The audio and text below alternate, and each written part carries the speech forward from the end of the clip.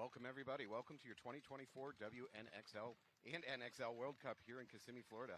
My name is Matt Falby. I'm here in the booth with Jordan. Jordan, introduce yourself. Yeah, my name is Jordan Boyum. I used to play on LA Ironman, playing with the Toxic Teddies now down in semi-pro. Just excited to be out here at World Cup. Best tournament of the year. Yeah. So thank you for having me. Thank you for being here. We're watching Clutch City Oilers versus Padres at the moment. Clutch City Oilers with a bit of a lead. Padres trying to crawl back into it, literally crawl back into it, hopefully up this snake if they can. Yeah, this match started out Clutch City kind of dominating the snake and winning the body count early in the points, and it looks like everything's kind of settled down, and the Padres kind of find a little bit of a groove, more consistency, so you're seeing a closer points the last couple. Padres struggling to get in the snake early in the match. They're doing better now. They need to take advantage of it, though. I don't see anybody up the middle for Clutch City to stop them, and that's really where the shot can come to stop your crawl at the snake. No, I would say the Padres have a slight advantage, actually, right here, with the middle kind of looking over the top of the snake, and then they also have a snake to contest. Drill side looks locked up right now. Oilers being up points, they're more in a sit-and-shoot situation, just try to grind out the clock. You got 7 minutes, which is a lot of clock to grind out, to be honest. But that's the game plan. Yeah, if I was the Padres, I don't think this is desperation time at all. There's plenty of game time left, so we just got to play a straight-up point. That's how I'd probably go into this point if I was a player on the field right now. It's a straight point. Let's win this one and keep moving on. Make them make mistakes. That's right.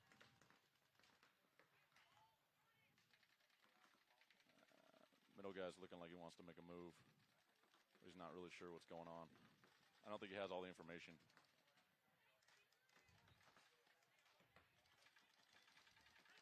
Yeah, he's probing. I don't think he really needs to do too much right here, though.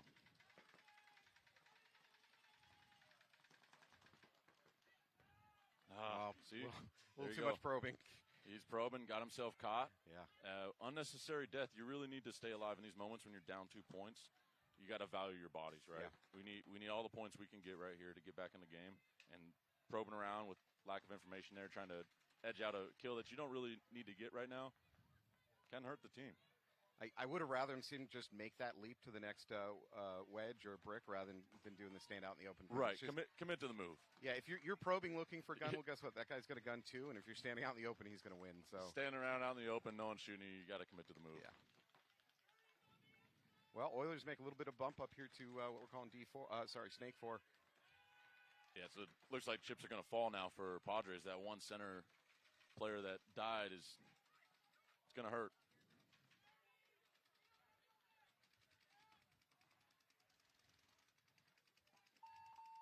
There you go. Force to concede. Yeah.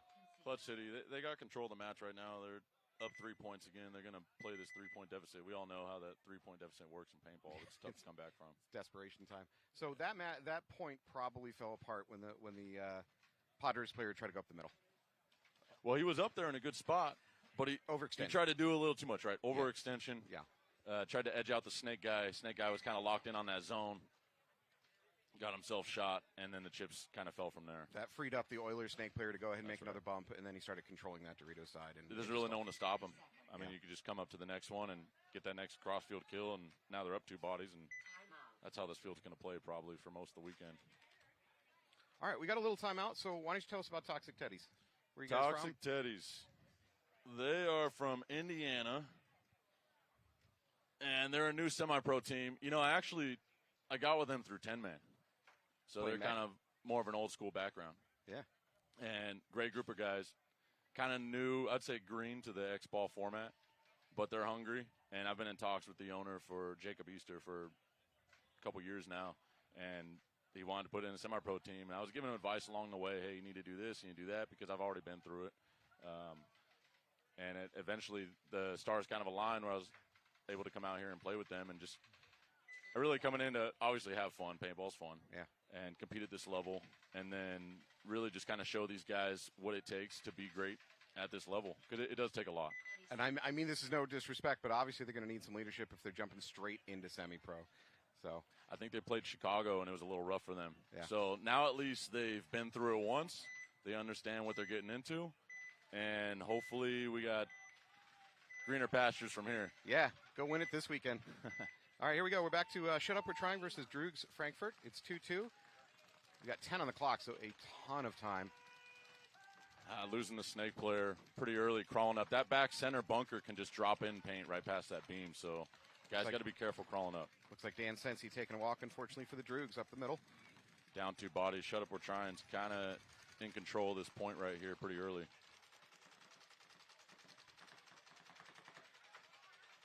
Ooh, this guy's going to get cut. He got there. I didn't expect the Droog player to get there to that snake corner. That's I think that middle guy was really looking for a snake guy, and he wasn't looking for the fill out. So it's good timing on the back center guy to leave.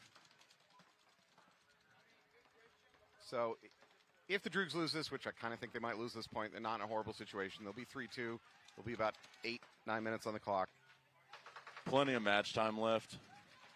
Now they're going to lose. Snake guys. All right, coach time. Do you towel out when you have one player on 4? Tie game. Yeah, they went ahead and conceded. They're going to save time. Yeah, I'd like to tell myself 30, 40 seconds. If my guy's not doing anything to try to win the game, even though we're supposed to lose, because it's kind of one of those mentalities, it's win fast, lose fast. So you're down a lot of bodies, you're probably going to lose a point. And you got to get in that mindset of, hey, we're not supposed to win this. Yeah. But if we just sit here, we're probably not going to win this. But if we go forward, maybe catch a guy, make a couple moves, get behind him, I mean, it happens. And I think that's going to at least give yourself some type of advantage. So as a coach, I would look at it like, okay, well, if my guy's not moving in the next 30 seconds, I'm calling it. Let's just reset 5-on-5. Let's get another point. And because it's 2-2, we obviously are capable of competing with this team. Let's just reset with a fresh start. I'd say part of that calculus for me would be, do I think the other team knows exactly where my dude is? If there's a window of opportunity for something crazy to happen, right, a 3-on-1 or even a 4-on-1, and you can see that through body language of the players. Snake off break again for Oilers and Padres. Padres go ahead and look inside from that snake, which is going to have vision on the Dorito guy, and it looks like the Dorito guy actually just got shot for the Oilers. So good shot on whoever was able to get that one in on him. Oilers dropped their first player, Padres so also lose a player, so I think it's 4-4.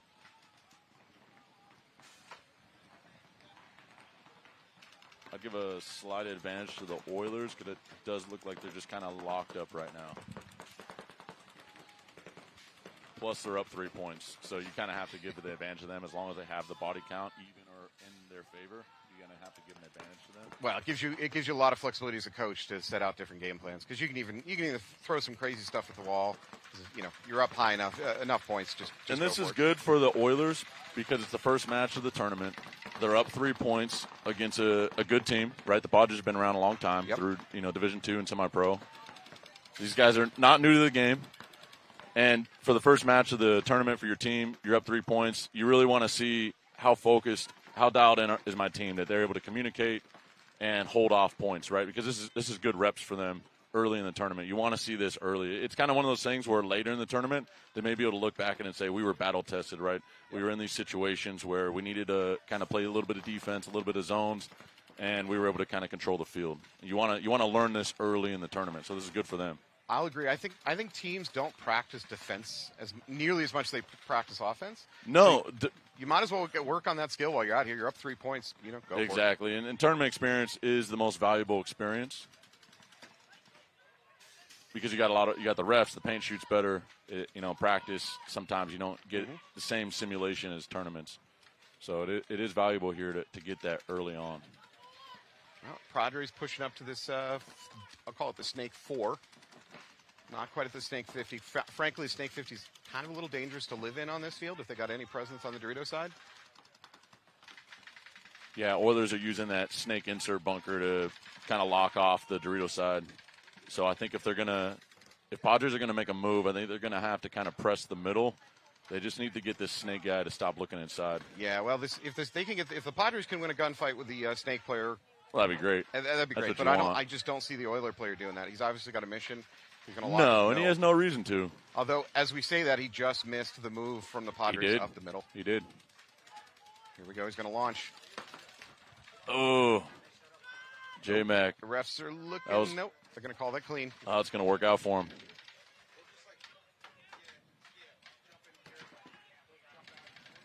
There you go. So that's what you want to see. Padres guy needs to follow that right up. Yeah. When I was watching the pros practice yesterday, I noticed that the teams that were practicing flooding the snake, as soon as that first guy dies, get right back in there. Yeah. Got away with it there. Some of these snakes just turn into like conveyor belts of players. Teams just keep feeding snake body guys after eliminated. body. That's a big loss to the Padres. Unfortunately, was lose the sloppy. middle guy too. That's the middle guy. That was sloppy there. He was too focused on what happened to his snake guy and totally forgot about their snake guy rapping on him. So it's 2 minutes on the clock. Oilers are up 4-1. If I'm the Padres coach, I think I kind of concede this match and don't towel it out. Just let them play it out. I don't think realistically if you could. Probably not going to win this match. Yeah. So at this point, early in the tournament, go ahead and just save the margin just in case something happens. Let your guy play it. You never want to be sitting there looking at the scorecards, wondering if you're going to make it in Sunday on a 2-2. But I'd rather have a tighter margin and have a chance and get blown out. Well, especially the World Cup where there's so many teams, the margin getting into the playoffs is going to be even tighter. It's going to be tight. Yeah. Concede. Point approved. And that's what's so hard about World Cup. Just trying to get in. The Give sheer yourself numbers. a chance. Get into the playoffs is tough. You got to be basically playing playoff paintball day one. Unless you're one of the top 4 teams coming into this event. Yeah, that's nice. But they grinded all year. They deserve that. Yeah. You know, they earned that. I like that how they kind of changed that to where your season can't get obliterated at World Cup on one bad event after you played really well. In a fluke. I would say if it's double points, then giving them the automatic playoff bye is worthy. I think if it's not double points, it lowers the risk a little bit. Maybe you could not do that. I don't know. You can play devil's advocate because the guys that are not on the top ranks, they're looking at double points like it's a value. Yeah. You know, so it's interesting how it plays out sometimes. There we go. Shut up. We're trying. Bounce the snake insert off the break. Droog's now into the snake. They make a play to that back corner can and then into the snake. I like that move. Yeah, and Droogs are down 1, so they're going to be probably more on the offense than they are defense. Looks like the Droogs have lost their Dorito side player, however. There is not a lot of time. I know we got 8 minutes. We're good. Cosmically speaking, there's not a lot of time. Yeah. In the span of the universe, this is a blink. That's true. Good point. So here we go. We got Droogs got 2 guys in the snake, which I do like that setup. It can be powerful if used correctly. Well, it certainly gives your lead snake player a little bit more room to take gambles. Well, and you're close, so the communication's better, right? Mm-hmm. I mean, that's one thing you always want to teach younger players is as a support player, which I grew up playing the second guy, you know, the support guy, whatever you want to call it. Yeah. And you want to stay close to your front player. Just always retain that communication level, right? The farther away the guy is, it's going to be hard for him to hear. You can talk and work as a team. Ooh, this is going to here get we close go. and ugly. You're going to see that a lot. Yeah. I'm surprised that's the first time we've seen that. Yeah. With the trade out of the 50 and the snake. We're going to see it a lot. Yeah. Mike Urena, I was watching him yesterday. He was looking really good at doing that. They're really methodical about getting that guy off the field and then JC coming right in. So in a way for Nelson, for the Droogs, it was kind of a disadvantage getting there first because his barrel came around the edge of that 50 and it let the shut up we're trying player see him first. Well, the unfortunate part was, so if you get the trade, then you got the second guy with the snake to himself. But now you got to give the advantage to shut up we're trying because he stayed alive through that exchange. And you can clearly see by this guy's body language in the snake. No idea. He's not even trying to play like there's a guy in front of him. Yeah. And it's going to be too late, but he bounced the middle guy. That would have been nice if he would have shot him. He would have had a little bit of confidence to go bunker the snake guy. I don't even think he knows the snake guy's there, to be honest. No, I'm not seeing any Droog guns pointed on the No, snake. and the back center guy, which I'm not sure why he's still back there. I mean, It's looking like they're playing like it's 5-on-5 and the game just started. The home player's going to get blown up there. Well, you know. I think on this field you have to always assume the snake is hot, even if you don't know it is. You can't rely on a teammate's call to tell you the snake is hot. You just have to operate. That's got to be a cardinal rule. You know, I played this field day one when it was on the Saturday. Well, on the Saturday last week, and I played it, and that was the first thing I realized. Snake's always hot. Always hot. It's always hot. So just a couple extra inches into that bunker, wherever you're out in the field, don't give anyone an easy free kill. Be hard to kill. And that's where kind of valuing your body comes into play, right? Yep. That mindset of, you're not going to just get an easy kill on me. You're going to have to work for it, make some moves, and outsmart me. and my team. And frankly, especially as a front player, if you're drawing 2 guns, then you're doing a job. Don't die. Draw the guns. Let your teammates go do something off of that. If you're No, that's a good point. Yeah. Yeah. Sometimes just because you're not killing people doesn't mean that you're not being effective. Yep. Getting up the field and having a lot of attention drawn on you. That's 2 to 3 guns that aren't focused on one of your teammates. If they pick up on that and you communicate well, that's an opportunity somewhere else on the field. They can make their moves. And good teams are going to recognize that, and you're going to see that offense generate a little smoother. All right, Padres flying up the field. They got nothing to lose. It's 5-on-1. They're at about a minute of time. They say, why not? 60 seconds. But I kind of like this for the Padres as well, because this is, a situation. It's okay, first match, we're going to lose this match, but let's see how we can attack this field against a defense. Yep. You can treat this as a practice point where you can learn something off it as a coach. Right. Try some stuff. Yeah, that's what you want to see. But you still got to have the discipline. I think you got to crawl low there, stay low. And I think that was the home that shot into the snake and picked off that Padre player. Definitely. Yeah, anyone passing that second knuckle, if they're not in the middle, then you look over and it's the home guy. He's going to be shooting right over that beam. There might be an argument for not wearing a butt pack in that situation. I mean, you're under a minute. I tell my snake guys all the time, and even if I'm going to play a front position or something, always put, especially this type of snake where you do need to crawl low, don't put any pods on your outer racks, right? Keep minimal profile.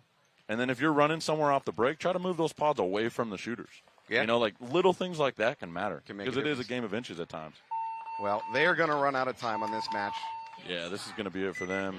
Padres good attack on that last one. They at least should be happy with that. Whether or not they got to the buzzer is somewhat irrelevant to this match, so that's fine. They got some good practice out of that one. Good offense. No, it was a solid match by the Oilers. They were really in control. I think they only really let 1 point get away from them with some individual deaths out of bunkers. Other than that, they were in control of the match the whole time. They always had field position. They always had good communication, and they always just kind of played as a team. You didn't see a lot of one-missile attacks. It was, hey, we're going to get up here, and then the back guy's right there. And this is really reading the tea leaves and, reading body language type stuff. But to me, especially early on in a match, early on in the weekend, when you see a team play like that, it tells me they've probably had more spins on this layout than the other team. It also matters who they play, too. True. Who they practice, because they that just does look more matter. Comfortable. Right. You really want to get challenged on the layout weekends. You want to make the mistakes. You want to learn. That's the mindset you want to go into when you're training for a tournament. But to me, that's fun. So when I say paintball's fun, yeah. Snake guys getting eliminated there. Shut up, we're trying.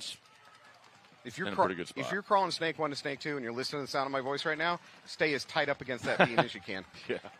If only they could hear us. Nobody's listening to this webcast. Don't worry about it. All right, so shut up, try and play and crossed into their snake, and he's going to start by blowing up the home. This is going to be fun. Yeah. He's going to finish that crawl, probably blow up that snake. I'd say crawl all the way down. Yeah. Don't he's stop. not even going to get a chance. He's going to run out of bodies. He's not going to need. Yeah, he's not going to need to do anything really. Oh, he's got the Dorito. He's got the Dorito 3. Yeah. He's going to have to look backwards towards him. Hopefully the Droogs kind of save him. Wow. You'd want to see the Droogs concede at that point. There it is. A little late. Save the time. I mean, you're going to go down 3 points. Save your guy for one. He's about to take some hits.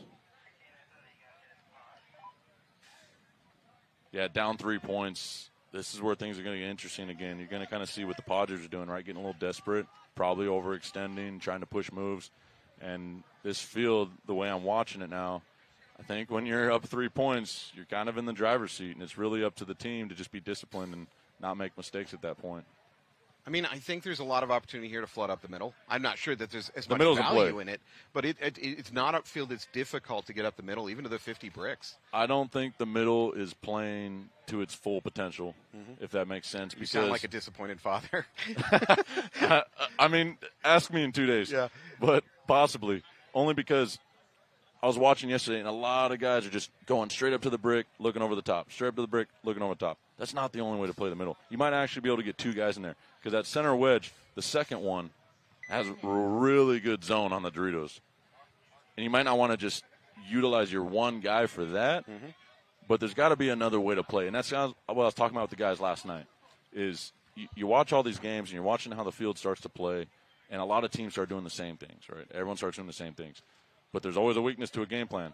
So if you can figure out a way to methodically kind of play to the advantage of where the weakness is at, then there's another way to play, and then that may be counter to the systematic way of playing. Right. So the layout kind of guides your hand as a coach where you're going to send players. But if you become too predictable in doing that, and the other team notices it, I mean, we believe right now the Dorito side's the weak side to attack in this field. However, if the other team is not dedicating guns on the breakout to that side, they're not dedicating lanes to shutting you down, start attacking the Dorito side because they're just not expecting. Well, and that's probably what you're going to start seeing is everyone's going to be so focused on the snake that's when the Dorito side's going to open up, right? Kind of what we were talking about with the multiple bodies focused on one thing. Well, that's multiple bodies that aren't focused on the Doritos. At all. All right, here we go. Droog's down by 3. They need something. Looks like the snake player got bounced. He's asking for a check on the shut up we're trying. Droog's player going to lose their guy going up the middle. He's clean. So Droog's down 4 on 5. Yeah, 4 on 5, down 3 points. This is going to be tough. They just got back into the snake. Well, I'm not sure he's going to stay there. There's a ref pulling him out. Yeah, it's going to be tough. And now he's got the corner guy, and he's not looking too comfortable back there. So now Droogs are down to 3 bodies, 3 on 5. And take it back. There's a conversation with the home player. Penalty for Droogs. It's a minor. Oh, that's kind of a late minor. I'm not even sure what that was on. Must be the snake guy originally. Yeah, they're down 3 bodies, and the middle guy's in no position to effectively stop their snake guy, but there you go. Make a move. Give yourself a chance. That's what you want to see. You want to see at least give him a chance. Make another move. You want to catch them by surprise. That's the best way. I mean, if he was in the 50 brick right now, he would be shooting this guy in the pack. Yep. But because he's kind of staying there, like now he's probably going to – the snake guy's probably going to pop up and shoot this middle guy, and he's – look at this right here. Yep. That's it. Oh, man. Ouch. And that's going to be the last Droog player if my math is correct. As a coach, it's so tough to watch because you see it. You know, you're standing here third person. You see it, and you want them to understand, hey, we got to move forward. We got to die moving forward. With that mentality, he goes to the brick, shoots the snake guy. Who knows what happens from that? Mm-hmm. So I always have to give this disclaimer at some point in the webcast, especially if you're a player.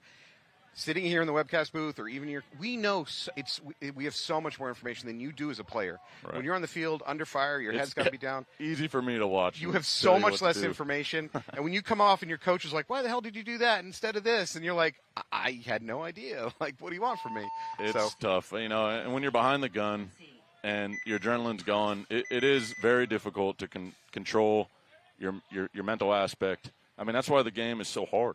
And at the pro level, which I've competed at that level for a few years, and it is. And what it is, the pro guys are really good at doing that. They're really good about remaining calm, staying focused, and playing the game of paintball without getting too outside of themselves. And the precision comes into play, obviously the fundamentals. But out here, you have semi-pro, which is always interesting to watch because they're right there. They're almost right there. And it's just like 1 or 2 mistakes away from being great. I tell you what, if I always tell my guys I want them calm enough in a bunker that they could hold a conversation with, say, the guy taking a lunch order. Like, I want my players to be as calm as possible out there. Doesn't mean not aggressive. It doesn't mean don't go make your bumps. Right. But if your mind is in full-on fight or flight mode and it's just pumping full of adrenaline, you're not going to get you don't tend to make as good decisions in the middle of the game. You have a harder time processing information. So I want my guys as calm as possible out there. No, that's a great point. I agree with that. We got Droog, so they are down a considerable amount of points at this point of the match. Shub, we're trying. They're in control. I don't see them really giving this match up at this point. No, but we'll see. You never know. I think I play both these teams, so I'd like them both to just lose catastrophically, if that's even a word. But I just made it one. You looking for a blimp to crash into this staging area, something like that? I don't know. So, nothing too crazy, but. Foodborne illness, maybe? That's what Jordan's calling for. I don't know. Just everyone lose except for us. All right. That's what I always vote for. How about we just say ties? We're looking for a lot of ties. Go eat some bad sushi the night before a match, 10 seconds. Some strip mall Sorry sushi. to hear that, but I'm glad you're here, Here we go.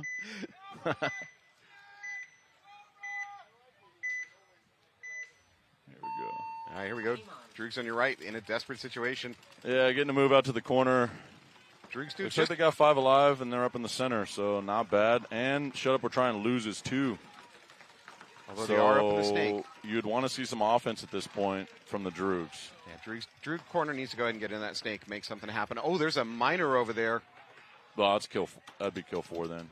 So it's just a snake guy. Just the snake guy, though. As we say that, Droogs lose their middle guy.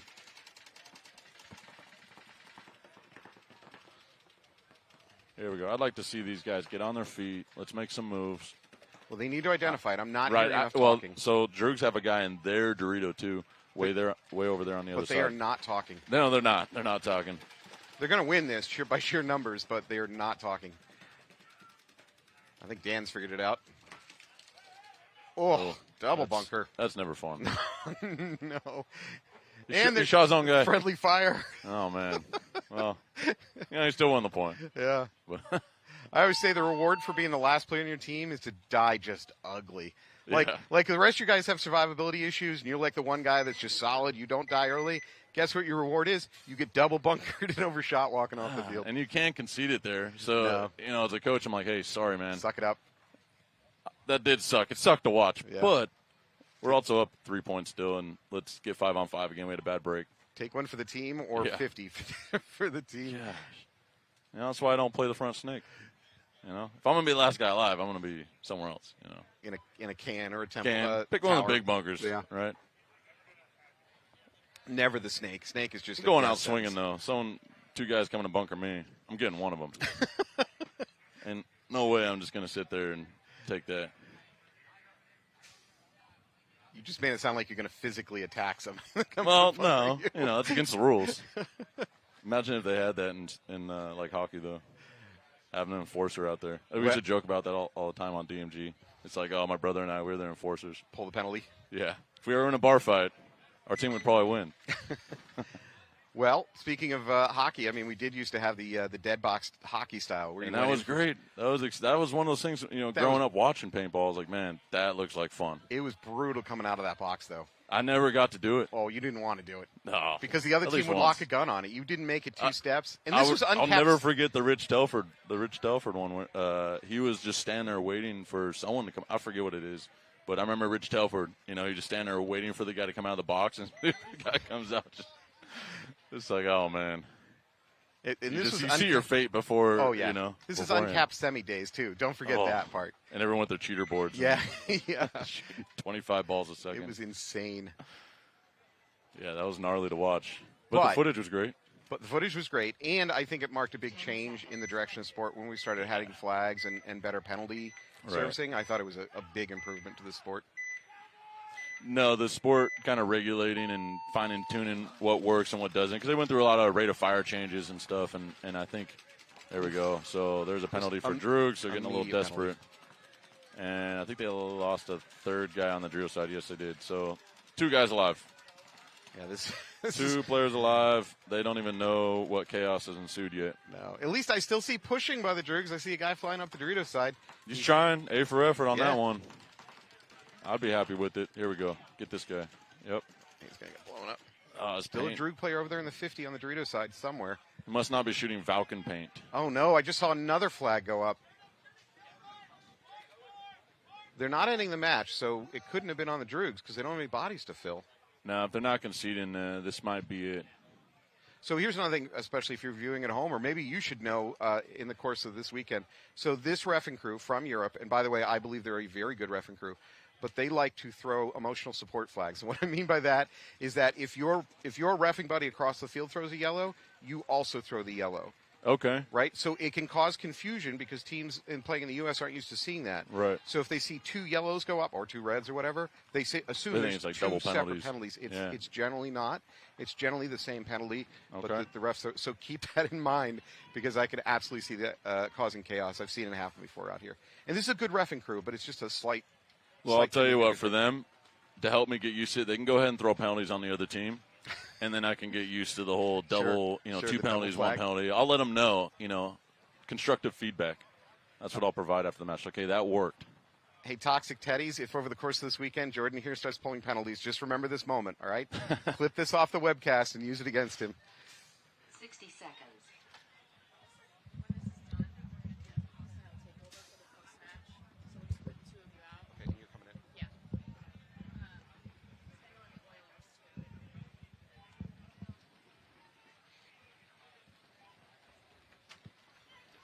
All right, Droog's either a little slow to take the refield, or they're just not going to. I see a Droog player hanging out near the entrance, and I think it's possible Droogs are just going to let this go. Are they surrendering? It may be. They might be. They don't want to play the next one. I'm not sure what's going on here. I didn't hear a timeout or anything. Shut Up or Trying's definitely ready for another point, though. I mean, why wouldn't they be? Everything's going their way right now. Yeah, I'd be fired up.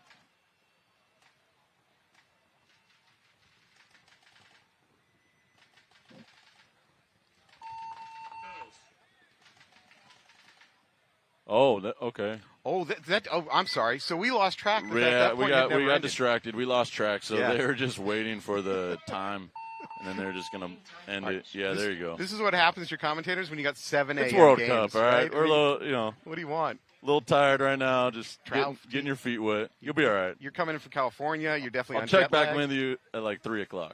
See how you're doing. Did you eat some of that strip mall sushi? Maybe you're a little off right now. No. I know better than that. I remember Revo. I think it was Revo. They had gotten into that a couple years ago. One of the tournaments, I forget, but like their whole team got sick. So, all right. Well, we're going to wrap it up for a moment. We're going to hand it off to Nicole. She's going to have a quick interview with a member of the Oilers. Thank you.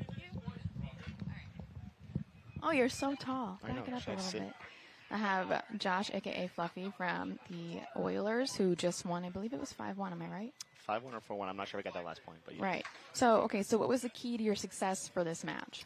We were able to shut down their snake pretty well. We got their snake runner off the break 3 points in a row, and that just helped us be able to run the snake and take advantage of that opportunity. Yeah. And how do you think you're going to take that, those skills and what you guys got out of this into your next match? Are you using the same thing? Are you worried about No, scouting? I mean, what works for one might not work for other. There's also everybody's out here scouting. You have to be adaptable. You can't just have one game plan that works, and you have to be able to pivot.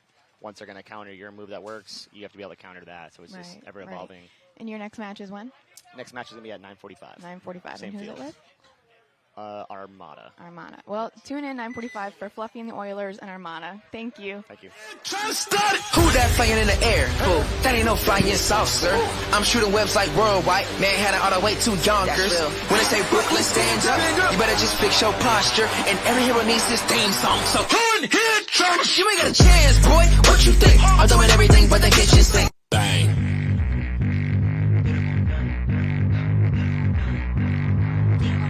One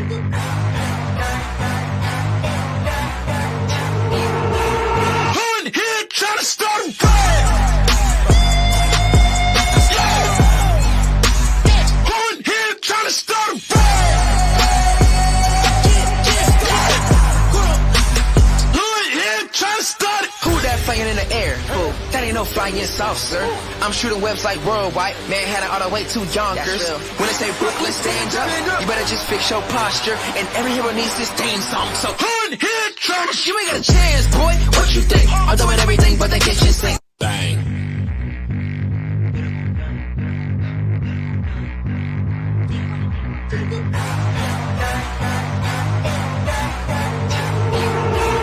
One hit, trying to start a fight.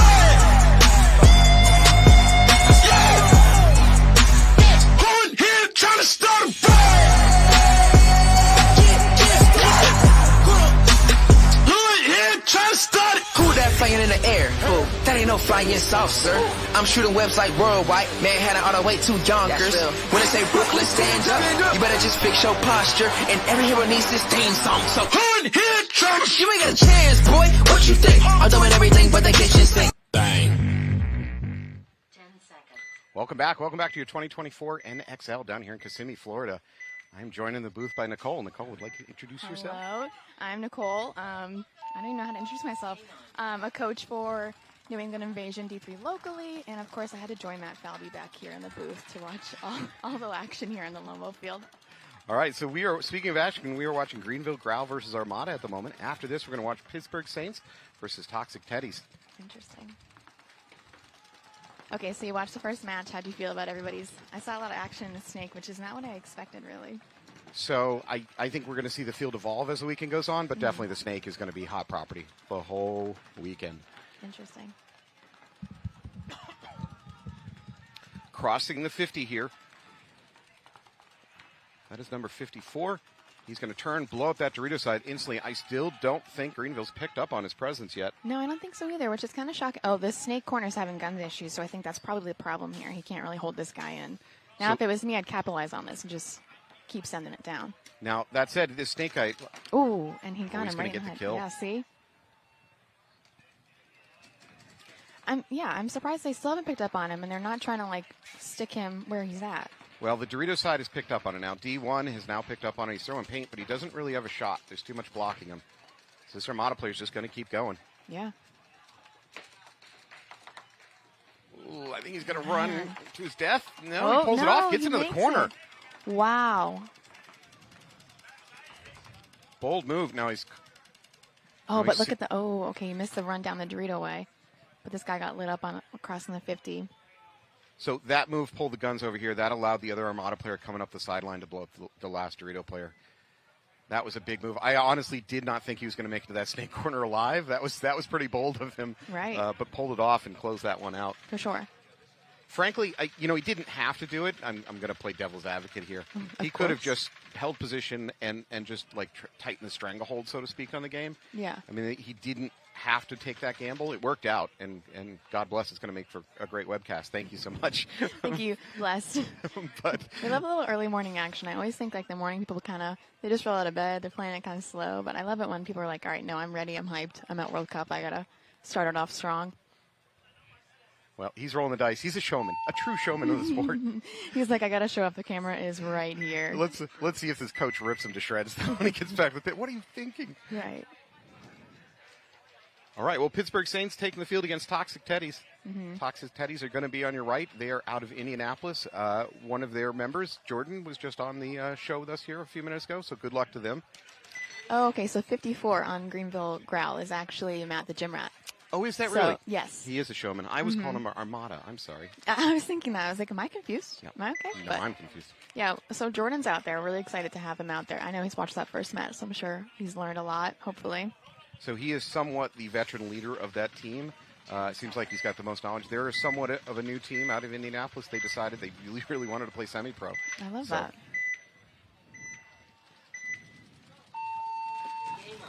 Okay, and this is what I love about a can home is you're able to double it up. One can kind of pop a top and keep it tall, and the other one's taking a knee. Unfortunately, it doesn't work out for Toxic Teddies, though. And Pittsburgh immediately up that middle. See, I love this middle. There's a lot of coverage with all these giant bunkers, so I think we're going to see a lot of middle action for sure. And, I mean, you can make it out of the 50 pretty quickly off the break. Unfortunately, they missed the shot. So that brick that he's playing in the middle is perfect for stopping a snake crawler, and he just missed Just the shot. missed it. Yeah, unfortunate.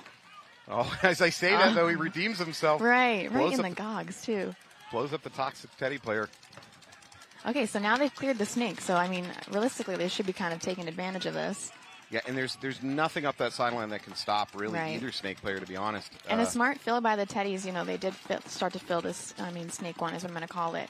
They filled it out because they realized their guy's gone. I wish that the other side kind of capitalized on that kill, but, oh my gosh. Okay, and as I say that, okay, commentator curse is happening early.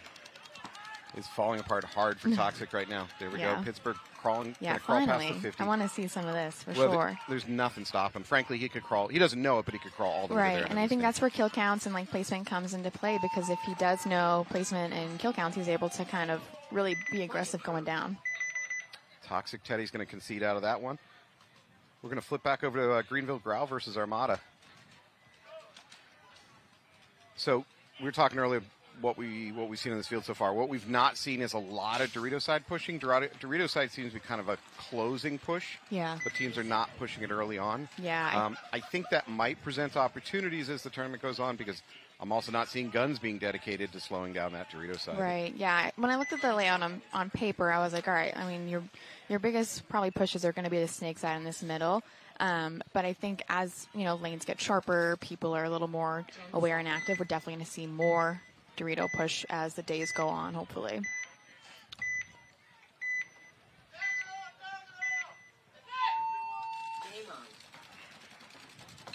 All right, looks like both teams into the snake clean. Right. As I say, that first player peeling off from the snake on the left side. All right. Now they got to capitalize on it. And actually, both snakes are out. So now it's like, who's going to fill first? Back to 4-on-4. Yep.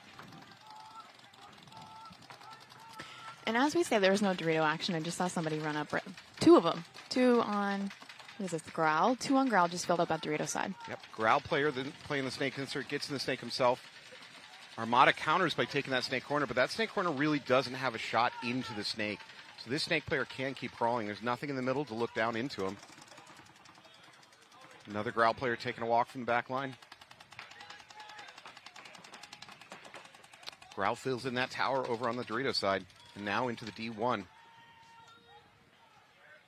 I don't know if the snake guy on Growl knows that he's kind of alone over here. Well, he does have that can. That, oh, he does have someone holding his wire up. Okay. Yeah, he has the corner can, but he can still drop and crawl inside. There's really not a great shot from these back hands into the snake. And we've got someone moving up to this wing in the middle, Growl. And that corner guy's, I think, trying to catch this guy in the middle, but I don't know if that angle's really going to do it for him.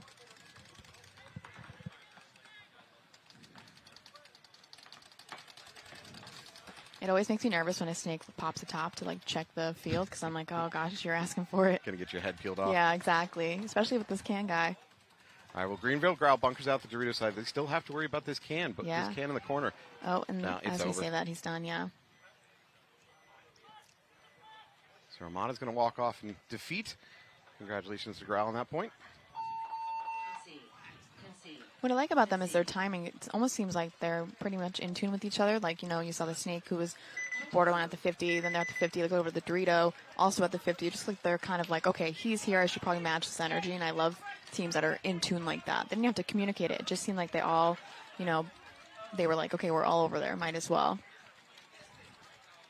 You know, the last couple of years I've started seeing more and more of is sign language communication, which up until a few years ago I never see anybody do that. And I don't mean official American sign language, don't get me wrong. But I'm watching more and more snake players turning around, locking eyeballs with a back player and using some hand signals to tell them what Yeah, I we need have a and guy what I need to locally who does that very well, and he makes it known, like, you know, there's a 3, there's a 2, and so I think that is really good key skill to kind of have, because then, you know, you're a lethal snake at that point if no one can identify you're there. If you're a front snake player and your bunker's not getting rattled by incoming paint, then you have the element of surprise. Don't give it up. For sure.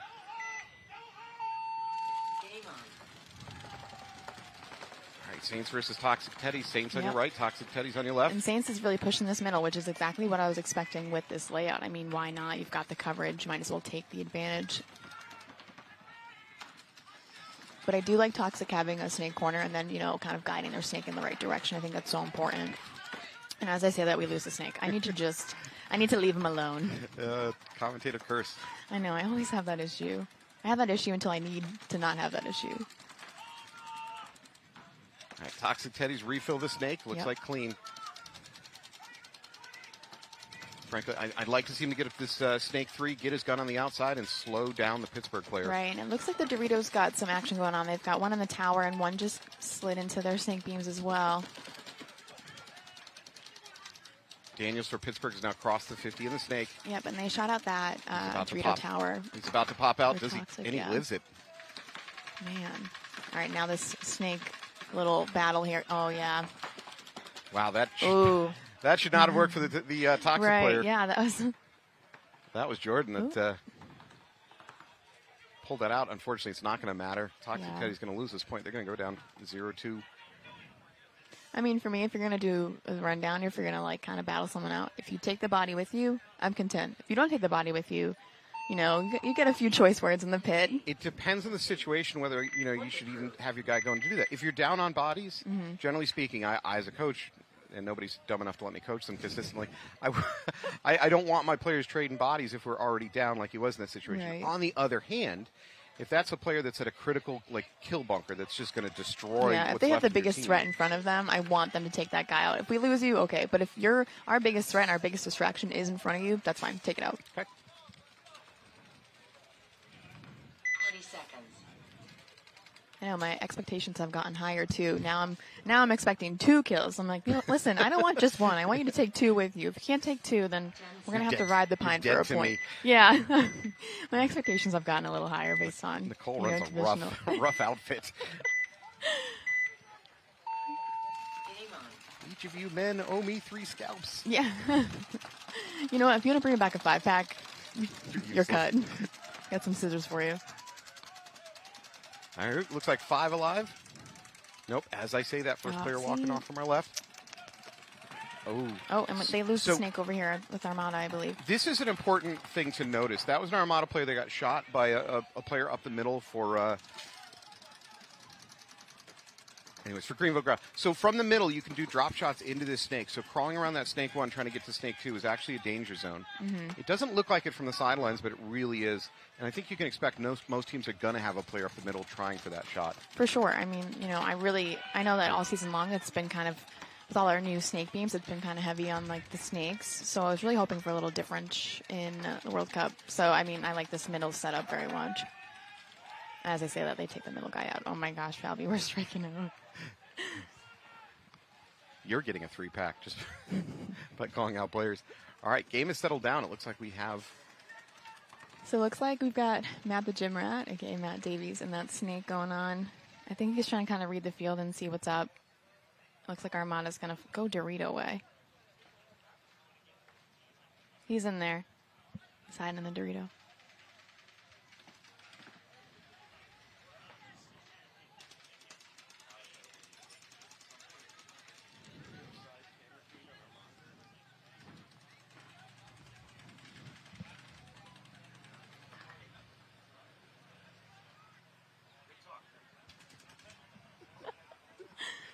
Oh, goodness. All right, it's gotten quiet. It's always a bad sign. It's nerve-wracking, Yeah. right?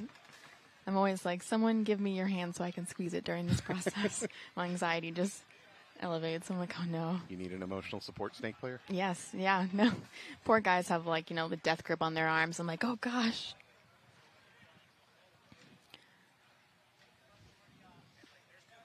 Both are playing pretty cautious, I feel like. I don't know if they don't know the kill count or if they don't know the placement of things, but... Yeah, so we got Dorito 50 on the far side, and we got Matt the Gym Rat here in snake 1. And I'd love a little, I think the Dorito 50 has the better vision. I suspect Matt's in a little bit more danger when he realizes it or Yeah, not. and that Dorito 50 is actually posted up waiting for him to make the bump. Hopefully Matt realizes that and tries to move around. So I take it back. Having walked this field, the Dorito 50 actually doesn't have great vision. If he can bump to their Dorito 2, he's got enormous vision of the field. And all he needs to do is drop and crawl. Right. Well, I mean, even if so, Matt's pretty tucked in. I mean, even if he can he's got a little more opportunity to kind of like stand up and give it a run if Matt doesn't realize. Because, I mean, the advantage is being on your feet, which is exactly what he's doing. And Matt's still on his belly crawling through the snake. But that Armada guy is, they had 2. 2 on 1. Wow, they really slow played that. Wow. So 2 on 2? patient. I take Is it it back. a 2 on 2? Yeah. All right. These players are so tucked in, and I love that. Very, very passive the last minute of that game. Mm-hmm. Oh, that's actually not Matt the Gym Rat. That's number 14. We should give you a little credit when it's due. Those gray beanies are confusing me. Concede. Point approved. I feel like first match I heard a lot of concessions as well. There were a lot. The game got a little out of hand for a couple of teams. So, yeah, there was definitely more toweling going on in that situation. For sure. But so far, this is a lot tighter. Yeah, I feel like people are really trying to manage the clock this time around.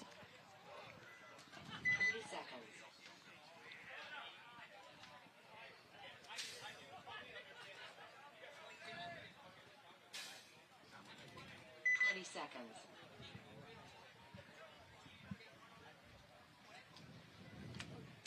So we've got Toxic Teddies on the right. Pittsburgh Saints on the left. Seconds.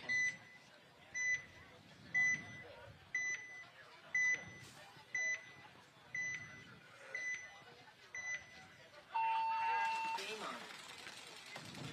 Big push for the Teddies. Wow, I flying really up the like middle. that, yeah. Flying See, up the middle for both teams. I think that's Jordan up the middle. They are both at the same bunker. Let's see who bunkers who, because it's coming. First person that bumps or picks up on the audio clue. Yeah, and I think, Pittsburgh is kind of looking for this snake. I don't know if they really know that this guy is right on the other side.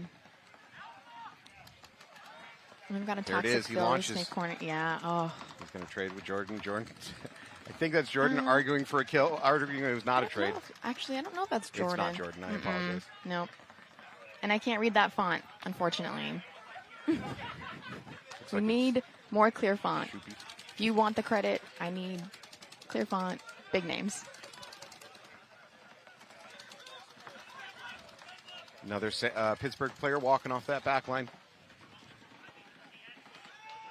They're in the snake corner, but they don't have a great ability to lock down on the snake. And Toxic Teddy's actually lose their snake corner, so now their snake guy's kind of on his own here. And they've just lost their Dorito side front. And the snake guy is actually on his feet on the side of this bunker, which risky, but I mean, at this point, you got to take the risk. He's going to battle it out with this tower, I believe, on the Dorito side. I mean, he certainly got the advantage. If he wanted to, he can even drop and crawl. Right. He doesn't have to run. He can just drop and crawl and be completely safe. Ooh. Counter move over there by a Pittsburgh player. And it looks like, he wins it. He's going to take this point. He and his teammate are going to streak in, finish this out. So 2 alive for Toxic Teddies. They're going to take that point.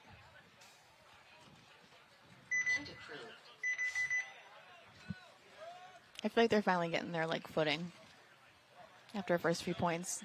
All right, I had a thought.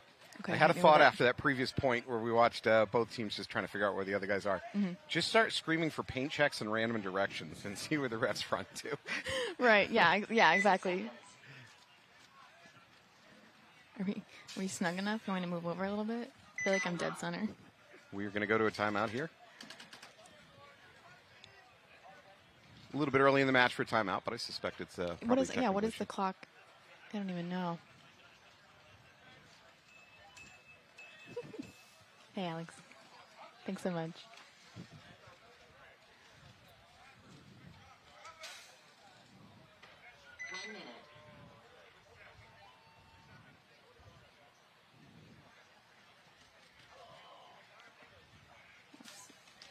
Who took the timeout? I don't know who took the timeout, although I'm seeing Armada in the box with only 1 or 2 players, so I'm suspecting they're the ones that are scrambling a little bit to get ready. Right, trying to put the pieces together, make those adjustments, which I do enjoy. Another Greenville Growl player joining them. Yeah. I don't know. Could be either team. But he's pod lost down. a pod. Pod down. Uh-oh. Now, do you notice the lack of pods on his back, right? And he's losing another one. This poor man. Oh, okay, now he's down to 1. Yeah.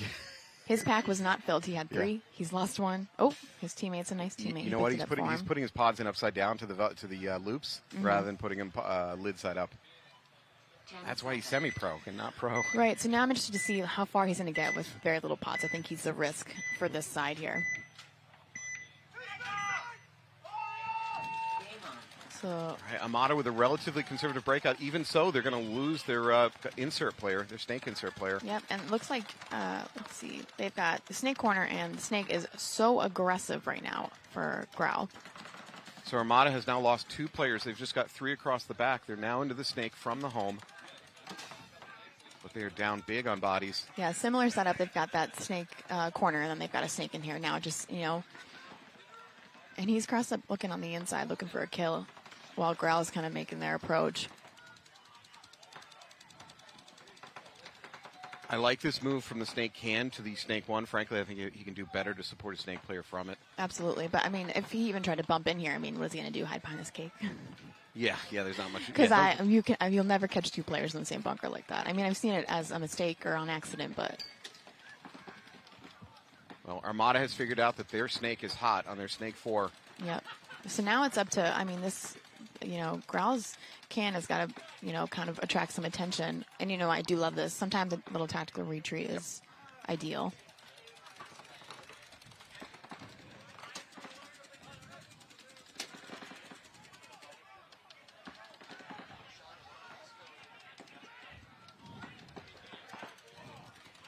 So number 7 for Growl, dropping back to the true 50. So his teammate joining him, though, on the Dorito side snake.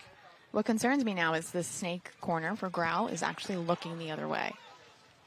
There's a risk of number 7 Diller here getting bunkered, I think is what you're saying. For sure, yeah. I mean, and you know what? Okay, he's back. Thank God. So it's a to ask for your snake corner to stay on snake duty when he doesn't have many shots. I don't know. I think you're going to have to see a lot of snake players on their own risking getting bunkered. For sure. Because there's not a lot until that moment where somebody comes to bunker you. Oh, there we go. He's going to run highway. Ooh, yep. And looks like he makes it clean. Nice finish. Wow. What a push. Concede. Point approved. All right, nice work by Growl finishing that one out.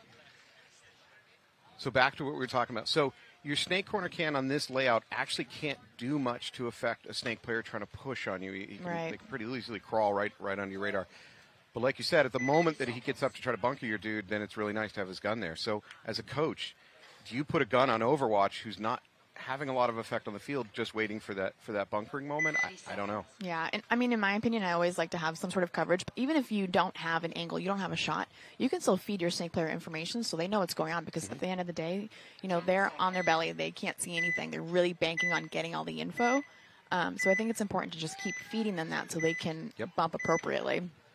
I would say up the middle is your best place to protect your snake player absolutely. on this field. And you know what? Now we're seeing a lot more middle pushes, which is, and we've got a gun down on the Toxic Teddy side as he got to that prime spot in the middle. So it's now 4-4. Pittsburgh does not have their snake occupied, and I hope that Toxic Teddy's really takes advantage of that. It looks like he's trying to hold this. He's trying to push. He's got to do it quick now because right. And now he's got somebody right behind him. The two of you got to make a decision here. Here we go. Yep. See, they lost that chance to capitalize. Unfortunately, Pittsburgh is now going to fill it. What's the Saints player up the middle switch to staying on snake? That window of opportunity kind of closed for Toxic Teddies to blow the game it decreased for sure. Oh, there is going to be a minor on Toxic Teddies. Ooh. That is going to gut their Dorito side. That's really just going to leave these two snake players over here trying to hold it together. Right. Unfortunate, really. And as great as this snake is, it's not a great place when you're surrounded and outnumbered. Right. It's not a great spot to be really trying to fight off in a low body situation. Toxic is going to need to win a gunfight here real quick if they want a chance of pulling this out. Just give me one body. Yeah, but it looks like Pittsburgh's they're right in the middle. They're going to cross that 50 once they kind of get an idea of the spots. Pittsburgh is now into the Dorito side snake. We've got some window washing in this giant brick going on by Pittsburgh. They're trying to find everybody. And here we go. An ill-timed bunkering move does not work. And there's going to be a minor. Oh. And we've got a penalty. That is huge. That is going to give Toxic, and he lives through it. Toxic has a chance to flip this whole game. Right. He's just got to play it smart, make sure it's clear going on. Oh, yep. It works. He blows up the Dorito. He's going to finish this out. Wow. I think there might be a Dorito side. Yeah, unfortunately gets plucked by the remaining Dorito side player. Dang. So I think we might be down to a one-on-one. Oh, I love me a good one-on-one. This is when skill and knowledge really amplifies. I think one-on-ones are largely about movement, and right now the Toxic Teddy player is the one doing all the moving. Right, and I mean, snapping is quick and efficient, it looks like. Oh, is this going to be a race to the buzzers? Oh, no. Oh. And it looks like... I think we just lost the Teddy player. Oh, man, what a shame. Man. That was a roller coaster of a game. Right, for sure. Toxic Teddy surrounded, outnumbered, absolutely should have lost that point at that moment. They get a clutch penalty. Right, they get a gift. Yeah, almost bring it back, but their snake player gets too aggressive, runs right through a gun. Right. Is unaware of the Dorito side, so he gets blown up. Then it drops to one-on-one, and they just can't close it out. Yeah, I think sometimes people just get so amped to be given such a lovely gift, and then they just try to capitalize without thinking, okay, this does alter my situation, but who's left? Where are we at? Kind of thing. Don't go crazy. Mm-hmm. So the rest are having a little discussion. I suspect the discussion is around the player that was pulled on a penalty but did not realize it, and he was rolling his gun, moving up the snake side. Yeah. And the refs were screaming at him. He was in a bloodlust mode, so he just wasn't listening to the refs. At some point, you can throw another penalty as refs if a player that's dead but doesn't know it is still shooting his gun effectively. Right. It can be another penalty, and it's unfortunate, but... So would you consider that, a major at that point? A minor, no. A minor, If you don't kill somebody, it's a minor. Yeah, as long as you don't kill him, yep. Yeah. Again, it's not like the player's trying to cheat. He just doesn't hear you. But if he has an effect on the game and he's supposed to be dead, that's a penalty. I mean, yeah, that's why when you're roughing, I like to call out numbers. So it looks like Armada's going to come down this snake. They still got somebody in that home can, which we all know how I feel about cans, but this can is like perfect placement. The percentage of it is definitely different than any other time we've had one. Well, Armada tried a very aggressive push up that Dorito side middle, and they traded out, so that's fine.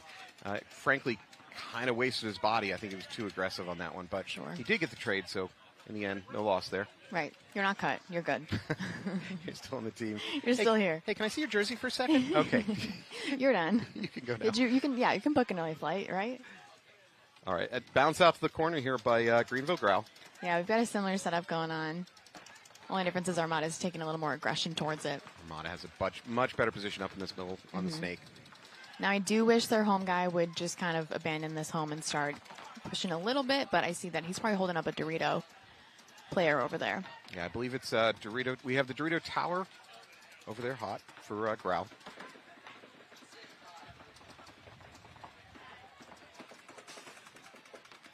It looks like Armada might be... Oh, I thought he was going to take this highway. Oh, he is. He's going to take the highway. Which, I mean, I don't know if he knew the tower. Ooh. He got away with it. No, he did not. Oh. Well, I don't know. The ref's going to call and check. I mean, he's not going to either way. His snake's going to come in and... Yeah, it's going to be a trade. Yeah, it's going to be a trade-off. Oh, and there's going to be a minor. So the question is, was he hit before? Because the ref was going in for paint check as that occurred. And he pulled his gun up to defend him, which I don't blame him. But if he had a hit on him already, that would be a major. And it looks like they've got another. I think this is probably I think this is 23. He was kind of fighting with the ref. You want to not do that. Just walk off. Let your coach fight it out later. So when he made his move off the highway, he probably took one on the pack, was not aware of it. Then there was that trade, which was not, it wasn't like he was trying to cheat, but nonetheless, he had an effect on the game. Right, because, the other side had that tower filled up, and he was waiting for that kind of highway run, and he definitely probably snagged him.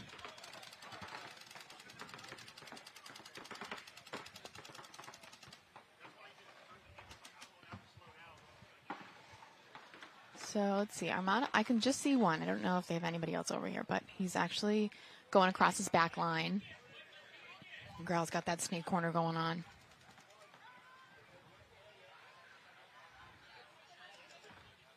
Now, I think this is a good move for Armada because they had the idea that the presence was in the snake, but going all the way to the Dorito side, now it's kind of like they might have lost him.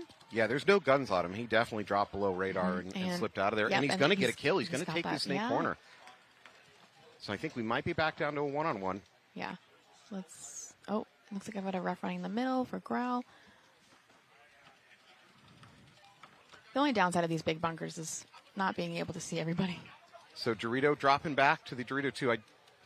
And we've got... It clean, so it's definitely one-on-one. Yeah, back Armada's, to the D2. I really love the movement here. He is just all over the place. Yeah. When you're in a one-on-one, movement gets you opportunity. Right, and you want to take the most... I mean, what's going to give you the most coverage, right? And being able to be still on your feet the whole time. Sometimes, in my opinion, you want to make a couple moves in a certain direction and then reverse course. Yeah. Because you can plant it in the other guy's mind that he's going to keep moving toward, right. say, And the Dorito even if side. you're moving like one bunker over, they're going to expect you in the one that you were originally in. Yeah. Get there, get gun dominance, put the guy in for a second, make your move, come up at an unexpected angle, try to get that kill. I know we have a local team with us that is very good on that. I'm always like, listen, you may think they're in there, but they're in like 3 other bunkers around you, so don't get it twisted. It works. It looks like he's going to take that player and he's going to finish it out. Yeah. Well done by Armada. Yeah, beautiful move. I mean, truly, best way to play a one-on-one is just keeping that movement. And the fact that they allowed him to kind of run that entire back line. So Armada just helped our narrative by doing exactly what we told him to do and then winning the one-on-one. Yeah. Thank you for cooperating with the webcast, sir. Yeah, I don't know if you're tuning in, you've got an earpiece in, but just to let you know, that's not allowed here. That said, I've noticed more and more teams are watching these webcasts from the pits.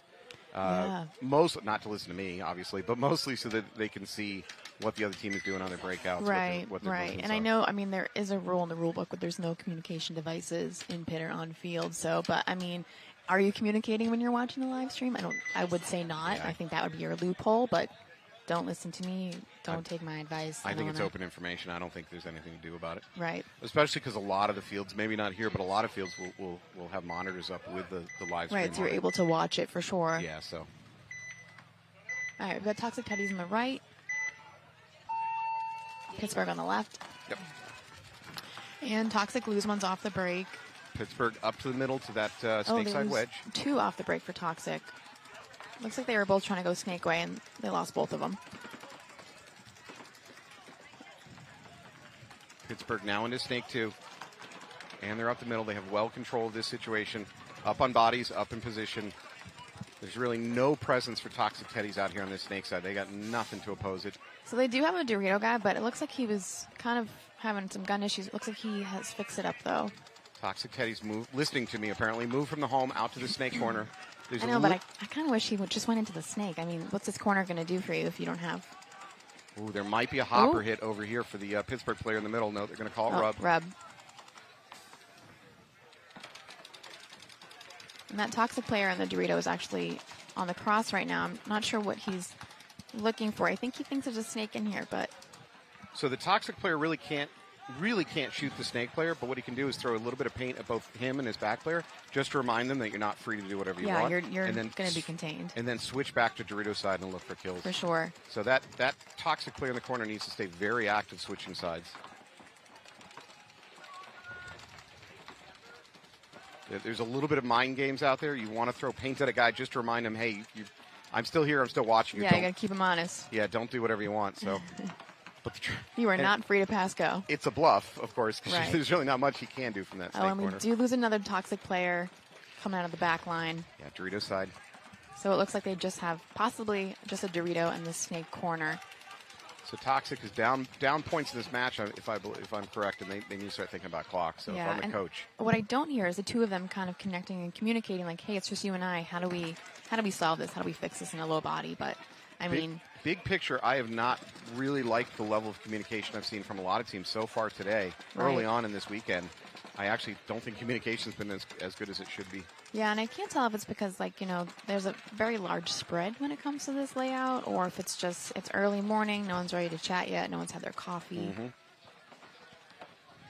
But, I mean, Pittsburgh is playing this perfectly.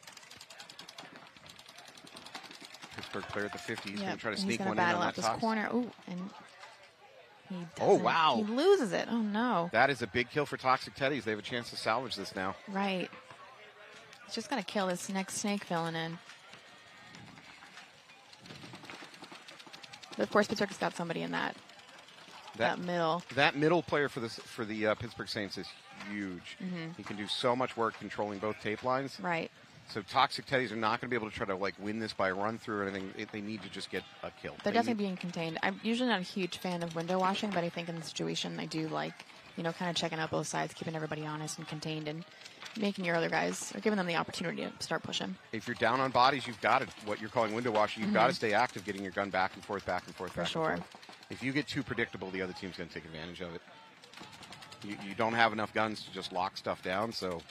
I do wish that their tower and this middle guy was connecting, because now they're both looking the same way. You could probably put the other guy back where he was. Mm-hmm. And it just kind of looks like Toxic's kind of sitting. Well, oh, Pittsburgh is up on point. Oh, and they use that same corner, yeah. Toxic, I think they're down to 1 in this Dorito. So Pittsburgh is up on points. They don't need to do anything stupid or risky. Right. They can just slowly squeeze this one down and finish it out. For sure. Let the clock die out. Right, and at this point, I mean, if you're the last guy alive, for me, I need you to either make a big move or I'm going to towel on you.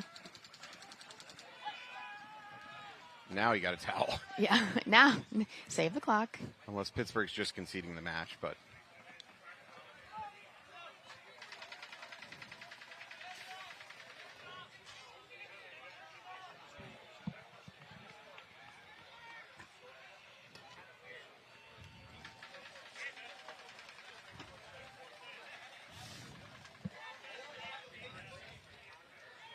Well, things are definitely heating up. It seems like these matches are starting to get a little more, aggressive and pushy. I just wish that the comms were definitely improving based on that. I feel like these points could probably go a little faster. I mean, I can give them one excuse for communication, I suppose, and that is the middle is so thick with bunkers, it's hard to visually even see your own teammates, much less your opponents. So I guess if you don't see a teammate, it's easy to forget to talk to them. Yeah. I mean, but that's when, it just kind of like playing telephone. You guys got to pass the information along. If one person can't stretch their voice all the way, then the guy behind him or the guy next to him needs to start passing it along. That was a super slow concession by Toxic Teddies. They let a lot of clock bleed off there. Yeah, I wonder if they kind of just are letting it go. But, I mean, I wouldn't. You got to, really go all out. You've been in those pits where players come off. You're so busy talking about what just happened at that point, what went wrong, who definitely wiped a hit, and you just forget to even towel. I've seen it a bunch, so... Yeah, that's when you set up like a pit, a pit master to kind of be on that towel. Because for me, the second I see you, coming off, I'm going to tell somebody, hey, hit that towel. I want more clock. I want more opportunity. Well, if you're out there coaching, there is a lot of inputs, and you're trying to figure out a game plan for the next point. You've got a lot going on. So, yeah, it's maybe not a bad idea to have just somebody in charge of toweling. Yeah, you got to have a good system going on when it comes to the pit. All right, Greenville versus Armada. Yeah. Oh. Greenville's going to lose. And they lose their snake guy, but they got a quick fill into the corner. There's 60 seconds left on the clock. Player walking off from both teams, so we're at 4-4, yeah. under 60 seconds. Now you just got to pray for no penalties. Oh, and as I say that, I as see you a ref say running that- in. Oh, gosh. No, but the home player's requesting a check. There'll be no penalty on that. Good. Growl player going to take a walk. Armada player taking a walk from the middle. Okay. Wow, that is They're really cool. picking each other off here. That is bright yellow paint. I know, that is, and it's very thick, too. You really can't miss it. Wow. Another Armada player walking off. Greenville Growl is going to grind this clock down. For sure.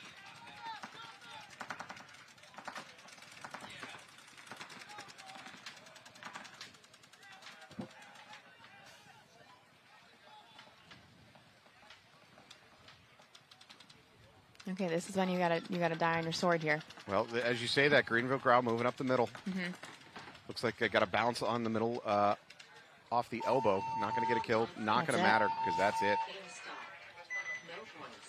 Game finished.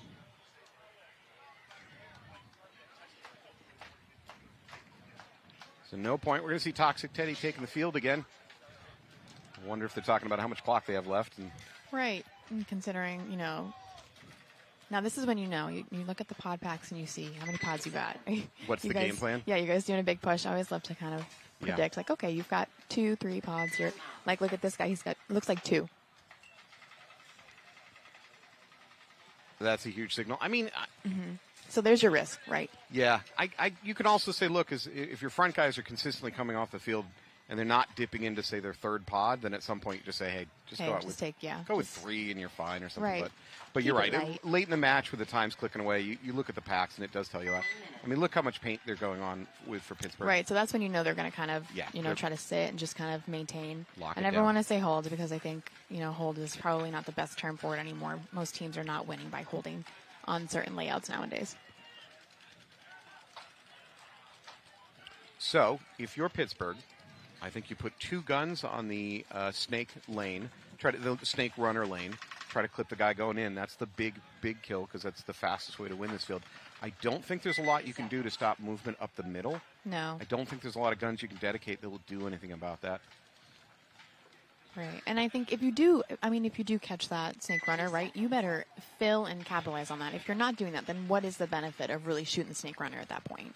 So, and furthermore, as an occasional coach, I kind of hate doubling up home because even if you have a plan that says, okay, shoot your lane, and then 5 seconds you boot out, too often the player never leaves. I do like the double home on this can, though, because you do have a lot of coverage. I mean, and you can really be successful on it. Oh, and it looks... Saints do not go guns heavy. Instead, they spread across the back and send one up the middle. They're going to lose both their snake and they insert lose two. and snake corner immediately. See, I don't know if this was the right move. Oh, and they lose another out of the home. So 5-on-2 for Toxic Teddy. They have an advantage. Their snake player needs to calm down a little bit. Yep. Oh, and you know what? He's not. He's not going to calm down. He's not at all. He's coming for heads. So there's one player left alive for Pittsburgh over there. And, I mean, he's looking to take that guy, too.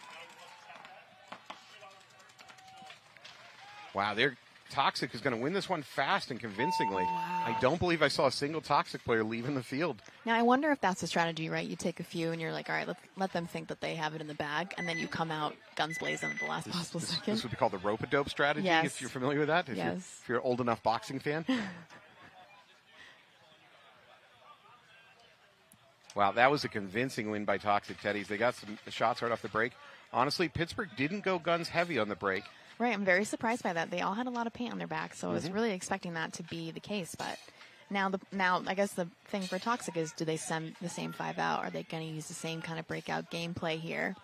I guess there's the risk of, as a coach, do you overvalue the latest input?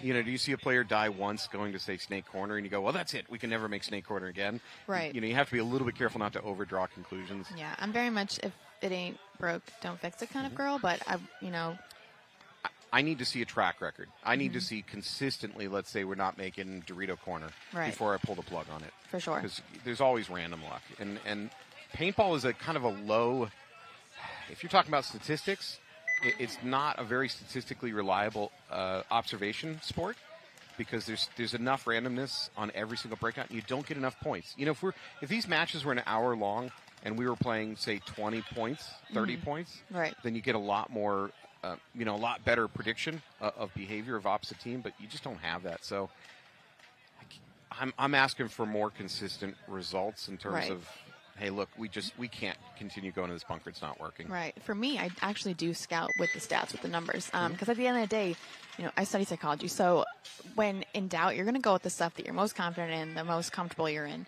So if you're down on bodies, dang well they're going to go into like, okay, this is my strongest bunker. So, I'm always checking, okay, the stats of this guy hitting this bunker when they're down 2 bodies or they're down 2 points is, 75%. So we bank on that guy kind of filling in. At the end of the day, it's just, they're going to go with their strongest breakouts and their strongest stuff. I know some teams only use like 3 breakouts during prelims and then change it up.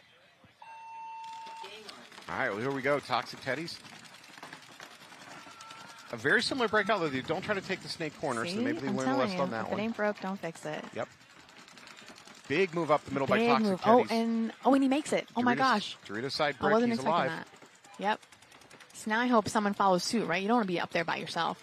Well, unfortunately, Toxic doesn't have any presence out here on the snake side. I know. And if Pittsburgh figures that out, they can just crawl They're right gonna, up. yeah, they're just gonna crawl right down and pop up and be like, "Hey, friends, didn't see me here, did you?"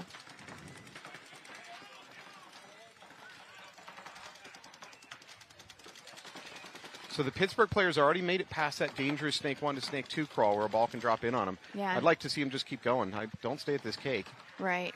And they're giving the opportunity here to kind of really be on your feet in the snake, which is always not ideal. But in this case, I mean, It's working. and as we say that, we Commentate gotta it stop. first. and they've got a ref check in that Dorito corner. Oh, and it looks like, There's I a can't see minor. the sun. It's a minor, yeah. Minor So and Toxic Teddies. you and your buddy gotta go. Oh, wait. They're going to lose that. And they're going to lose their middle wedge. This Yeah. This fell a lot apart going on. real yeah. fast Oh, for Toxic. unfortunate. Okay, so now we can determine that this breakout is broke. So fix it. All right, well, Toxic Teddies, the point before, had a dominating and quick win with 5 alive. This time it all goes wrong for them. They did have an okay breakout. They didn't lose bodies on the breakout. They went a little bit more conservative on the snake side. But, man, that penalty gutted them, and then they just lost them. Yeah, they it lost just some went gunfights. downhill from there, unfortunately. So well done by the Saints. Refs having a little conversation. Oh. We've got a pod hit. So I'm sure they're discussing whether something should have been a minor or a major. Right. I mean, that pod is empty, so that it probably was shot and maybe ditched. Yeah, could have been.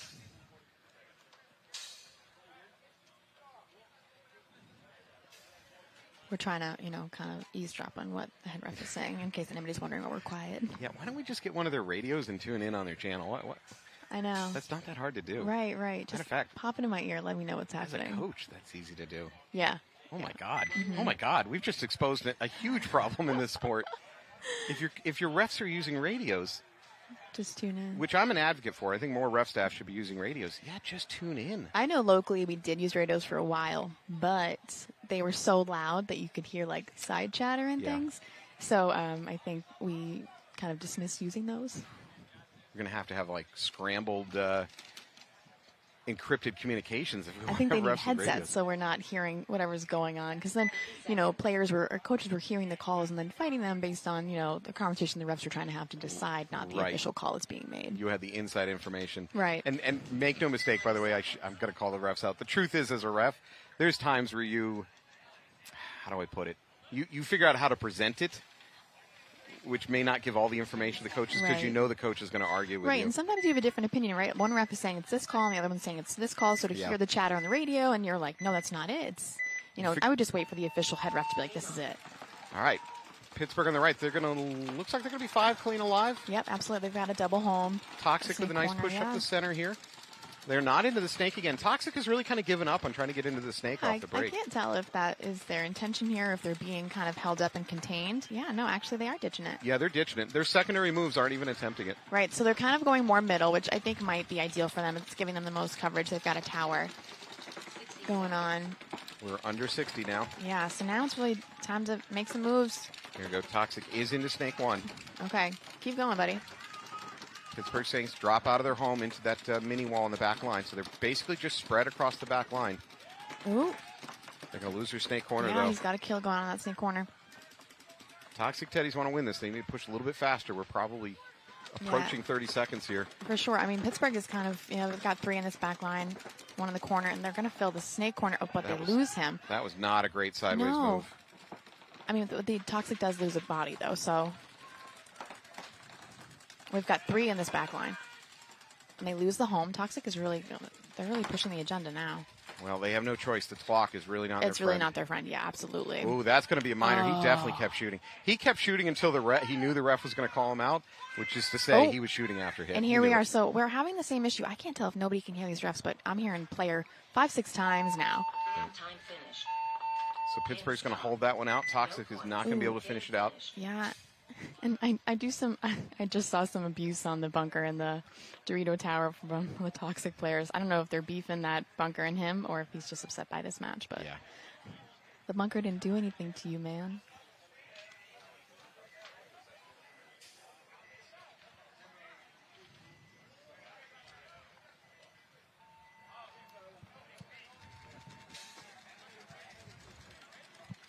All right, folks.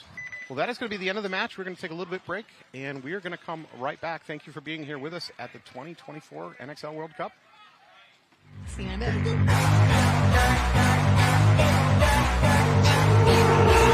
Hood here trying to start a riot. Hood here trying to start a riot. Hood here trying to start it. Who that flying in the air? Who? That ain't no flying saucer. I'm shooting webs like worldwide. Manhattan all the way to Yonkers. When they say Brooklyn, stand up. You better just fix your posture. And every hero needs this theme song. So hood here trying. You ain't got a chance, boy. What you think? I'm doing everything but the kitchen sink. Bang.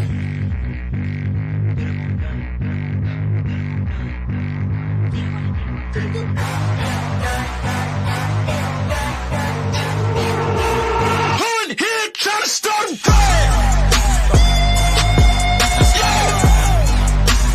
Hood here trying to start a riot.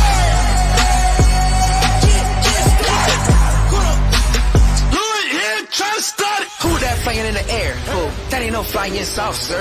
I'm shooting webs like worldwide. Manhattan all the way to Yonkers. When they say Brooklyn, stand up. You better just fix your posture. And every hero needs this theme song. So hood here trying. You ain't got a chance, boy. What you think? I'm doing everything but the kitchen sink. Bang.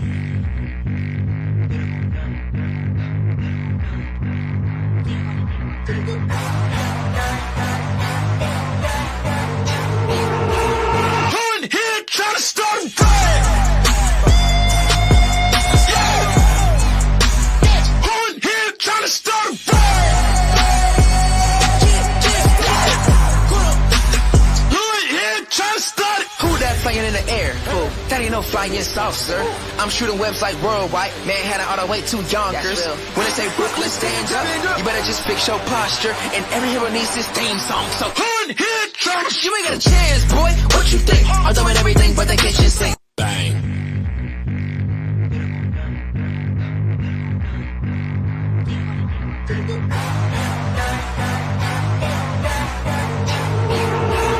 Hood here trying to start a riot. Hood here trying to start a riot. Hood here trying to start it. Who that flying in the air? Who? That ain't no flying saucer. I'm shooting webs like worldwide. Manhattan all the way to Yonkers. When they say Brooklyn, stand up. You better just fix your posture. And every hero needs this theme song. So hood here trying. You ain't got a chance, boy. What you think? I'm doing everything but the kitchen sink. Bang.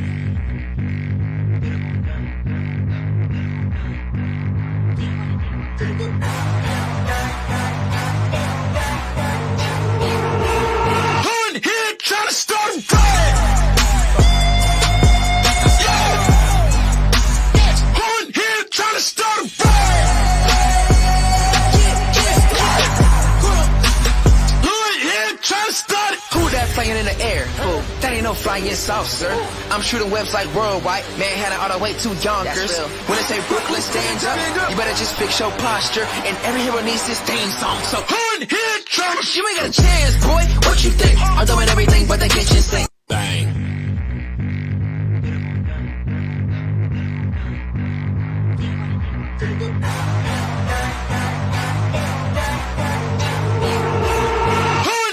Trying to start a riot. Yeah. On here trying to start a riot. On here trying to start it. Who that flying in the air? Who? That ain't no flying saucer. I'm shooting webs like worldwide. Manhattan all the way to Yonkers. When they say Brooklyn, stand up. You better just fix your posture. And every hero needs this theme song. So on here, drummers. You ain't got a chance, boy. What you think? I'm doing everything but the kitchen sink. Bang.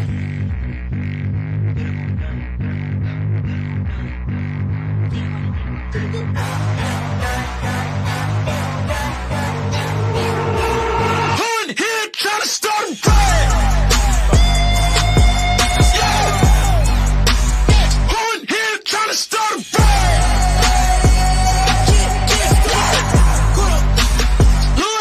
Trying to start it. Who that flying in the air? Who? That ain't no flying saucer. I'm shooting webs like worldwide. Manhattan all the way to Yonkers. When they say Brooklyn, stand up. You better just fix your posture. And every hero needs this theme song. So hard hit drummers. You ain't got a chance, boy. What you think? I'm doing everything but the kitchen sink. Bang.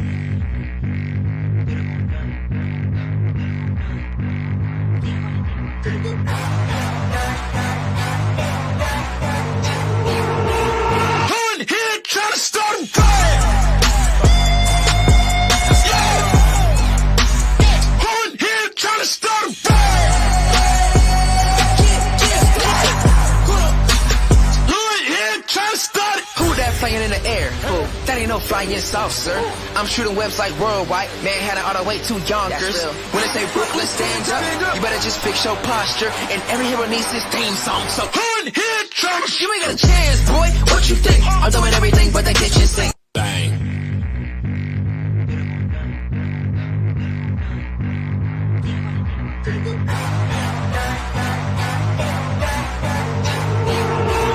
On here trying to start a riot. Yeah. On here trying to start a riot.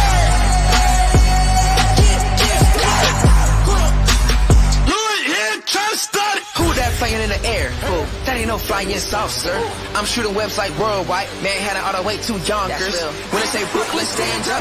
You better just fix your posture. And every hero needs this theme song. So hard hit drummers. You ain't got a chance, boy. What you think? I'm doing everything but the kitchen sink. Bang.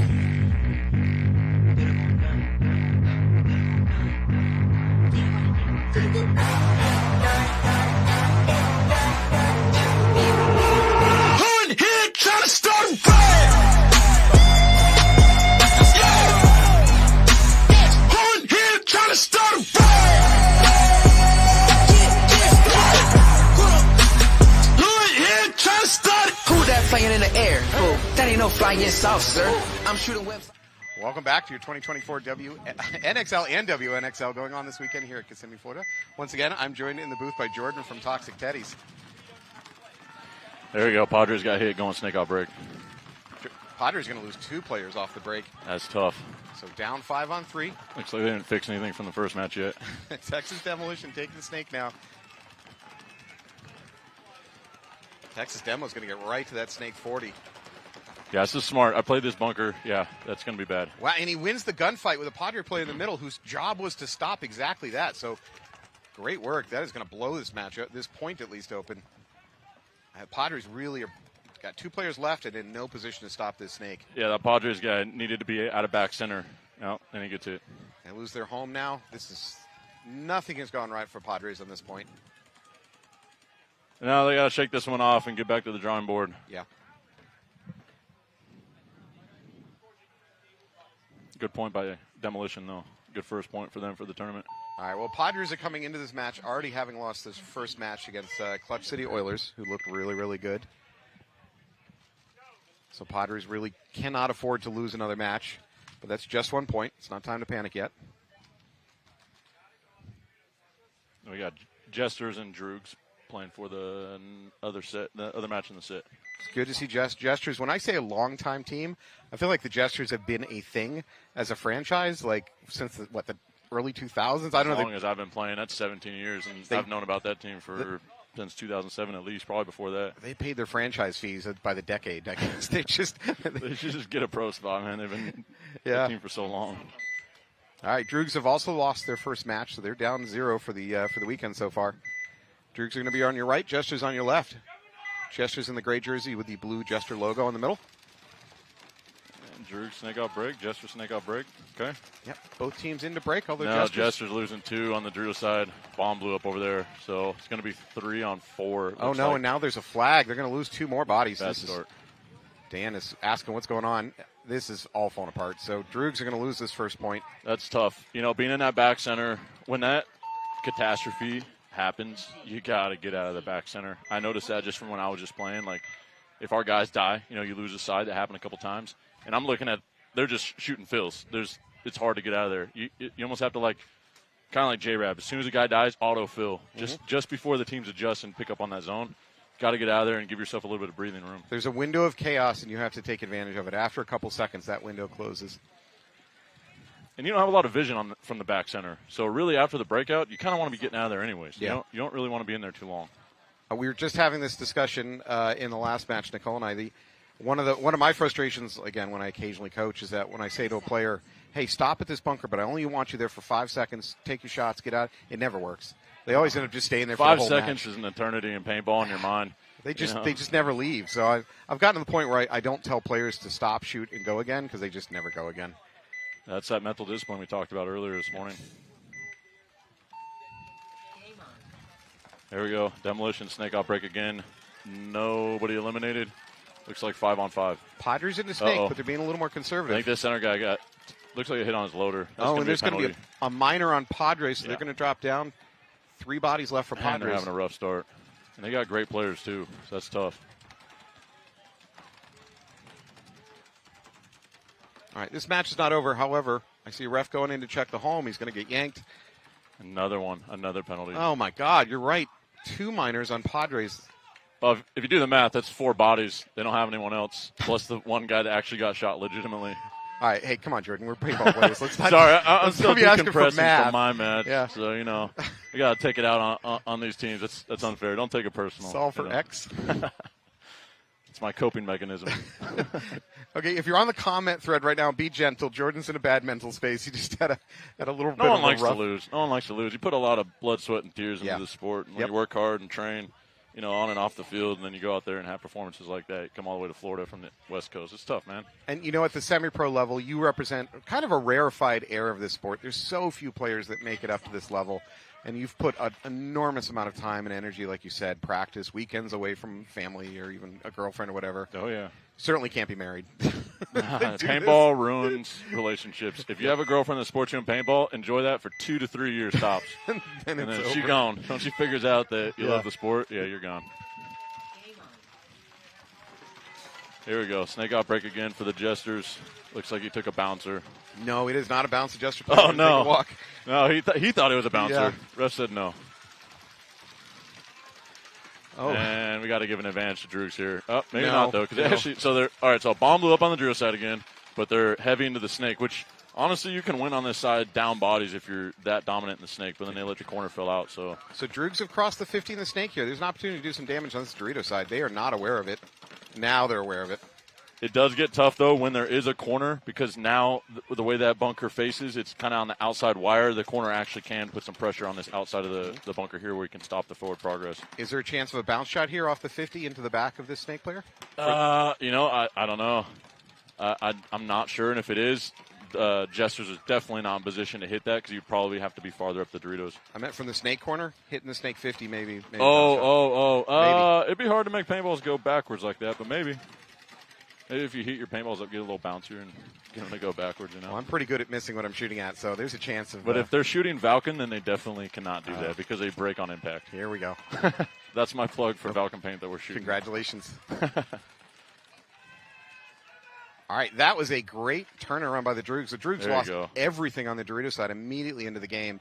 managed to dig in and make it work. So congratulations. That's always a breath of fresh air when you go down 1 Yeah. and then come right back and get the point. You know, you kind of gives yourself that sense of confidence, like, all right, we're in this. You know, because going down 2 is just, you look at the scoreboard, like, all right, we're down 2 already, and it wasn't looking too pretty. So I'm gonna take somebody else's statistics, but I want to give them credit for it. Adam Moran from Malicious, another a team that you're going to see at some point this weekend.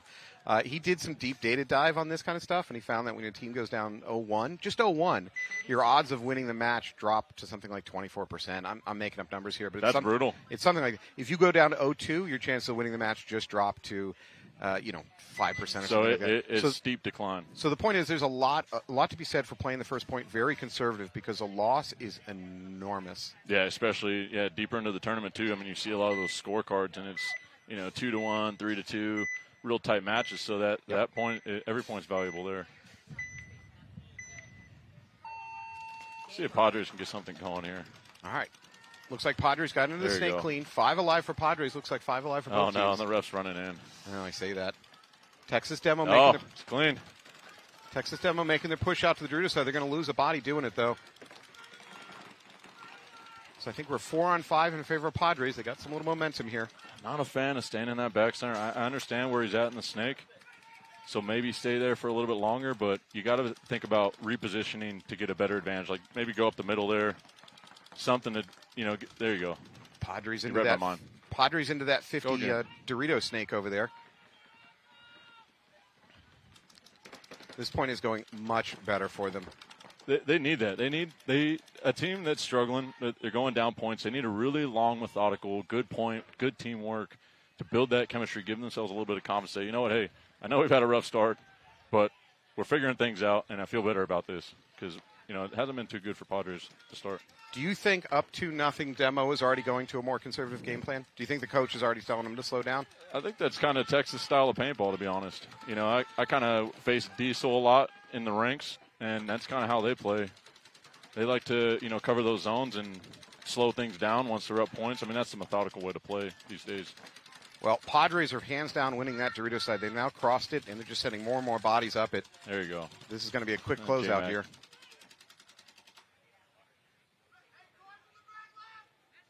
Well, that is it, folks. Padres are going to win this one convincingly. There you go. So they needed it. Hopefully, they turn things around. Let's go get another one. They got 1 point out of the way.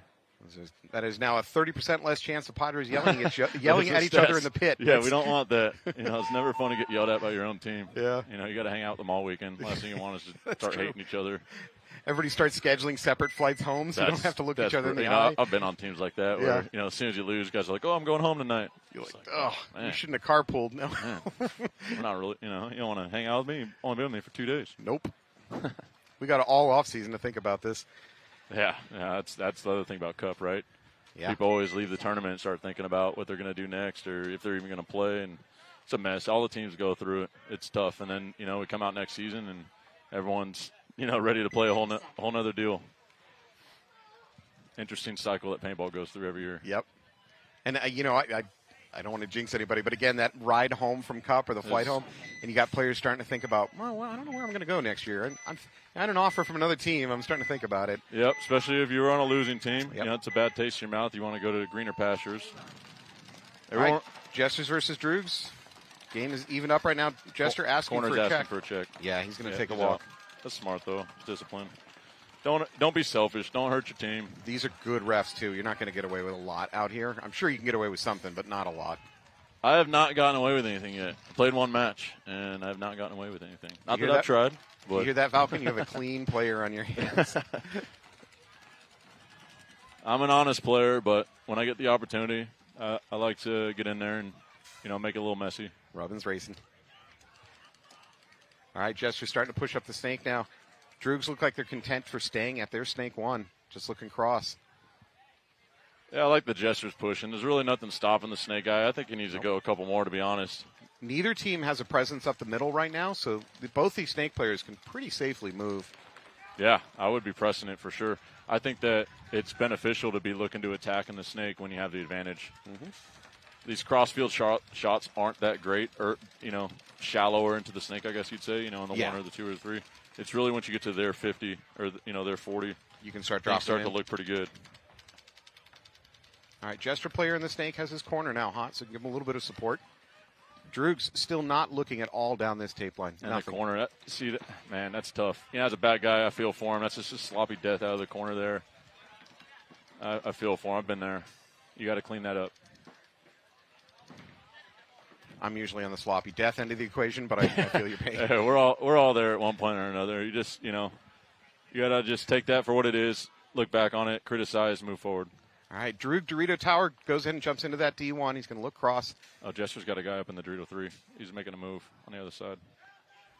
It looks like he faded into that 50 brick on the Dorito side. Droog player chooses to come up over the top. I think that's Dan Sensei, and he just gets their center guy that just made a move inside was able to catch a shot on the snake, and then he wrapped and shot the tower out. Good job. The middle's in play. I don't know their game plan, but if I'm going to criticize a little bit, the Droogs had an opportunity to push the snake and just didn't take advantage of it at all. They look like they early on decided to go on the defensive. And I think that's what you're going to see. You're going to see that a lot. I think the teams, this field does promote the offense. So if you can remain in the offensive mindset more often than not and die moving forward, that type of mindset, I think it's going to pay off more than it won't. You just got to be smart. I was telling my guys, I think the first 2 points we dropped, we just got destroyed on the snake side, and they kept saying, oh, it's the center bunker, the Seattle, the big brick. And I'm like, guys, we just watched this. We know the field. You got to check that off. Okay, don't give them – that's those free kills you're giving them. Don't give them those free kills. Yep. Get in there and just take 2 seconds to just check it off. Identify that middle. You've got to identify the middle if you're the snake because you're at a lot of risk making these. Because what happens as a 3 right now, I'm playing the third guy in kind of deal. When those guys die early in the point, it makes it incredibly hard for me to get on the offense or bring it back. Right? 'Cause now I got to make some pretty risky moves, against a disciplined semi-pro team to try to fight my way out of those spots. I may pull it off a few times, maybe, but a lot of times these better teams are going to cut that off. It's going to be very difficult. So what you want is your front guys to be a little bit more disciplined, value their bodies a little bit more, get up to this, third knuckle, and just kind of feel it out for a second. Give your team a chance to catch up. You're already at the 30-yard line. Mm-hmm. Give your team a chance to set up. Let's have bodies up, figure this out, get the story going, and then if there's opportunity, let's go ahead and attack. 30 seconds. I think as a snake crawler on this one, you've got a risky move from snake 1 to snake 2 because if they're hot in the center, they can drop it in on you, clip your pack. Yes. I think from snake 2 to snake 3 is pretty safe. There's really I think it's hard to get shot there. It's just the home unless he's in the center brick. Yep. Then he can drop it in. But 3 to 4. Again, you're at some risk. If they're in the middle, you're at some risk. Passing the snake 3 though, or passing this many W's when it gets pretty tough. Yeah. Now you're being risky. All right, Padres versus Demo. Demo into the snake. It looks like they're going to lose somebody immediately, though. Yeah, it's that snake insert. Yeah. And they lose the snake guy crawling up into the snake, too, like you're talking about. That's that home player we were talking about earlier. Just dropping him in. You drop that paint in, you're going to catch him if he's any bit, elevated past the beam. So tall. You're advocating for tall players. He's a small guy, but he must have had his pack just sitting up a bit. There it is. Tall player advocating for other tall players. You got to support your kind, man. Yeah. There's not a lot of us out there. The Tyler Harmons, the Mouses, man. Yeah. Those are the guys I look up to. With this going to an all-snake layout within the next few years, you can't be big boy anymore. Hey, I thought we weren't going to speak about those things. We have enough beams. Padre player with a very successful, clean run-through. He stopped a few times. I'm surprised that worked. Big fan of that move, not only because it was their third guy, but he came through from the back center, through the middle, and ended the point. And he was always big guy. a fan of those. Yeah, that's huge. Best move so far. Yeah.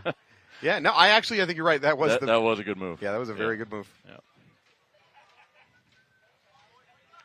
Ref giving one of the Padres a warning, get off the field. Yeah, these refs they're good. You got to respect them. the ref is pantomiming running to tell the player get off the field.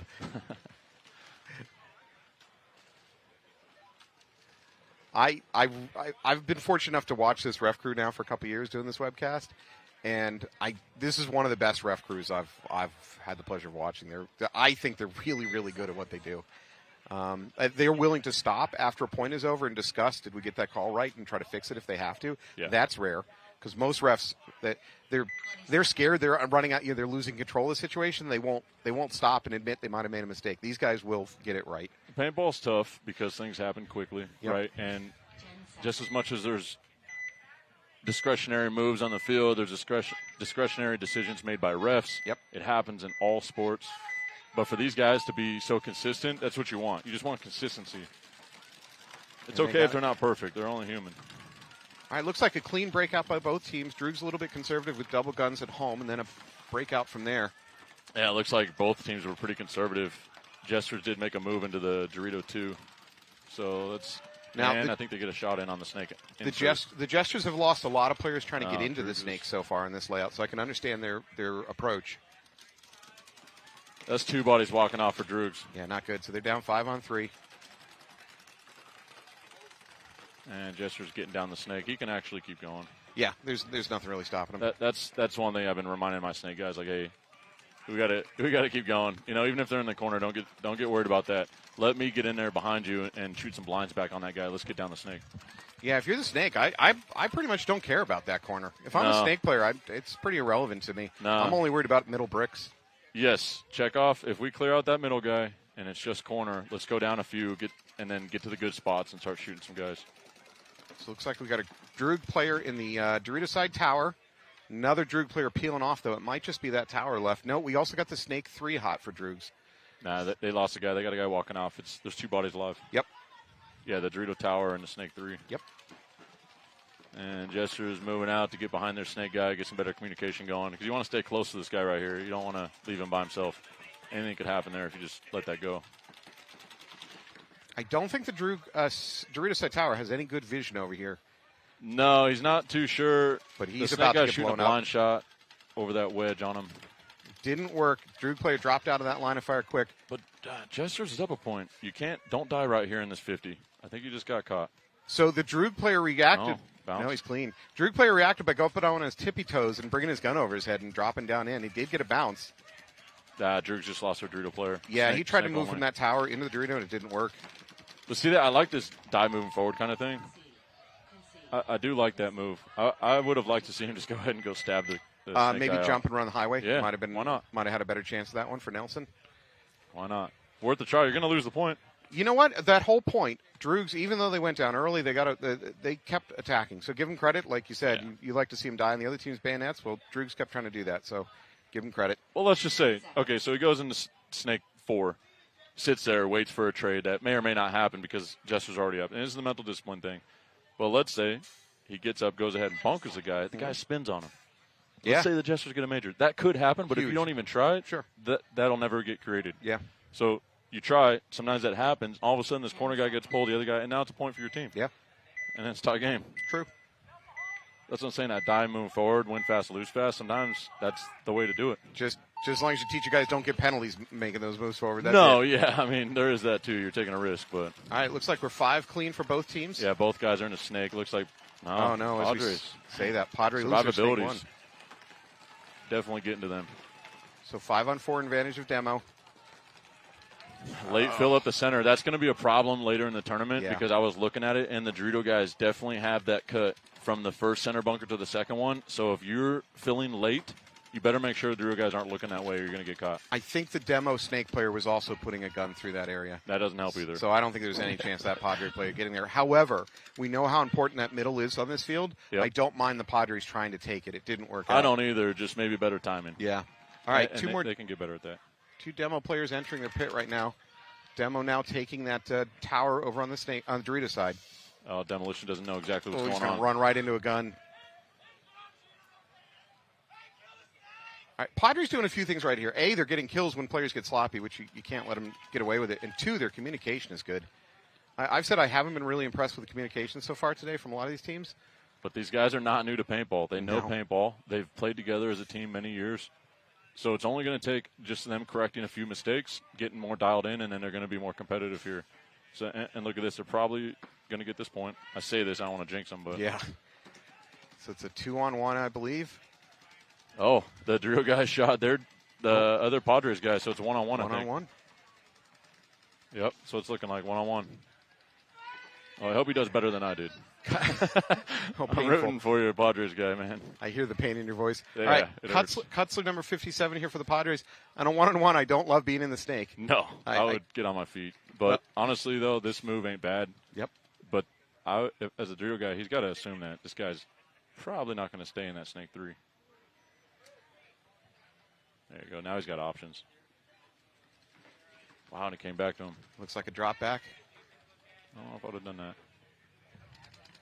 The demo guy, I still think, has the positional advantage with that tower. It doesn't matter. Kutzler's going to win that one. I don't know if the demo guy comes back to him. You have all those big bunkers, and he's down in the snake. Yeah, come back to him. You could have swung around onto their side of the field. Get lost. Yeah. You knew where he was at. Yep. Get lost. Or just run for the buzzer if you really want to get bold. Which is what I should have done. So. Next time. It's okay. We're going to have a therapy. This is the mind of a highly, highly competitive player. Oh. I do not like losing. We're going to need a therapy session here. Well, this is it right here. That's why I was like, hey, you guys need me? Because I'll come back on here and talk paintball. Well, we're going to have to get a couch. I'm going to get a notepad, and we'll work That's through this. what we need. We need a nice couch. It's all right. Budgets. We'll put it in the budget next year. There is no budget. I don't think you don't There's know what no you got budget. yourself. All right. Who's your next game today for Toxic Teddies? Shut Up, We're Trying, which they look pretty strong in their first match. So we'll see what happens. Over on the HK field? No, right here. Oh, you come back here? Oh, we'll good. We'll give you one more show. Try to get yourself in a one-on-one. Yes. No. I want to be 5-on-0. No. That's the goal. If you're 5-on-1, let's say I need you to shoot 4 of your guys in the back, and then win a one-on-one, which will absolve you of your sin. Didn't it look better when I know you saw that my snake guy going down, we were falling up. It looked a lot. It was a lot more fun. I mean, the one-on-ones are great. I practice them all the time. I care about your mental health. I think you need. I'll get it back. I think you need to win a one-on-one to get back. I'll win one this weekend. That will happen. All right, Gestures on the left. They're up 3-1 over the Droogs. Gestures very conservative on their breakout. Yeah, they're up 2 points, though. It makes sense. Droog throwing bodies up the middle.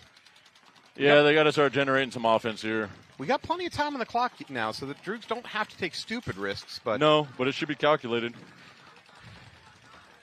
Like right here, just come on, let's go. Keep crawling. There we go. But see how some of these guys they get a little tired, or maybe they're slow down a little. Yeah, and they're playing a little bit looser when they come around those knuckles. You got to be careful. Look at that low. That paint's coming in low. He could crawl again. But the way he's playing, it's too big. What we talked about earlier, though, Nelson number 4 is under at least 2 guns on him. Let your teammates do a little bit of work. There You're drawing that much fire. Oh, that's what you want to see right here. Jester player walking off the back line. Yep, get out. So Droog's in great position, and they're up bodies. They're up at least 2 bodies now. And they lose another one out of the back line. All right, Snaps Droog's that guy out, though, and no one knows he's in the snake. He could do damage right here. And he shoots the snake insert. There's literally no one knows that the Jester's in the snake. Yep. This is turning around in a bad way for the Droogs. All right, Droogs have this brick over here in the 50 on the middle guy Dorito figured side. it out. Center guy figured it out. But again, the Jester at this point could drop and crawl. He's got nothing stopping him. He should. He's going to choose to go on his feet. Yep. Nice move. He's going to blow up that brick. See, so the Jesters was down bodies. Perfect example. Jesters was down bodies, played offense. Yeah. Against a team that was playing a little stale. And look what happened. Turned it around. Yep. On the same line of thinking, though, you could say the Droog snake player got too aggressive. He crossed the 50. Overextension, for and sure. Then he did overextend, and he played did too not sloppy. need to. He could have linked back up with his teammate across. He was literally in line with the center guy. He could have said, hey, I got this, and this. Yep. I just shot 2 guys. Like we said, he had at least 2 guns on him at that point. Let the guns be on you. Let your teammates go do some work instead of taking big risks. Still production, and just protect yourself for a little bit. You understand that the only move the Jesters guy, and honestly, though, the Jesters was up points, so they're not going to move. Yeah. So they would love for you to just come right into their guns. Sure. So they kind of played right into their hand.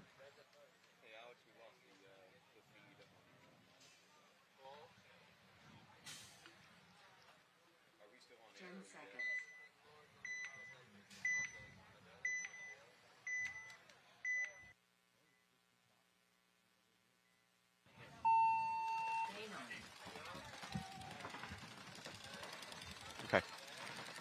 All right, well, we got Padres on the left. Padres lose one early in the Dorito side. And a second one. Maybe a penalty. However, Demo's going to lose a body and get a penalty. Demo gets a penalty, but Padres just got one, so they're down 3 bodies over there. And they're only in the corner. Tough break. You know, as a player, I wish these flags weren't reusable, because then the refs would have to budget them. But unfortunately, the refs are just free to keep throwing them, so that's unfortunate. Play clean. These refs are doing pretty good. All right, drop back by the Demo player in the middle brick. I don't know if it's going to save him. Down bodies. attacking. This is good. Oh, he's Look going at to that. try to attack, but run right into the gun. There we go. Number one. Just the corner left, I think. We got Dorito corner hot for The problem Demo. is he has no one to follow him up. No, well, they had a penalty. He does Right. have a player over there in that back line, but he's way back from the action. Is he out there? Yeah, and he's at the mini wall on the back line. Oh, yeah, kind there of he is, Dorito there he side. is. Now up to the Dorito side tower. Oh, bad fill inside. I don't know about that fill inside right there. Yeah, I don't love it. I understand that you're up points. Maybe he feels it's safer because it's better than the big Dorito or the small Dorito. There you go. Oh, J-Mac. I mean, good job trying to link up with your other guy, but now you left him in a one-on-one just because that guy made some moves on you. You got to protect the outside. All right, so I believe we have a Padre player over on the Dorito side, so we're down to a one-on-one. Demo trying to figure it out. Demo likes playing their one-on-ones in the snake. They did that on the last point. I don't get that. They must practice all their one-on-ones in the snake. Am I wrong? No, there's a Padres guy. Is he? Yeah. He just has no idea what's going on. So Because they were so far apart, like you said. read the ref's body language. There it is. Oh, is He he? found him. Found him. Wow. There you go. What a Walked finish. right into him. That's great. I mean, I don't want to rag too hard on the Demo player. To be really honest, when you don't have any fire coming at you, the ref's body language isn't running in to do anything. So I can understand when you get to the point where you think that you're alone on the field. That's rough. It happens. You know, the communication breaks down, and you just don't know. And that's the one thing you learn in one-on-ones. Don't move if you don't know where they're at. Yeah. Well, unless you got the clock breathing down your neck. Yeah, that's true. Sometimes you do got to take some risks there. All right, Droogs and Gestures retaking the field. Droogs are going to be on your left, Gestures on your right.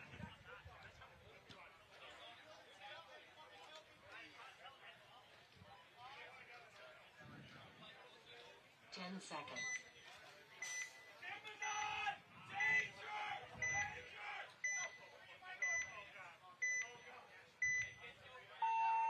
Game on.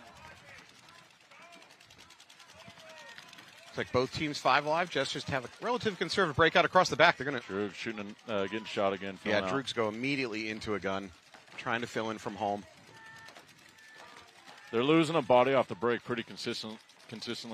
That's really hurting them right now. That said, earlier in the match, they were pretty consistently shooting the Gesture Right. player going into the snake. And now it's kind of the opposite. Yeah, Gestures adjusted by not trying to take the snake on the run out. No, it's smart, and they're diving into that snake insert, which is kind of tough to make if you're running gun up. Yep. So they're just diving in, understanding, hey, it's probably better for us to just be 5 alive than it is to have Absolutely. an extra gun up. A 10% chance of getting a kill or a chance of dying, I'll take the live, just be alive. Unfortunately, Gesture's going to try to fill the snake. No, the refs are calling him clean. Thought I saw a spray, but that might have been off a bunker. Well, that's kind of the thing you got to think about, too, is everyone's getting in the snake. So, yes, you want to have vision on him, but you pretty much know he's going to be there. So, just call it until you know he's not there. You know, like we were talking about earlier, play like the snake's always hot. Kind of have that mentality, then you can have some guys dive into spots, get those 5 bodies up, less guns up, but... Big attempt by the Gestures on a run through over on the Dorito side. They crossed the 50. I think they're into the D3 or D2. I'm sorry, of the Droogs. And I think they made it clean because Yeah. the Droogs guy's walking off and the Gestures guy's still in there. Oh, I see a body moving on the Dorito side. I don't know if it's a counter move or a drop back. Droogs countered and they're attacking back towards the Gestures guy. And I got two Gestures guys walking off the left from the backside. So the Dorito side got blown up a little bit. Oh, he doesn't know where the snake guy's at. So you got Droogs at the 50 snake, kind of posted up on the Gestures snake 3. This is a big gunfight right here. Oh, he's going to choose Good to go move, highway. good move, He's good going to move. do it. It's going to be clean. Good. Oh, he got picked up by the Drew guy. That's But all no right, though. penalty. Got the snake guy out. Yeah. I don't One-on-one? love the Gesture player stopping in the open. Oh, he got shot in the hip. Yep, that's what I've. One-on-one. Lost a one-on-one. Okay, I think you just justified my statement. I don't love him stopping in the open. It got him blown up. No, yeah. So the funny thing about stopping in the open is there's no bunkers. Yeah, that's the thing. Yeah. That's pro level insight you get by There you tuning go. into That's the my pro tip of the day. Premier webcast. When there's no bunkers to hide behind, don't stand there. Try to find a bunker. Paintball 101, try to find a bunker. You know, we're learning. We're learning. Oh. Droog is making an argument about shooting guys first. Yeah, but see, the thing is never works. Calls never get reversed. So I've learned over the years, there's literally no point in talking to anyone. And now he's getting a minor for talking. Yeah, you're right. They're going to start down a body. It's a cheap penalty. That was dumb. But it is warranted. He has no reason to just be haggling the refs on a call that he didn't agree with. Yeah, that was bad. I think what you do is you go back into the pit and let your captain or coach decide if he wants to just talk to the ref on the side between here, and then the penalty didn't happen. You know what? If I'm a ref, I like that penalty because you need to clamp down early on the day. Sure, other guys, all the teams are watching. Yeah, it gets out of control once you let players start yelling onto the field. And I mean, it's one thing you definitely pay attention to. Just as a competitor, some of these guys aren't playing yet, and they're watching the games, and they're picking up on it and say, okay, refs are pretty tight. Yep. So let's play clean. Don't take a lot of risk in that gray area of paintball, and let's just respect the game. It is part of it. It's definitely part of it. 10 seconds. All right, Padres on your left, Demo on your left. I'm sorry, Demo on your left, Padres on your right. Padres look like they're attacking. I'm still learning my. They got runners. Not what I thought was going to happen, but they're up in the center. So Demo's got two guys in the center. It's the first time we've really seen this. We'll see how this works out. Demo also gets to the snake. They're up to the snake 3 now. Padres have a player dedicated to it, but wasn't able to stop him. Looks like Demo one of loses the a player guys. up the middle. Yeah, they lost him. The other center guy. He must have got picked up by the snake insert that's on the cross.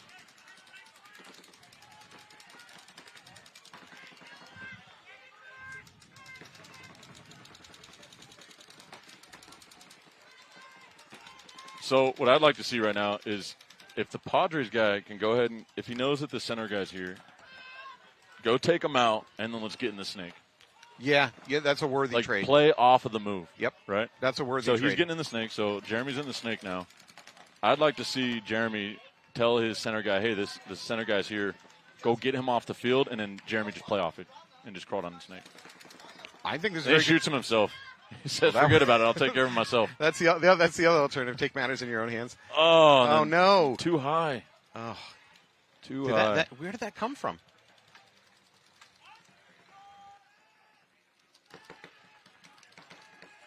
I honestly, I have no idea where that shot came from. I was looking at that when. Is Jeremy Psalm here? It is World Cup. That's an old school joke if anybody knows that one. No, I know what you're referencing right now. All right, looks like Demo's going to try to close this out. Padres got a Dorito guy in Dorito 3, but not for long. Not for long. They did have one in Dorito 3. Demo, another good point there to bring it to 4-3. So Demo's still going to be down 1, but that was a pretty strong point. And we're going to have about 3 minutes 45 on the clock, roughly. So there's lots of time for this to go any direction. Yeah. This field's not playing slow yet. I know in our match it was like 3-1. I looked at the clock. I was like, man, I wonder how much time's left. It was like 8 minutes. So we're good. Guys, relax. Let's just get a point. Yeah. No sense of urgency. They want to run to the 50s and all this stuff. And I'm like, hold on. We're not Banshees yet. I mean, sometimes if as a coach, your players aren't playing as aggressive as you want. Sometimes you do just even if the clock says you don't have to be aggressive, you pretend it is just to get them going. So in my situation with the team I'm on, right, they're newer guys, new to semi-pro, and this is a different beast. Mm-hmm. It's guys trying to be pro. Yeah, I mean that's essentially what it is. So a team like ours, maybe a little bit greener to tournament, this level, aggression's probably going to be our best bet, honestly, for us. Through and through, all the way. Because, for one, we have players that don't speak English. So the communication's already kind of broken, right? Yep. So we're playing off a lot of body language, just kind of reactionary paintball. So you got to be pretty crisp. You got to have guys alive, and you got to play some offense. And you got to learn how to generate that offense. So we're probably going to, struggle at times. But it's a learning experience for these guys, so now they can understand, how to come into next season more prepared and know, how to approach a field, how to approach a tournament. Well, the Teddies jumped into the deep end immediately with semi-pro. So yeah, they really did. But you know what? They're going to be all right. They just need to stay on the path, keep grinding, and we're going to be all right in this tournament. They're going to learn a lot from it. And you know what? I'm going to enjoy upsetting someone. It's going to happen. Spoiler Spoiler alert. alert. We're going to beat somebody, and they're not going to feel good about it, but I'm going to feel great about it. Have your guys talk trash in French.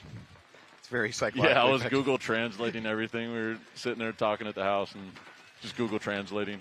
It was cool. You know, it's an experience for me too. All right, well, Jester's completely in control of this match. It's Yeah. 5-1. There is 4 minutes on the clock. It's not impossible for the Droogs to come back, and they are doing a good job pushing over there into that Dorito side snake, but they're in a tough situation. They need to win points fast. They need to win points in about 60 seconds each. That's another thing, too. Yeah, you got to do the math on that, right? Like, we're down 4 points. We got a handful of minutes left. We need to average, minute 10, minute 20. So you got to have a sense of urgency kind of all the way the rest of the way. So this Droog player already has something on his left leg. He's got pain everywhere. Yeah. I don't even know what's going on. But he's not hiding it from the refs. So no, the ref's on him. Yeah, they know it's rub or something. The problem is the Jesters are locked up right now. Yeah. And he has no one to help him out. So he would have to put in a couple guys and crawl down the field and shoot a few. And it's going to be tough for him. I think the offense is going to have to come from the D side on this one for the Droogs, just enough to draw some attention that way. Mm-hmm. For then the Droogs need to attack the snake right after that. And I'm not sure if they're going to coordinate it. We'll find out. So the Jesters have that Dorito side tower just locked onto it, and that does it. He takes out the Droog player. Major on Jesters. That might be good for the Droogs. Jester's going to try to close it out. That's going to be a clean bunkering. I don't think he's going to make it. No, and there's a minor. No, he got shot in the leg. The guy running down got shot by, I think, his own player. He got shot by his own player. Oh, my God, and kept playing. And then kept playing. And it might be a no point. I don't think there's anyone left because they had the major and then the minor. That's 5. Wow. Oh, man. World Cup. Yeah. Like I said, these flags are reusable. The refs are not afraid to throw them. No, that's the first red I've seen. I think that, I think you're right. That might have been the first red I've seen. Yeah. I think that was the correct call on the Jester player running to that corner. I agree. He was hit in the legs. He kept advancing. He kept shooting his gun. He met all the definitions of a minor. I'm kind of fine with that one. Yeah. They're going to argue it, but if I could talk to them right now, I'll tell them that there's no point in arguing that. Yeah, and you're down Just 5. You're down 5. Get your guys reset. Let's get another point going. Yeah. It's going to be no point. Even if you send a master orator to argue with the refs right now, you're down 5-1. You're not. Yeah. Even if you get that point back in your favor, it's. At that point, what are we really doing? Yeah. It's not going to help you win the match. All right. We're going back to the Demo Padres game. 3 minutes, 45 seconds roughly on the clock. Plenty of time for Demo. Crawl back in this one. All he needs is 1 point.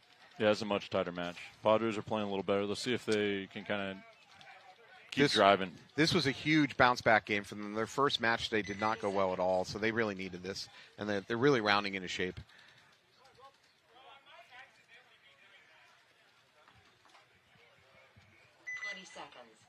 We'll see if Demolition gets back in the snake here off the break.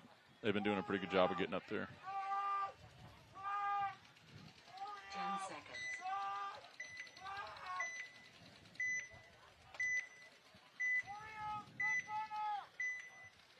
Padres on your left, Demolition on the right in the red jerseys. Ooh. Unorthodox way to get into the snake there. Kind of stood up in front of the snake Aztec and went across the front of it. But it did work for him. Demo into that Dorito side snake, although they do lose a player off the back line from their home. They're going to go ahead and pull a Padre player out. So 4-on-4, Demo definitely in better position. And survivability is just not working for the Padres right now. I know they are up in this match, and they've played some good points, but it's just coming right back to them with the survivability. Yeah. Here's another point where you got a few guys walking off, early in the point. So advantage 4-3 for Demo and huge advantage in position. They're all across the 50. Now they're crossing the 50. Yeah, see, Demo's playing. See how they're all in line there, and they're playing as a team, right? They're kind of all playing off the chaos here. And you know what Demo is not doing, though, and that is killing clock. They don't really care right now. Well, no, they're down. They got to go. Oh, you're right. They're down. Right. They got to go. Padres going to lose their snake corner. I almost think snake one and times like that might be better. I understand it than the corner. That's why I went in the snake one of the games, and then I went back to the corner because I was like, wait a second, I need to get on my feet for a second, just because I got to see what's going on, and I went back into the snake.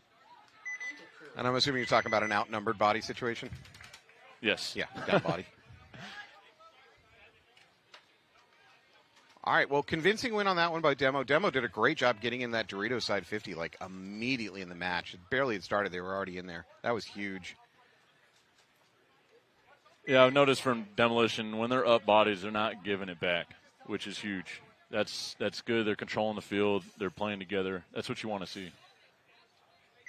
So I like to talk about teams going into Wolfpack mentality when you're up. Like, say you're up like 5-on-2 or something, and then players all start to want to be the guy that closes out the game, and they start taking dumb When you risks. start throwing missiles, yeah, little haymakers, man, you can get caught and then just get eaten up. You really want to have a call as a team. Calm down. And I've noticed even in the lower divisions, they do a good job of that. They have the call to kind of get everyone back on the same page. Hey, I see you over there. You're at the 50 on the other side. Let's get together, figure out what's going on. We obviously got some kills. Let's figure it out, and then usually there's a coordinated attack that you can put together that just collapses the whole field. Yeah. Right? But you got to set that up. You got to be disciplined enough to kind of connect with your teammates. This is a thoroughly useless thing to say, but way back in the day of 10-man, I'm talking late 90s, early 2000s, we would sometimes send a runner through the middle just to draw guns, not even shoot, purely to let our other guys move. Like when you got 10 bodies on the field, you can throw a body down the middle. You can waste a guy. And we tell them, don't pull your trigger. Just run through the middle and get shot. And while that's guns happening, turn in, and you go out. Mark, snake eyes move or whatever. That's that's good strategy there. All right, Droogs are going to lose a body Looks over like there. we had a run through on the drill side, and there's a trade. Yeah, he got shot a bunch. Yeah, Dan Sensi walking off. He got a few extras. Yeah.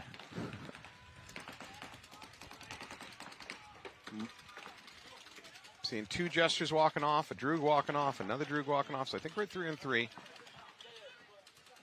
I like the Droogs here. They're trying to attack the snake. You got to give them effort for that. Yep. You got about a minute and a half on the clock. You might as well. I mean, this is It's win or lose. It doesn't it's matter another much. thing where he just doesn't know again. He wrapped the 4, looking around for a 50 that's not there. Yeah. So he just doesn't know all the information. And so that's got to be a communication thing, right? Granted, half his team's dead. Yeah, I was about to say. There's nobody. I don't want to be too hard on the guy, but, I think his own guy just shot him in the back. I'm pretty sure. I don't see anyone else on the drill side that can shoot him. Let's not say that on air and make them feel worse. No, I'm a hard critic, all right? I expect perfection out of the teams I coach at times, but that's how you improve. That's you got to hold yourself to a high standard if you want to be great at something, anything, not just paintball. Yep. I think we got one Droog left over in that D1.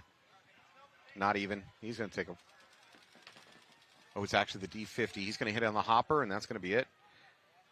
Jess is going to go up 6-1 with 30 seconds. Don't hit the buzzer. Just let the clock die. Oh yeah, that's going to be the mercy. So we're going to see a X-ball match. I think tie game on the other one.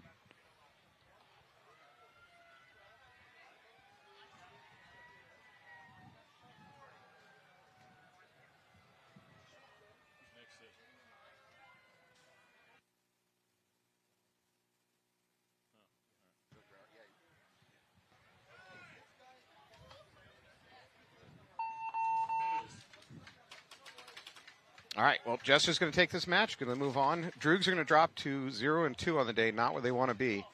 The rest of the weekend for them is just going to be funsies. Because I can't imagine any scenario in which you make the playoffs starting at 0-2. That's a tough start.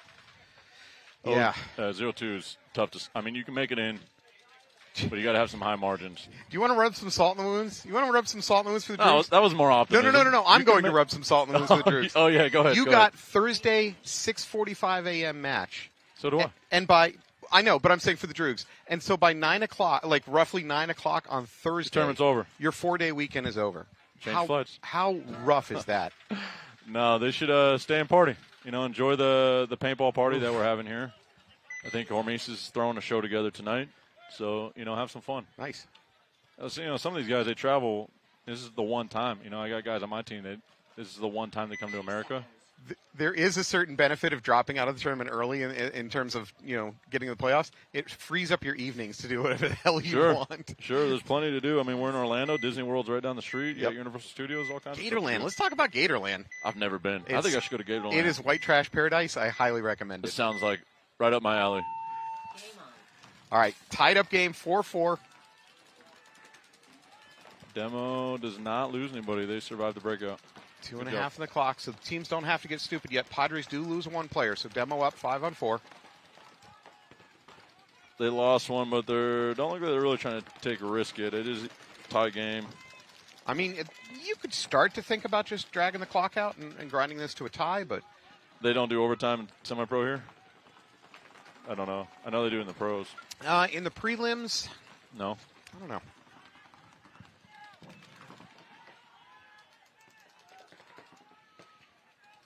You know, even more so, if there is an overtime to be had and you're already down a body, in this situation, you probably are better trying to grind the clock out and get it to overtime because that's essentially a reset on the game. But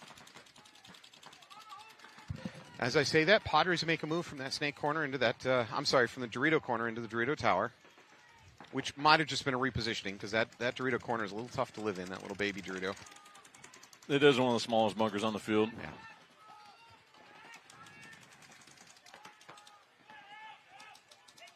Demo getting killed out of the corner. So 4-4.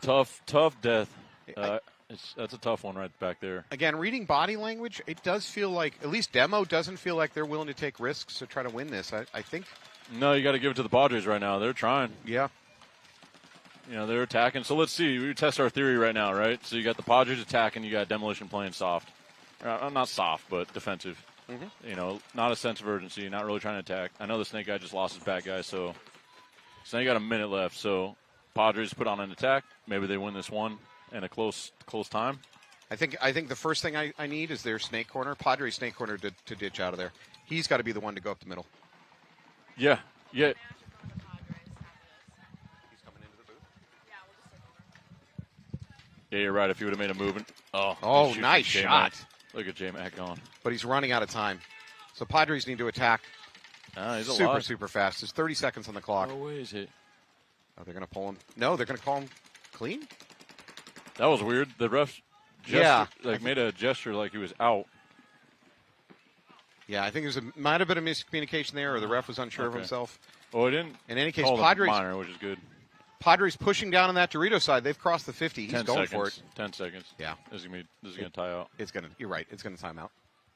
And just not see that was an example there. Just everyone kind of doing their own thing, attacking it by themselves. That's what you get there, right? If it had been coordinated, they might have been able to put it together. Yeah. Get up in the 50s with J-Mac there, and then, like you said, get that corner out of there. I think the corner If he'd have left needed to earlier, attack through the middle. he probably would have caught the snake guy before. Because you think about it, hindsight. Guy leaves the corner, shoots the demolition snake player. J-Mac never trades with the guy. Now J-Mac flies down the field, shoots two guys. Jeremy doesn't get. You see how that kind of works? A chain of events. You could have put together something good. Yep. But hopefully they go back, watch this, and they're looking like they're going to run overtime. Yeah, we're going back out there. Yeah, they put 5 minutes on there. Yeah, I guess we're doing overtime. Cool. Bonus paintball. That was good. I'm happy to be out here. It's a good competition. Great opportunity. I'm thankful for, the Toxic Teddies, Jacob giving me an opportunity just to, get in here and get some reps. So can I ask, how does a all French-speaking team find themselves based in Indianapolis, of all places? Well, they're not all French. There's two of them that speak French. Okay. And then one of them's from the UK. Or no, he's from Norway. So I think just Jacob's just trying to find bodies to commit to a semi-pro roster. Yeah. And I've kind of tried to mentor him a little bit on the side, through the season. Just, hey, you want to do these things, do it like this. Only because I've been there, done that type of thing, and it's extremely hard. And I've definitely, gave him the hard talk of, what to expect. And he understands that you're not going to win right away. But one thing I like about his attitude is he's just pushing for guys to just be there, work hard, do what you need to do to just be the best competitor possible. And as soon as he gets a collective core that he can kind of build around, then they'll start progressing and being a contender in a division like this. It's going to take time.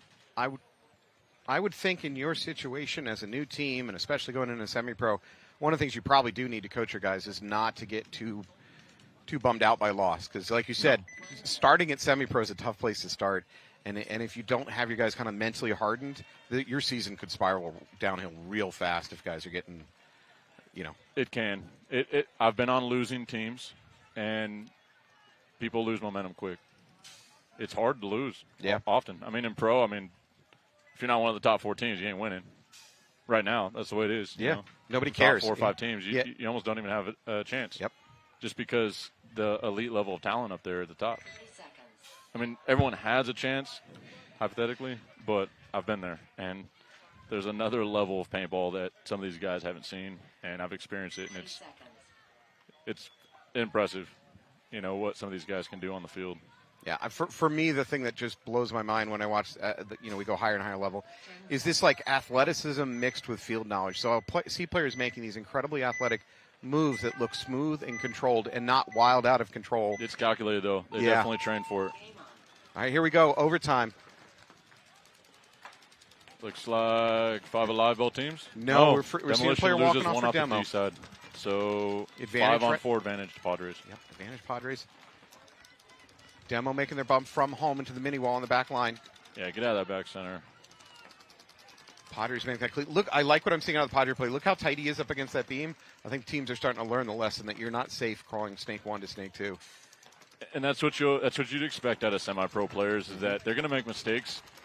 And that's what I try to tell divisional guys all the time, is the difference between pro and semi-pro, or pro in any division, is pros make a mistake once and they never make it again. Yeah, they learn fast. They learn quick.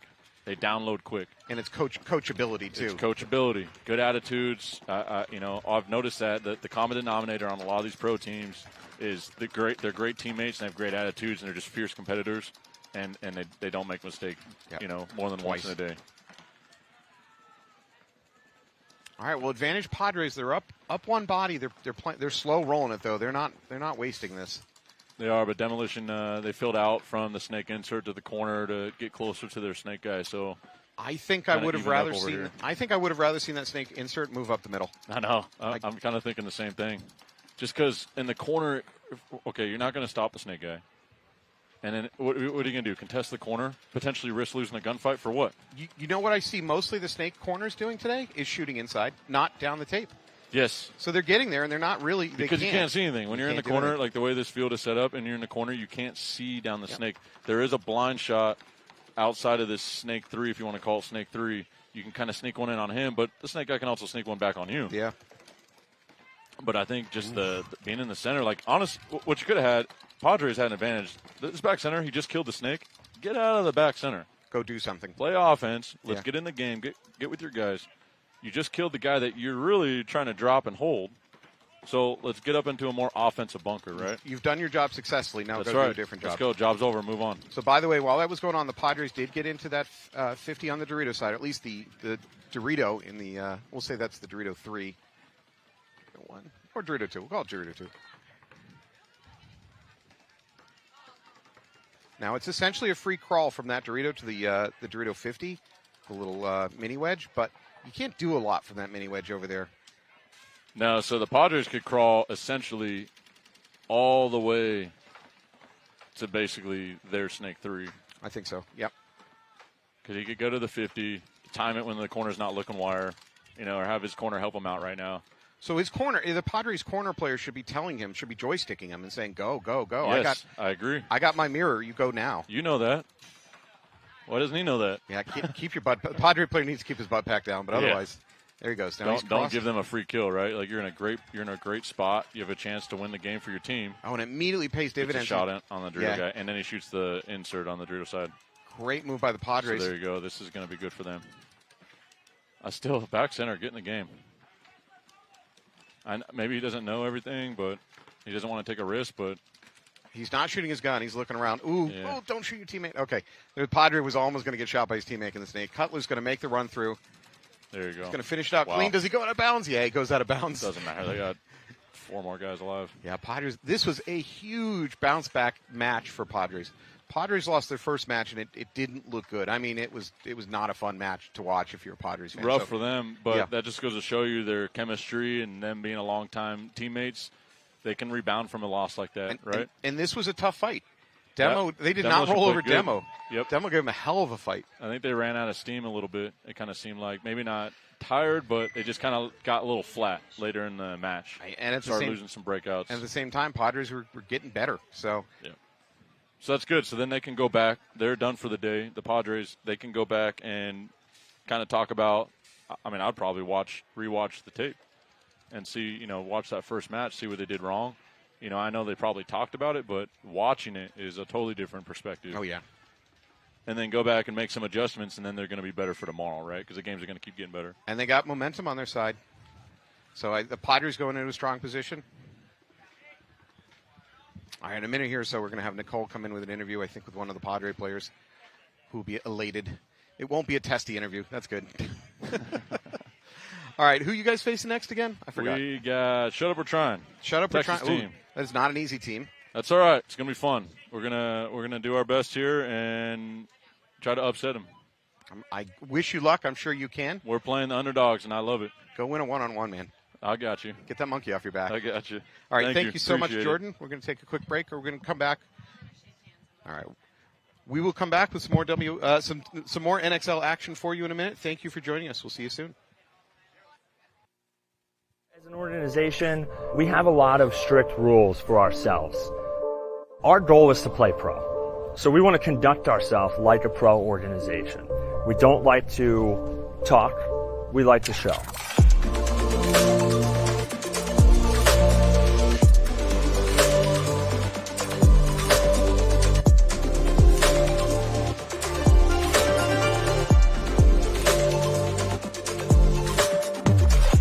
I think a big part of jumping divisions, it starts with finding like-minded individuals. So if you're playing D4 and you want to make that bump to D3, you got to be with guys who are willing to make that commitment together. And then from D3 to D2, it gets a little bit harder. And that's kind of the formula for success, is finding the right group of guys willing to make the commitment to play teams that are better than you, to challenge yourself.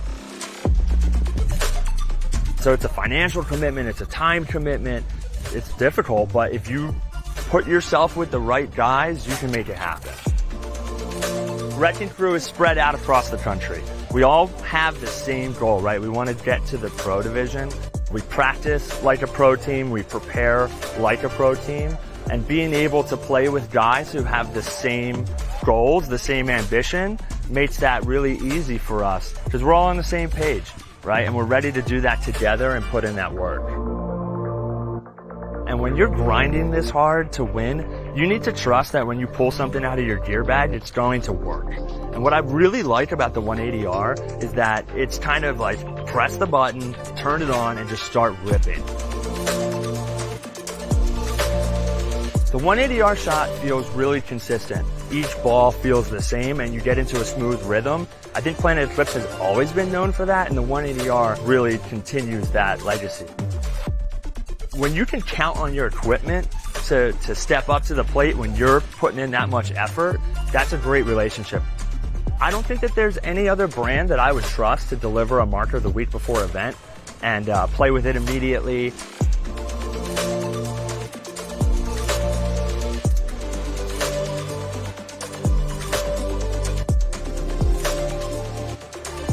When you think of a mid-tier tournament grade marker, you kind of have to think about sacrifices in your mind. I don't think we're making any sacrifices to shoot this gun. I think we're walking on the field with something that's made to win right out of the box.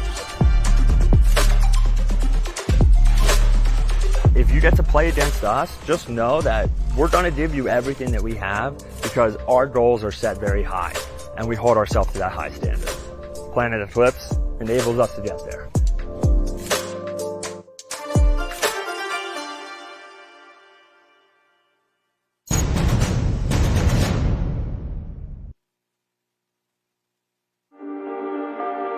I like simple with like a hint of fun, and I feel like that's exactly what it is. First thing I did, took it out of the box. Does diving into an insurance claim after getting into an accident seem scary? Titans Legal can help. We're committed to you every step of the way. All clients work with one of our founding lawyers. Don't go into a gunfight alone. Titans Legal has your back. Let us help you get back on your feet. Consultations are always free, and our fee comes from the insurance settlement and never out of your pocket. Call Titans Legal today. Follow us on Instagram at Titans Legal for details on our 180R giveaway.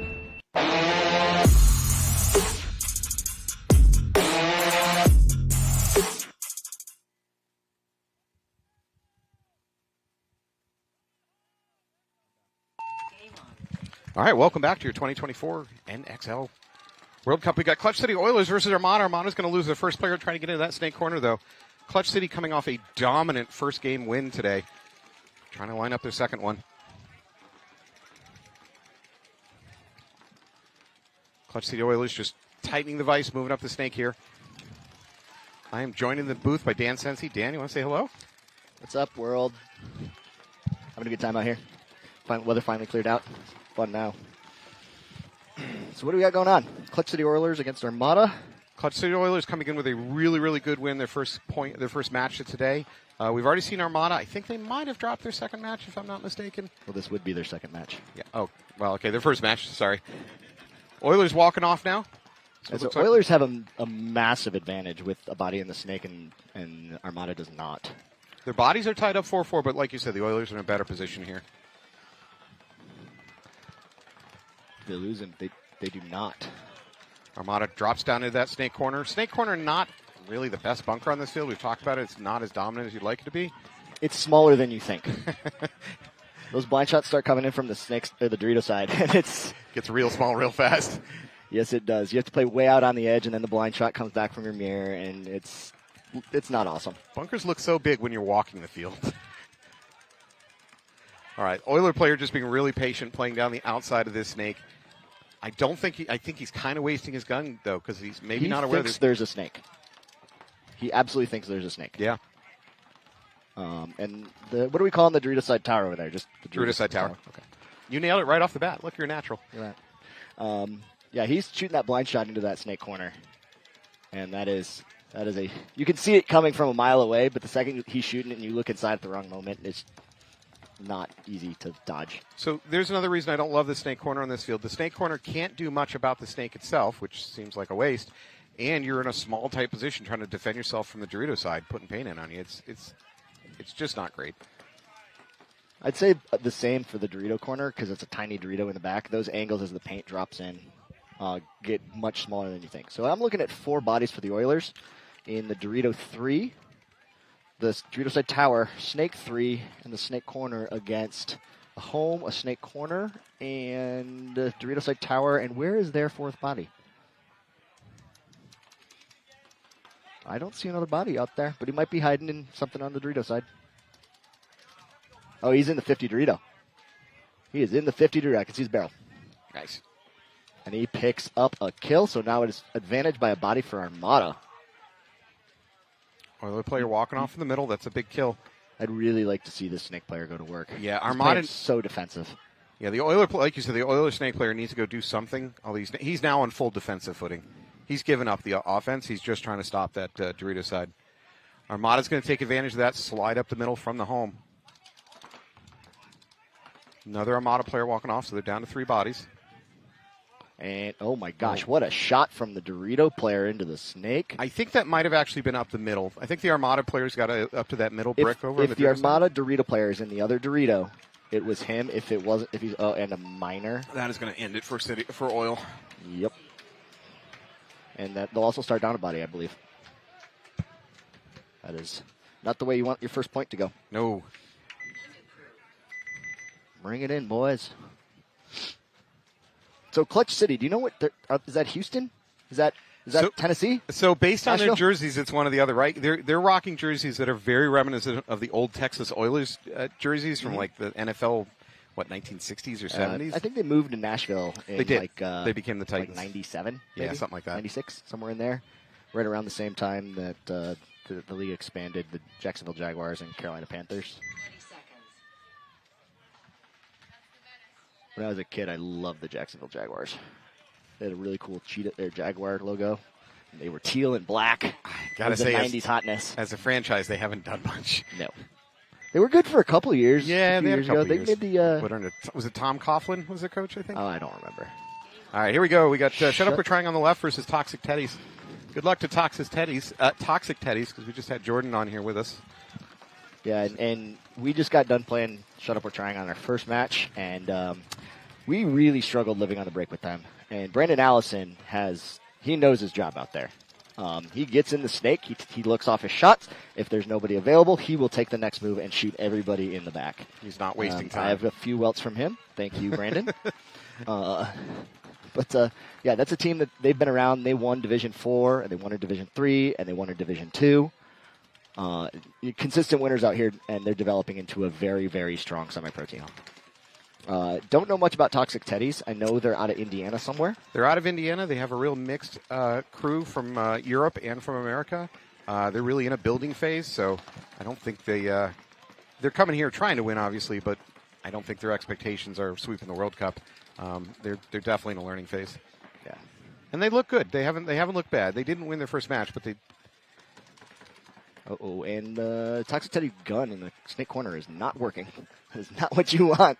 So nobody from Toxic is aware of Shut Up We're Trying has crossed into their 50. I don't even think they know he's in the snake. No. So we are looking at 1, 2, 3. So here it is. Toxic Teddies. They have lost one body for sure. I can see him walking out, but I can't see where their fourth body would be. And here we are. He's going to see the shadow, and he is just going to go get him. No, I don't think he did. So who's going to bump the bunker? He bumped the bunker. That's going to get him killed. That is going to be a spin. That's a major. Yeah. And you are out. You can't do that. Unfortunately for Toxic, that's going to be major. You just got to take your lump sometimes. Oof. It sucks, but sometimes you get shot. So, as a ref, I always tell other, when I was reffing, I'm not reffing lately, but you tell the refs, look at where the barrel is pointed for the defender. And that's going to tell you so much about whether or not you're going to be throwing a flag. So if you see a bunkering coming, and the defender's barrel is pointed the wrong way, get ready. Get ready to throw that flag. Doesn't mean you have to, but you're much more likely to call the right call. Our head ref is very gracious, very nice, as long as you approach him. This is my first time meeting him today. Seems like a nice human being. So this is a great ref crew, in my opinion. I mean, I recognize most everybody out here. Yeah, they've been doing this a while. I took the first almost entire year off. More time at home, bought a boat. Had a great summer, not playing paintball. So now you're poor, and you own a boat. I was less poor than I was when I was playing paintball. All right. But, all right, so Oilers coming out trying to get their point back. So Armada on your left, Oilers on your right. And Oilers they do have 4 bodies. Well, they got that penalty, so they're going to start down. So they were pretty conservative on the break, but I don't hear any guns coming from Armada. Are they just that quiet? Well, Armada's going to lose their first player from the snake insert. You know what? I gotta be honest. The communication so far today has not been great from a lot of these teams. Yeah, Armada It is very hard out there. Armada does get into that Dorito too. And Oilers getting another minor. It is now a 2 on 4. There is a moment when Oilers had the snake to themselves that he could have just flipped the field. But when they lost that snake insert, they lost eyes on the snake. He's in, now they're mirrored up, so they'll be able to slow this down at least some. But you can take this trade, and then they're going to concede it. Oilers going to concede out of this one. Oilers were dominant over the Padres in the first match today. I mean, just totally dominant. So nothing's going right for them in this match. Tale of two tournaments? Yeah, I guess so. So, what's the Droog party plan tonight? Go home and go to bed. What? Got to be at the field at 5:30 a.m. Oh my God! You got another super early game again? We have the same bracket. Sorry, man. It's 7 a.m. and 8:50. I don't know. It's not so bad. I'll be home by like 3. You avoid the heat. You at least got that going for you. I'm not at the field all day cooking. That's not the worst thing in the world. I'm saying my parents live right next to the Orlando airport, so it's real easy for me to get back and forth places. Super easy. All right, Shut Up We're Trying on the left. They're up by a point, which is really not much of anything. Oh, no, late player. He's not going to get to the box. And did they let him play? They should not have. He didn't tag up for the buzzer. They got him. And why would he even try? I mean, you know the why rules. Wouldn't you try? It's not a penalty to try. Yeah, I guess that's true. Out. And as you say that. No, I didn't see a flag. Okay, but in any case. I think he just got shot. Yeah. Because they are now in the Snakeside brick wrapped. Ooh, this is bad news. Yeah. Tox is going to lose their home player. That just leaves 2. The Shut Up We're Trying player needs to hear that gun down the snake because he is wrapped so hard. One of these two is going to see the other one soon enough. And I got to say advantage snake because he's in the shadows. Yeah. Here it is. Oh, there it is. You're right. He gets blown up. And he's like, where'd the snake come from? He's going to shoot him right here. There's that. Oh, nice counter shot by Shut Up We're Trying. So, is that Brandon again? Can't tell. Brandon's a good player. Brandon's a real good player. He's tough to deal with out there. So I'm fairly certain this is the last Toxic player. I'm not sure about Shut Up We're Trying. Do they have another body? I see 2 bodies, Snake Corner and Snake 3, 4. Okay. All right, so this is a 3-on-1. Looking at the Dorito side, I don't see anybody, but again, it's tough to see that Dorito 3. No, you didn't, sir. And if you did, now you did. There we go. All right, so Shut Up We're Trying is going to go up 2-0 on Toxic Teddies. Yeah, and they are the number 1 seed in the bracket. I think they're sitting 6th overall in the league. And obviously the top 4 are in their own little world right now. Shut Up We're Trying is coming in 15th overall for the weekend. All right. I'm but they've had wildly wrong. No, that's okay. I don't remember any of this. I have to look it up. So they had a rough Vegas event, getting better at the Lone Star Major, about the same at the Mid-Atlantic Major, and then a real nice push at the Windy City. They did. So that's probably what I saw when they got 6th place. 6th place at Windy City. Okay. So they're on an upward trajectory. We'll find out how upward by the end of this weekend. Well, those top 4 teams are really good at paintball. It just doesn't feel like enough matches to really prove how good you are at times. It just sometimes these weekends, they're over so fast. You're like, well, we just had 1 or 2 bad breaks, and now we look like a bad team. And That's how it feels with us. But I think we got mercied both. Only won 2 points each. Maybe only won 1 in the second match.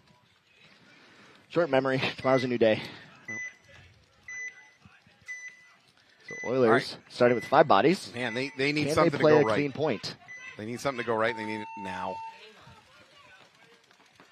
All right. Relatively conservative. They do take the snake on the breakout. I think 5 alive for Oilers, 5 alive Are they for both listening teams. to us? Finally playing it more aggressive. Nice. Like that move. Going to come in. He should have a shot on this tower here. He's going to lose his but he doesn't insert see player, it. so he's playing the snake all alone.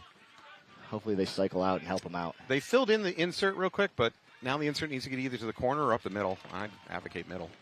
Honestly, playing the middle as a snake support where you're talking to each other 10 feet apart is really, really nice. It feels so strong. You're like, hey, I got you. Yeah, Armada tries their own fill up the middle, and that ends in tears. That did not go well.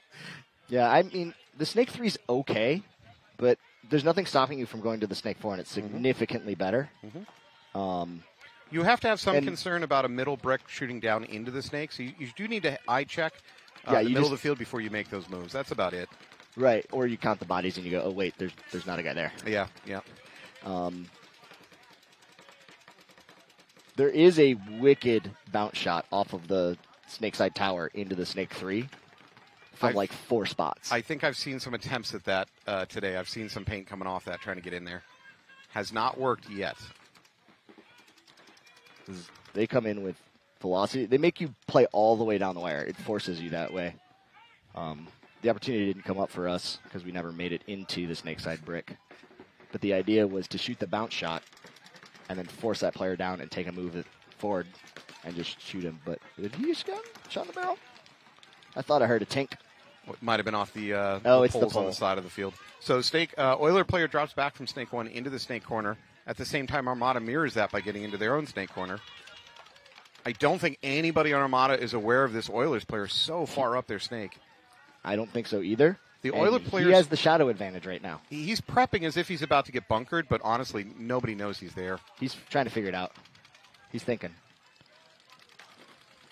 He'll figure it out as soon as the Armada player shoots his gun. He'll be like, he's nowhere near me. And they'll probably set up for a shot, come over the top, and shoot him in the top of the head. He should. If nobody's coming to bunker him, he should probably look cross. See if he can pick up a quick, easy, cheap kill. No, I don't right now. Because they're in the Dorito 1, the center wing, now they know. Yeah, now they know. But he had a window there to look Dorito side and just look for something. Look for any cheap, easy, quick kill. Now he's locked into a really close-range gunfight, which he has no advantage in. Yeah, and Shadow. Oh, wow, that is bold. Oh, wow. Okay. Is he going to stand up? We'll take the trade. And you pretty much know that's only going to be a trade. So if you're Armada, was that worth it doing that? I think so with the body advantage. I think True. they have 2 on the left, 3 on the right. Get him out of a dangerous position. And, well, the Snake is incredibly dangerous because if you have a bad death there, then they're just going to go shoot everybody in the back. I mean, I suppose the other answer for the Armada players jump the highway and maybe. Take I thought he would just check off, stand up, and shoot him over the top. Oh, that's a fat bunker. That's tough to do unless you're really tall. Nah, you just jump over it. You have confidence in your athleticism. I do not. No, it's just I don't care if I get hurt.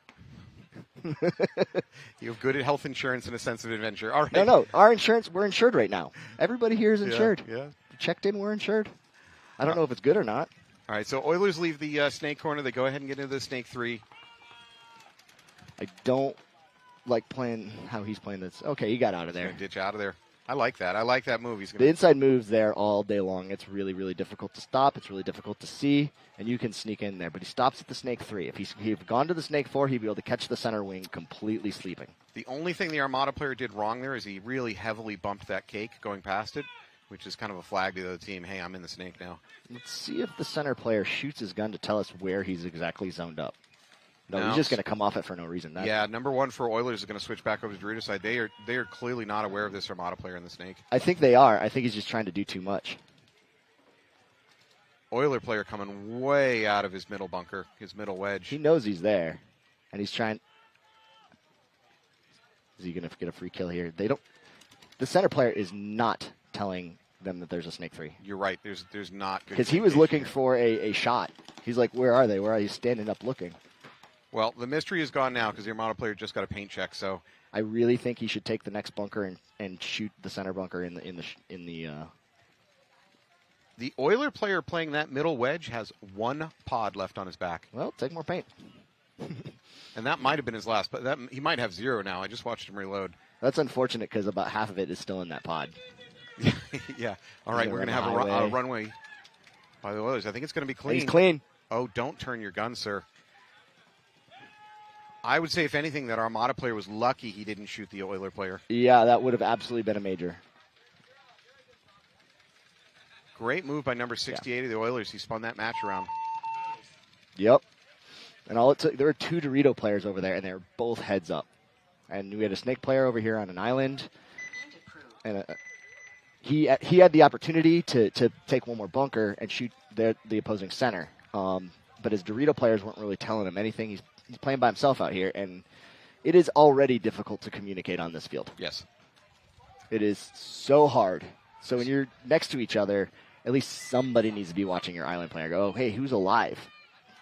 So give credit to that number 68 for the Oilers. Oh, absolutely. He just took what could have been a 0-3 deficit, spun it back to a 1-2. That was a 3-on-2. Deficit. That he just shot all three last players. I'm talking about points for the match. Oh, okay. Right? They were down 2-0, and he just took it on his back to win that point essentially by himself, which brings the match to at least 2-1 and keeps them in it. Because at 0-3, the Oilers would have been pretty much out of it. This field is fast. And that was a long, long point. All right. Looks like Toxic Teddies lose a player on the breakout. Shut Up, We're Trying clean. 5 out. Shut Up, We're Trying doesn't even really attempt to get into the snake, though. No, Toxic going to lose their snake insert. There we go. Shut Up. So he did get in there on the break, but he kind of played it real slow. I think he maybe took a bounce. Okay, you're right.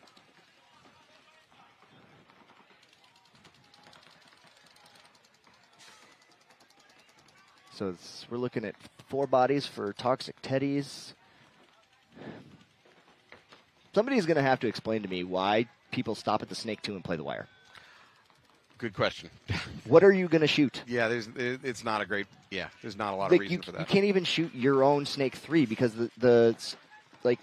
everything is in the way and it's all inset, right? So every time you play the wire, you're expecting that snake to step out of their bunker 3 to 4 feet. Trying to get shot. Yeah, it's just. Doesn't make a lot of sense. Shut Up, We're Trying bounces out to that snake corner from the snake insert. See if the communication gets across the field for Shut Up, We're Trying. The Toxic Teddy snake player in the pink beanie was gunfighting pretty aggressively with a Dorito 2. Toxic makes a bump into their D. I guess we're going to call that the D1, the D corner. D tower, D1, D2. So he's in D1. If he can get to that D2, it's a free crawl to the 50, although the 50 is not super effective on the Dorito side on this layout. No, if they're not looking at you, you pass it and wrap it. Yeah. If they pick you up, you just got to be patient. You know. Oof. I don't know where that paintball came from. All right, Obviously, the Dorito side. That is a big loss for Toxic because, frankly, right now, Shut Up or Trying is free to go as far down the snake as he pleases. Yeah, and again, if having been on the receiving end of that, it's not fun. Yeah, I think it's just the home. Oh. Home is now trying to get out to the snake. So they know, and the snake player should know, because the snake corner for Shut Up or Trying is calling it. No, Toxic is going to lose their snake So corner. they have a Dorito 2 only now. Yep.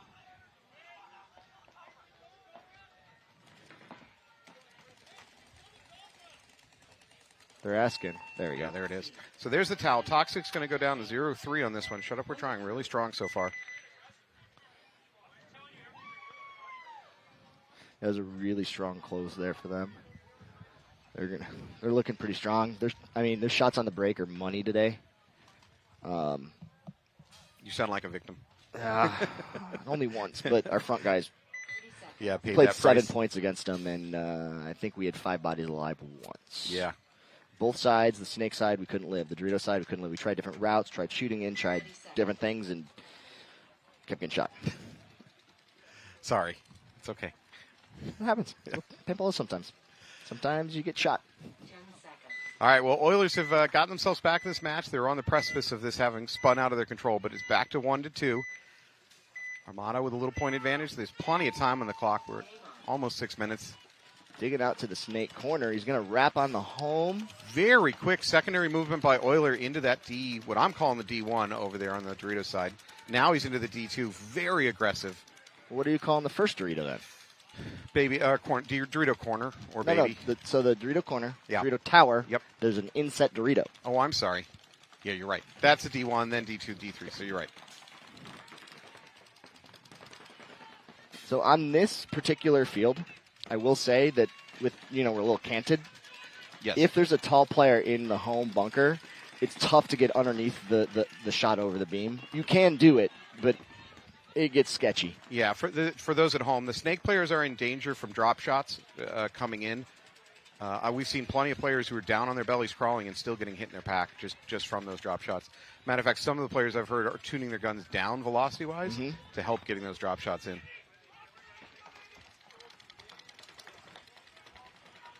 Wind is starting to pick up. That doesn't matter much except for a lot of the information you get when you see a bunker moving to tell you there's a player there is now washed away. So all the bunkers are moving. You can't go, oh, there's a bunker moving. Yeah. There's a dude there.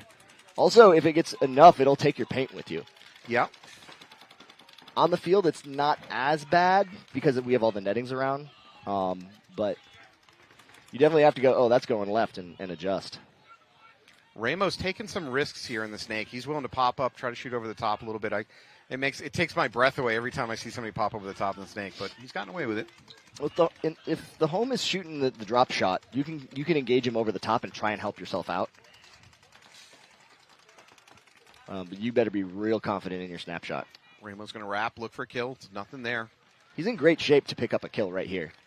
There is the Dorito side wing. Oh, puts him in. He was able to put him in. And the Oilers are doing a good job moving off of this, right? So Ramos is drawing some attention. The Oilers do a good job pushing the Dorito side now.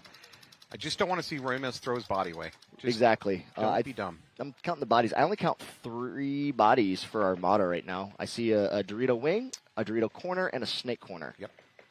So, and now they're in the Dorito side brick as well. He's in great shape. Oh, there is a snake player. Yeah, so you've got 4 snake bodies. corner, that mini wall in the back line. Is he going to set a trap? He's looking for it. Is he going to go? Is the Armada player aware of the presence of the Oiler here? I would say no. Well, they didn't. They know now. That was Now the intense. Armada player is He's under gonna a go get lot him. of pressure. He's going to take the trade. Or is he going to get... Oh, he's going to get cute? Okay. No, I think he's doing the right thing. The Armada player is doing the right thing. He's just putting his gun up, waiting So, for bunkering. Well, based on the bunkers that are out there, there's a Dorito corner and a Dorito... Oh, the snake player loses a gunfight Yeah, to the center. Armada player was playing back off of the mini wall, which is great for protecting himself from a run through, but then to try to come over and shoot crosswise, that was not a good gunfight to engage in. There's still a snake corner for Armada, so Ramos does have to be aware of that, but he's only a threat if he steps out super wide. Right now he's applying so much Takes a hit in the hand. Dorito corner shot him. That's exactly what we talked about. I wanted to see Ramos just be a little bit more conservative, let his back players do some work. Well, with them in the Dorito brick, they would have been able to, apply so much pressure. Armada's doing a great job of just absorbing that pressure right now. And I'm counting 1, 2 bodies for Armada, and maybe one more in the Doritos.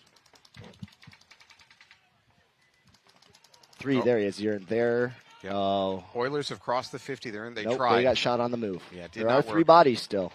Tried to take the D2 away from the other team. Didn't work. So I believe the Dorito corner shot him. So we might be on a 2-on-3 I think now. we're on 3-on-3.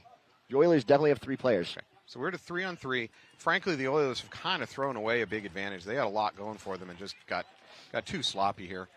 Doesn't mean they're not going to win it, but they could have been winning it. Dinked out here, dinked out there. The Ramos was wrapped shooting at the the Dorito side wing, and the Dorito corner was just like, hey, I'm going to shoot you out because he wasn't pointing his gun at the biggest threat. So we're under 60 seconds. Armada just needs to run the clock out to win this thing. Oilers are the ones that got to push. They got to figure it out. They've lost track of this Armada player in the snake. They don't know he's there. Yeah, he could go grab an extra point real quick. Knows now. Oh, they know now. Yep. He needs to. But they needed a kill. They don't just need to know he's there because they're under 30 seconds. They're losing the Dorito side. Oh, Oilers are going to get a minor for talking after hit. Oh, that was rough one. That was rough. That was. So, yeah, I'm sorry. Number 11 for the Oilers just couldn't help himself. He was yelling, "Get him out!" Or he's hit after he was arguing for the penalty because they traded. That was not good. I didn't see both of the paintballs hit each other. I only saw the Armada snake player get shot, and he did shoot his gun for 3 to 5 paintballs again.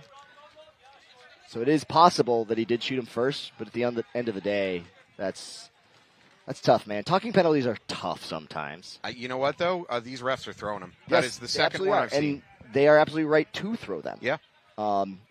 It's just like you're trying to advocate for yourself and for your team, and the refs are like, I'm not having any of that. I think some of it comes from these teams are coming from all over the U.S., right? Even some coming from all over the world. And there's kind of a different standard in local areas. Some reasons players can yell, "Yeah, get him out," and the refs don't really do anything about it. They just tell you to get off the field. And then you come here, and the refs are like, "No, that's a flag," and they're right. You're just not used to it for the area you come from. So I guess you need your coach to tell you how the refs are reffing. Yeah, like talking. In my opinion, I'd like to see talking penalties that don't actually affect the outcome of the game. To be mostly guys, here's your warning. You do it again like that, now you're getting a penalty. Yeah. If you're over there giving the old gun up as you run by a player, that should immediately be a penalty. So the talking after hit penalty, for me, I think it's mostly about keeping things under control. Because as a ref staff, if you allow the players to keep running their mouths after they're hit, the whole event kind of spins out of control. And sooner or later, you just feel like the refs are no longer in charge. I'm 80% sure I got a talking after hit penalty. Today? And I didn't say a thing. Today? Yes. Okay. I slid into the snake one, and I thought I got bounced in the top of my head. And I look over at the ref, and I go, and he's like, "You're out." And I go, "Okay." And then I look at, because I give the old touch. Yeah. And there wasn't any paint there. We'll finish that up in a second. Okay, so they are in this brick, and that is real aggressive. Right now, in a gunfight situation, at practice, the snake was winning this gunfight more often than not. Now, the toxic brick player has gun dominance right now. The shut up or try player, number 17, is going to have to come out directly into a gun. Yeah, but he has 5-6 spots to pick from. The brick has 2. Yeah, true. So he has to guess right. I mean, we decided at practice that it's not even worth gunfighting that guy roll all the way back and wait till he's confident and comfortable and just pick him up on a sloppy move. Because you can shoot way down on them. You can see they can't hide from it. You can see the groundwork. You can see the bottom corner of the bunker from there. Toxic now pushing up to the left side Dorito. I don't think it's going to work. He's going to get picked off, though. Toxic does have a snake. Now there's going to be a run-through attempt. That was not completely unnecessary. Yeah, that was not a good decision by Toxic. You know there's a snake player there. There's a ton of time on the clock. You're not desperate yet to do stuff like that. Like you said, you knew there was a snake player waiting for you. Brandon will hear his gun. Uh-oh. But he got him anyway. Yeah. I thought that shot was going to give him away. It did not. Clean, and I love the fact that he dives right into the next bunker. He doesn't try to keep running down the tape line. Too often I see a good bunkering move, and the players are almost shocked that they're alive, and then they just run right into a gun because they don't have a plan.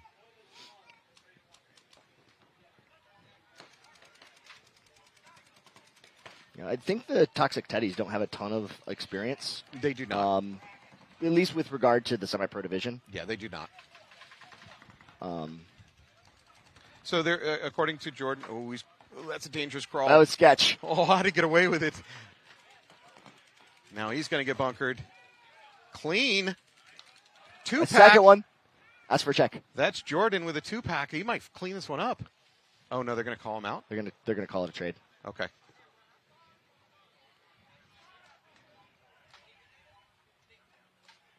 I'll have to watch that one again later tonight.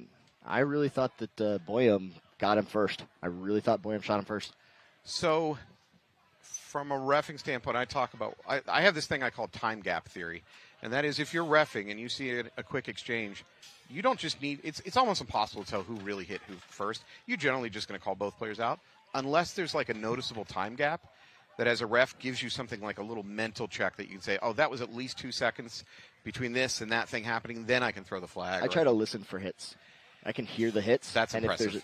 That's impressive then. But in any ways, if you hit the other guy first and it's within a second of each other, it's just going to be a 1-for-1. Well, my argument here is that the Shut Up We're Trying player got shot in the chest and Boyum got shot in the back of the arm. So, you see what I'm saying? Like, It's real difficult to shoot a dude and then come and then you get shot in the arm. Even if it's within, a tenth of a second, 2/10 of a second. That's a weird position to get shot in if you're not both shot in the front. Right. Yeah, true.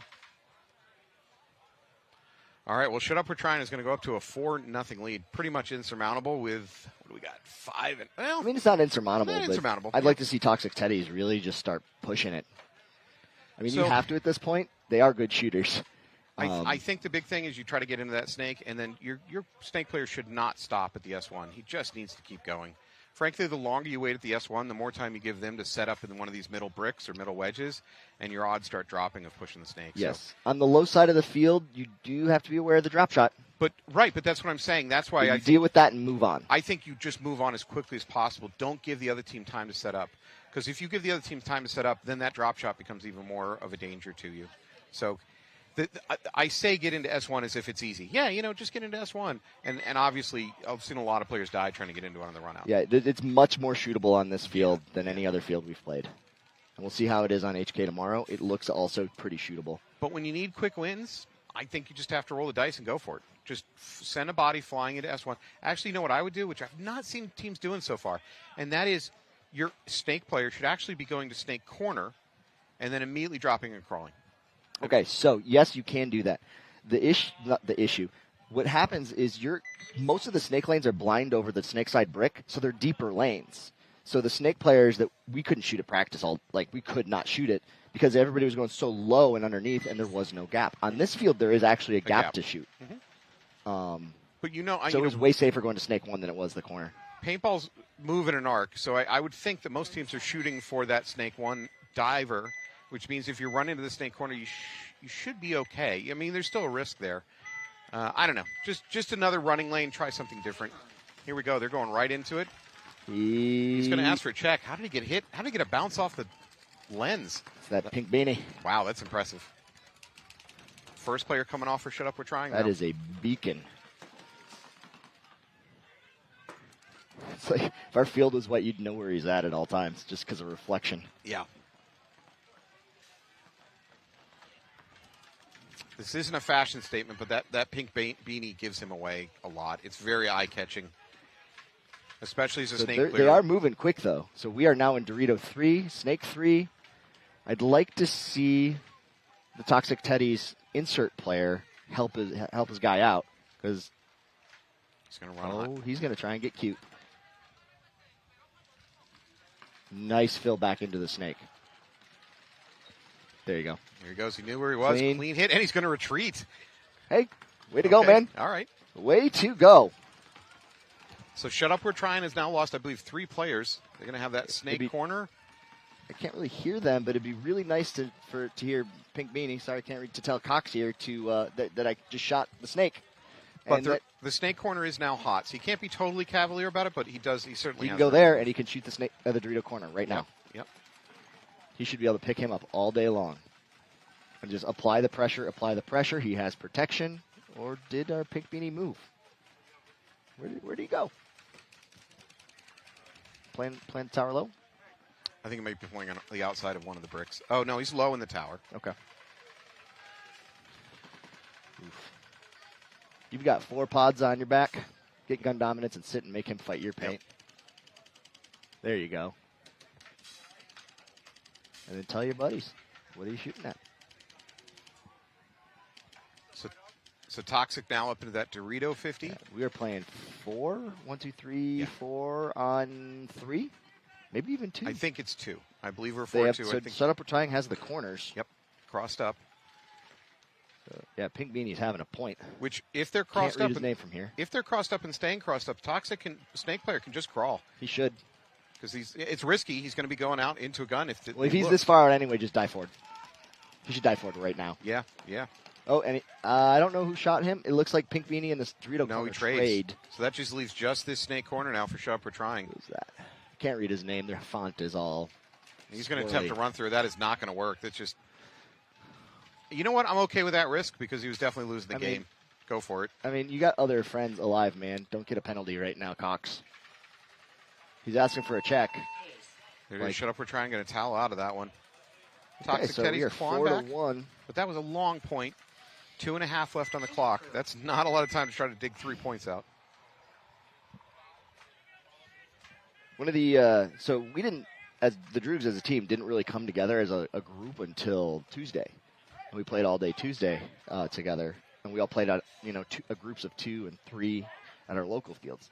One of our players was down at Prime Paintball in Alabama. He said that the pros their average point was like 44 seconds. Jeez. So going off his word, wow, plenty of time. Wow.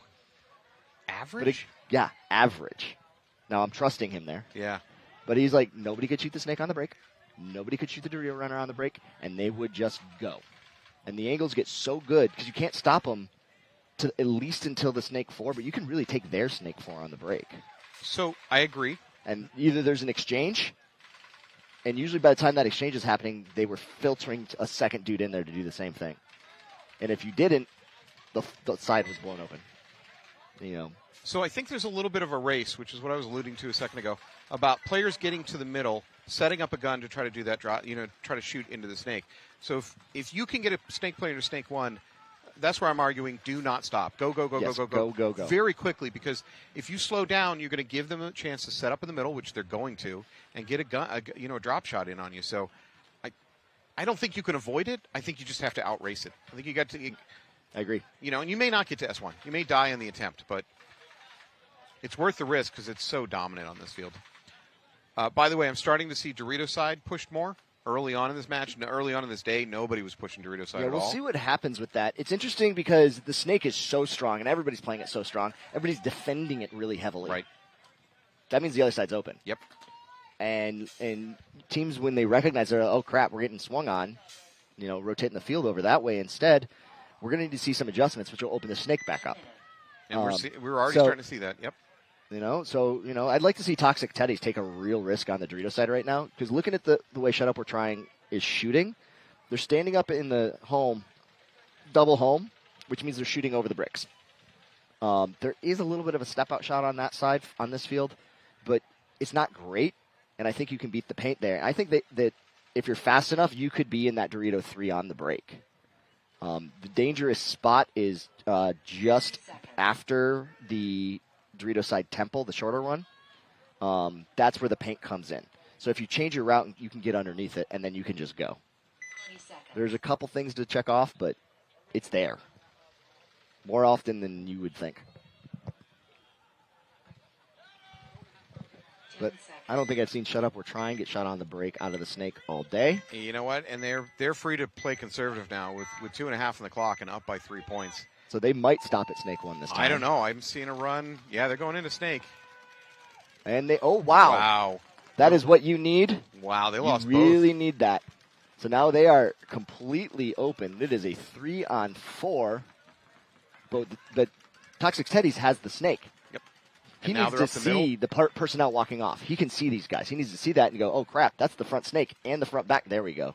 Toxic Teddy's in the center brick. Well, Shut Up, We're Trying has the clock on their side. They do. Toxic has got to go. They got to rattle off 3 points in 2 minutes. They cannot. You should not be kneeling. Yeah, him and the snake. He's scared of getting shot. He needs to just go. Get low. He's looking for a gunfight right now. At this point, the risk reward is the clock is you're going to lose to the clock. So go. Screw the risk. Just go.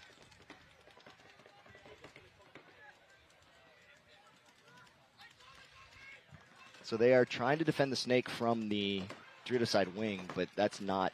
You don't need to gunfight that. Shut Up, We're Playing. It's so far away, and he's on his knees. The paint doesn't come at the right angle. You could lay down there all day, and it'll never hit you, unless he has his gun at like 230. Shut Up player just crept, and I mean crept from the Dorito side tower up to their inside Dorito. Just okay, so he's in the Dorito 1. Oh, there might have been a chopper shot there on this Toxic player. They're calling him out. He might. Oh, is he going to get a minor? Ref, he didn't shoot his gun. He posted up. He's not going to get a minor. He also didn't leave the field. No. So. That's a judgment call. That's a ref's call. They can do whatever they want. You know, if you get shot in that and you're down points and you're trying to make something happen, sometimes business decisions are made. Yep. That's a good way to put it. I'd like to see Toxic Teddy's come out of here with another point. But, however, the field is getting turned here by Shut Up. They just broke open the Dorito side. I think this is Cox again. As soon as they had the 2 count and knowing that it's double home and a Dorito player, he needed to just go shoot everybody in the back. It is not Cox. It is, I can't, again, read it. The font's tough. If you're Toxic and you just broke out 5 alive and you watch 2 Shut Up players immediately walk off from the most important side of the field in the snake and you still end up losing that point, that is just gutting. That is disheartening. It's just gutting. I'm sorry. Yeah, I haven't seen any of the pro matches at all today, so we'll see how they're playing it a little bit. But right now, my opinion is if you are in the snake and they are not on the snake wire, you should be in their snake 1. Their snake 1? Their snake 1. I'm not joking. Okay. They'll never see you get there. If they're in the snake corner, for the most part, they can't. Not. Okay, we'll just go down the scenarios. If they're in the snake corner, they really can't stop you except for a brief moment when I think you're going around maybe the snake 4. You're at a little bit of risk from snake corner, but not much. There's a little bit of but again, if you're low enough, you should be able to get it. Yeah, it's not a huge risk. But let's say they're actually in the snake. If you have bad guys in the snake in front of you, again, for the most, and I'm agreeing with you, for the most part, you're protected and you can make those crawls. So I'm with you. I don't think players are being aggressive enough about pushing the snake. The only thing you have to worry about is, not the only, but the biggest thing you have to worry about as a snake player is, are they in one of these middle bricks, middle wedges shooting down into you? Honestly, it's only the center brick, or the snake side brick. Yeah. You can put paint that way from the other 2, but because of the angles, the paint comes in too high. Yeah. Because you can't get your gun physically high enough to shoot down. There, you're close enough you can see the ground from there. Mm-hmm. I will add, I have seen some drop shots from the home into the snake. Yeah, that one's around the snake 1. Yeah. And you can fight that one. You can snap shoot at that guy. If you're a decent gunfighter, you can find your way through that pretty consistently. Because again, cans are not fun to gunfight out of. They are very difficult. Mm-hmm. You've got a 5-spot bunker. He has a 1-spot, 2-spot bunker. And he can't really take a knee because the second he takes a knee, that paint's too high. Yep. So really in that moment. So it's you can pop the top for 3 paintballs, and if that paint stops, you can just shove off and go. Yeah, I think we're in agreement. I think we just need to see snake players be a little bit more aggressive in their pushing. I mean, even if you're exchanging bodies, that means their snake player's out too. And it's a war of attrition. So shut up, we're trying. All right, Toxic throwing bodies at the Let's middle. go. I like this. They're going to cross the 50 just because why not? Let's go, baby. I think that's clean. He got that one clean. I think that's Jordan or Dylan Boyum there. No surprise there. And now they're just trying to find ways through the field. Go, go, go. That's it. I appreciate the push. Absolutely. Would have liked to see that point a couple minutes sooner. Oh, one of the Toxic Teddies is arguing for flag. It's totally irrelevant, my friend. You're down 5-1. Yeah, but it doesn't spread's matter. a thing. Yeah. You know, I mean, we got mercied twice, so we know that our spread has to be good tomorrow to even have we have to win both, and our spread has to be awesome. We need 2 mercies just to be even, just to be 0. Just to have a chance to sneak in. So we need other 2 and 2 teams. So step 1, win our matches. Step 2, other 2 and 2 teams need to have a negative margin, and we need a 0. So.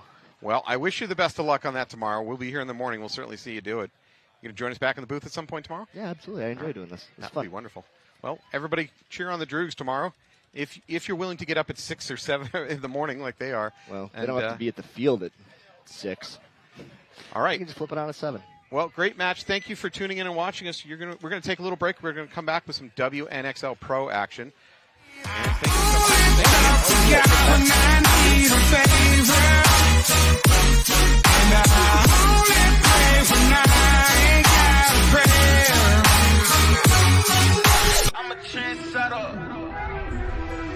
I'm a trendsetter. Okay.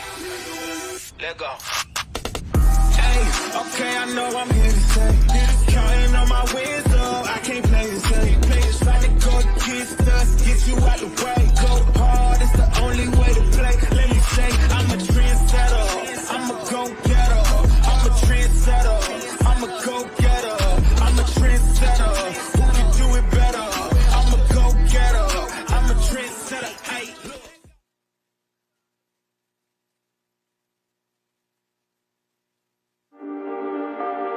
I like simple with like a hint of fun, and I feel like that's exactly what it is. First thing I did, took it out of the box, ripped it a little bit, decided, I'm gonna adjust the trigger a little bit. It was smooth, like super smooth out of the box. I feel like it was like very like darts, you know what I mean? Sometimes you have like a drop shot, or sometimes you have like a longer shot. I feel like it was there, like where I was aiming, it was like very just like quick point missile shots, right on the money. One of the most appealing things I think also to me about the 180R is just like how it feels in my hands. Certain guns where like the back grip and the front grip feel like too far apart, you know what I mean? Or it feels too long. Full tank and full hopper, it feels very light. Airing up and degassing, I felt sometimes you want to push your gun in and you have to like force the click. I feel like on this thing it was just like butter. My name's Krista Titus, and my favorite thing about the G-Tech 180R is definitely how fluffy it feels in my hands and while I'm shooting.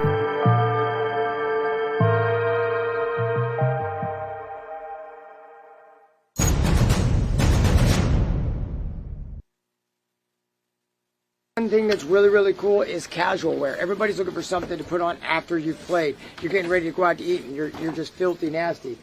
We have our Hydra Lights. This is a very lightweight, very casual, basic pant. Just a small logo design on them. I wear them here. It's designed to be just a really good, comfortable, casual wear to go out on the city, have a good time.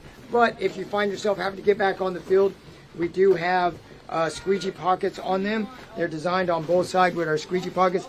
This is an abrasion resistant material. They're not as durable as my Hydra Skins, but they're going to last longer than any other casual pant out there. You're going to see a lot of our players out there playing in these pants because they are designed to play in, but mostly they're just designed to look good when you're out and about. There's no need to be super loud, when you're out with all the big paintball designs and everything. This is very discreet. You can wear it out. Good to go.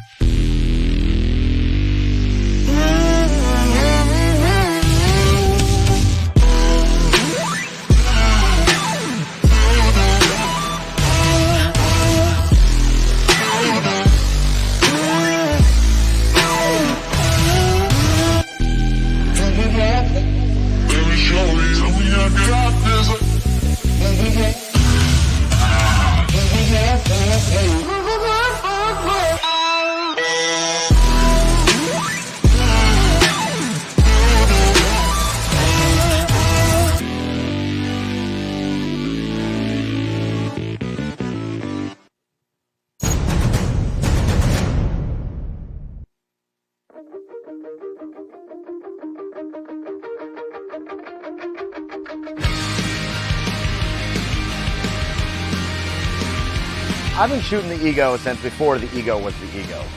When Planet came to us and they had their trigger, essentially what they had for the E-Blade. Welcome back to the 2024 NXL here in Kissimmee, Florida. I am here with Logan. Logan from Shut Up We're Trying. Logan, you want to introduce yourself? What's up, guys? I'm Logan Hansel from Shut Up We're Trying Semi-Pro. Mention a sponsor. We play at Paintball Fit, Hydra Fit, GI Sports. There you go. And here we go. We launch into a Greenville Growl versus Texas Demo game. Here goes Texas Demolition into the snake, shooting inside. This is Devin over here, Devin Lopez, quick little snake player. Demo has looked good so far. By the way, I think their snake insert player got away with a bounce. For sure. Not cheating, just literally got a bounce. Greenville Ground responding themselves, getting into snake 2, snake 3. They just lost their D-side player, both of their D-side players. Yeah, it is falling apart for Growl over there. If Demolition capitalizes on both those D-side players dead, the game's over in 30 seconds. There they go.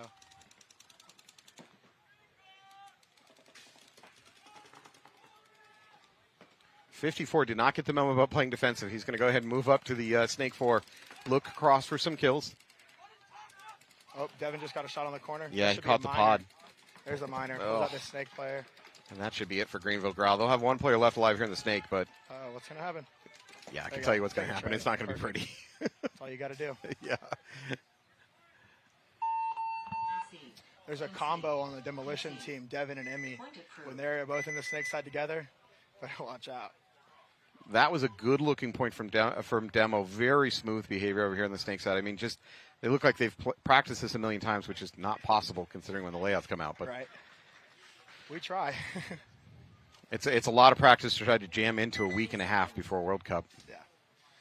Yeah, we're lucky enough to play at a Paintball Fit, so we get Wednesday nights, Friday nights, Saturday, Sunday. We get a lot of ball in. You guys got player trailers so you can sleep there yet? That should be the next. No, I wish. No. That's the next move. We did camp out one night, though. Did you really? Yeah, I slept in the bed of my truck. That's dedication. Right. All right, here we go. We got Gestures and against the Saints. Both very good teams playing so far today. This is a pretty evenly matched. This guy just got shot. Oh. Yeah, this is a pretty evenly matched game right here. Saints are going to be more aggressive than the Jesters, but the Jesters have really, really good defensive guns, so they'll be rolling their guns the whole time.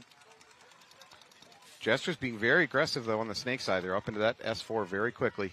He's going to wrap, look for a kill. That brick is a danger. That middle wedge. There it is. Oh, Jesters lost a D-side player. Down to 3 over here with the Jesters. Saints respond by trying to get in the snake corner, but I don't think the snake corner can do a lot to help his snake player. Not really. Only if they're trying to come to y'all's side.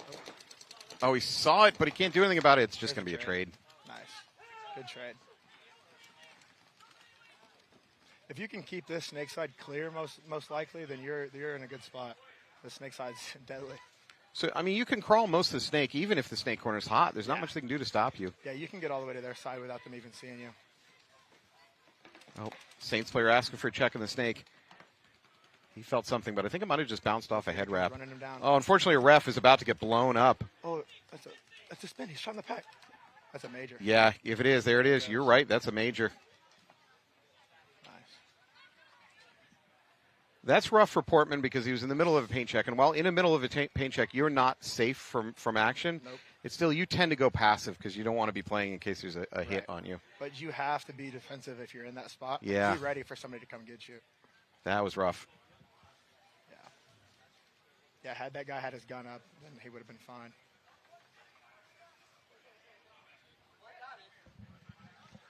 Well, I'm not entirely sure if the Saints had the bodies to fill that. We'll find out if they have to start four on. Jesters still have a body over here on the right. Yeah. They just need to recognize the situation and walk it in. Yeah.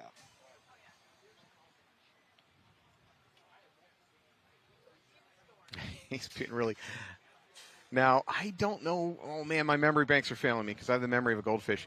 But we watched earlier today a player not aware that it was a one-on-one, kind of in this situation like the Jester is. Eventually, the player got very confident that he was all alone on the field, and he just walked right through a player waiting for him. I mean, it was just brutal. Yep. Nobody had shot at him for like a minute, so I don't really blame him for assuming nobody was out there. But If you're all alone and nobody's shooting at you, you got to expect at least one person alive. It's so scary, isn't it? Yeah. I'd rather have like two dudes shooting at me than nobody. Yeah, you're going one by one, bunker to bunker, just making sure that nobody else is alive. It's terrifying.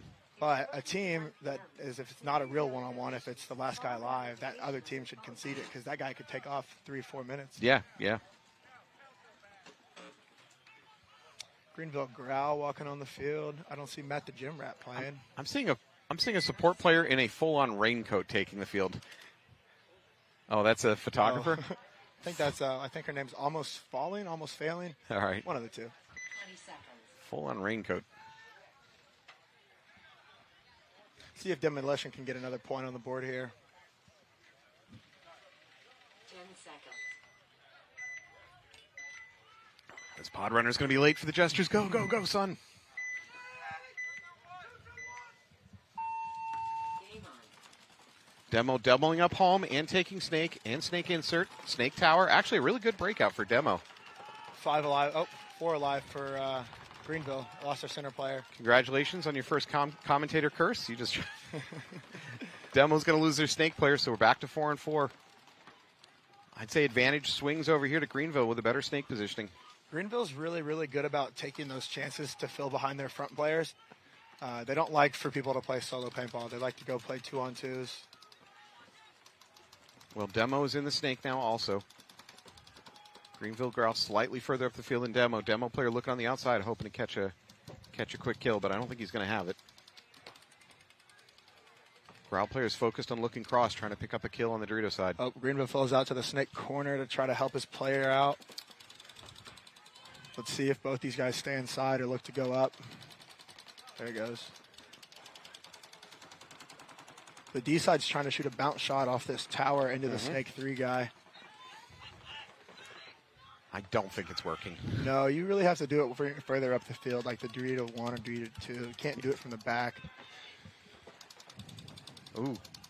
Diller almost had his head taken off there from the Dorito side.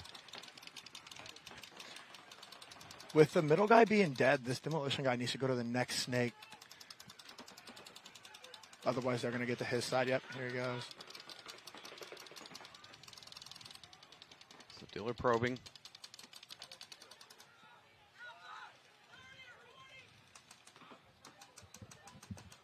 I don't know if he knows that he's there. No, the Demo body language says that they're not aware at all of Diller's position. Oh, he's about to get.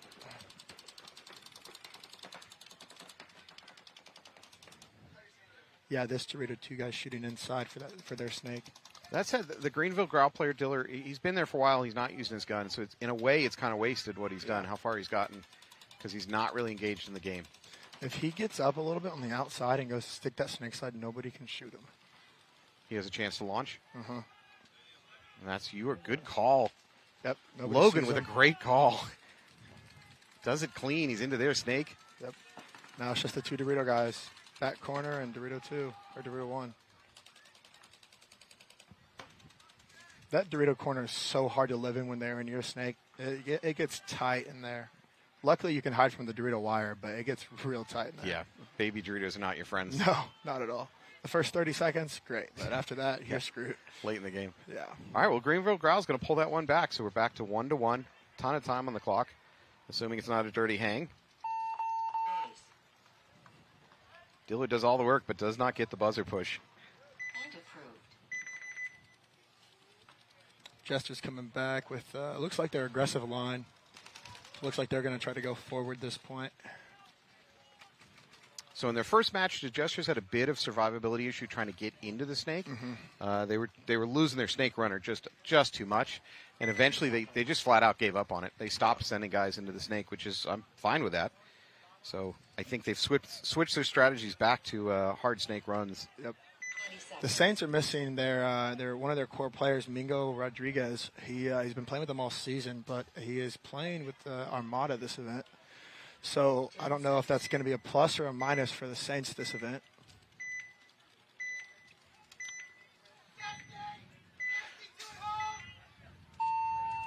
Double the back center. Wow, a lot of gun heavy for the Saints. They're going to lose their center guy running up the middle. Dorito guy's already in the tower. About to go up into the Dorito 1.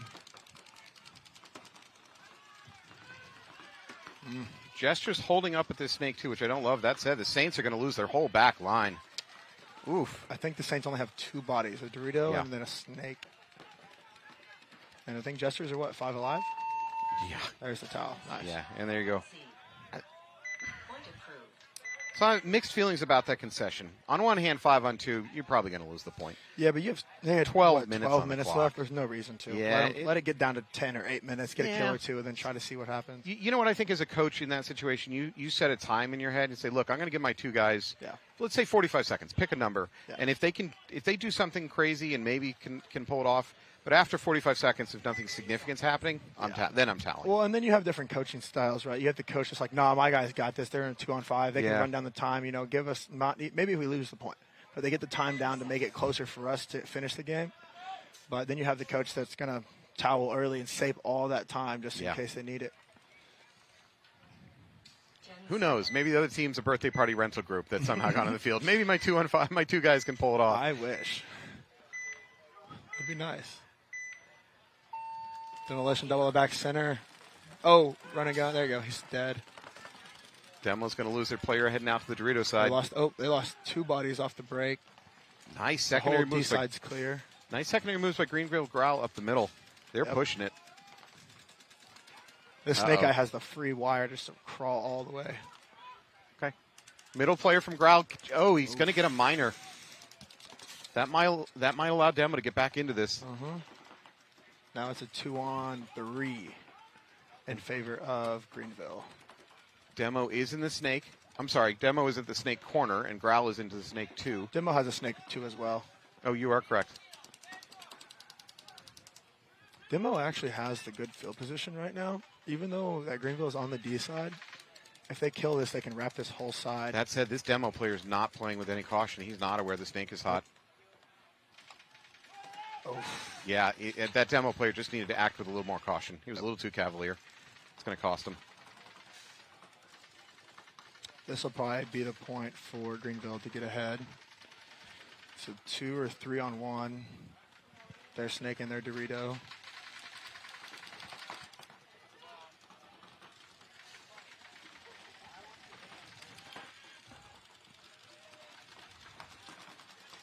Demolition guy's fighting for his life over here. Oh, he's out. Yeah. So Greenville's going to be up a point with 9.5 minutes left. That's nice. Good time.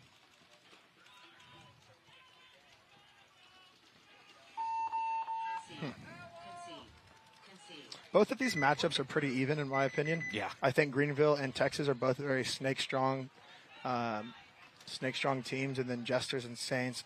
Jesters, I'd say, play a more defensive style, but they can definitely get wild if they need to. Saints are normally a pretty aggressive team. They like to kind of get it ground off the break and then shoot a couple bodies and then go to work. So if you're going to be conservative on the breakout, you better get those kills. You better get 100%. Yeah, if you're playing a pocket style in this layout, if you're not shooting a body or 2 off the break, then you better change something. Yeah, you've given up a lot of territory. You've got nothing for it. Yeah, it's too easy for these guys to hold you in that pocket and not let you get out. Yeah. But the middle does have a lot of options to release up and go get a bunch of sneaky kills. All right, Saints down 0-2. You got 12 on the clock, so a ton of time. So Jesters have lost people going to that center wedge off the break, I think 2 or 3 points in a row now. I think this would be the 3rd. Now they're going to lose their home. This snake guy's got to go. 5 alive still for Pittsburgh. Nice thing is Saints have plenty of time to kind of take their time on this to make sure that they get the point. They don't need to rush anything. On the flip side for Pittsburgh, you do not want to go down to 0-3 because then this match is essentially over for 100%. you. This is a must-win point for them. 100%. And the snake guy's playing like it. Oh, they're aware. Don't do it. Don't fight the wire. So don't come out into that gun. No reason to. You don't have to fight that guy right now. Saints are loading up on this snake side. They now have 2 snake players and the snake corner. Now, frankly, your lead snake player can start taking risks because it's fine. And I think Jesters are down to 2 or 3 bodies. There you go. I like this guy. Better move. be careful. Now, I'd like to see the Saints player at least take a look Dorito side, just see if there's a free kill to be had. I think sometimes there I is. want to say that tower can shoot down on him, which is where that tower guy's shooting. Now it goes heads up. Well, the tower guy's switching back and forth. I just would like to see the Saints player at least pop his head up, take a look, maybe look for a free kill, and then go back to business here in the if snake. he played that nipple a second ago, he could have shot that home. Jester's trying to get field position over here. Move up to the Doritos. Money. Yep. Now that is not going. Oh, does it work? At least it's a trade, which is fine for them because they're up a body. This snake guy's got a. Oh no. See, this guy's taking too long. If he had a launch right after his guy died, he could have shot this guy already. So Saints have what? 3 bodies. I see a Dorito tower, a snake, and a corner. Yeah, I believe we're at 3-on-2 here in favor of the Saints.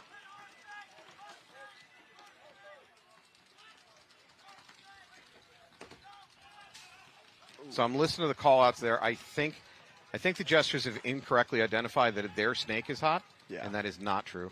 Well, the Saints were the ones, I think, saying their snake. Oh, somebody's getting a penalty.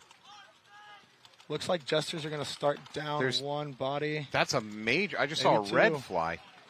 That's no good. There's no bodies to fill this. Refs are calling base. No bodies to pull.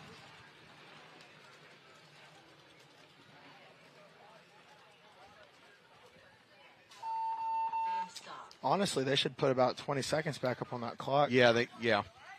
Now, I saw both a minor and a major fly. I don't know if there's 2 separate penalties. I'm going to assume it's one guy and he accidentally threw a yellow. Yeah. Because the guy behind him corrected him for a red.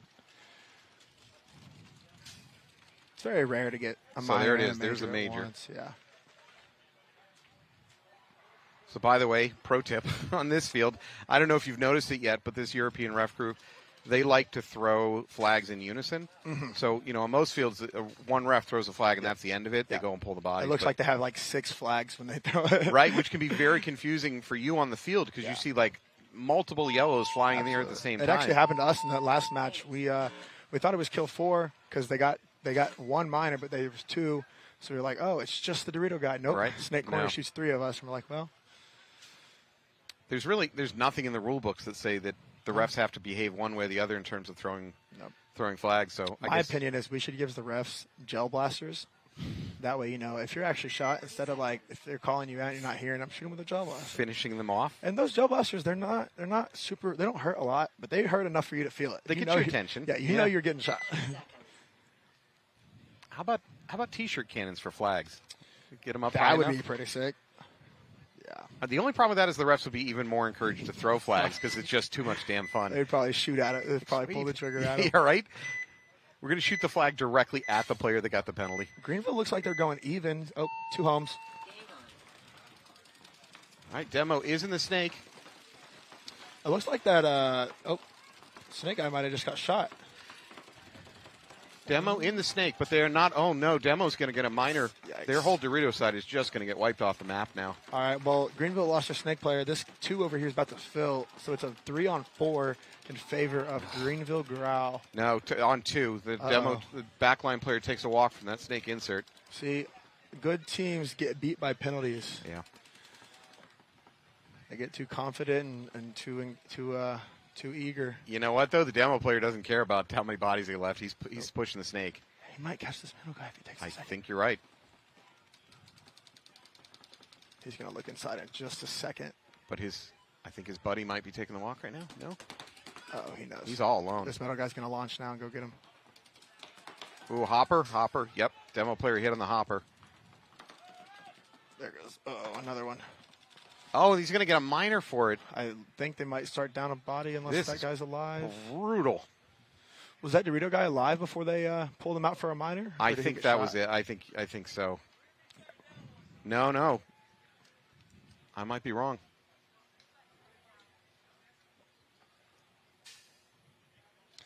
I was expecting this weather to be a lot more, honestly, rainy. So we had the 7 a.m. game. What are you doing, Logan? Now it's going to rain for the rest of the weekend. Hey, look, the best you don't remember the paintball tournaments that were easy. You remember the ones that were in the rain and the mud, like Chicago last year for us in D2. None of us will ever forget that. We remember almost every single point, and we should not have won that event. We got mercy ruled. We tied, we lost, we won, and we won by 1 point. So we barely made it on. And then those are the gritty tournaments are the ones that you remember. Nobody remembers the ones that you kind of just play out there and beat everybody. Where are you guys from? Texas. Texas. Yeah. So you've never played in the snow? We have one time. Have you? And honestly, it was miserable. Our feet were freezing. I had to, after we played, I would go sit in my car, put my feet heaters on. And, it was miserable. So maybe this is the New Hampshireite in me, but I'd rather play in snow than rain. I'd rather play in snow than this 90-degree, 100% humidity business. This 100% humidity business is whack. No, thank you. My Shire jersey and pants were drenched this morning after the first game. Granted, we did play 10 points in the first match, but it was a lot. All right, you're welcome to come up and join us in New Hampshire whenever you want. Come up for our winter tournament. So Jesters have 3. Oh, a little bit of a false start by Jesters. He's going to retag, though. He's going to. Oh, he makes it to the snake even with a late start. You know what? Maybe it benefited him. Maybe the lane came off. Oh, there's going to be a minor. 3 on 3 now. We're 3 on 3. Wow. What is going on in this world? Okay. So penalties are just giving them back. Wow, a whole new game. Yeah.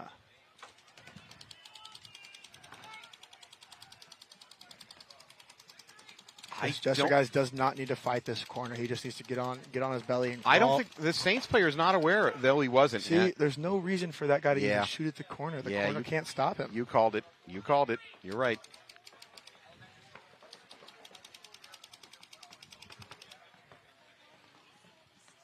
Now another Jester player walking out. See, Jesters have 8 minutes left to just hold and get this point on the board. Saints need the point, though, and they're, down to 2 bodies left? I think it might be 2 on 2. Oh, they got a back center. Oh, they have a Dorito player, too. Yeah, so it's 3 on 2.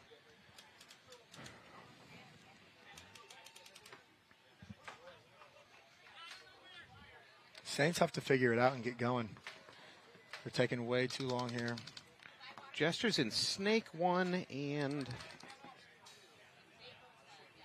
I want to say Dorito, the inset Dorito, I believe. I can't see it from here. This guy has free reign. The dude's not even looking down the snake. He could just crawl all the way. So, talking about playing the clock here in this situation, I don't think playing the clock aids the Jesters that much, assuming they're going to lose this one, right? Right. It doesn't they're make down sense. on bodies, they're down in position. But at that point, you're going to be 2 and 2. There's no advantage to killing the clock. So, if I'm the Jesters, I'm not really worried about the clock. I just maybe try to win it. When it's a 1-point game like this, there's no reason to really kill the clock unless you're under 2 minutes. Yep. But this layout's actually really easy to get a 60-second point in, so.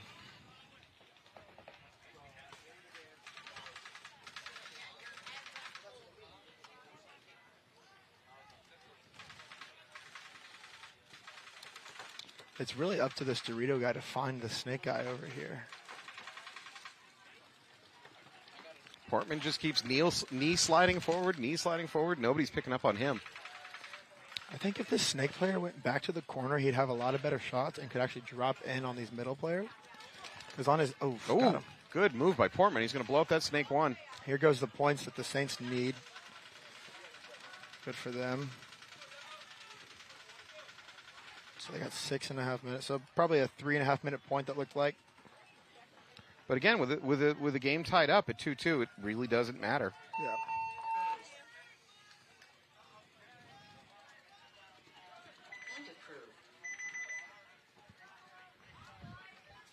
All right. Well, if you're just tuning in, the flags are flying down here in Florida.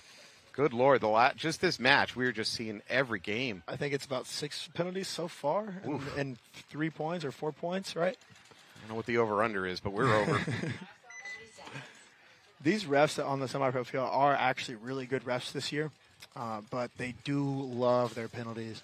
If they see something they think it is, they don't hesitate. They let it fly. I don't like the way you said this year. That implies. Last year it was a little rough. All right. Me as an observer sitting here in the booth, generally speaking, I've been impressed by the ref crew in the semi-pro field. And I mean, reffing goes underappreciated. Reffing it's hard and it sucks. It's not fun. All right, Growl up 3-1 over Demo. Oh, what in the world are we doing here? Demo's doubling up the snake, which is fine because they lose their lead snake player. That was such an odd route into the snake. No, there's a minor on Demo. And the snake player just got hit in the pack for Demo. Demolition better towel this Holy right now. crap. They better towel it. Wow. For Demo, this is just, the wheels just came off this point real fast. A towel. Oh, they're going to go down 4-1. Yeah. There's still going to be a fair amount of time on the clock, but 4-1 is rough. I think if Demolition figures out how to push another side than the snake side, I think then they figure out how to win this game.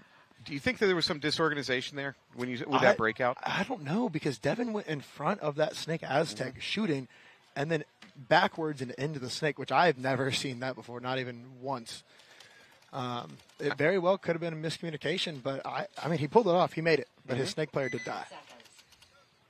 Yeah, I wonder if they just got laid onto the field and there was a bit of confusion. And Saints must have a really tall player shooting for that snake landing zone, because both of them crawled and both of them got shot crawling from that insert bunker into the snake one. So it must have been a tall player shooting down there, because it's not an easy shot to shoot. 10 seconds. So this game's tied here with 6.5 left. Plenty of time. I bet we see 4 more points out of this game. All right, Saints choose to just do a basic spread. They do go into the snake. I'm pretty sure that this Jester's guy in the snake Aztec just got shot off the break. Don't say it too loud.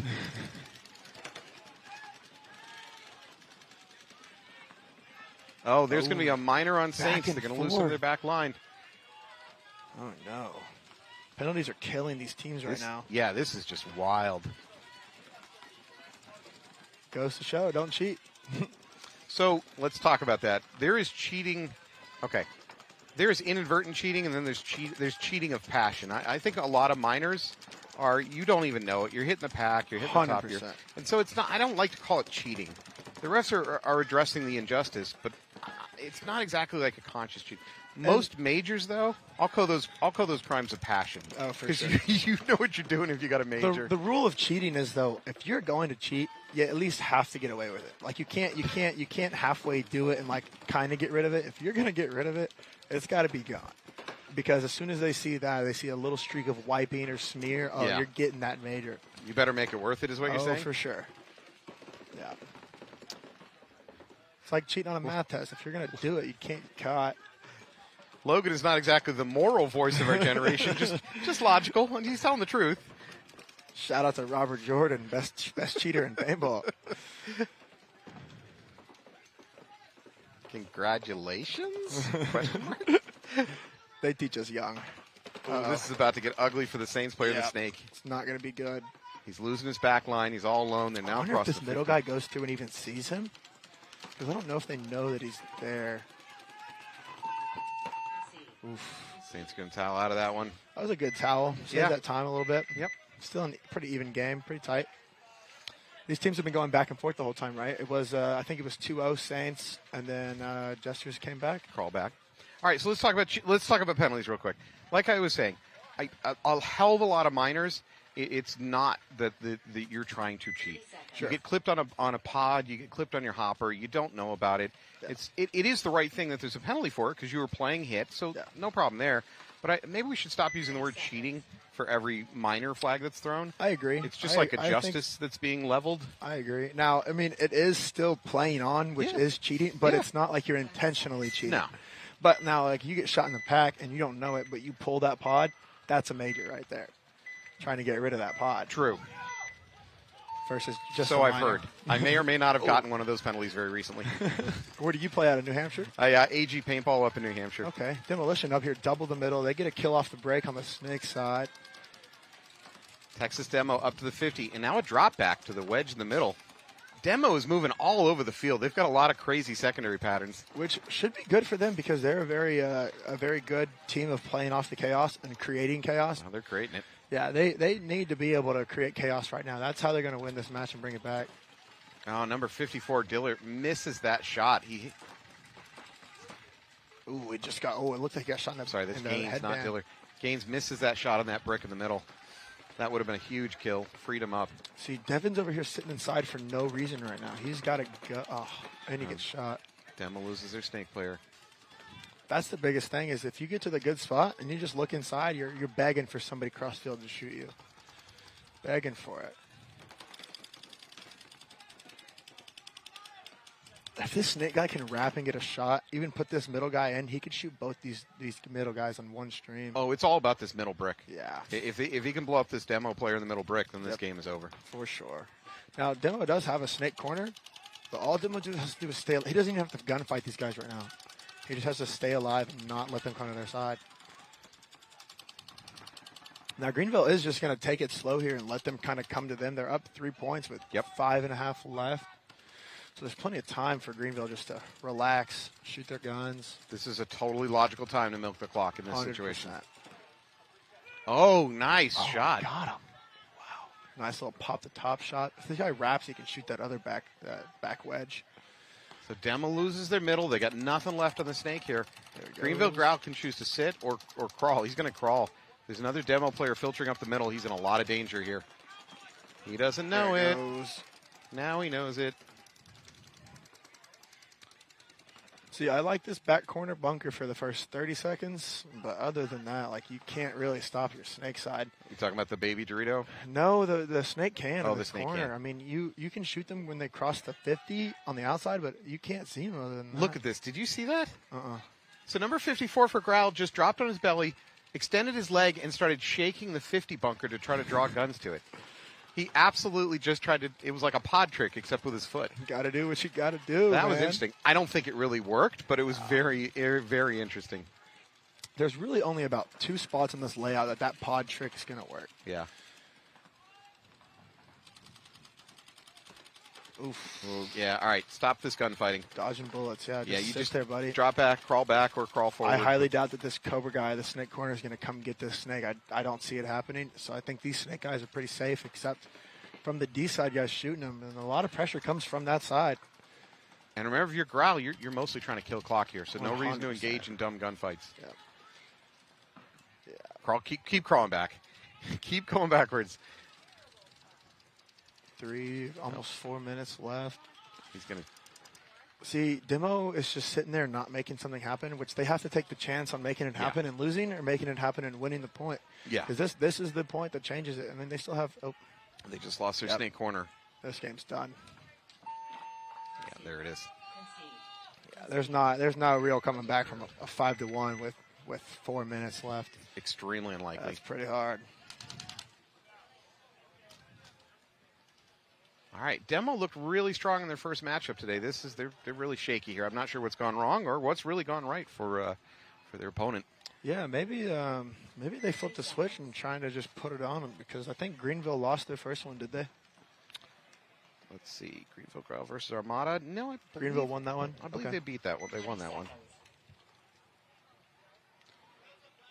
Teams still got to remember that they only have to win these games by 1 point. So they need to try a bunch of stuff and get in the groove of things here.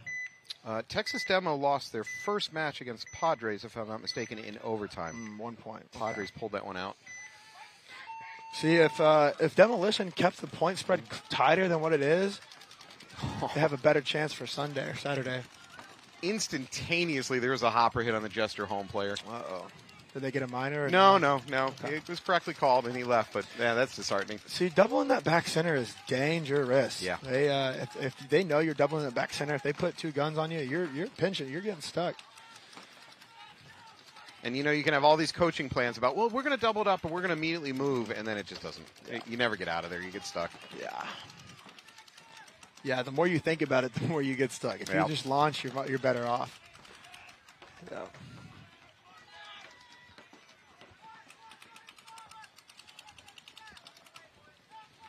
Daniel's up to his snake 4 pretty fast.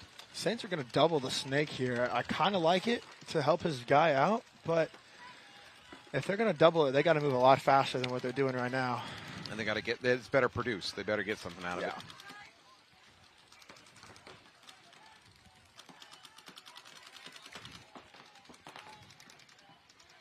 The snake guy, the snake 50. Oh, if he would have been heads or inside, he would have shot that guy filling out the corner. Now that kind of hurts their body spread if they have that Dorito corner over there for the Jesters. Saints lose one of their Dorito side players. So 4-on-4.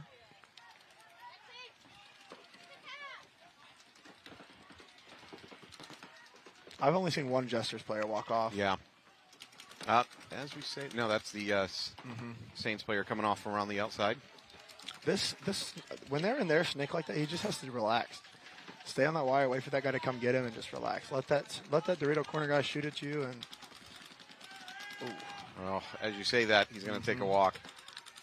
Who shot him? There's Had Dorito had to come from the middle somewhere. They had just Jesters had just filled in that Dorito side tower, but he didn't have his gun up at He that didn't moment. shoot him. No.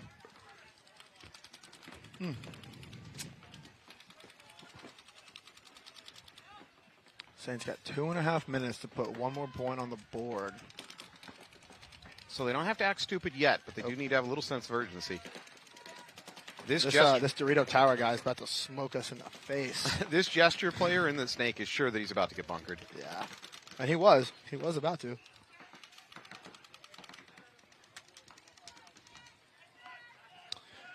I'm surprised that their Dorito guy did not give him the information that he was right in front of him. Oh, see? Yeah. Say he thought he was still there. Yeah, the gesture player was certain that he was not alone. So Saints are in the Dorito 2. Or D3, however you guys are calling it over here. So we're calling Dorito corner. Yep. And then you got Dorito tower. The inside Dorito is Dorito 1, and then Dorito 2. Dorito 3 is Saints inside player that snake. in D3, but I think he just died. Yep. And they're going to towel out of it to try to save clock. Man. They've put themselves in a situation with 1.5 minutes where they need to score 2 points. I think I'm okay with that towel. Yeah, I think so too. I mean, in this layout, you can play pretty quickly. Yeah.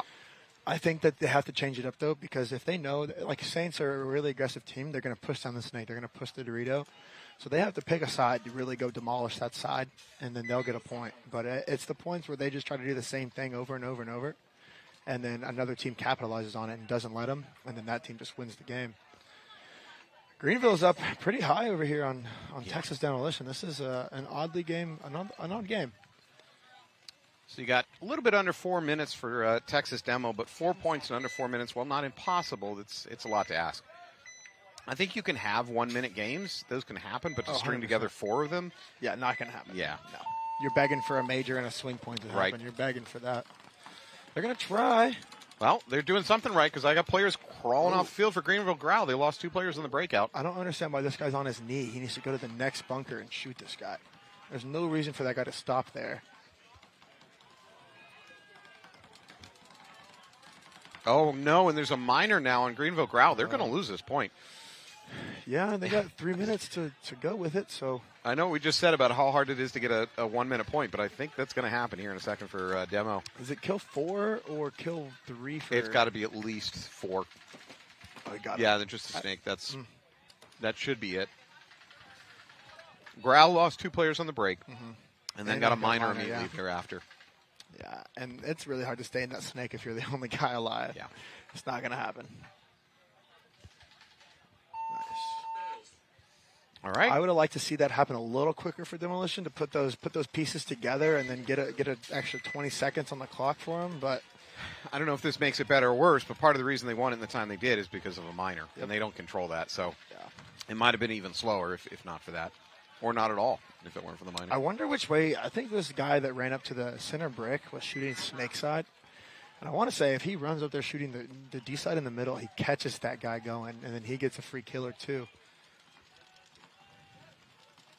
These are the kinds I think about. These are the kinds of things I think about when I go to sleep. Like, what if I had just shot to the right instead of the left? And I'm telling you, sometimes I'll wake up in the middle of the night and I'll text the group chat and be like, guys, what if this happens and we can do this?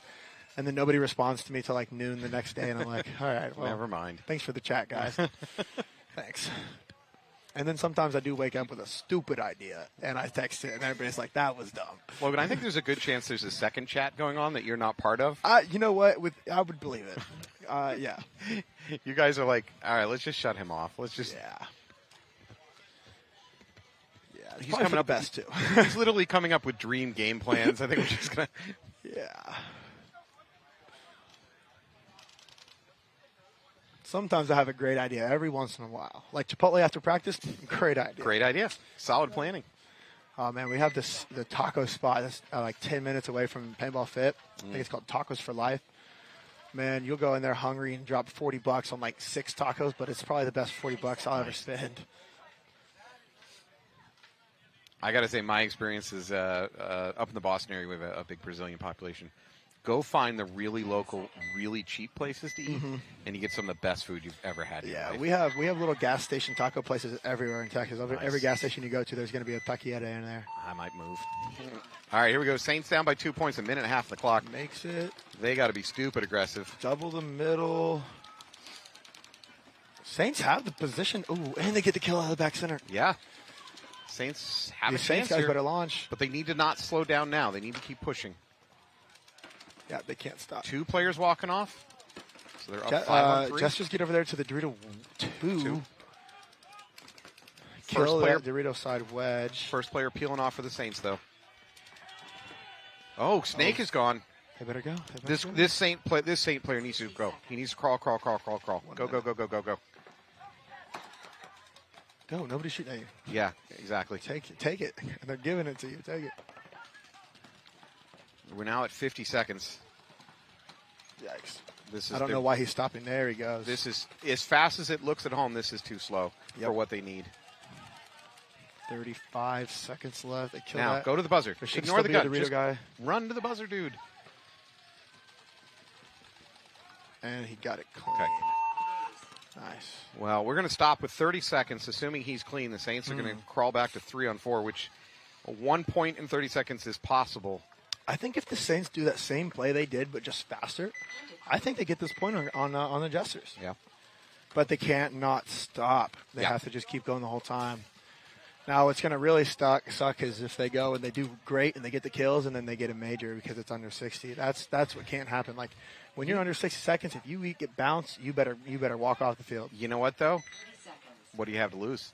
Right. Like I'm not encouraging you're cheating. down a point. Yeah, you're down a point with 30 seconds left on the clock. Yeah. You know, if getting that major was a risk worth taking to maybe win the point, then go for it. If it's just a dumb major, like you got a goggle hit and you're just running through the middle, then you're an idiot. So I've had it plenty of times where we're in those situations Majors? that we either Yeah, have I to bet. go or hold, and I'm like, I'll shoot my own guys to make sure that they're not going to play on and get a penalty. I've done that.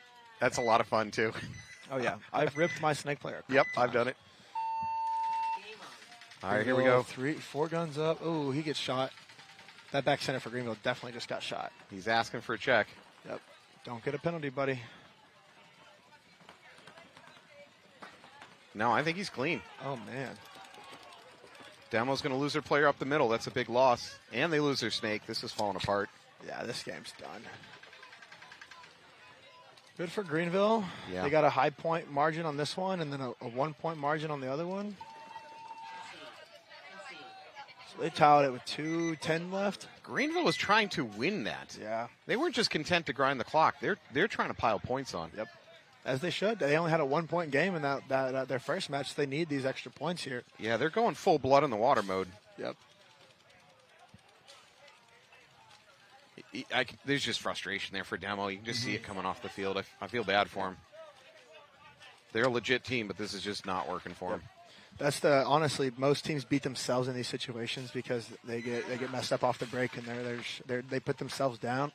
They look at the ground when they're walking off the field. Yeah. They really beat themselves, honestly.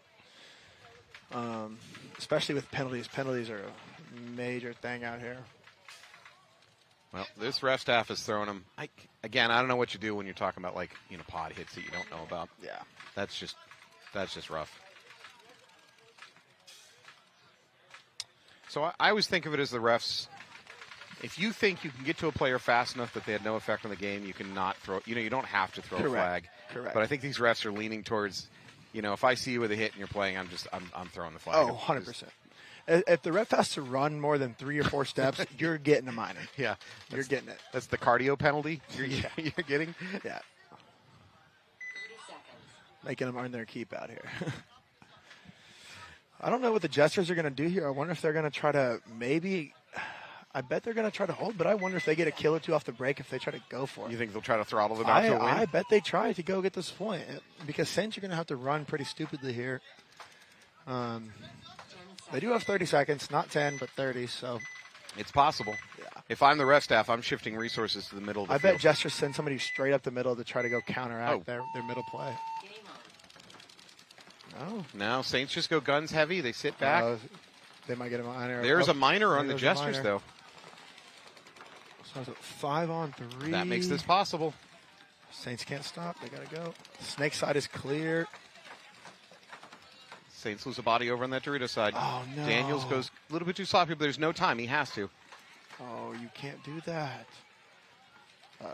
And you know what? Saints are going to get a penalty for talking after hit. Well, Jesters win the point by the game by 1. A good game for the Jesters. That was. It should be. Well, it wasn't a major, but it was a minor. It was. So I don't know if it's a swing point or not. I don't even know if he was talking. It shouldn't be a swing point. I don't even know who's talking, but he stayed on the field pointing. He did. He pointed. Yeah, and that's enough. Yeah. You don't actually have to talk. Yeah, you can't give these refs an inch, or they'll take it a mile for sure. So they did get a swing point. They're talking about it. But a minor under 60 is not normally a swing point. Yeah, but they didn't have any bodies to pull. Yeah. You're right. You're right.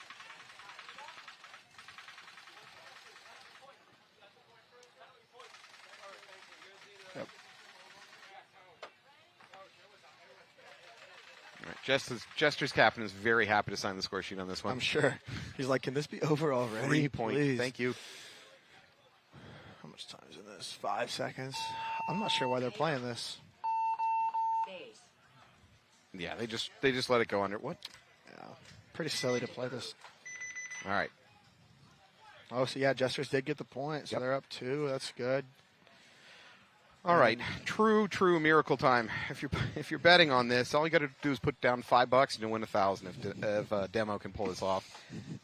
4 points in 220. That said, with the way flags are flying, it's not impossible. It is theoretically possible, but I mean, yeah, I don't think so. 20 seconds. Give me a camera shot of the demo pit. Let's see if they're still filling pods or they pulled the plug on filling pods. That'll tell you a lot about what they're thinking. I'm confused as to why these demo guys have as much paint on their back as they do. You need a pod and a hopper, and you can't stop running. Yep. Tighten your shoelaces. You shoot 1 or 2 people off the break, and then they get a major. The problem is when they're down bodies and they want to run, they have less people shooting. But they need to put a couple more guns up off the break to try to get those kills and get that minor and major off the break. All right, well, Demo loses their first player from the back home. Greenville Grouse content to just spread wide, make them come into their guns. Devin's playing quick, but not quick enough. Well, they're now down 2 bodies on the Demo side. I don't think Greenville knows he's in the Snake 3. They do now. Greenville loses their home, so we're to a 3-on-4 situation in favor of Greenville. I think Greenville wins the Snake side over here. They have a corner and a Snake 1. Yep, there goes. That was silly. We're at a minute and a half.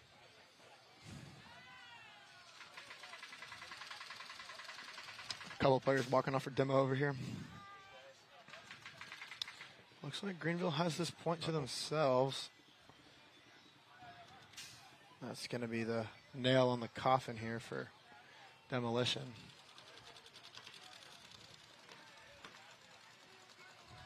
All right, well, rough day for Texas Demolition. They're going to lose their first match. They're going to a very, very close first match. Yep. And now they're going to lose their second match. I don't think Demo's certainly not going to towel out of this one. There's no reason to. There's no point to it. No, if they did, then they would just give them a chance for getting another point on top of that. And the Mercy and Semi-Pro is 5. Yeah. So it would be a 4-point game. Well, Logan, you know who you have on your schedule for tomorrow?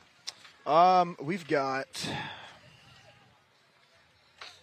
some poor innocent victims. Oh man, let's just go with that. I know. Hold on, I got to think about this. We had Toxic Teddies, and we had I don't know, man. We got somebody. We got 5 people with guns. Toxic Teddies have some good players, but they're trying to learn how to be a semi-pro team. Right. And there's a lot of teams. I looked at the division for this event. There's a lot of teams that are trying to come up here and take a win in semi-pro. And semi-pro is a different breed. Like I've played a pro event. I played Pro World Cup two years ago. Semi-pro this year is wild because Fit and Blast Camp are gone. So there's a couple teams up there that are stunners, and then there's a couple of contenders like them. I see Wrecking Crew winning a pro spot this year. I think it's very possible. I think they have the crew, and they have the money, and they have the opportunity to, and they have the players. So they got to get past Leverage. Yeah, and Leverage is just a really, really gritty team. They grew up playing together as kids, and they like to play gritty paintball. All right. Well, good luck to you tomorrow. Thank you so much you. for joining us in the booth. Absolutely. It has been wonderful. Can I make one shout out? Yeah, please. Titans Legal, #1. We appreciate you, Chanel. Keep doing it. GI Sports, Hydra Fit, Evil Paintball. One shout out. A couple. All right. Thank you so much. We'll be right back with more paintball.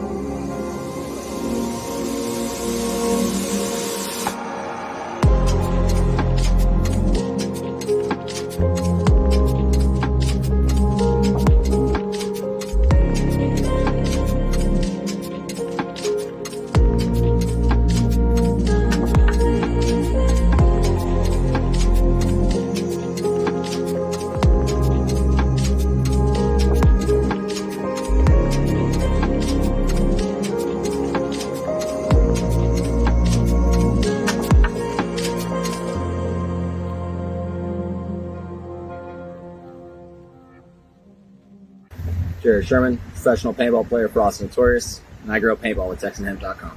Look like you know your way around plants. Yeah, I'm a pretty good grower. What do you grow? Marijuana. When Kiefer Green is in the Lone Star State, he gets his cannabis seeds from TexanHemp.com. Smoke it if you got it, motherfucker. When we should ride swingers and put dollars in our niggas. Both drinking some my lemonade.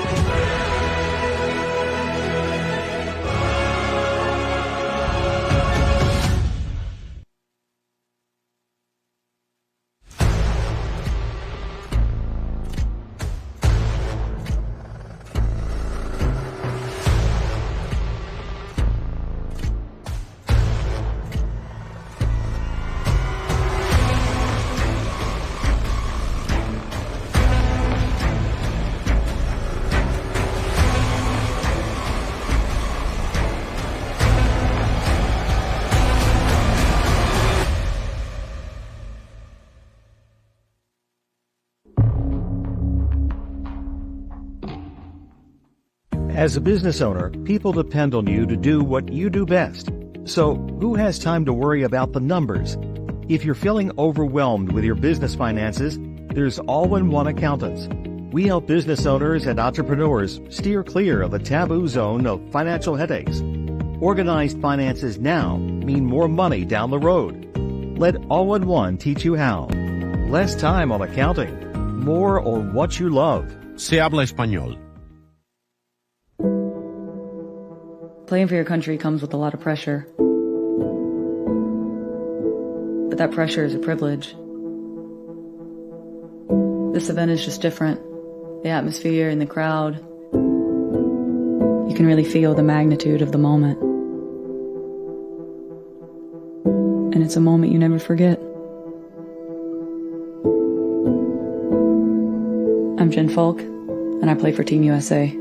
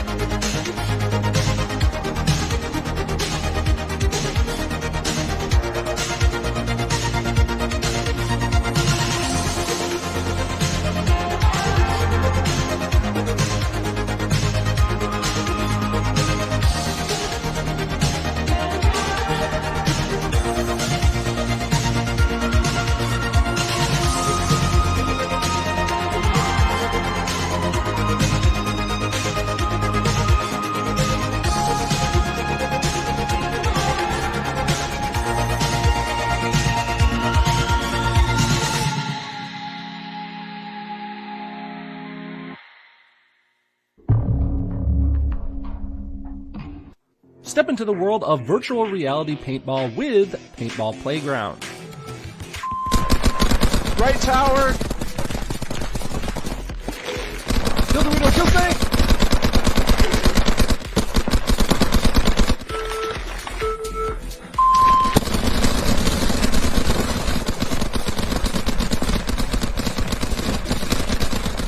Join us on the field by searching Paintball Playground on the MetaQuest store or Steam VR.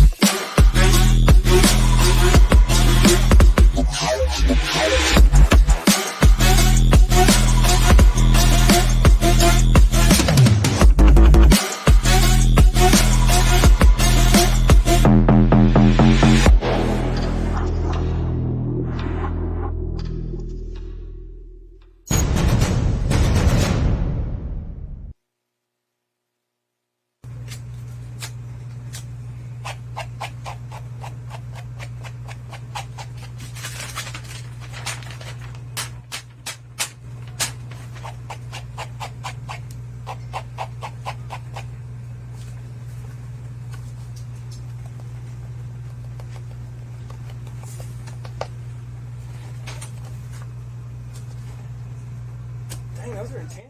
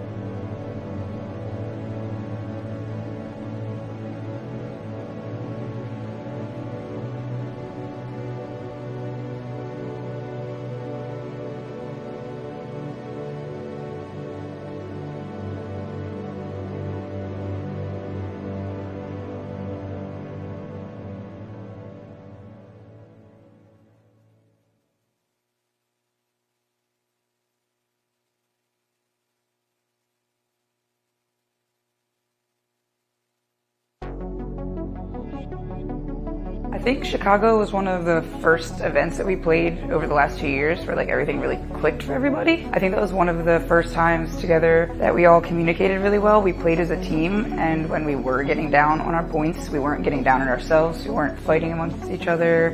Everybody, I feel like made really big strides into the right direction, and we came out with the win. So I'm happy to feel and know that we're carrying that momentum into this next event. So super pumped.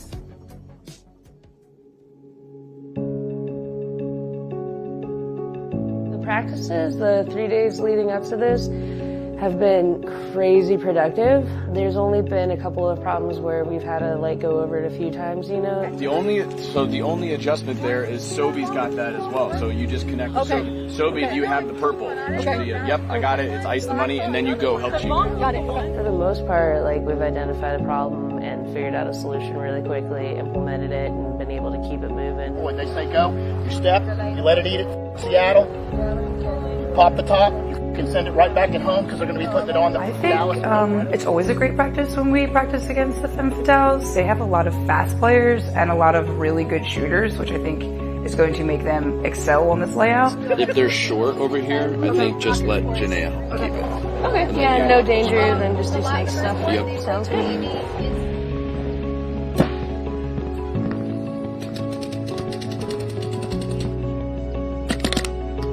How's she getting an our snake when we have a rocket? So Sobi was shooting Dorito side on the break and then switching, and then she died. They kind of had us on our heels like at first, and they were making us adapt. What are you guys doing? They were great also at adjusting back with us. Like they would do something, we would have to adjust, and then we would get up, and then they would be like, oh, okay, they adapted to us, and then they would adapt it back. And it forced us to, like I said before, like get creative. Okay, so we're up 1 minute and 46, okay? So I want this to be a kill.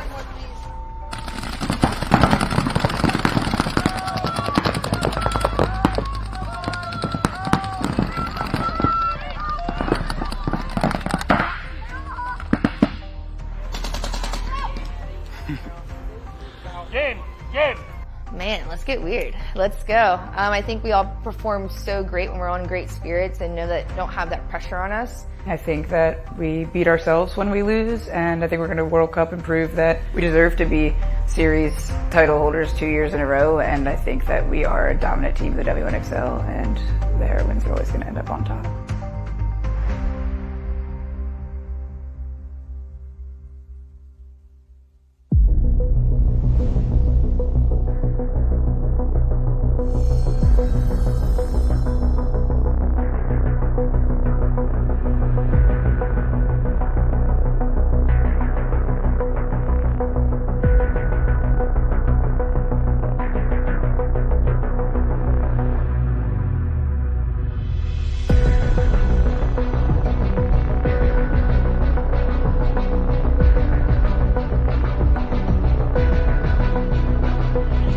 Quick, before we get this going, let's keep the party rolling, right?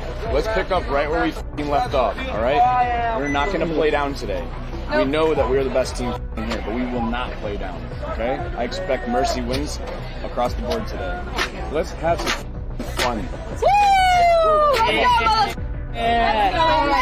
Let's do for Rosie. It's her last trip around the summer, right, guys? Yeah. Let's go. Heroines on 3. 1, 2, 3. Run.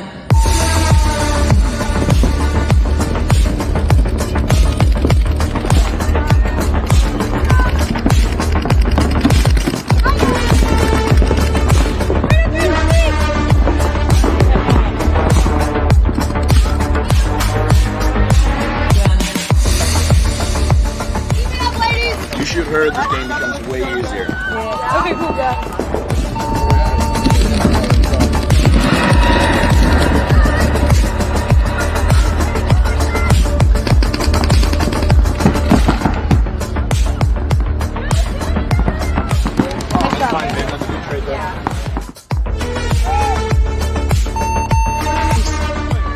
Brooklyn, just keep pressing the issue over there. Yeah. You're going to get a lot of looks today over there, all right?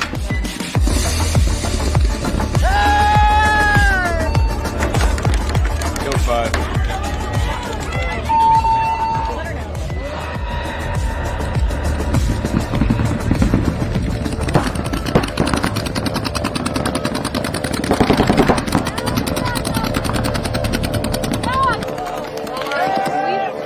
What are we doing?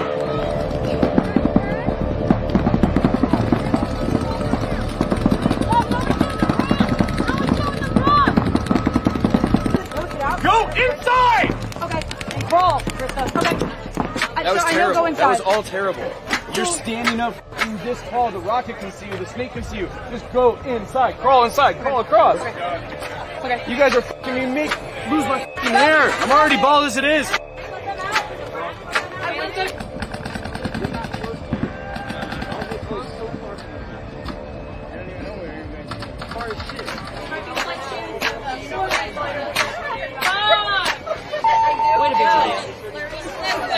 Shake hands and then get out of the pit. Yes, sir.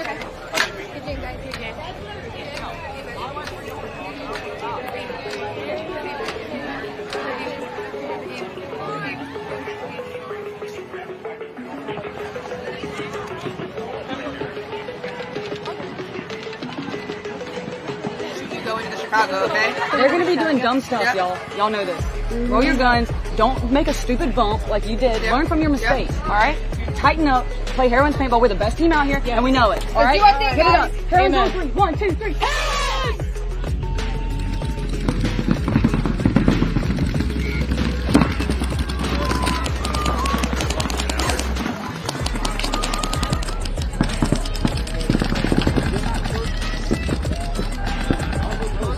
Oh yes, Rosie got it.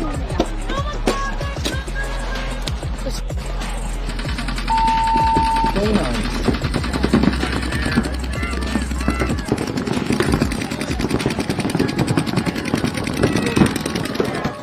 Yeah!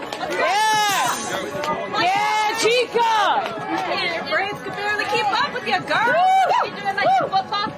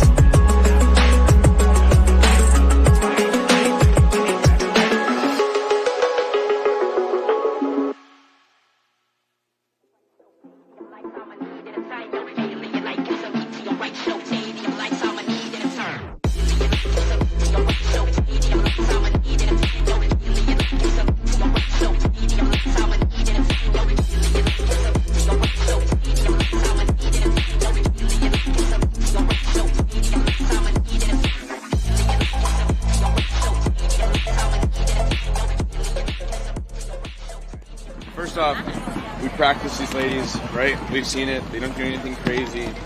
The only times that we really struggled is if we lost a body and they shot multiple bodies. That's really the only time that we're struggling on this field, okay? So for us, let's just have eyes, communicate, connect. We don't have to do anything special, right? We're going to continue to rock the same way we're playing. Let's just get 10% better every match, right? And don't get We've made some comfortable. mistakes, and then you didn't make those mistakes immediately after that. We're just going to continue to learn every day on this layout and continue to get better. Yes. Let's pick up right where we left off, foot on the gas pedal. I'm sorry, I like them, but these bitches. Yep. Yo. Ready? Heroines on 3. 1, 2, 3. Heroines! I do think out of the newer teams and the teams coming over from Europe that Dracana is definitely a top team. Really great team as well, really great fundamentals, but it's different over here, baby. Get ready. It's different.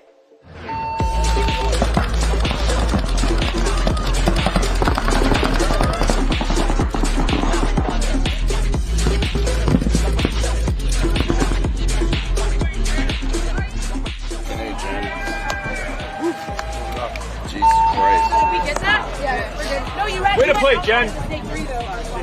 Way to pick us up there.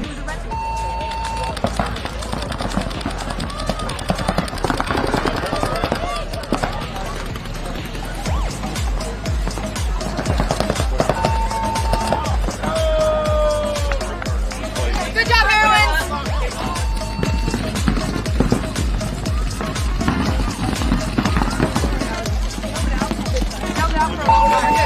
Let's go. Y'all owe me one now. Let's go. Yeah.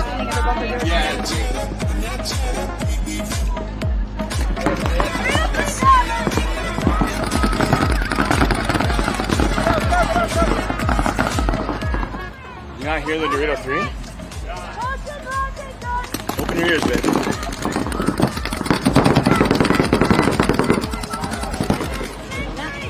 You knew there was a closet. Why the f***? Didn't know there was a closet. But either way, why the f*** do you keep standing up in the snake 3? Come on, man.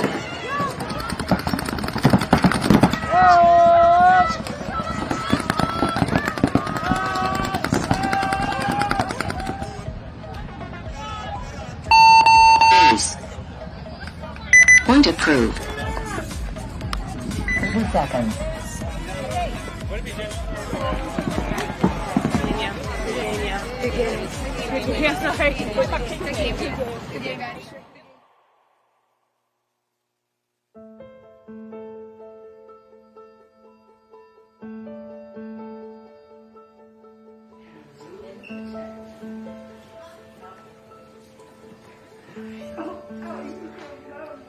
Some people do know, I didn't announce it in a big way at all, but some people know that this will be my last event.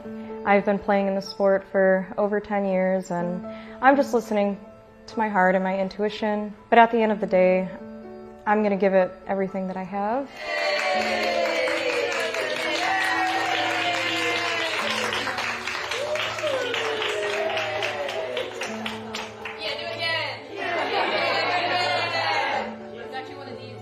A retirement balloon? I've never seen that before.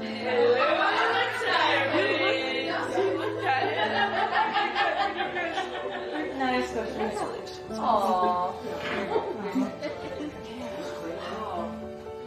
Okay, so this was definitely premeditated.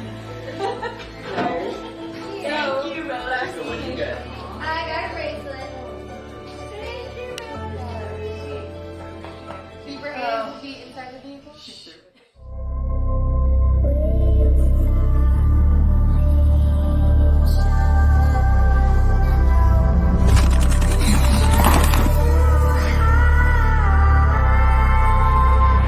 Rose and McCurley getting into this thing.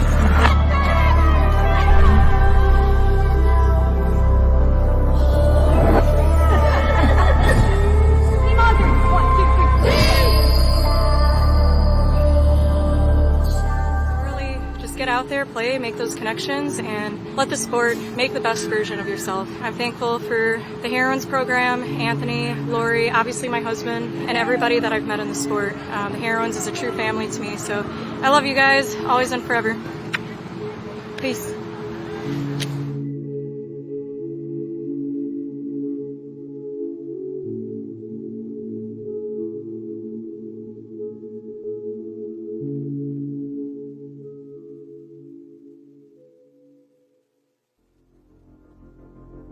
Starting off, we had to play Vibe. We came in knowing that Vibe was going to be the hardest match. We do this, it knocks them out of their comfort zone, then we're in the driver's seat and chill. Let's go. Let's play our game! You know, we tried something different the first point. We sent Jen all the way up into their Xbox.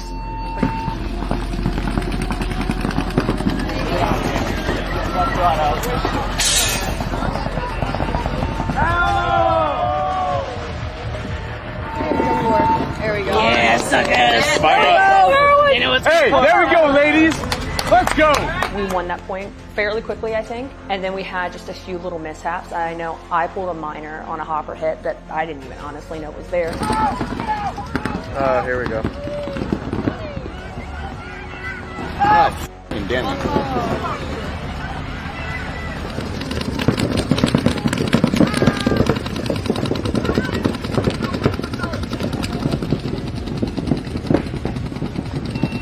But we did pull it back together. We gathered our composure and we went back out there.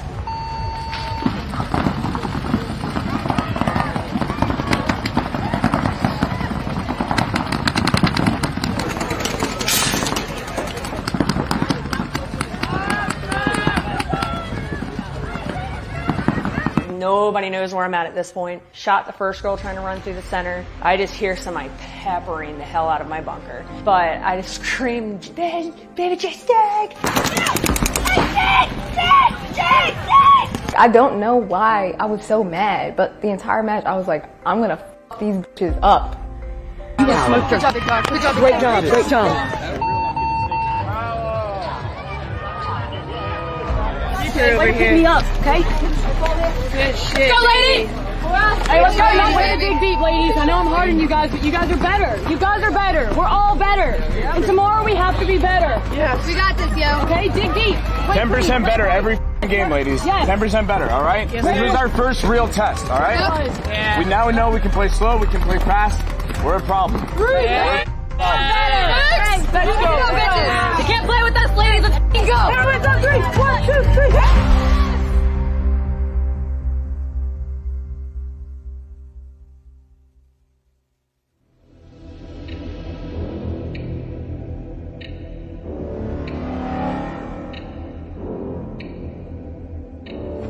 Unfortunately, the Femme Fatales lost in the quarterfinals against Vibe, so it'll be a rematch between us and Vibe from yesterday and the other million times that we've played them. So looking forward to that. We just need to tighten up. We beat them yesterday. I know we can do it again. Just gonna play a little bit better, a little bit tighter. We have the best girls, and truly, no one can beat us if we're at our A game. The biggest thing is going to be trusting each other. I think just staying in sync, making sure that we are aware of what our jobs are and maintaining that job. Key to this layout, the key to W, ladies, is communication and playing tight. If you're unaware, play tight in your bunker and ask. Use each other's names. We just need to close smart. Obviously, we know they're going to play tight. They're going to hold zones. We already played them. You know how to counter their counter. Don't show me, because I already know what you guys can do. Because I believed in you since day one when you asked me to be your coach. Yeah, let's focus up and hit our shots in the break. If we do that, it's going to be an easy game. Seriously. You show them. You show the world what you can do. The best team here, we know. I love you guys. Let's go. 1, 2, 3. Together, yo. All right, guys, let's keep together on 3. 1, 2, 3. Together! Game on.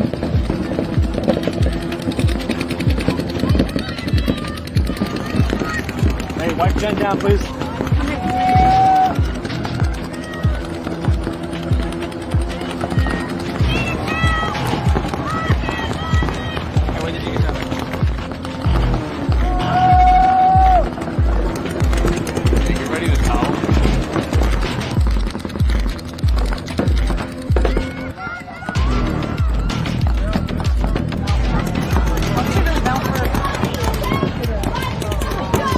Bouncer in the face.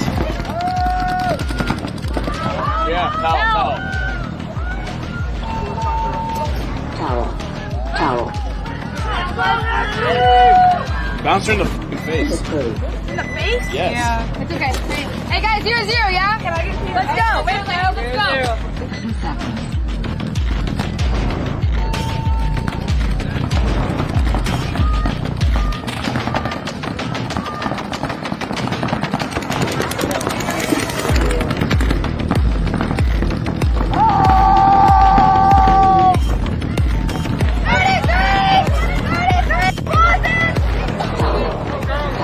We are losing very key gunfights right now, ladies. We're getting outplayed. Yes. Not acceptable. Let's go. Let's go, guys. Next point. I can't let go of the orange and get out. All right, got it. Next Done. point, guys. Next point.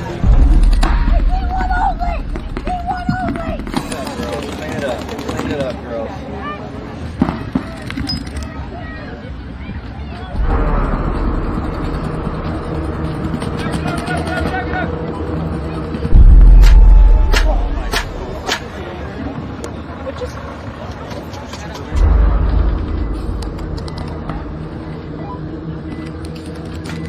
You're behind me saying D1 only. No, that was Jandea. I said Dorito too right when I got up.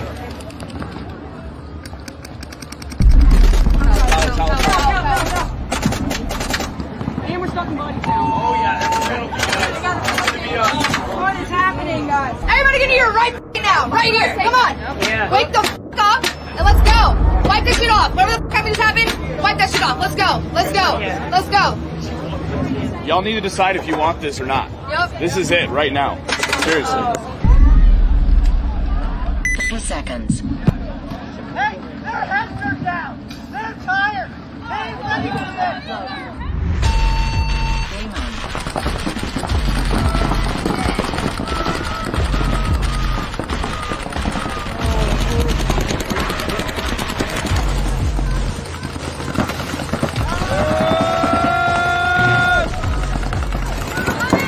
Rosie, you gotta go inside, babe. We've talked about this so many times.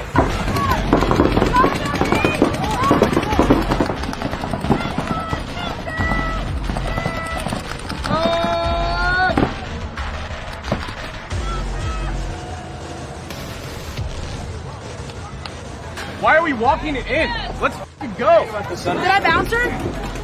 Yes, you did get bounced. Come on. You want this, right? You want to be on the protest tonight, right? Let's go. Dig deep, ladies. Dig deep.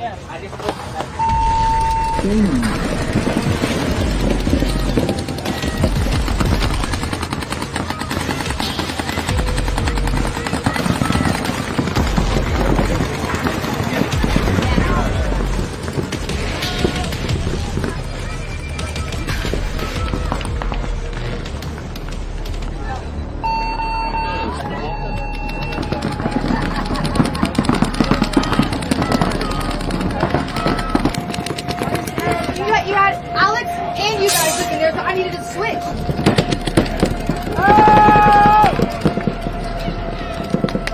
She's hit, she's hit.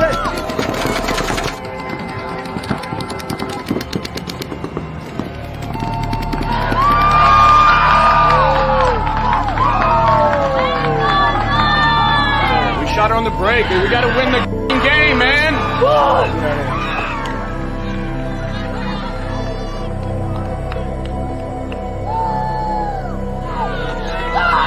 Hands, you got your ass kicked today.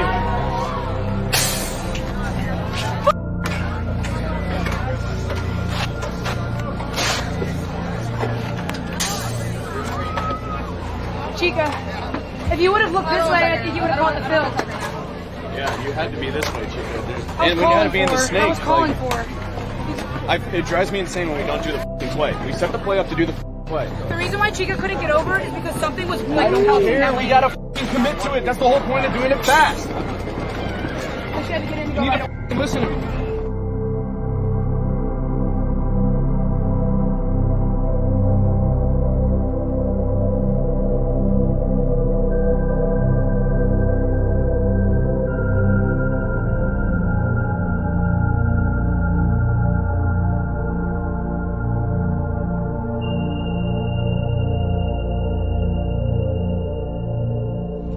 First off, keep your chins held high. You played really, really good all weekend.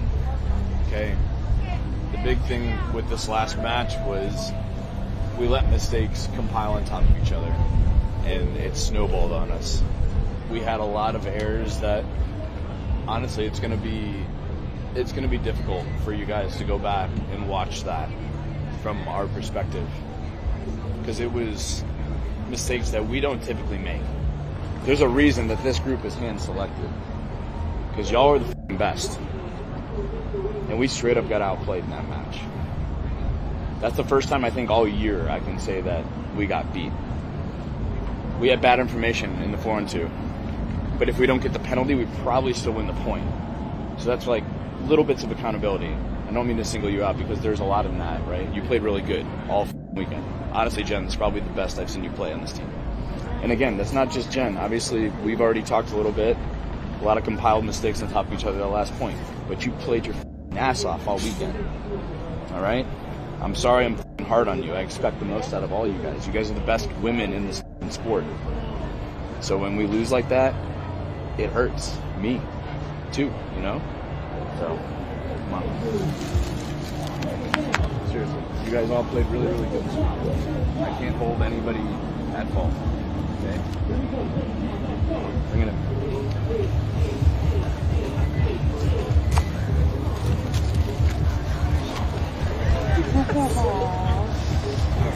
Can we bring it up one last time with this group? Everyone's on 3. 1, 2, 3. Yes! Love you guys. You're playing all weekend. Thank you.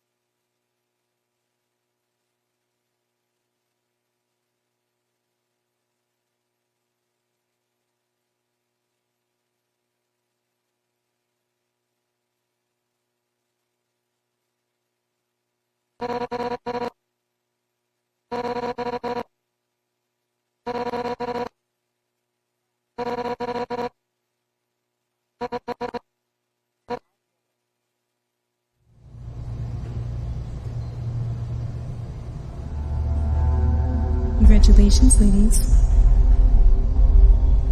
Welcome to the Heroines.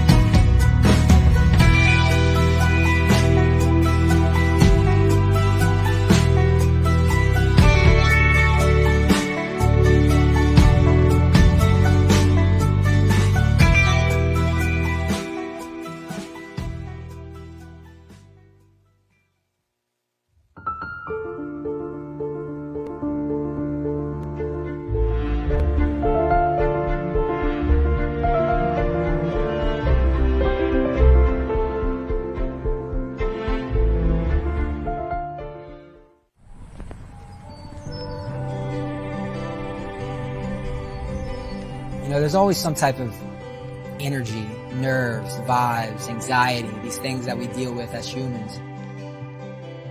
There's an energy inside of us. There's an energy inside of us that's flowing, ready to break out. You know, as they say, like the calm before the storm. You know, we look up at the scoreboard 2-3 seconds before that horn fires off. It's pure love. It's pure emotion. You know, it's nothing but just adrenaline running through your veins. And when it fires off, it's electrifying almost. And that's what I love about it. You know, like we're just in the here, we're in the now. Nothing else matters.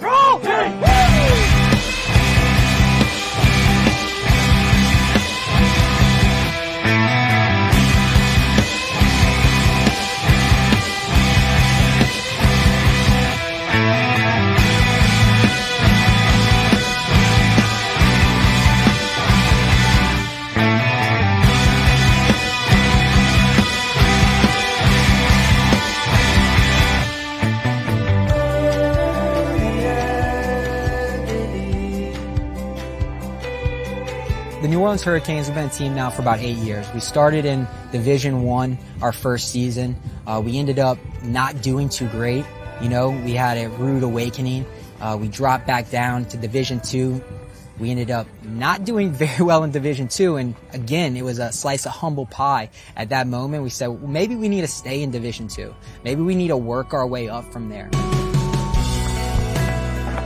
And then at that point, you know, we won a couple events the next season, ended up winning a World Cup, and that's what kind of bumped us back up to semi-pro.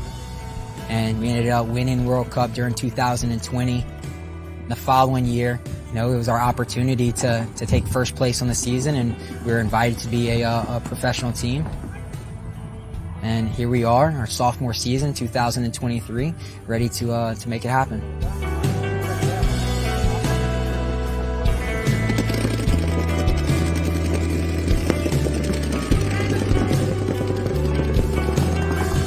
So for a rookie season, we really didn't know what to expect.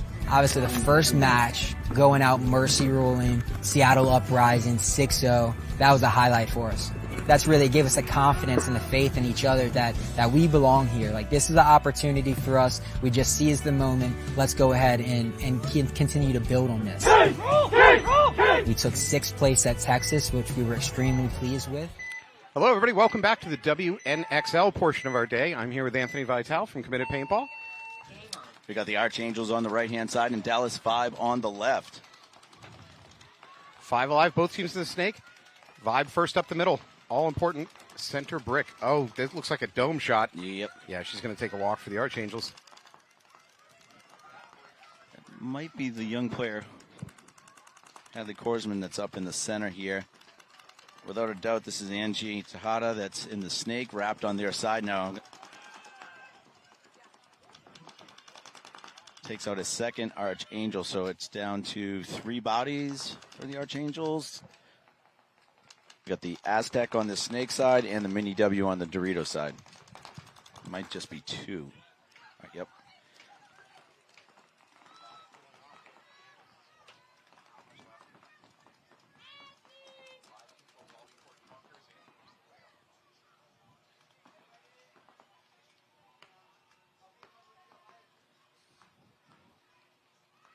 Must be a second player over there for Archangels, not just this little W as Angie comes by.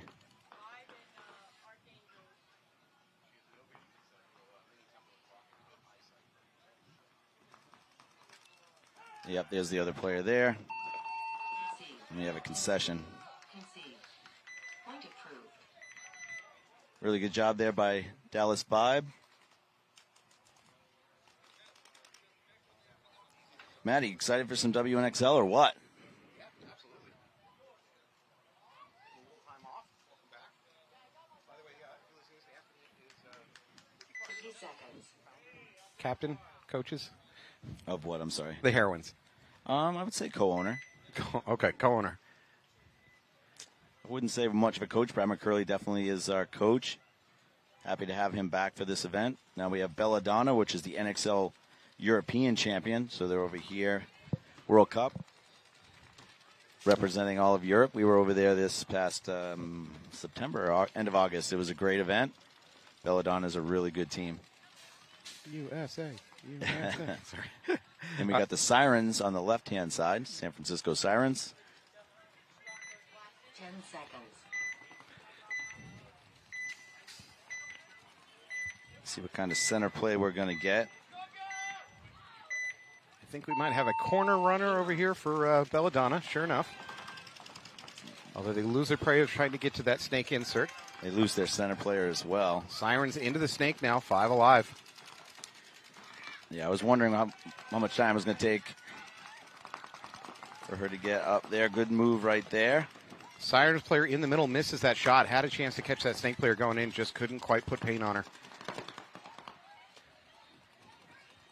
Both players mirrored up in the snake. Now that brick needs for the Sirens needs to get her gun up. Instead, she loses the gunfight. Number 25 is going to get bunkered, probably trade out. Oh, thinking about it. Yeah, the ref's thinking about throwing a flag. That was a great individual game from number 25 over there for Belladonna's. Yeah, tried to pull that back. That's Michelle Figart. All right, well, there is nothing left here for the Belladonnas on the snake side. Honestly, there's an opportunity here for the Sirens to just drop and crawl as far as they want to go.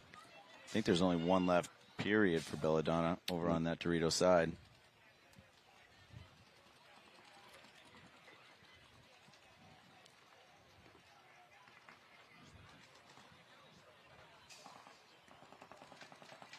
Looks like Allison Cook here in the snake. Yeah, Cook should just drop and crawl. There's no reason to stay there.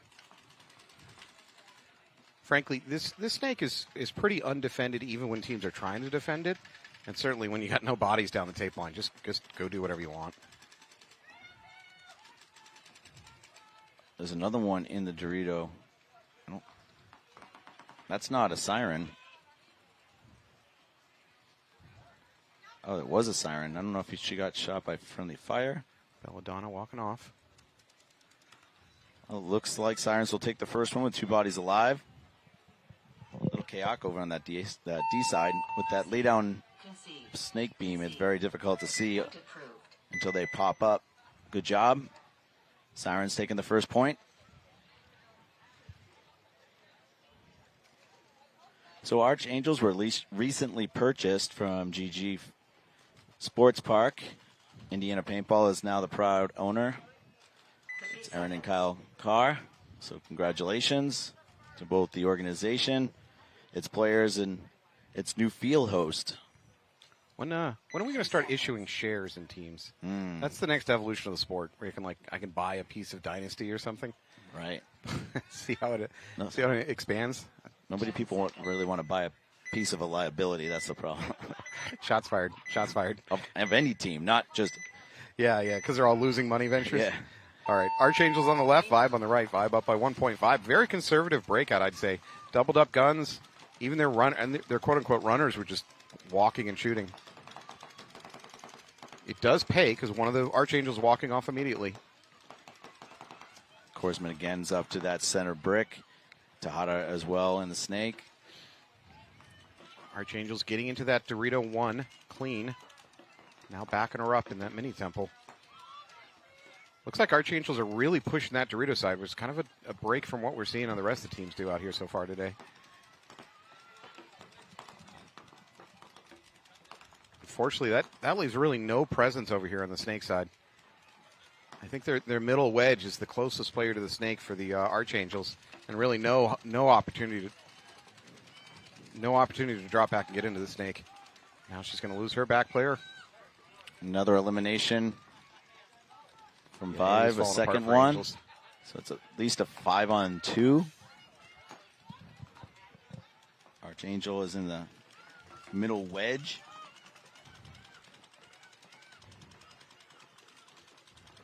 Korsman doing another great job up here, locking off this snake side from that big 50 brick.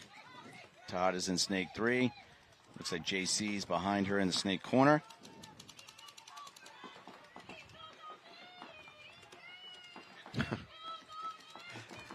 I heard a call of something is on me, and then another teammate going, me too.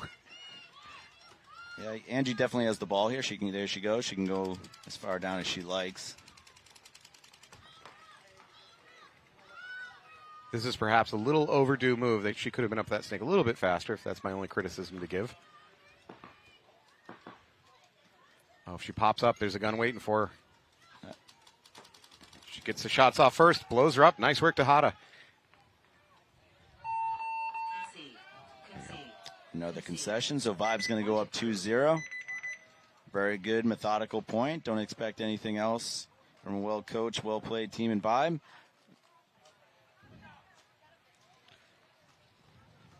All right, flipping back over to Belladonna's versus Sirens, 13 minutes on the clock, which is all the time in the world.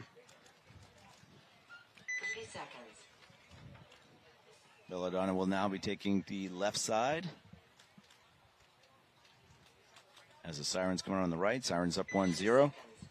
Matt, have you seen the field playing slow, fast?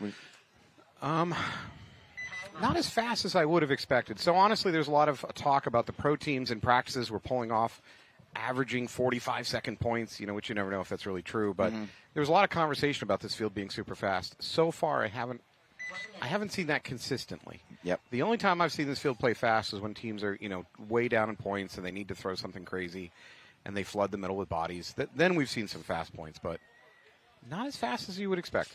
What was your expectation coming into today? It was the same for us in practice. We definitely had a lot of fast points, but when you want to slow the field down, I think you're capable of doing it. I think what I'm seeing so far in this field is a few things. A, there is a shot to try to catch a snake runner or snake diver. So it's not a guarantee getting the snake. We've seen a lot of players dying doing that. We've surprisingly seen a lot of players dying trying to get to the snake insert, that mini temple. The Dorito side is kind of we push when opportunities, but we don't primarily make it our push side. And then finally, going up the middle is enormously important on the field because you can slow or stop or kill the snake from these middle bricks and middle wedges. Yep. So very important to get a body up there. Sirens take the Dorito side corner. Snake 1 is eliminated, so they're down 1 body, the Sirens. 5 alive for Belladonna's. Belladonna's, I remember from last year and playing them over in Europe this year, they definitely have a strew of off-the-break shooters. So good shooting there by Belladonna. Belladonna is in the snake now. Snake 1. Another Siren comes off the snake side. So opportunity for Belladonna's. Now they're going to back into that snake corner and kind of back her up. Belladonna player peeling off, though. So it's 4-on-3 for Belladonna. Oh, I think they might have caught that brick in the middle. She's asking for a check. Nope, she's clean. No, that time she's not clean. Here's a tip. Don't come right back into the place you just got bounced looking from. I would do the same thing. All right, Belladonna's fully in control over here on the snake side. I'd like to see them get a little bit more adventurous. Again, these are 15-minute matches. Mercy 5.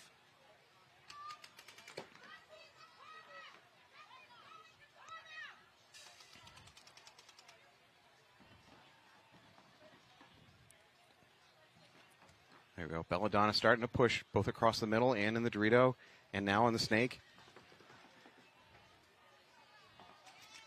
Ooh, don't get caught in the open there. Both players are on the Dorito side. They have the Dorito corner, and I would say that's the Dorito 3. I think the Belladonnas are a little bit uncertain of the situation over here on the snake side. They still are a little cautious that there's a body hiding here, but there is not.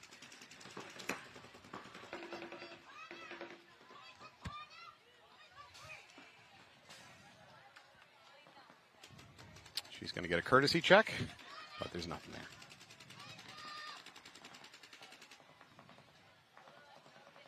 Michelle, number 25 here. Doing another good job coming down the snake. Ooh, yeah, that's... She's eliminated. 1 Siren left. Nope, they trade. All right. Belladonna's, as long as it's a clean hang, they should be able to finish this out. Bring it to a 1-on-1. I think we have just... Do we even have any players left over there? There shouldn't be. Yeah, I think they're just being cautious.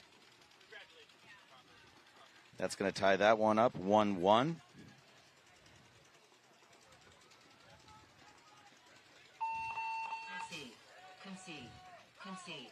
Once again, Belladonna is the WNXL European champion for the season. Earned the right to be here for World Cup.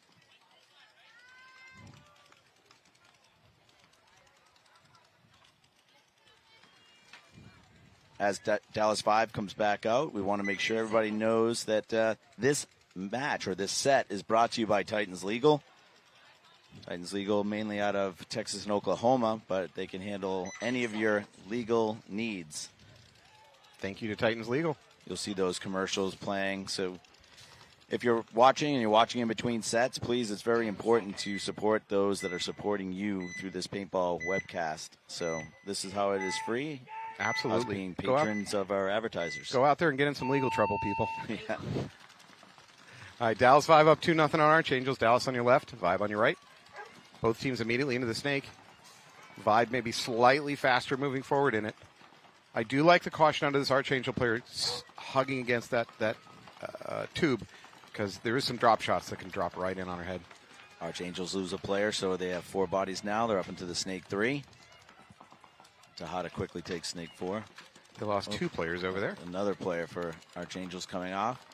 So Archangels are in the inside Dorito, the snake 3, and the snake side Aztec. Vibe getting into that snake corner, that Dorito side tower. They're up the middle in the wedge, and they're now at their snake 4. They're well in control of this.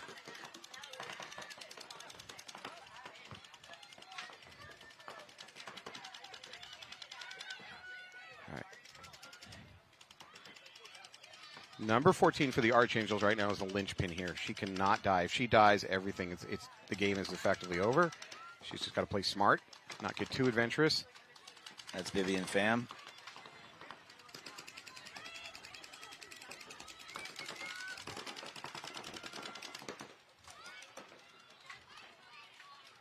Oh, I think we have gun problems in the middle here for Vibe. I see a lot of hopper shaking over there. Yeah, looks more like a hopper issue, but we'll see.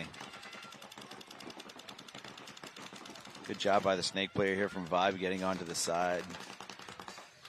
The Archangel side here. It looks If like I have Melanie Melcher. If I have a criticism for Melcher, she did bump the bunker in that signal to the Archangel player, her position. I think she's thinking about going for it. That is not a good place to stay. You either commit to going forward and bunkering. Clean. She's in. Well, she does the bunkering clean. She does get picked up by a back player from Archangel, so she's going to take the walk. But they're up on bodies. That's a fine trade. Yep. Now we need to see a fill from Vibe and just go straight down to their side. Should be able to close this one out. The 2 Archangels are in the inside Dorito and this little Aztec here on the snake side. So 2 Archangels left.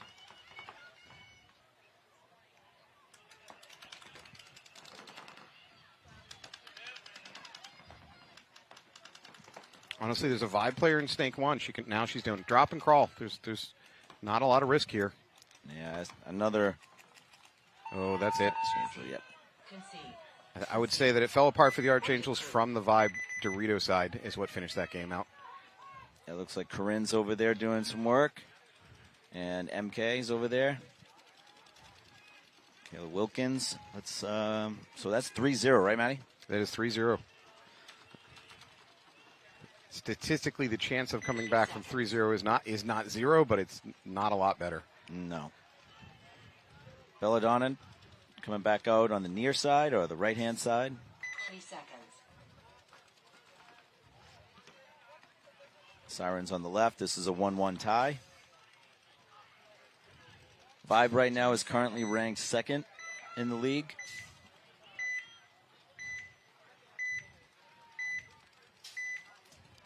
Tight race for the season-ending championship coming down to this one event, as it always does. Sirens doubled up guns at home. They do to go to the insert and the mini wall. Looks like I see a body peeling off for Belladonna. Yeah, they shot this player going up the center, so good job by the Sirens. Doubling up that home paid off. And they take out another Belladonna player out of the home. So it's 3 down. Belladonna has the Dorito corner, the Snake 1, as well as the Snake Aztec. That Dorito corner pulls up into that tall temple. Now, it might be rub, but there's some paint on the hopper of that Belladonna player in the Snake. Yeah, they're calling it rub. Belladonna cannot afford to lose any more bodies in this situation, certainly not their snake player.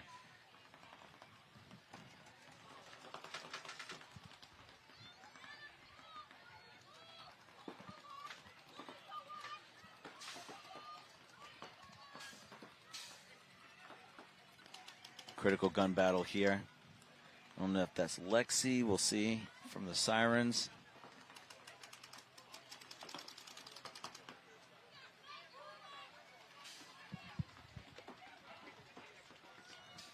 I'd like to hear a little more communication out of the sirens. I feel like they've gone a bit quiet. Oh, I don't like that. No. Yeah, Lexi's looking back like that was no one called that bunker out. So I think she thought she had the snake to herself.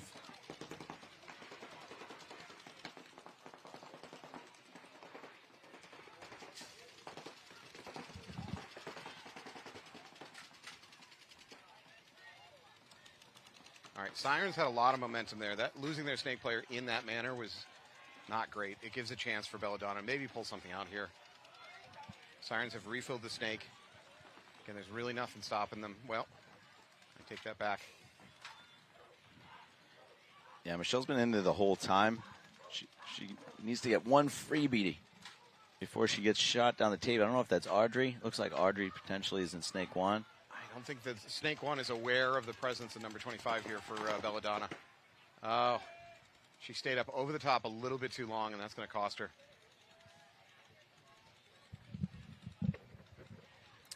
Another siren's walking off.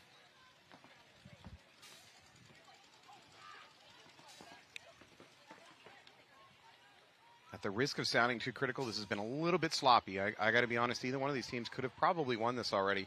They played a little bit tighter ball. A few too many unnecessary deaths. Belladonna dropping back to that Dorito side tower.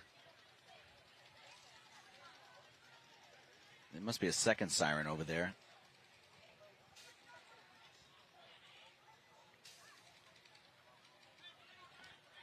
Good move there by Belladonna coming back, just trying to figure out where everybody is, get on her feet. I think she might have saw where Audrey was.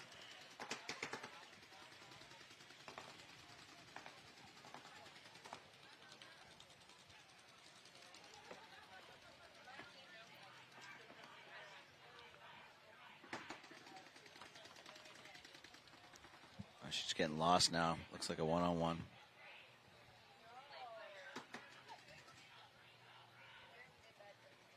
Audrey does pick her up.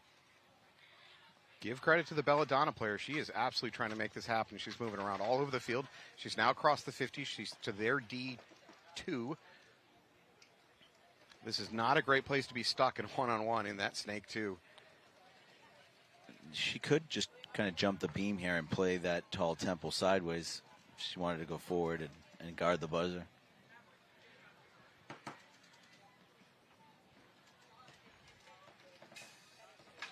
That siren player is at a disadvantage playing that bunker, although the Belladonna player is being reckless with her body, but she's getting away with it.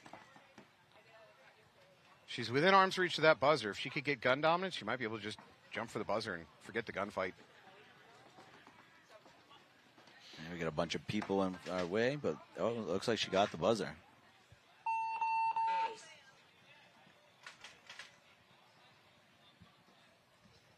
All right, well, she made it to the buzzer. Looks clean. Yep. Good job there. Good point for Belladonna. Kind of stole that point. Very, very aggressive movement around the field for her. I like the movement on the 1v1 for sure.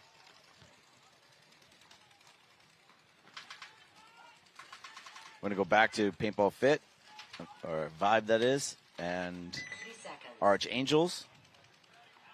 Again, Indiana Paintball, proud sponsor of the Archangels. 3 seconds.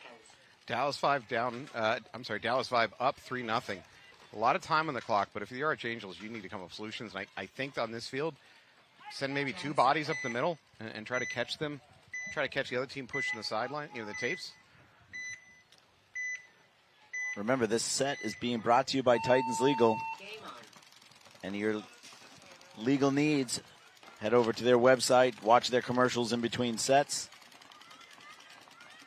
Archangels are up in the middle 50, but they do lose one of their players on the Dorito side. Good shot there Down by to 4 Archangel bodies. out of the center brick there, getting Angie around the snake 1.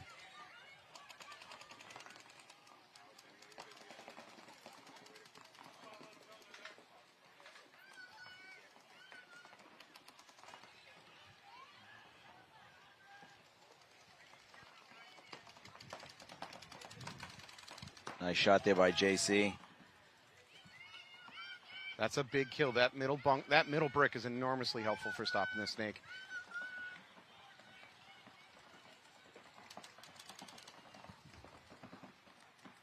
Fam is still in the snake for Archangels as JC goes from snake 1 to snake 2.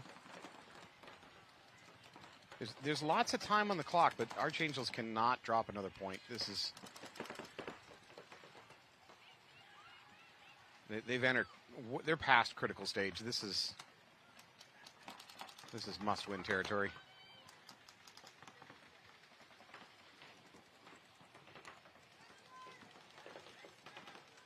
All right, Archangels are in snake 4. They're in the tower on the Dorito side.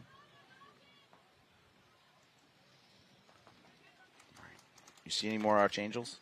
Nice move up to this 50. Puts her in a better position to put some pressure on that Dorito side. You've also got Archangel over there playing that Dorito side tower. Unfortunately, they're going to lose their snake player, and that's bad. Another kill by JC over here on the snake side. Now she has this thing for all to herself.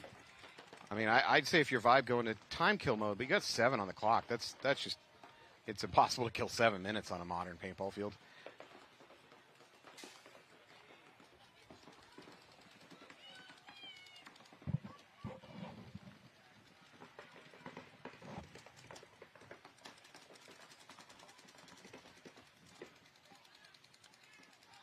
Yeah, that lonely.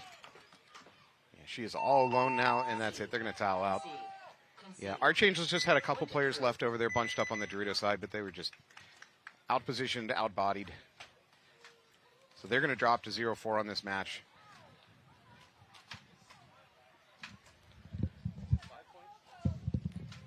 Yep. So they are right on the precipice of getting Mercy killed out of here. Belladonna's taking the walk. They'll be on the left side. Sirens on the right. Belladonna up 2-1. See some new faces and new players over on the Archangels, which is always great to see. But the majority of their roster, I think actually all of it, made the transition from the St. Louis Archangels to the Indiana Angels. Indiana. Say that 5 times. Yeah. Not even Southern. All right, Belladonna on your left. Belladonna gun heavy on the breakout. They do take snake corner. They're now into Dorito corner. Sirens are into snake 2. Now up to Dorito tower. And they have 4 across the back. Belladonna makes attempt up the middle. She gets chewed up trying that, though, so they're down to 4 bodies. Home player now getting a check. She's clean. Sirens of 5 alive. The Dorito side tower, the Dorito side mini wedge, the home, snake corner, and snake 3.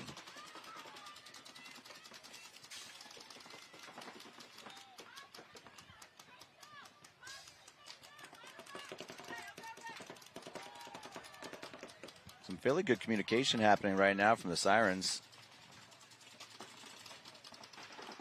Sirens do lose their Dorito attacker.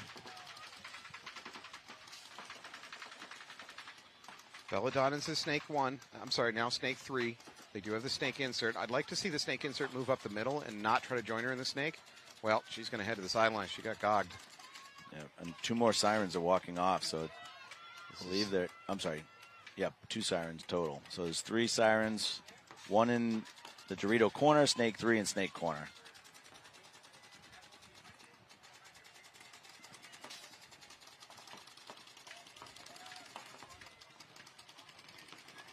Belladonna's in the Dorito 2 home and the snake 3. Not bad positioning.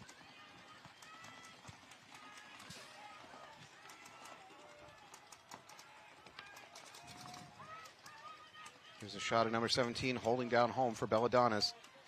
Home is not a great place to stay on this field. I don't know where she goes, but if I were her, I'd try to see if I could get out of there, especially up the middle. It's really power position on this field. But that's a lot to ask because there's a lot of open run going up the middle.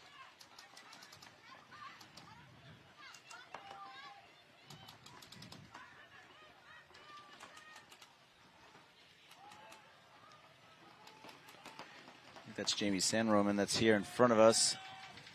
Lexi's going to take a walk from the snake corner, so only 2 sirens left. Belladonna's doing some work over in that Dorito 50 now.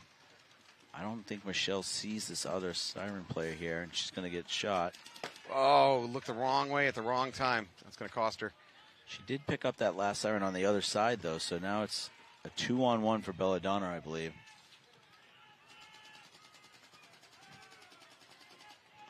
So this worked for Belladonna's before. They got real aggressive, and it's not going to work this time. She's going to die out of the other team's Dorito tower. Jamie picked up that last little lane right before getting on to their tall temple, so good for her. That was 2 quick kills. Now I believe there's 1 left.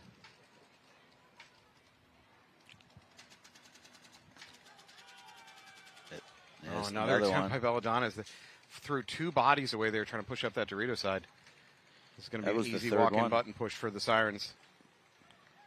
Good move there by Jamie. A little 3-pack at the end. Bring this back tied, 2-2. Again, a bit too sloppy by the Belladonnas. They Yeah. lost a player over here in the Snake side, running, not even looking at an opponent, waiting for her. They lost 2 players up that Dorito side, trying to close it out, really just a bit too sloppy. They have plenty of time on the clock. Might as well slow it down. Well, It's just a lack of information, right? They just didn't know where that snake body was. Yeah. But when you see your teammate go to that Dorito side tower and die trying to get there, you know, your instinct shouldn't be, let me see if I can make that same run. It should be, let's stop and figure out where the bad guy is. All right. Well, Archangels are in a deep hole of despair. Is that a good word? I don't know. I don't know if it's a good word, but it's an unfortunate, accurate description. All right, they're down 4-0. All right, Archangels is coming into the snake. Good job there. 5 alive, doubled up the home, 1 up the center. Vibe with a very temporary triple gun opening. Then they start spreading out. Vibe gets up to this middle of this very important brick. It's going to be a very good first engagement right here. Oh, I like this counter move. That was a really good counter move right there by Archangels. She ends up getting shot, but whoa. A bomb went off on the snake side. So we got 3 Vibe walking off. Great job by the player for Archangels coming up that side. The counter move to the other 50, shooting Hadley in the back, and then also got a free kill. I think that was Angie. So Vibe now in the Dorito Tower and the Snake Corner. They're just going to cross it up and see if they can survive this. All right, this is Fam that's in here for Archangels. Vibe would be okay killing clock here. They don't have to win this point, certainly. They're up 4-0. I don't know if Corinne came all the way over from the D side and she's in the Snake Corner now, potentially. 5.5 on the clock. Archangels can put 4 on the board if they close this thing out. They do need to show some urgency, but not, I suppose, not recklessness yet. Oh. Fam's going to take the walk. Got shot on the cross. Still a 3-on-2 for Archangels if they can put it together. Well, you know what I'm seeing for the Archangels is I'm seeing knees on the ground, and knees on the ground mean I'm not moving forward. Except as I say that, they do go ahead and push into that Dorito 3.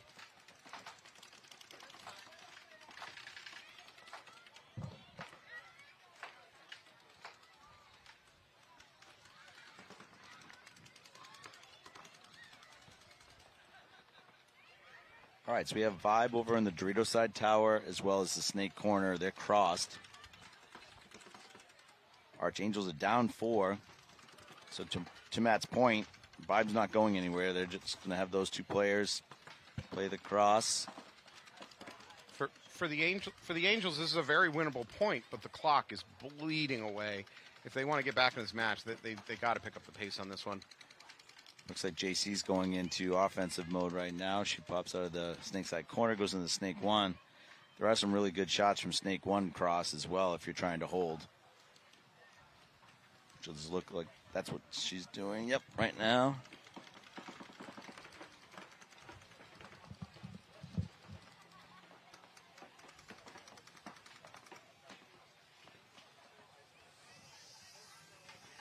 I mean, the ball is in the court of the Archangels that are on the back line. They got to be pushing up the middle or into the snake for number 17 here. But sitting where they are is not the key.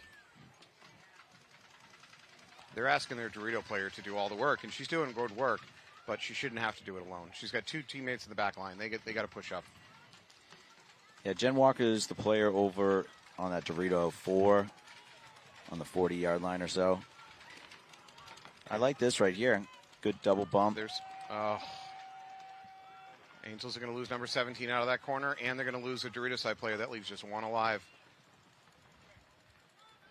And you can't towel because then you're mercied out.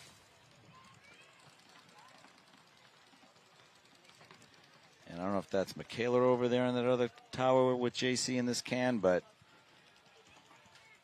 it does look like her. So there's a chance you got two really good veteran players here that are not going to squander, which they don't. So JC's communicating that the center is eliminated, which is the last Archangel. Yep.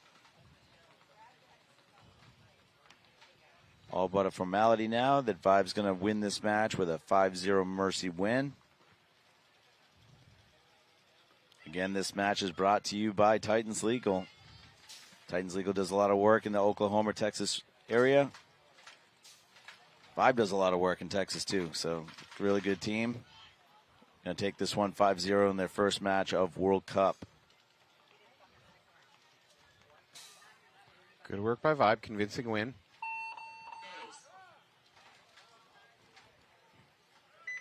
Oh, that was Lauren Salinas actually on that other side, not Michaela. All right, well, we are all knotted up here with 2-2 with only 2 minutes, 48 seconds on the clock. Now, if you're in the coach shoes and your team goes down a body, do you say cross it up and just kill the clock, play for overtime? If you go to 4 and 5, you know what? And you're coaching your girls before they step on the field. Do you say, hey, you go down by one body, give up on offense, just lock it down, kill the clock? If you're tied, no. No? I would never try to kill the clock to go to overtime unless I was in a major disadvantage. But 2 bodies, so 3 on 5. It depends on where the bodies are and what layout. But yeah, I guess when you're starting to get that low, but sometimes you can't hold, and you might as well, if you're low on bodies, try to make something happen. How much time is here? So we're about 2.5 minutes. 5 alive for both teams. As I say that, first Belladonna walking off from the snake.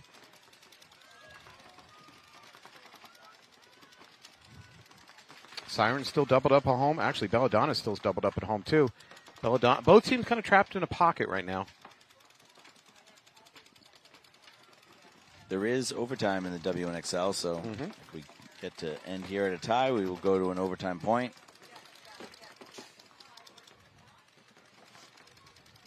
I mean, body language to me says these teams, well, there we go, moving into the snake, but moving it by both teams in the snake. Up until that moment, it kind of felt like they were okay with just running it to overtime. Both the Sirens and Belladonna now at Snake 2. Mirrored up. Belladonna, both players come out of the home, so they split wide. Belladonna has a good footprint right now. They're good spread. Sirens have the snake. See if someone filters out behind. I think that's Lexi. I'll try to get a better look.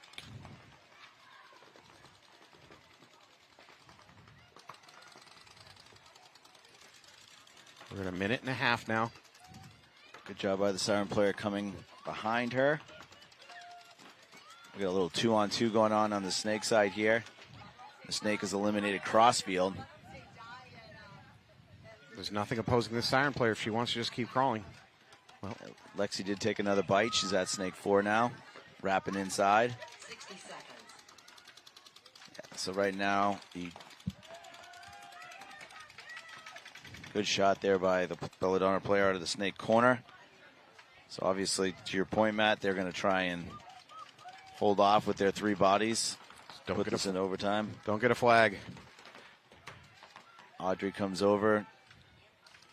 Belladonna player. Sirens have an opportunity here. They would have to launch pretty soon here. What do we got, 20 seconds or 30? That's 30.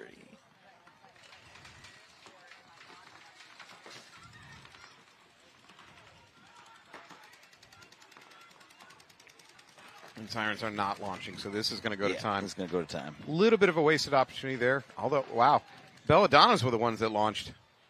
Try to make a push up the Dorito, so she died doing it. But there's not enough time realistically for the Sirens to finish this off. Yeah, there it is. Game stopped. No points. Yeah, the one Belladonna player was just guarding the flag there, and I don't know if they saw her back there. They were just going to run for the buzzer, but that would have been a trap waiting. Well, then, you got to coordinate. You got to send 3 bodies at the same time. You go down piecemeal, one by one, and you're probably getting chopped up. All right, well, this one's going to kick over to an overtime. We got about a minute break on that.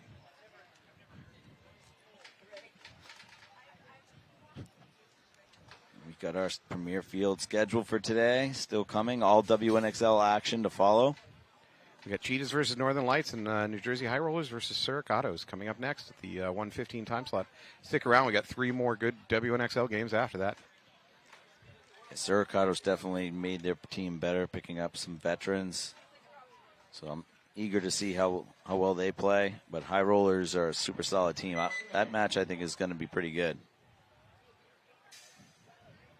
How much movement did you see in the offseason between all these teams? I mean, I heard about a bit of it. Yeah, there was a decent amount of movement, which was good, I think, for the league. Losing Destiny hurt because that's a name brand. Mm-hmm. But I think about 70 or 80% of their players landed somewhere else, so that's good. We didn't lose too many players that didn't continue to play. And then Ohana came in and took their spot. So having 10 solid teams and 6 or 7 amateur teams here at World Cup knocking on the door, there's a decent player base. We did a little bit of math, and from the inception, from the worst we ever did, which is like late PSP, to now, we've had 600% increase in women's participation. So that's phenomenal. The majority of it has happened from the WNXL, but even right before that, I think with a little bit of the Team USA buzz and the women's team playing in 2019, that really was what paved the road for the WNXL and the growth of women paintball. So it's been really, really cool to see. I think cool to be a part of. It's been a great addition to the sport. And I would also go further and say, again, the level of play I'm seeing out of the WNXL just gets better and better each year. Yep. You had the first year you had your higher looking players that they've been playing with co-ed for 4, 5, 6, sometimes 10 plus years, and they stood out a lot. Now you're starting to see some really athletic new players that came up because of the league, and now they're starting to dominate. Vibe has a couple of them, Tejada and Hadley with their 2 up and coming players. You got veterans on that team as well. I was hoping to see Leslie Cluis back from maternity leave, hopefully next year. All right, here we are in overtime. It is San Francisco Sirens on your left, Belladonna on your right. Belladonna taking the snake corner route to get into the snake itself, which I don't think enough teams are doing. Still 5-on-5. Sirens answer by getting into the snake themselves, but they're pushing up to the S2. Belladonna's responding by doing the same thing. When you were watching games earlier today, were a lot of people just bypassing everything and going straight to their side, to the bunker right past the 50, or no? They should have, but no, not enough. I feel like teams have not correctly figured out that it's really easy for a snake player to go almost as far as they want in the snake. There's so little you can do about it from the other team, except for the middle brick. If that middle brick is hot, then you can do a lot to stop the snake. If that middle brick is not hot and you're a snake player, just keep going. Do whatever you want. And teams that were repeatedly taking the brick, center brick looking snake way, were they getting shot a lot? No, they're pretty pretty consistently getting there. There's a safe running route. No, the running route is safe. I agree, but you would think that teams would pop over on the D side, and it's kind of easy to get on either side of people's field. Like you can get to their Dorito 4 over there, just like you can get to their Snake 4 on this side, almost unseen. So far they have not figured that out. If that's the case, we are about to have a really up close and personal gunfight here. Oh, that did not work. Refs are going to go and check, though. She just got clipped on the goggles. She's going to get out of there. So in the end, it's going to be effectively a trade.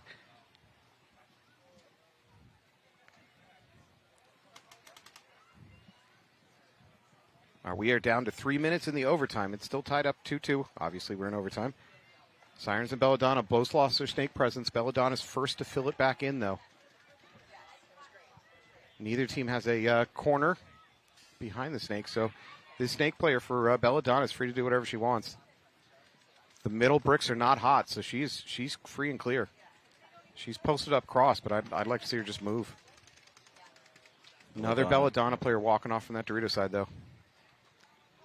Does that leave just the snake player, or is there one other player?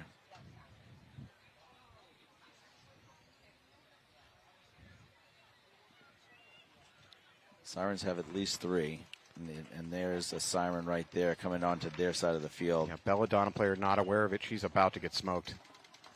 Sooner or later, the siren player is going to look over here. There it is.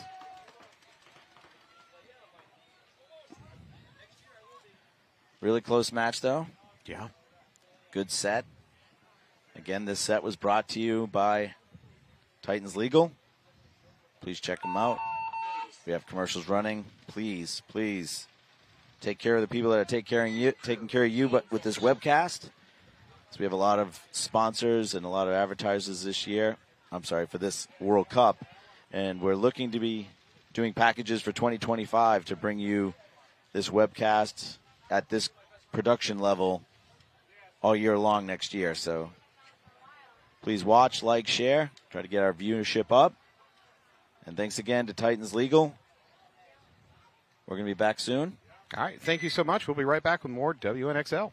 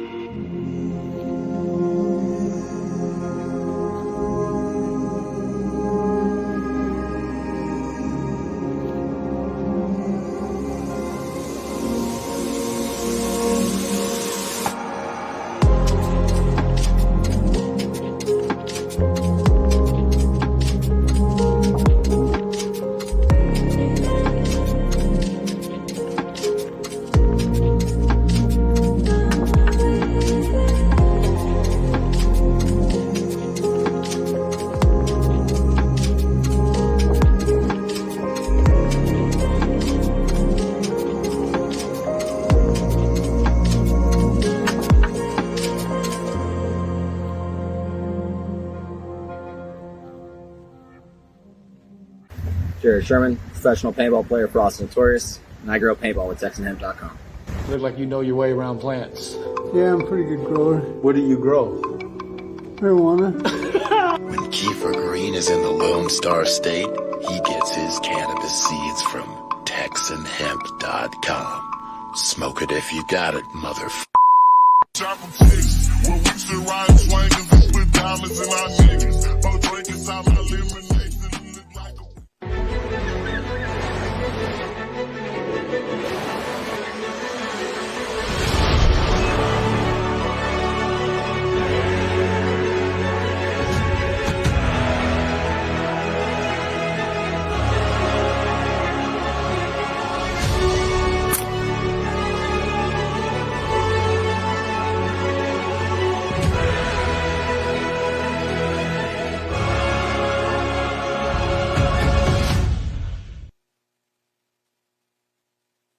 As a business owner, people depend on you to do what you do best. So, who has time to worry about the numbers? If you're feeling overwhelmed with your business finances, there's All-in-One Accountants. We help business owners and entrepreneurs steer clear of the taboo zone of financial headaches. Organized finances now mean more money down the road. Let All-in-One teach you how. Less time on accounting, more on what you love. Se habla español. Playing for your country comes with a lot of pressure. But that pressure is a privilege. This event is just different. The atmosphere and the crowd. You can really feel the magnitude of the moment. And it's a moment you never forget. I'm Jen Falk, and I play for Team USA.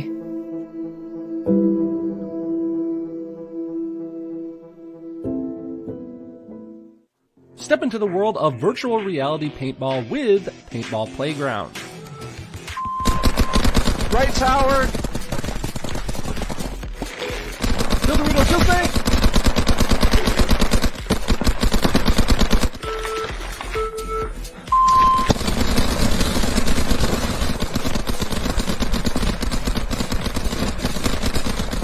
Join us on the field by searching Paintball Playground on the MetaQuest store or Steam VR. My name's Scott with Paintball Fit. I got the Hydra knee pad here. This is the newest version we just recently made. So it's still got all the same awesome things that we've had in the last couple versions. You got the compression sleeve that keeps it really tight on your knee so there's no sliding. It's also cut resistant. I got a little knife right here, a little blade. You can see, completely cut resistant. And the new thing that we just added was we added some gap here in the center. So we added another cut. And that way it doesn't bunch up behind your knee. And it doesn't cause any issues with like irritation from there being too much material. We had some people mention that was an issue. So we went ahead and cut that hole in there. And they also fit a little bit more snug now as well. So with the separation of the two, it actually allows it to hold better on the bottom and the top part of your knee. And that center doesn't get in the way at all.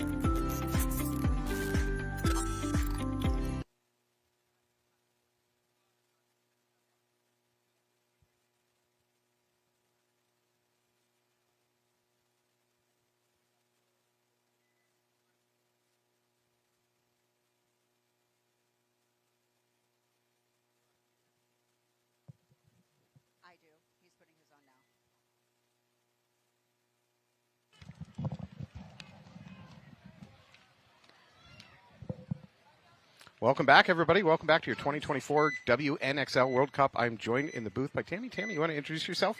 Hi, Tammy Adamson with the Femme Fatale. That's Captain, a solid owner. introduction.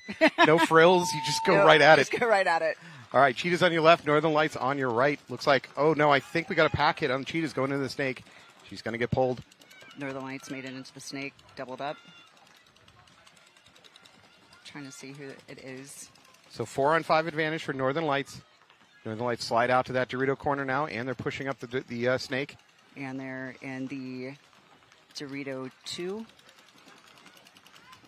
Cheetahs managed to get into that Dorito tower. Immediately pays dividends by taking the snake player for Northern Lights. Yep. Still got one in the back, snake 1 for Northern Lights. I don't see anybody in the snake for Cheetahs. They haven't filled that yet. They have not. They have the snake insert. She could choose to bounce out there.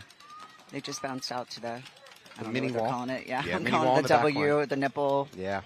What you don't do is call it the thing your team calls it. No, I don't. That's right. Exactly. That's I'm like, this bunker. Uh-oh, they lost their snake insert now for the Cheetahs, so that leaves no presence out here on the snake side.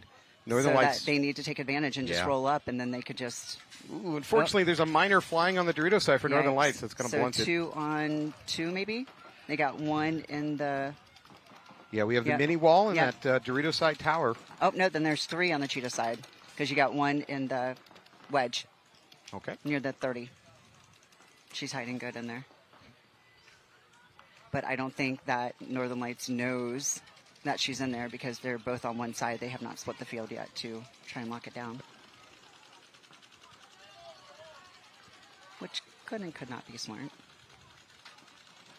But that snake player needs to take advantage and just move on up and not just sit there. Yeah, she's got her gun posted, which is great for suppressing them, but that's not really pushing the game and winning it. I mean, maybe that tower makes a mistake and comes out sloppy into a gunfight, but you're more likely to pick up a bunch of kills by just moving forward now. Yes, absolutely. And as a snake player on this field, the biggest risks are either a drop shot from the home or something up in this middle, like 50 brick area. Neither one of those are hot right now. Right. So frankly, this Northern Lights player just drop Just needs to go. Yeah. Just put on the roller skates and slide down this side. You got it. Roller skates legal? I don't think they're legal. Probably not. It'd be fun to watch, though. I'm just saying. I'd like to see them attempt this on this field. We'll split the difference. Go with Heelys. Exactly. Or a one wheel. That'd even be better. Yeah. There you go. Roller skate. Just go on their belly. So I don't know what the snake tape player is doing, shooting down tape because there's nobody there. Yeah, the snake corner here for Northern Lights, she's got really nothing to shoot at. No. There's home. If she wrapped a little bit Nicole. more, she can put paint on the home. Yeah, you get Nicole in the back. And what I'd really prefer to see this Northern Lights player do here from this corner is actually go to the inside, try to work her way up the middle. Absolutely. Yeah, if she just crossed over the beam and went, she could totally, because she's blocked out by everybody except for Nicole in the home. But she could use the tower as her advantage to do that. Here she goes. Needs to be a little bit. Keep going. Here's another issue at play. Look at how many pods are left for Northern Lights and the snake. She's got one Nicole pod and just she's looking bumped for it out right now. to snake. She's B, we'll call it. She's going to have to move because she doesn't have the paint to just continue to sustain. No. You get Nicole just waiting on her back there. I don't think she saw that she moved out. Well, we know she's there now. Yep, now she just needs to get down and move. Yep. Go up to the next one.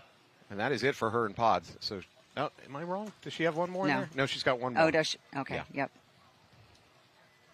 Nicole's going to bump out to the corner snake. There she goes. She just lost her snake corner. So she is all alone, if I'm not mistaken? Yep.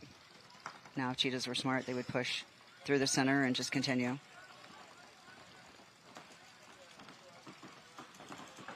Got to get down. There you go. Don't keep standing up.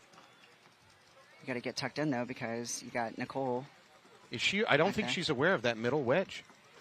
I think she does because they just shot at her. There she is. She's on her. She's locked on. Yeah. Being the last player, though, the middle wedge can go ahead and play on the outside of it. She doesn't have to stay on the backside. Nicole knows where she's at now. Now, if the wedge was smart, they'd just come around. Yep. And shoot her from behind.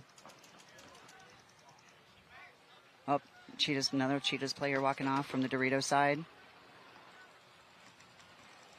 So 2-on-1. Ooh, she gets her gun up. Does it get the kill? No.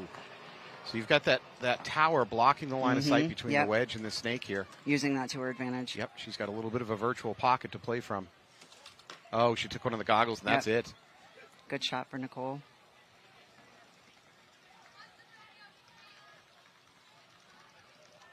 Don't talk. Yeah, we've learned that on this field. You do not talk. Don't talk. And she's still talking. Don't stop. Stop talking. Concede. That was Erin. Erin did Is a that Erin fantastic Scott? job, yeah. Erin Scott's awesome. But Yep. maybe we have a talk with her about not talking. Yeah. These refs have been throwing flags for talking. Oh, trust me, I'm guilty of every flag known to man or woman. You've invented some. Yeah, I've invented some and then some more. I invented the talking after hit penalty. Yeah. Thank you very much. It's also my cursing on the field. It's not a good thing. No, not They're a like, good no combo. cursing. I'm like, well, they can curse in regular sports. Why can't we? I'm confused. 20 seconds. We're trying to grab the family demographic here, Tammy. I know. Well, they have the family demographic already. Oh, thank you. 10 seconds. You are everything that's wrong with this sport. There, I finally said it. I am. I'm everything. But hey, I also created half of it too. So I've been around for a long time. Yeah. I'm well deserved. Both teams making a mistake, but it does look like that the Rollers are up in the middle. No, but it looks like she also took a shot. So I don't know if they're going to go check her on that because I just saw something hit off of her. But maybe it was a flash hit, as they call them. Sure. One well, walking still off 5 from the alive. high She's gonna- rollers, no, she's maybe gonna hit on the two. hip. Or Not no, gonna work who is for- this?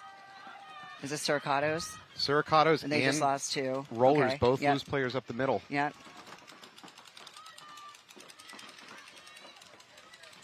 High rollers just took Dorito 1 over there. 2 snakes for Surcatos. Now they're into Dorito 2 Yep. for rollers. They made that little bump. She's getting a check, called clean. She's got one in the W in the back for high rollers. One in, it looks, Dorito 1. This is a risky wrap there. She goes, 50 get out of that. snake for them. Looks like you have a lady back here at the head of the snake for the Surcatos. I'm not sure who this is. Oh. Oh no, the wrong time to trip. Shit. She tripped on a Yep. stake. Yep. Stake. What do you want to call it? Tie down. Yep. I thought I invented that. And I'm going to totally butcher all their names. And I apologize ahead of time.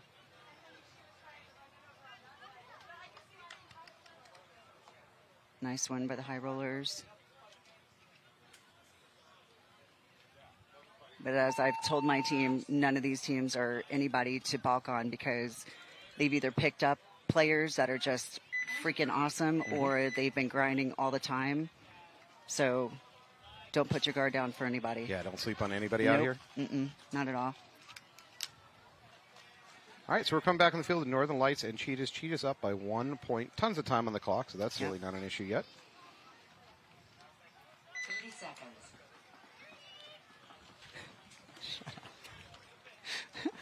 Thank you. 20 seconds.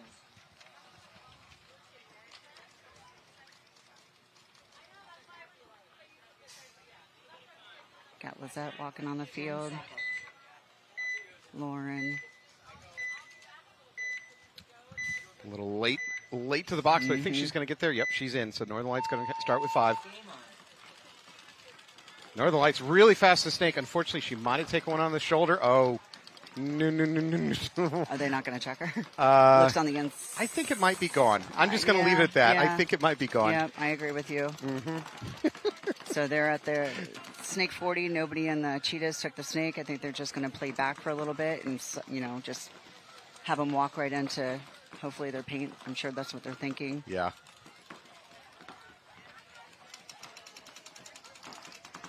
So Ref going in for a paint check. Kate Evanston, you're up in the snake for Northern Lights. Lizette's going into the snake. Snake 1, she's going to make her move up to snake 2.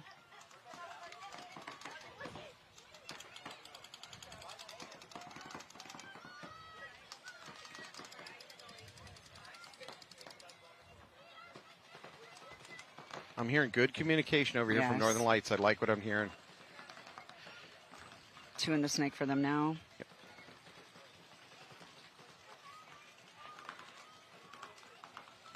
So Northern Lights doubled up in the snake over here. I don't see that Do they have any in the center? No, they've got no center presence Okay. other than back at the snake insert, Yep. basically. Got Lizette moving up, equaling, matching Kate. Oh, no, that's not. Is that Lizette? No, It's, Barnes. maybe not. I think it is. Yeah. It is, right? Yeah.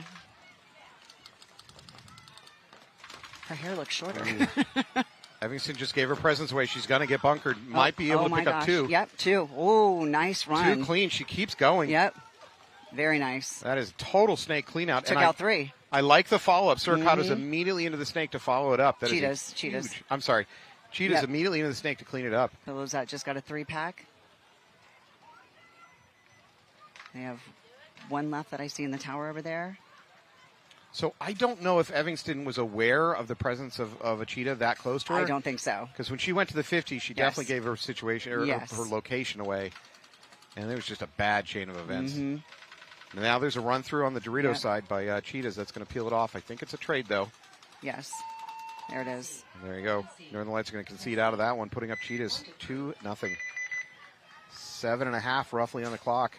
Northern Lights need to come back and do something. You can lose 2 and maybe come back. You can can't totally lose 3. Sometimes you can. Just depends. It is possible. Depends on how much time is on the clock and how aggressive you want to be and how much you want it. Well, you're not going to let me get away with webcaster hyperbole? Nope. I live on hyperbole. Not a chance. 20 seconds. All right, we're going to slide back over to the Suricatos and Jersey High Rollers game. Yes. Suricatos is going to be on your left. I see Rojas heading out there. We have Janaea. We have... Yep. Castellanos, lady. Yep. Paige. Oh, late runner to the box. I don't think she's going to make it for the Suricatos. It's Maria. No, she's not going to make it. Nope. Got to be ready. Suricatos into that Dorito Tower. She's getting a check, though. Nope, she's called clean. Now movement up the middle to this 30-yard line wedge. Suricatos doing a good job making their secondaries. The High Rollers making their way into the Snake 3. Suricatos down to 3 bodies, though, with no presence on the Snake side.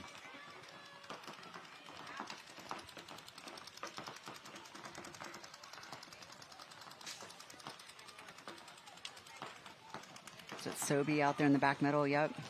Got Sobe. You got...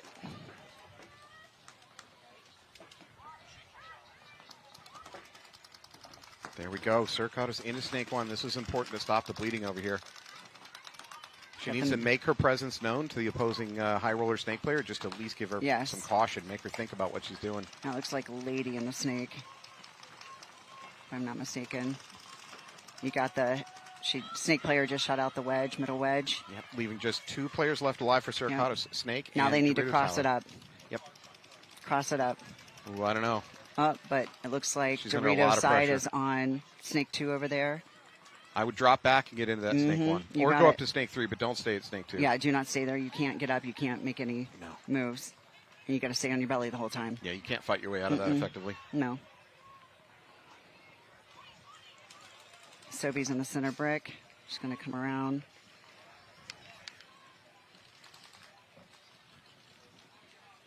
She knows where they're at. She's going to go take out the Dorito Tower now.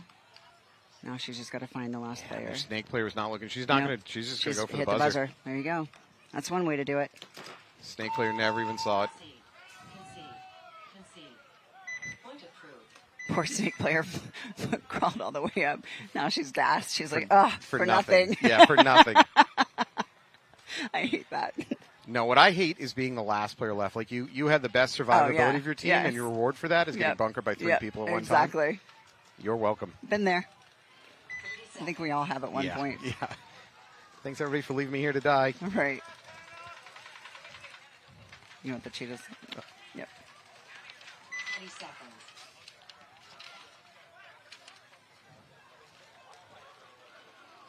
All right, so Cheetah's up 2-0. They've got about 7.5 on the clock. Certainly nothing set in stone yet for this one, although Cheetahs are late getting to the box. They're scrambling to get bodies out there.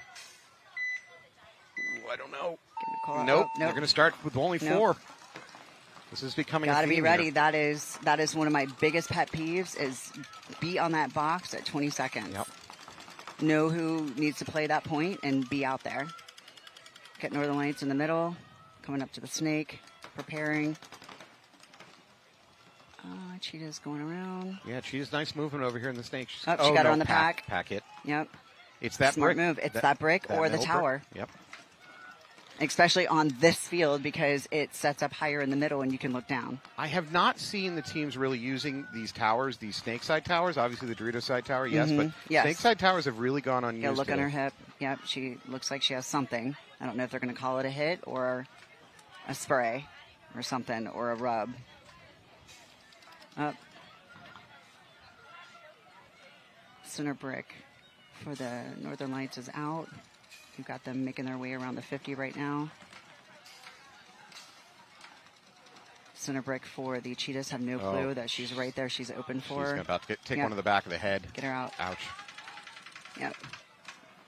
Erin's breaking. Is that Erin? No, that is Tessa is breaking paint like crazy. She's just spraying. But she got, there you go. There you go. See, she's just spraying paint. She'd take a little bit of a core sample going in, maybe? I don't know. I didn't see it. Yeah, it is more just, broken paint than the whole ball's coming out. Maybe she's got some. She just needs to move on. Yep, there we go. She does. Oh, get your butt down, girl. So you got Nicole in the back. Oh no, she's on the snake side now, so she knows where she's at. She's going to stay on the tape for her.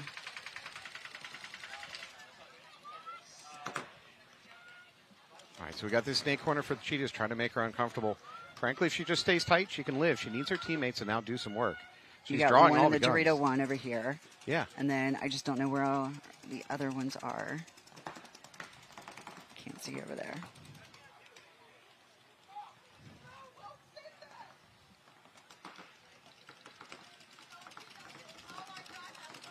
Ooh, no. Play a little more passive. Yeah. She's being a little bit too a little aggressive. Sloppy, yeah.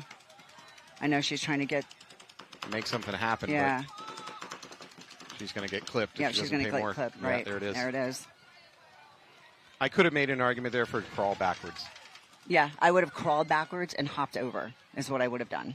Gone to the brick and made my way up through the middle. Yep. So was it just 2 on 1 left? Because I don't see... Oh, no, they got one in the... Okay, Dorito side 50. Yep. Or I should say Dorito 3. But Nicole knows where they're at. Yep, this is Nicole Gates trying to finish it out up the snake.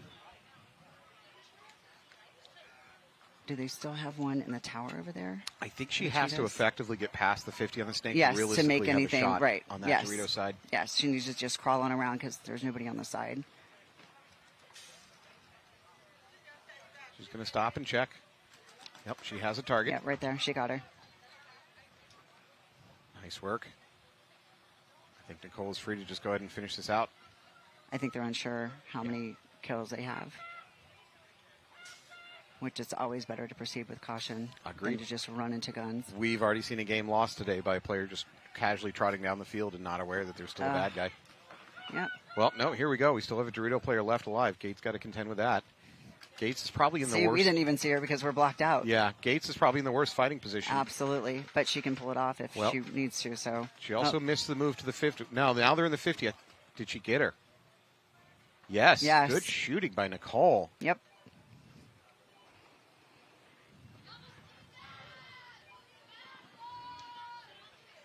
So it looks like they're going to be 3-0.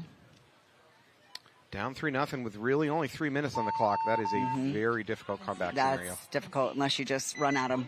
I'm not going to say impossible because then you'll call me out on that kind of nonsense talk. Hail Mary is my go-to. I love it. All right, well, good game out of Nicole. Congratulations on that one. 30 seconds. That is exhausting work, by the way, trying to finish that kind of stuff out. We got 1, 2, 3, 4, 5 players for Surcatos on the field already. Good job. Yeah, let's try to get a 5-on-5 here. How's that sound, folks? Let's do that. I don't know. Let's get crazy. Let's play 5-on-5.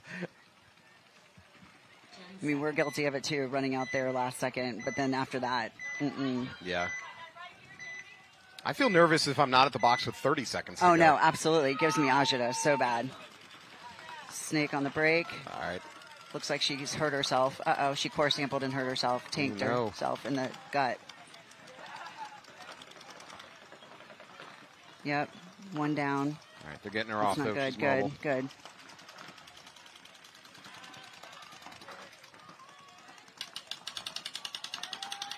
Uh-oh. I don't know if she's holding her shoulder. I don't know. She may have dislocated it. Okay, well, we still have a game. Yep, I know. We've got Surcatos peeling off, so there's, I think, maybe 2 Surcatos left. 2. Taking the snake, 50. They're going to go on around the snake 50. High rollers do lose a player over there on the Dorito side, so they're 4-on-2 at the moment. You got 2 in the snake, 1 at the head, 1 at their 40. 1 Surcato left, it looks like, in the head of the snake. Oh, no, 2. We got Dorito 3. Okay, good. And we got 1 in the tower over here.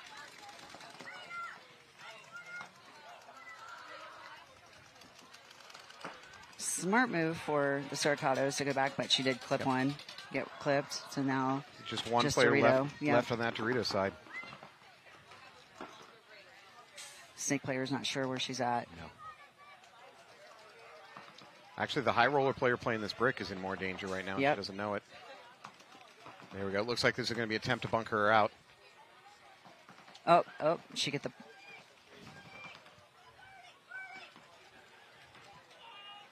Sophie goes in for the kill in the Dorito. Credit to the Surcatos player there in the Dorito side. She played tough. Yep, she was not an easy out on that one.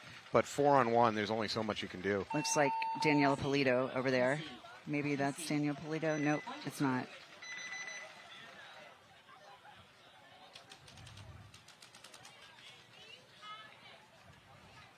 All right, well, hopefully that that player is okay for... Yes, absolutely. The Suricatos.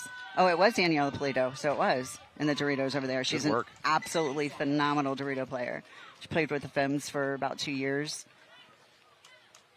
And there's 3 Femmes players on the Suricatos now. You have Maria, Reina, and Daniela Polito. So I'm so glad that they're with them. So you got the Cheetahs on my side. We've got Northern Lights taking the field to the left. Yes. Northern Lights are down 3-0. They've only got 3 minutes on the clock, which is a very difficult situation. Yes, they need to pull out all stops right now just to get a point on the board. If you look at the average times of games so far today for the WNXL, 1 minute that's going to be a lot to ask to get 3 points. 3 1 minute 1 points.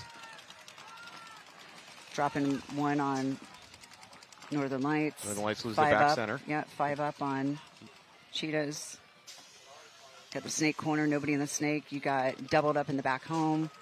Heather Brown looks like she's up here at this brick for Northern Lights. That's a big bunker to control.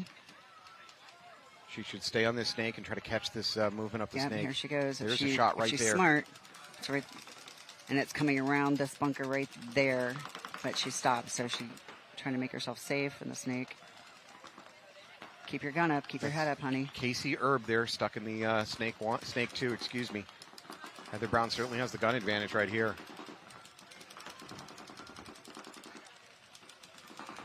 Cheetah's made a move into Dorito 1. Looking inside. Now going down tape. Northern Lights up there, S3. Northern Lights down a body, but they are far better in position here. Looks like Alexis moved out to the corner for Cheetahs. Yeah, they take the space. They do great at getting the ground. They just got to get the kills. They're not afraid to, that's for sure. Casey Erb gets gun dominance from S1 to that brick, which is a tough thing to do. Now she should immediately use it. Maybe drop and crawl, do something. Get out of that S2. Yep.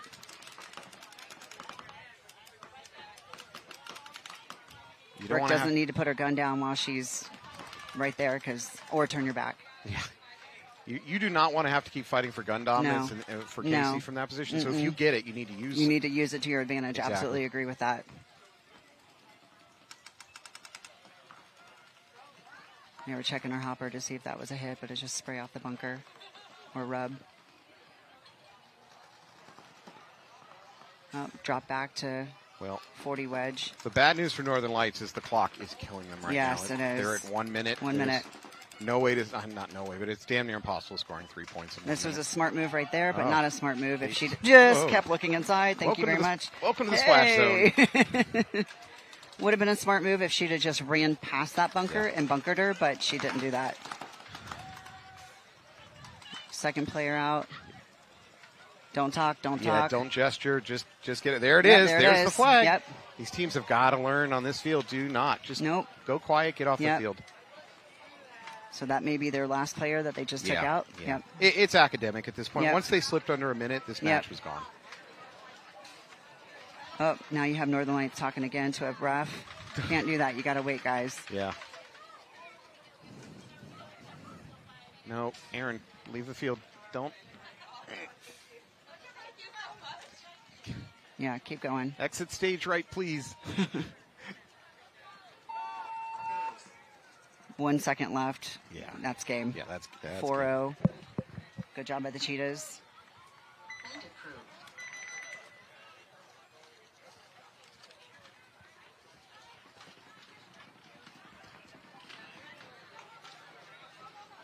So you have Maria Hernandez walking on for Suricatos. You have... oh no. This is... I have them. We have high rollers heading towards the right. Yep. So you have, who is number 39? Ye Rojas? Rojas. Yep. Got Janaea. It looks like. I'm trying to look at everybody. Allie. All right, Suricatos down 3-0. 8 minutes. Yeah, plenty of time on the clock. Oh, yeah. But they got to make something happen relatively fast. Took a hit to the face, going out to the corner for high rollers. Suricatos lose their mini wall player on the back line, so 4-4. doubled up in the back. You got one at the insert going into the Dorito one now. Suricata's doing a good job both pushing up the middle and up the snake, so they have great positional advantage right now. Yep. Oh, they lost their Dorito player, high rollers, so it's 3 on 4. Yeah, I'm going to predict the home player for rollers is the next one to die. Because she's just out there, and Yeah. if Maria gets up there, she can really do it, but she needs to keep going. She's in trouble. She doesn't Yep. know it yet.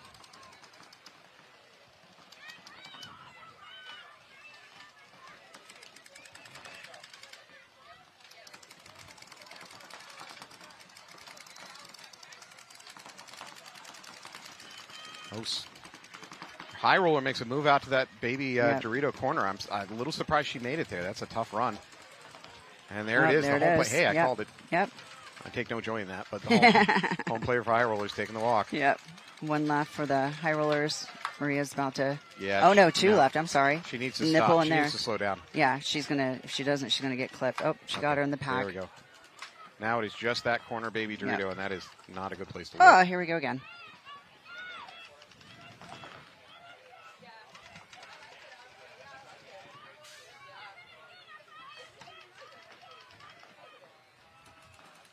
All right, now here's the time for the Suricata's. Calm Yep. down a little Yep. bit. Take a breath.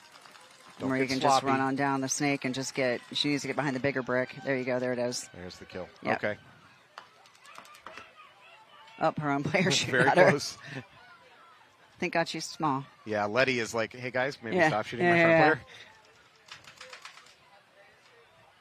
She's like, let me check before you do it. Yeah, but you got to hit it fast. Your Yeah. also time is definitely. Yeah. Not, well, you're doing okay. 7 7. I'm minutes. taking Yeah, it back. they could still bring it up. Yeah, you got good time. Yep. That's fine.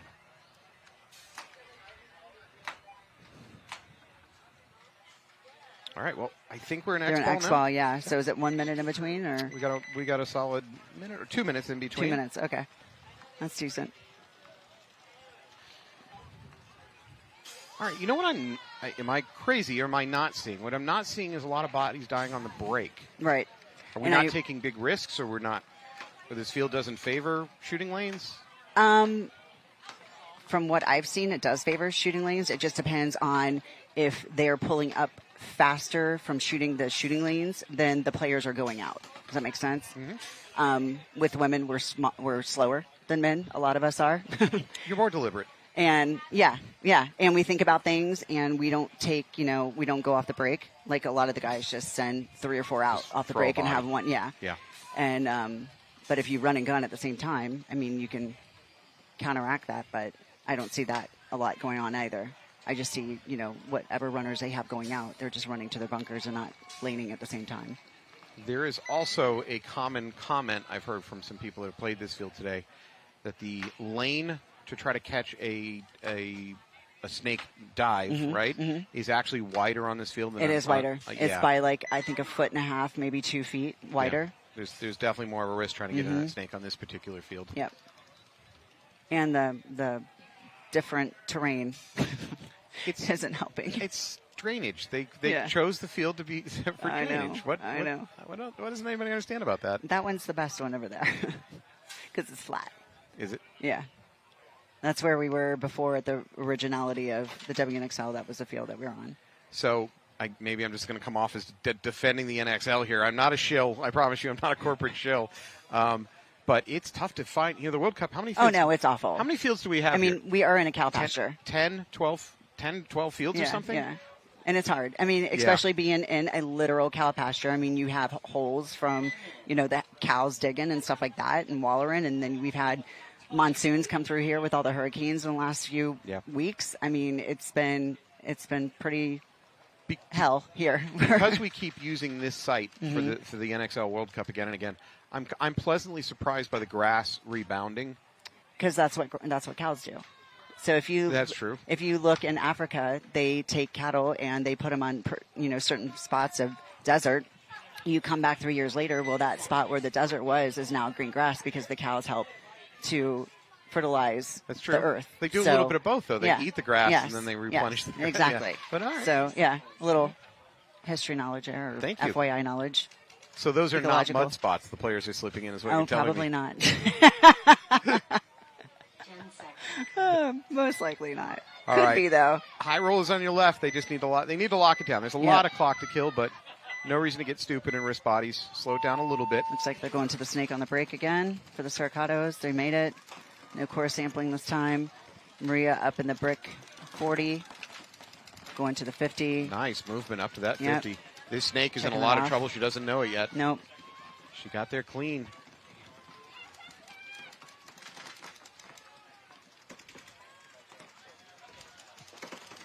Maria trying to get that shot on her, trying to get tall. Yeah, oh, she got in. That is ballsy. The high roller player went ahead and jumped that Yep. gap. Yep. Got gun dominance, but Smart. she put herself in maybe even a worse gunfighting position, though. I wouldn't turn my back, that's for sure. Yeah. You got 2 on the snake for Suricatos, 1 at the 1 and 1 at 3. High rollers now into D1. They've got the mini wall in the back line and the snake insert bunker, and of course they're up here in the snake. Wow, this high roller player really doesn't care about the odds. Yeah. She's pushing these Suricatos gunfights. lost 1 out of the center. Center wedge. Oh. Close. She is wrapping. Wow. She is pushing. Here she goes. Maybe she still thinks she's right there. She's in trouble. She's going to here. pop up and get her. She's going to get hit in the head. She needs to look inside. I don't know what she's doing. Oh, Yeah, there it is. No, she's somehow still alive.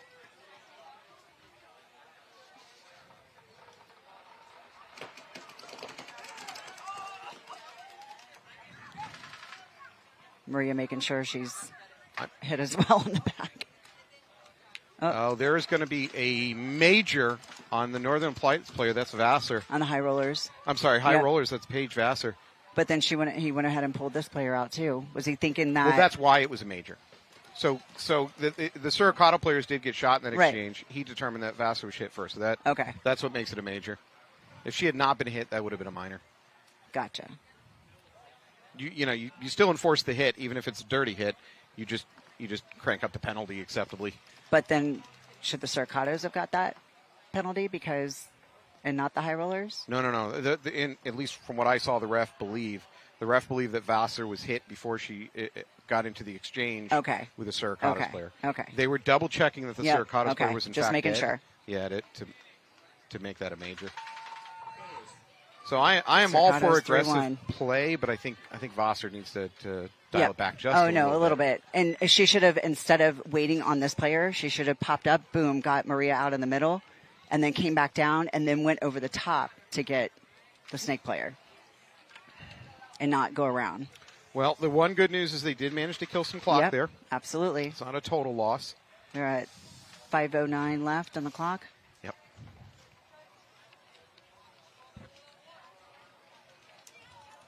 All right, so 2-3 Suricatos, not much of a deficit now. 5 minutes, plenty of time to work with. Oh, definitely.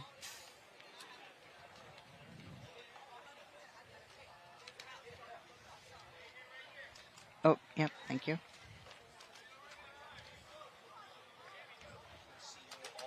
I know. How are you? Hi, babe.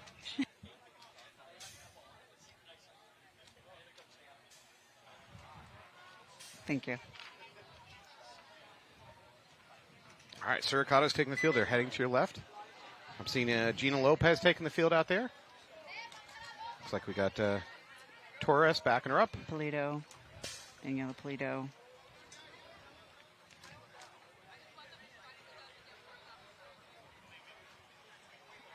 Rojas and another Moni. Yeah, Monica Ferrero Patricia. Got Vassar back out there. Janaea. By the way, let me back up for with Paige Vassar there. Mm-hmm. I love the fact it's so much fun to see a player that absolutely has an opponent gun locked onto her. Absolutely. And she danced right through it time and time again. Gave no craps about it. That was really impressive. It was. The problem is that she overextended and Right. got herself in a bad position. Absolutely. But the manner in which she did it was actually very But impressive. you never know. Maybe just go with your gut and see where Yeah. it takes you. I mean, And they were up by 2 points. Right. Maybe the coaches just said, hey, go have fun. Don't worry about it. All right, here we go. Oh, yeah. Suricatos lose their player trying to take the snake. That's a big loss. 50 brick for the high rollers. Suricatos break out from the home to the snake insert, so they still have a chance to get into the snake. Going out to... Yep, Suricatos into the snake. Yep. They're now in the mini wall in the back line. They've got a mini temple up the gut. Snake 3, 4. Oh, we dropped one high roller. The high rollers do have this middle brick, though, which is huge to stop this snake play. She just needs to stay attentive to it. Don't take your eyes off of it. Because if you can get them on that one cut through right there. Oh, and here she goes. She should have stayed on it right there, and she could have got her. But the Suricatos player smart by going to the inside of the snake. Keep going, though. Get to Check that into the wedge. Yeah, don't stay at that S2. Yeah. It's not great.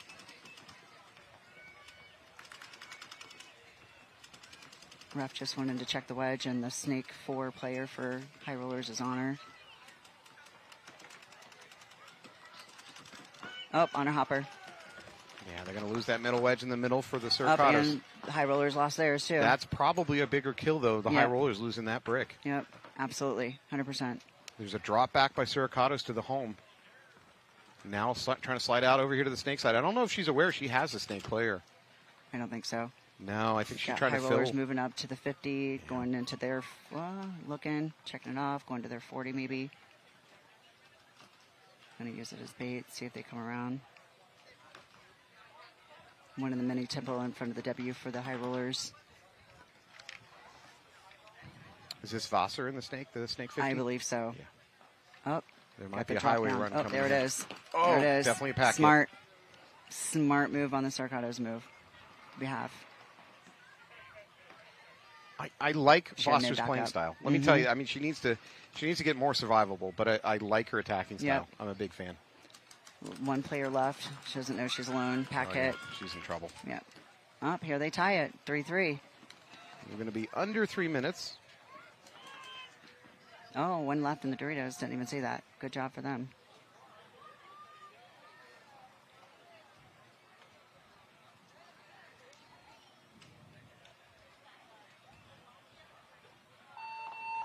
Tied All right. up. Assuming it's clean, tied up 3-3. 2.5 on the clock, roughly.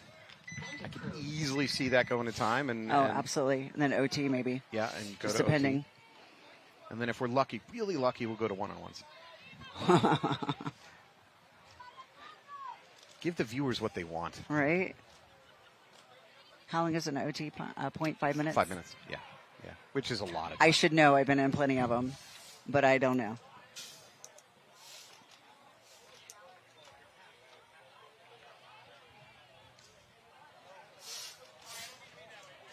All right, we are going to go to. Well, no, we're not going to overtime yet, but we're going to take Nope. we're going to take about a 1.5-minute break because we are in X ball. There is, well, okay, now there's maybe an excuse for getting late to the box, but we haven't seen that lately, so I guess that's good. Team's getting better at that at least.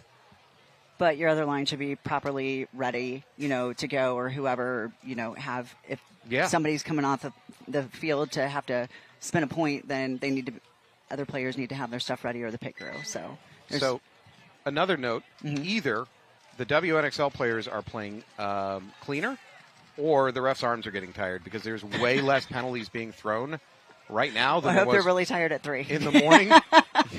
In the morning, the flags were flying like crazy. Incoming jets were having trouble landing. There was so much laundry in the air. That's funny.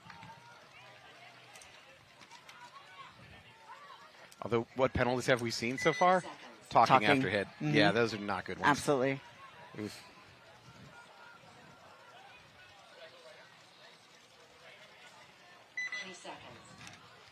Oh.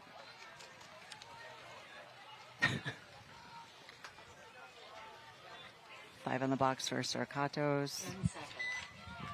Lemon water, please.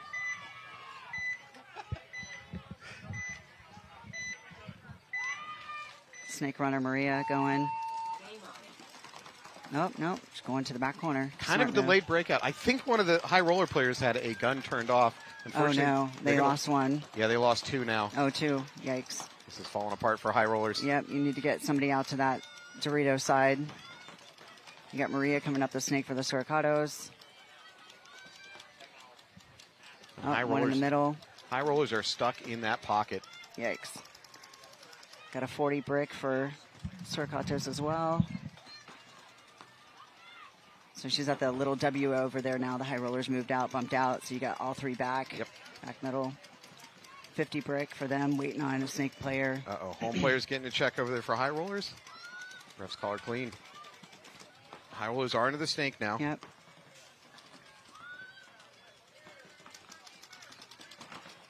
I'm going to guess this is Vosser. Yep. You know why I know? Because she's only got 2 pods on her. Right. That's her signature move, 2 pods. I respect that. Oh, she get the middle player? No, I think she's going to get away from that one. Oh, they do take the snake player, though. Now that was a cross shot from... Where's she at? Is she in the Doritos now? Suricato's just crossed the 50. They're in their wedge. They just lost another black player. Lost Sobe. Except you can't come off that. I don't like that. The Suricato's player crossed the 50 and then came off the snake. She's going to get blown up by Vosser. Yeah, there it is. Oh. Vosser's going to get a check. Unfortunately, while she's being checked, there's a player coming on her. Oh, no, that's a major. Wait, I think he's confused. Yeah, on who to pull. I think they're maybe pulling the wrong team. Yeah, they just pulled the wrong team.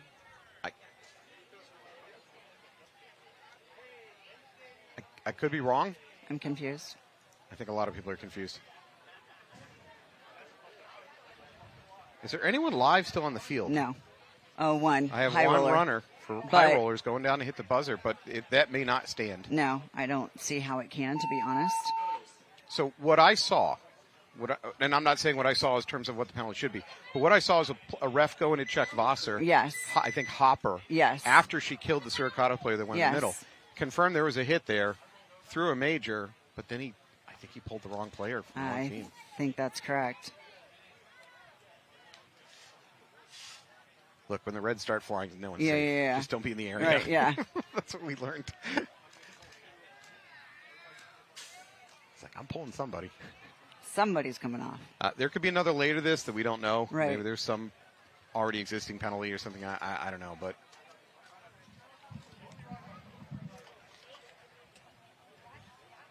I'm certain everybody will accept this situation with grace and dignity and sportsmanship. Not a chance. As is the paintball tradition. Not Calm, a chance. collected. Nope. I would be on fire right now. Chalice of friendship overflows. Nope. Let's take a moment to thank our sponsors. Sponsors such as GI, HK, Army, and Virtue, Infamous. Lone Wolf, of course, sponsoring the field itself, and Eclipse. Thank you all you guys for making this possible. Absolutely. Thank you. And if you're at home watching this, please do what you can to support those guys and let them know you're doing it because they're supporting this. That way you can sit at home on your couch and watch some paintball. Absolutely. Actually, it's Thursday. You're probably at work right now, yeah. and you shouldn't be watching this. Absolutely, you should. Play hooky. Yeah. Paintball is more important than work. I swear. I hope you have a tablet and you're hiding in a bathroom stall watching this right now. Just make some noises so it sounds like you're going to the bathroom as well. Make it... This is probably not the conversation you expected when you tuned in for this webcast, but this is what you're getting.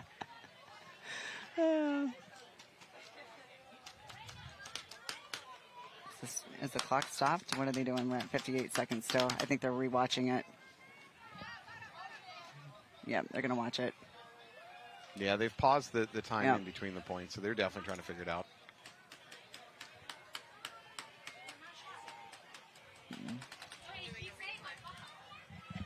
I've been told by our crack research team, consisting of hundreds of one person, that they are going to a replay. Yeah, they need to review it. Yeah, absolutely. I agree with that 100%. Trying to check it out.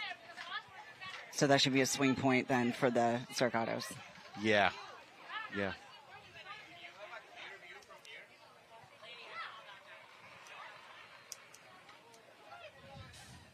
That's dangerous when the coaches start asking us our opinion. I'm like, oh, I don't want to go. I can't lie. I have no filter. I don't lie. So they're going to ask me and be like, yeah, that's what I saw.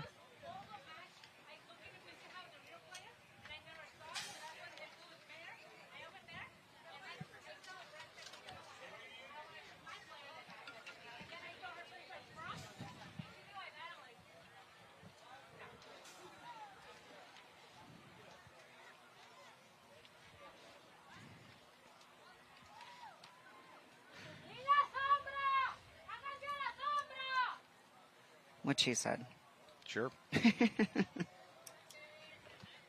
All right, both teams are on the field ready to go. Which is a good thing. Yeah, but if that is a red that was under 60 seconds, I'm not sure where the clock was when that occurred, but I wouldn't be surprised if it's under 60 seconds.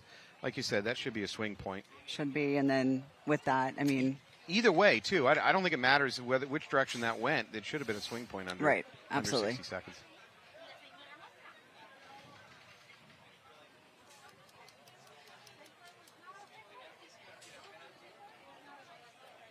It is a tough job, though, that the refs have. I mean, they get yelled at. They're out here all freaking day. Yeah. It's hot. It's miserable. They're on their feet. Everybody's looking for a reason to be upset at you, yeah, too. absolutely. I mean, I do it. I'm so guilty of hating on the refs and stuff like that, but we do appreciate them. We do thank them for their hard work that they put in at all these events. I mean, it's a thankless job, to be honest with you. I have said, and I still believe it even at this level, the majority of reffing staffs are assembled by guilt.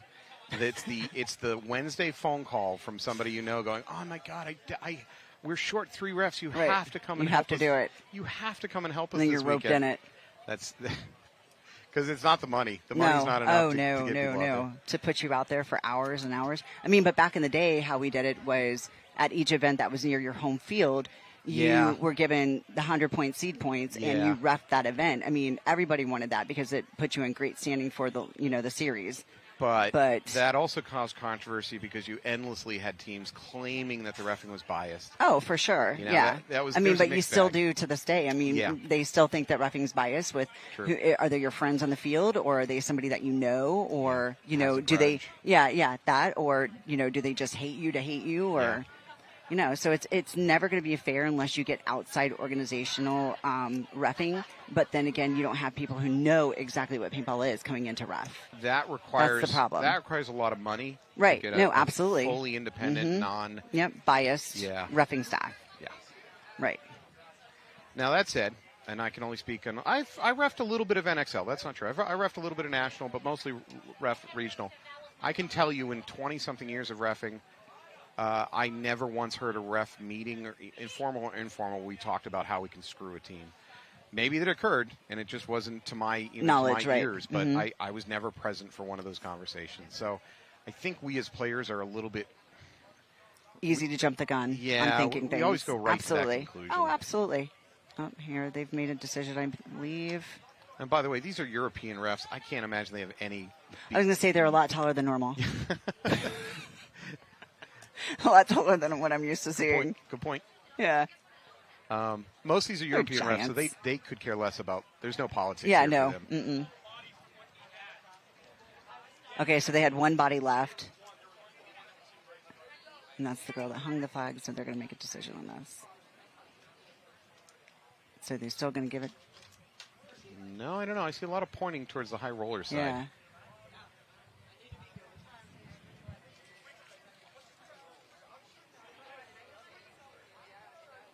That's the only thing about them having to go back and check things is the weight.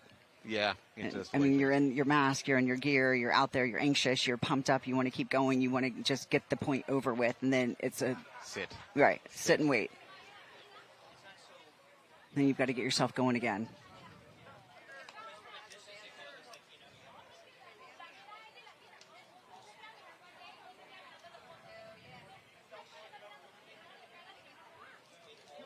A lot of nodding. Wish I could read lips. I'm not seeing yelling in the ref coach meeting right now. No punches being thrown. That's good.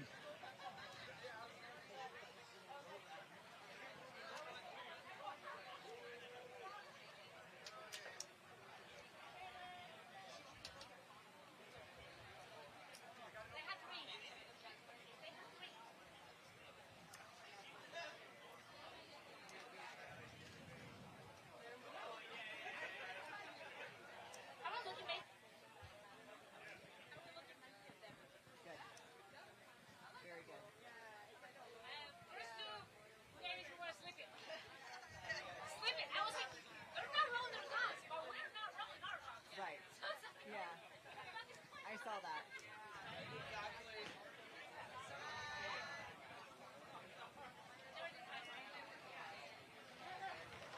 Still waiting on a decision from the ultimate ref and everybody.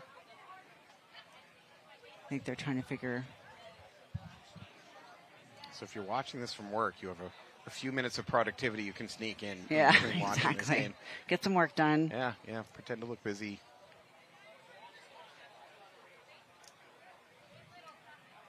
You ever work in an office?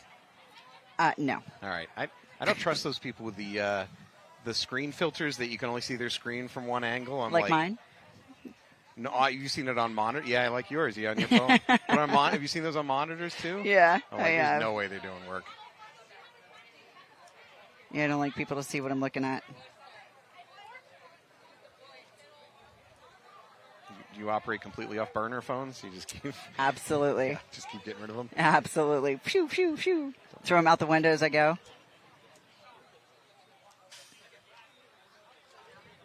Can have people knowing my stuff. All right, now there's a little bit of argument going on. All right. Okay. What was the decision?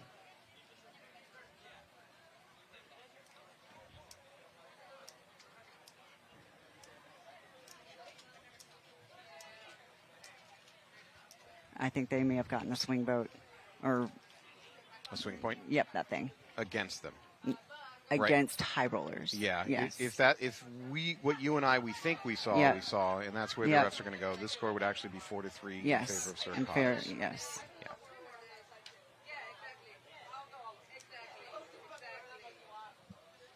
I have dealt with more than a few ref crews that make a mistake and go, nope, we didn't make a mistake, moving on. Right. And just will not even Right. address it, will Right. not. I give credit to this squad, if that's what they're doing right now for refs, saying, well, we're not sure, we're going to try to get it right. Point hasn't changed. I don't know what's going on. Not yet. At least not on our scoreboard, Right. but we.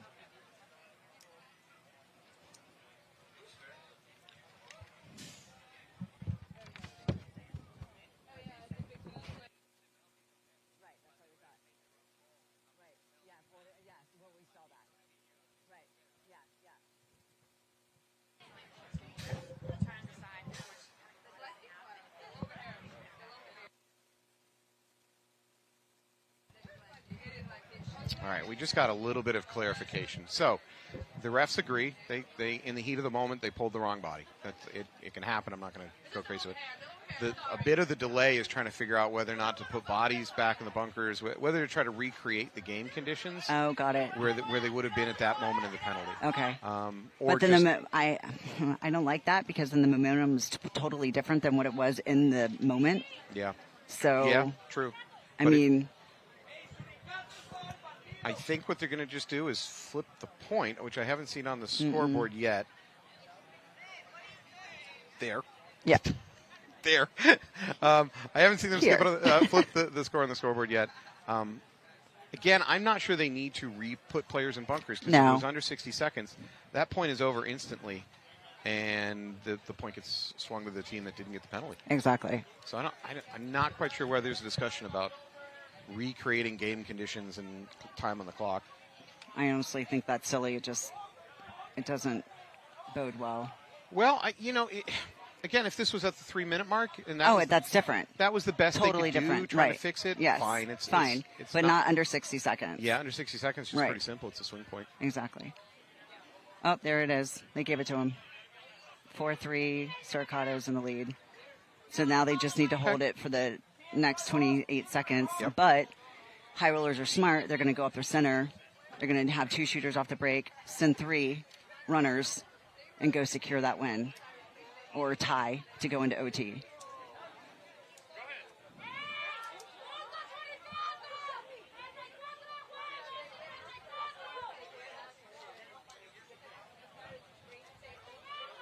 I'm attempting to interpret I have no clue. Game instructions in Spanish, which I don't Yeah, speak. no, me either. I see a motion to the ground, which I think is just saying hold.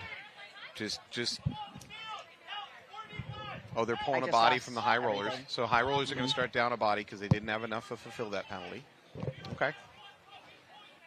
So now they're down a point, and they got 30 seconds left.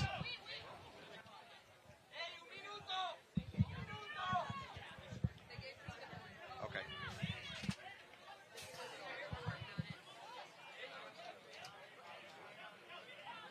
Check. Oh, there we go. I'm back. And they're handing off paint. Yep.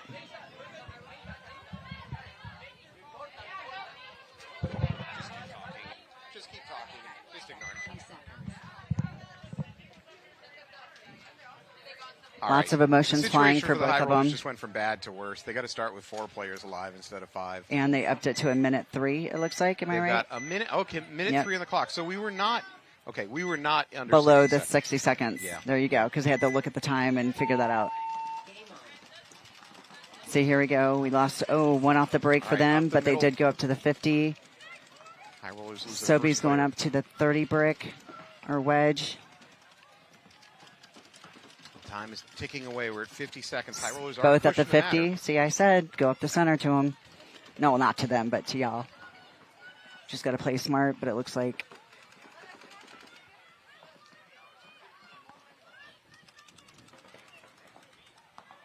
Circatos is in the 30 snake. We're in the, let's see, High Rollers are in the, going straight to the 40. Got one in the middle wedge. High Rollers needs to check that out. There's a back 4 right there. She's gone. 20 seconds left. Yep. Did she come out? Yep, there she is. Another one down for Circatos. Looks like 3. Here we go. Oh, she got it clean. Dang. I don't know if she's clean or she just says, I'm going for it. Hail Mary She in doesn't it. care. She's just going for it. Just to tie it at You 2 know what? seconds left. That's probably the smart thing to do is just go Absolutely. for it. If you don't go for it, You still have bodies alive. you're gonna lose. Right. Going for it, you might, even if you got a hit on you. Yeah. Oh, they're calling rub. Oh. She is clean. Dang. Wow. Tied it into OT. Wow. 2 seconds left. We are going to OT. Dang, good job. Holy crap. Wow. That's awesome. Good job for her. Was that Vassar, right? Was it Vassar that did that? I did think not it catch was. in that confusion. My Pretty mind sure it was Vassar. reeling from the situation. Yeah. Pretty sure it was Vassar that did it.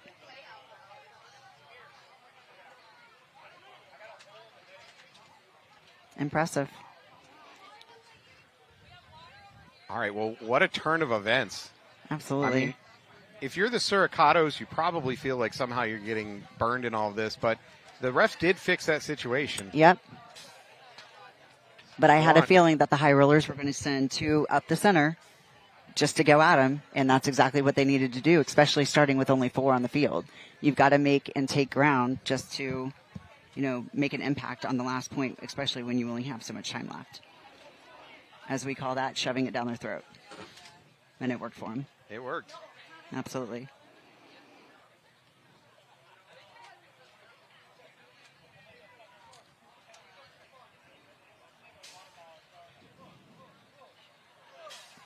All right, well, another chance to thank our sponsors, Gel Blaster, Balkan, Lux, Dye, Hermeses, Sapphire. We appreciate you supporting the stream. You make it possible for us.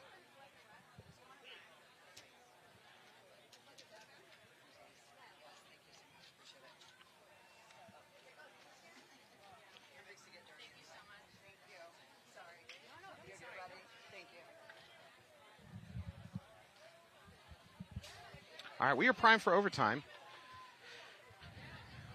There should be 5 minutes on the clock, not 4 minutes and 59 seconds. I think the refs have thrown a little bit of an extra timeout on this one.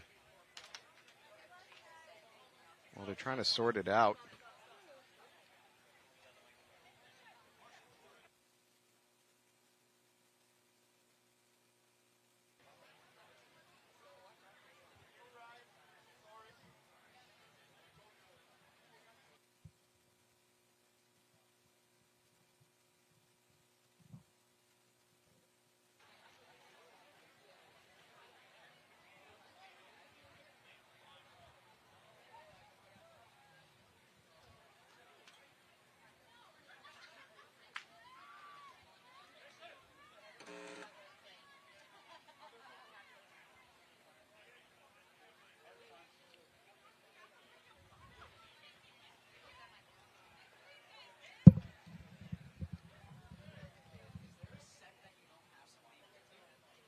Not today, but tomorrow and Friday and Saturday, Sunday.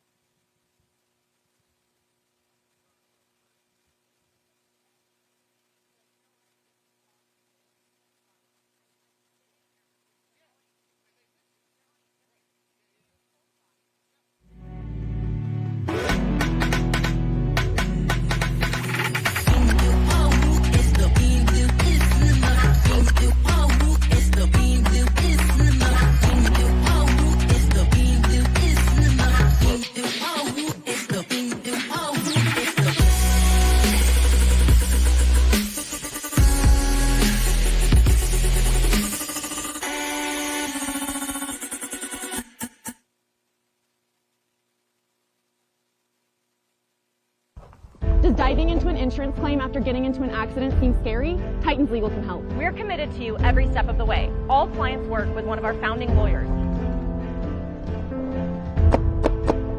Don't go into a gunfight alone. Titans Legal has your back. Let us help you get back on your feet. Consultations are always free, and our fee comes from the insurance settlement and never out of your pocket. Call Titans Legal today. Follow us on Instagram at Titans Legal for details on our 180R giveaway.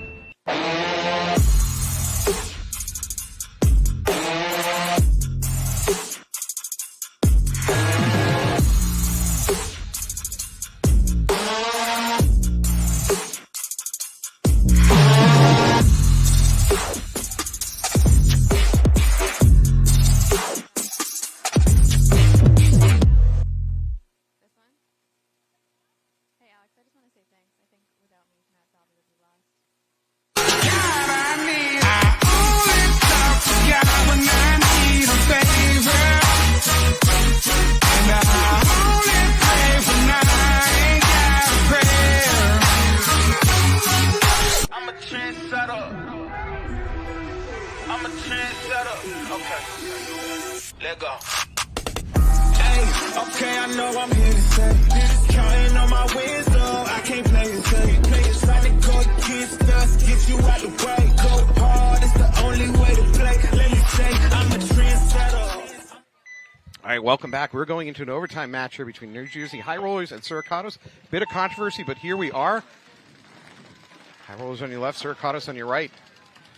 And looks like High Rollers is made the corner, Suricatos up the middle.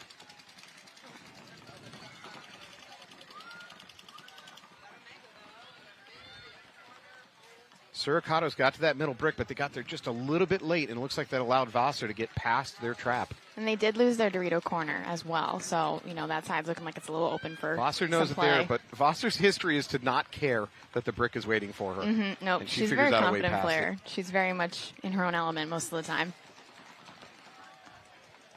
Looks like we are still 5-on-5. Yep. And it looks like a Suricatos player in the... Oh, a minor on the Rollers on this side. There is a minor, though, for High Rollers that's going to set them back, trying to win this thing. I see 3 bodies peeling off for High Rollers. So far, I have not seen a single Suricatos walk off. So now Suricatos have crossed the 50.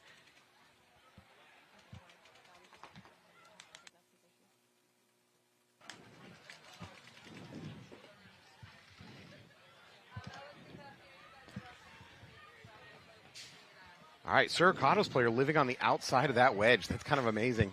I love it. You know, I love me a little risk, especially in this situation.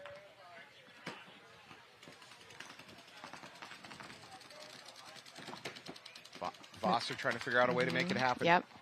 What I love about Paige is she's very aggressive, so she has no problem establishing, getting in there and making sure she applies the pressure and fights off these battles. There is an attempt by a High Roller player to try to retake the home. That does not work. She doesn't make it there. I'm not really sure if I like that bump. Yeah. All right, so now they've distracted Paige, and now she's looking the other way, so this Suricatos player is going to come make a run down.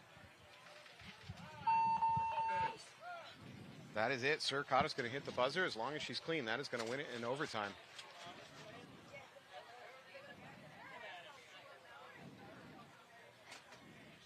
There it is. It is a clean hang.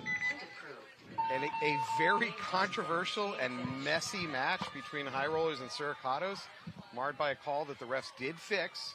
It went wrong, but the refs did fix it. Correct. And there you go. Suricatos win it in overtime. Wow, what a match to watch. I mean, you know, the back and forth, and it was such a battle to go into overtime is wild, but, I mean, it's good that they pulled it out. They got it right. All right, we are going to take a little bit of a break, and when we come back, we got more WNXL action. Thank you for being with us. Who the hell am I to expect a savior? If I only talk to God when I need a favor.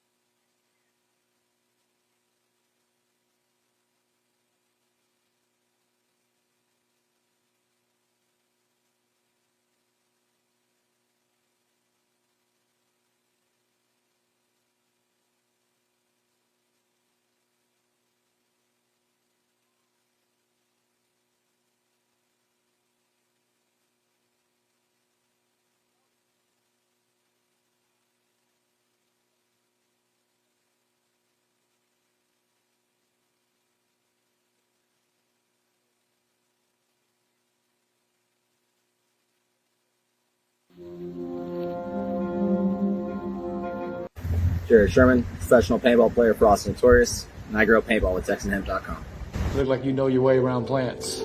Yeah, I'm a pretty good grower. What do you grow? Marijuana. When Kiefer Green is in the Lone Star State, he gets his cannabis seeds from TexanHemp.com. Smoke it if you got it, motherfucker. When we should ride swingers and put diamonds in our niggas. Both drinking some lemonade.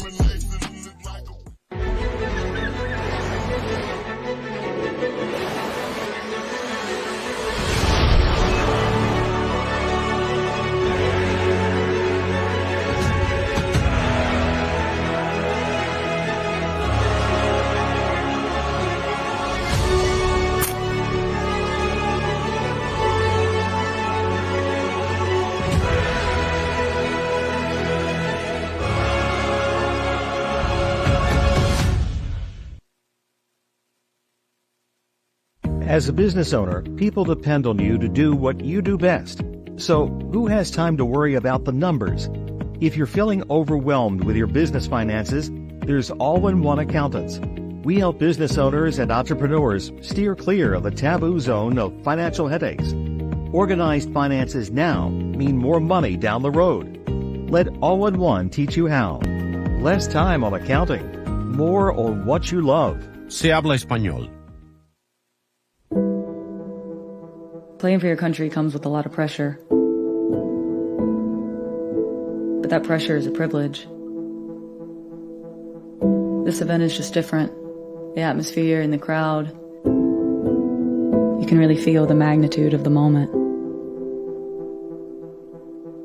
And it's a moment you never forget. I'm Jen Falk, and I play for Team USA.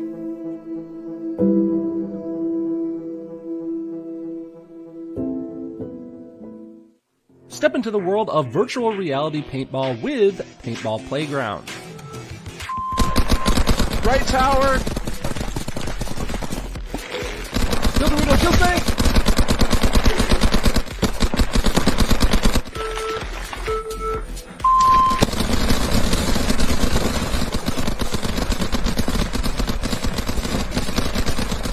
Join us on the field by searching Paintball Playground on the MetaQuest store or Steam VR. My name's Scott with Paintball Fit. I got the Hydra knee pad here.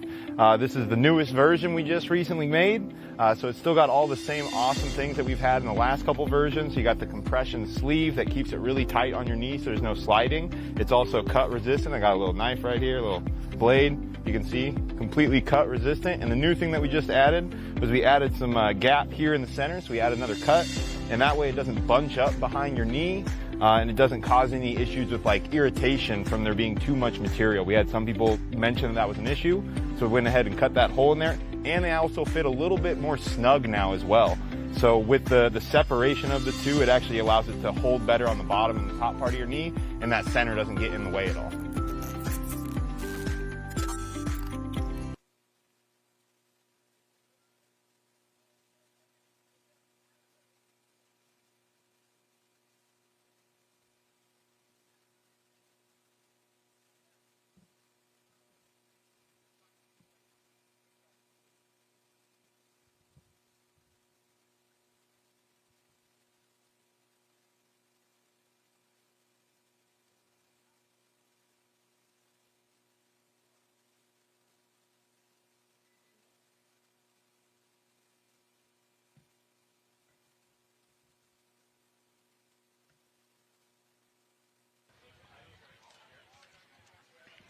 All right, welcome back to your 2024 WNXL World Cup here in Kissimmee, Florida. We are about to watch the Heroines take on Tiki Zohana.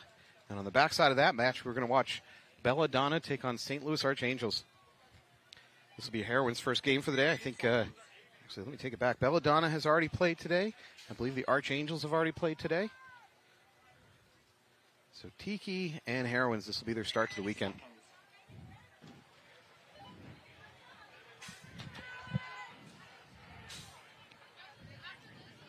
To make it easier, Heroines are going to be on your left. They're in the all-black jerseys, a little bit of red trim.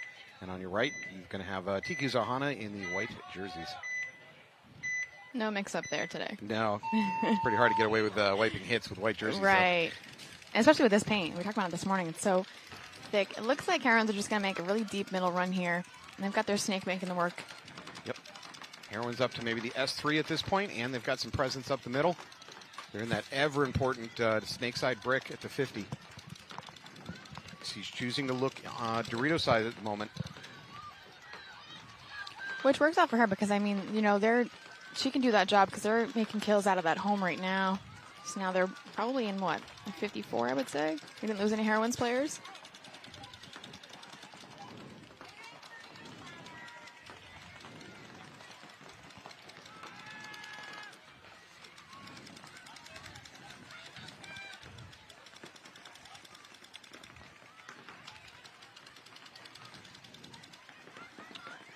So it looks like Camilla from Ohana is actually in front of us in the snake. She's checking out the inside, trying to see if she can find a cross shot somewhere. Bracco doing the same thing for Heroines. Heroines crossed the 50, though. That's Rojas crossed the 50 onto their wedge. Nobody's picked up on it yet. Right. She's in a lot of trouble from this snake if she looks over. She's very patient, though, and I think she's reading the field really well, and that's why she's there, and she's posted up on the other side. Oh, good, clean kill. Yes. Unfortunately, Camilla was looking behind her to talk to their player. Bracco's going to finish off this snake one more here. I mean, you know how it is. The Blancos are so little, you don't see them coming. That said, I think the Heroines got away with a little bit of there. I don't mean cheating they got away with. I mean, that push through the middle should not have worked. They kind of got lucky that the snake player for Yeah, Ohana there wasn't a lot. didn't look inside. She couldn't reach. We have like a thing and we talk about it. Like, you know, when they got to hit the buzzer, they're hopping over. But she couldn't reach. Yeah, I think there wasn't a lot of pressure, so they took that opportunity and ran with it, as they should. I mean, if they didn't, I would be surprised that Brad's not in that pit being like, what are you doing? Yeah. So I think when you give them opportunity, they will take an inch and they're going to go a mile.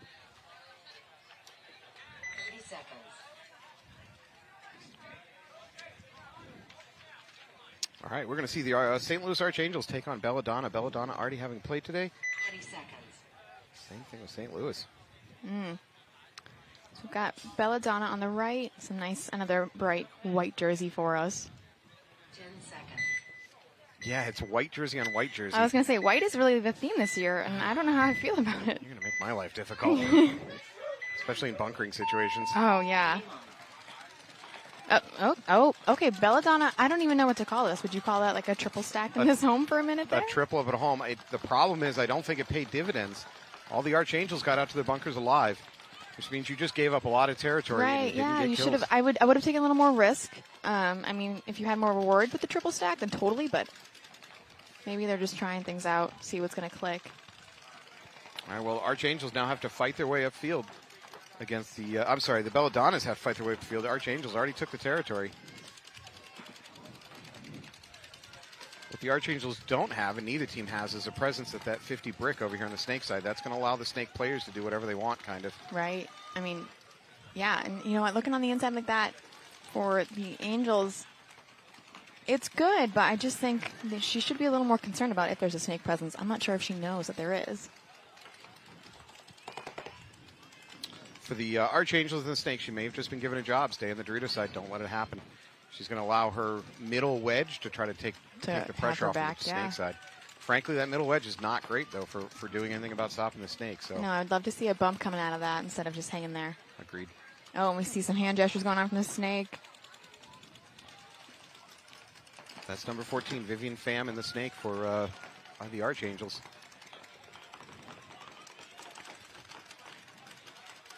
Now for Belladonna, I'm trying to figure out who's in front of me, but these white, oh, here we go. White numbers on white jerseys are not ideal. All right, Archangels fill in that snake corner. However, they lose their middle snake. I'm sorry, not middle snake, their middle wedge. Yeah, Snake is still, for Arch, they're still in there, and she's still on that job. So, I mean, that must be something that was set in stone on this play. 2 Archangels peeling off the field, so they just have 3 left. And we've got number 25 is Michelle, it looks like, for Belladonna. It looks like she's kind of looking for the bodies. She's trying to read and react here. I do love an aggressive front player like this. She's got the backup she needs in that Snake corner, so even if we lose her, she's got someone to fill. This is going to be a very up close and personal here in a second. Oh, yep, here it is. I've seen a lot of this today. Oh, yeah. Is it clean? It looks like it. It's clean. Now, she has something on her hip, but the refs have been staring at it for minutes now, so I think they think it's a rub or she landed on a ball. Oh, I do see that, yes. All right, Archangel's going to towel out of that one. Mm-hmm. Yeah, I have seen a lot of those really close straights. I don't know if you've been on social media, but there was a video on the pro field of two players colliding, and a gun is in the neck, basically just shooting balls. This weekend? Yeah, some point this morning. Can't remember who it was. I watched it really quickly, but it was skin contact to barrel, just still shooting. I was like, that's got to hurt. That is brutal. Yeah. So that is why they got rid of the giant wall. A few years ago, we had that giant wall. Oh, yeah, with and that collision, and people were knocking each other out. Yeah, we had a major eye injury, actually, in a pro match, and they said that's enough. Yeah. And they got rid of that. Now, that doesn't prevent all up-close and personal Oh, absolutely not. collision-type plays, but I think it is pretty frequent on this layout compared to the rest we've had during the season, so hopefully it just doesn't get as severe as the week goes on. all right, Ohana going right in the snake off the break. Heroines lose Krista Titus out of the middle, unfortunately, and they lose another body. Advantage Ohana. They got 5 alive. They're up the snake. They're up the middle. Yeah, but you know the Heroines. They've got one sneaky snake. It looks like a Blanco in there. They also lose, looks like Alicia as well. So they've lost 2. They've got 3 bodies going on. Looks like Danny, one of the Blancos, and I can't see this other Heroines player. She's tucked in pretty tight. Oh, it looks like Brooklyn.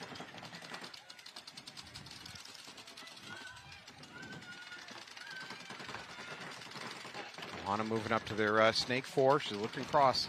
Yep. She might have a chance of a shot at this Dorito side tower. Yeah, and Brooklyn actually left the back. She's actually in that Dorito tower now. Hoping she keeps kind of pushing that side. Ohana's going to lose a player from their Dorito side, though. So down to 4 bodies. Yeah, I think their snake players identified that there's someone in there and they might be looking the other way, so they're going to take advantage of that. And hopefully, Heroines into that Dorito 50 mess over there. See, that's what I'm looking for. That's what I'm looking for from her. We've got Danny, who made her way to the snake corner. She's going to back up. The snake player here. Okay, so I think they've both identified that they're here. So now the question is, where do you go from here? No, well, unfortunately for the Ohana player, it's back to your pit. No, she's clean. No. But she shot the ref. Oh, no. She was thinking it was a player. Yeah, I don't blame her. Yeah, I mean, safe and sorry, you know. She made a hand She's going to make the run. But I don't think she knew the corner was there. Yeah, that didn't work. Yeah. Thought process was there, but the move was just not ready yet. And it looks like, yeah, the Heroines are going to be posted up in the snake, looking Dorito side. They've got a mini temple over here that's in a little bit of trouble.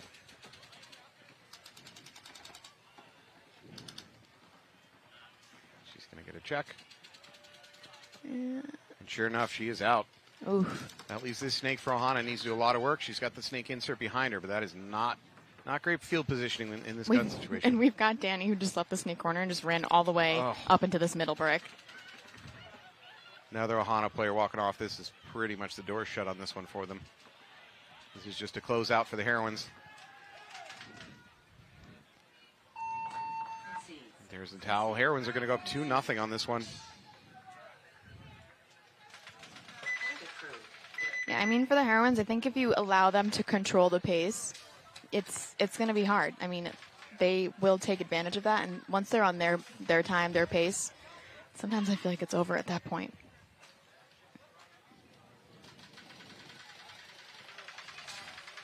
All right, we have Belladonna taking the field against the Archangels.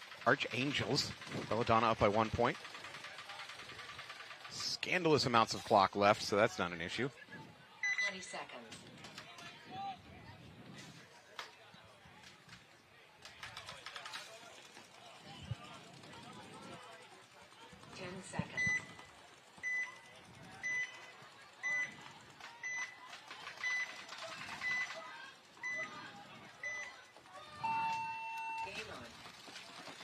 All right, so we've got Archangels on the right, and we've got Belladonna on the left.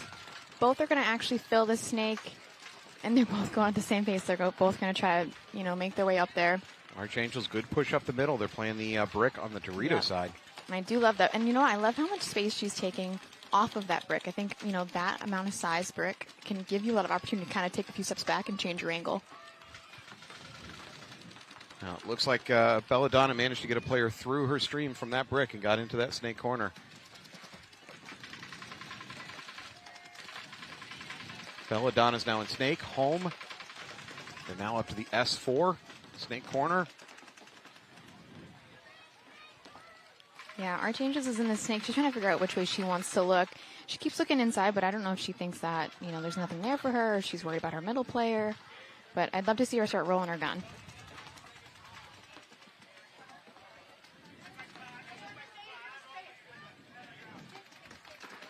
Belladonna's rolling resources over here to the snake side. They've certainly determined that this is where they're going to win this game. Yeah, I mean, like we said this morning, if it ain't broke, don't fix it. Fair enough. If you find your strong side, you got to use that to your advantage. Keep doing it until the team can stop you. Yeah, exactly.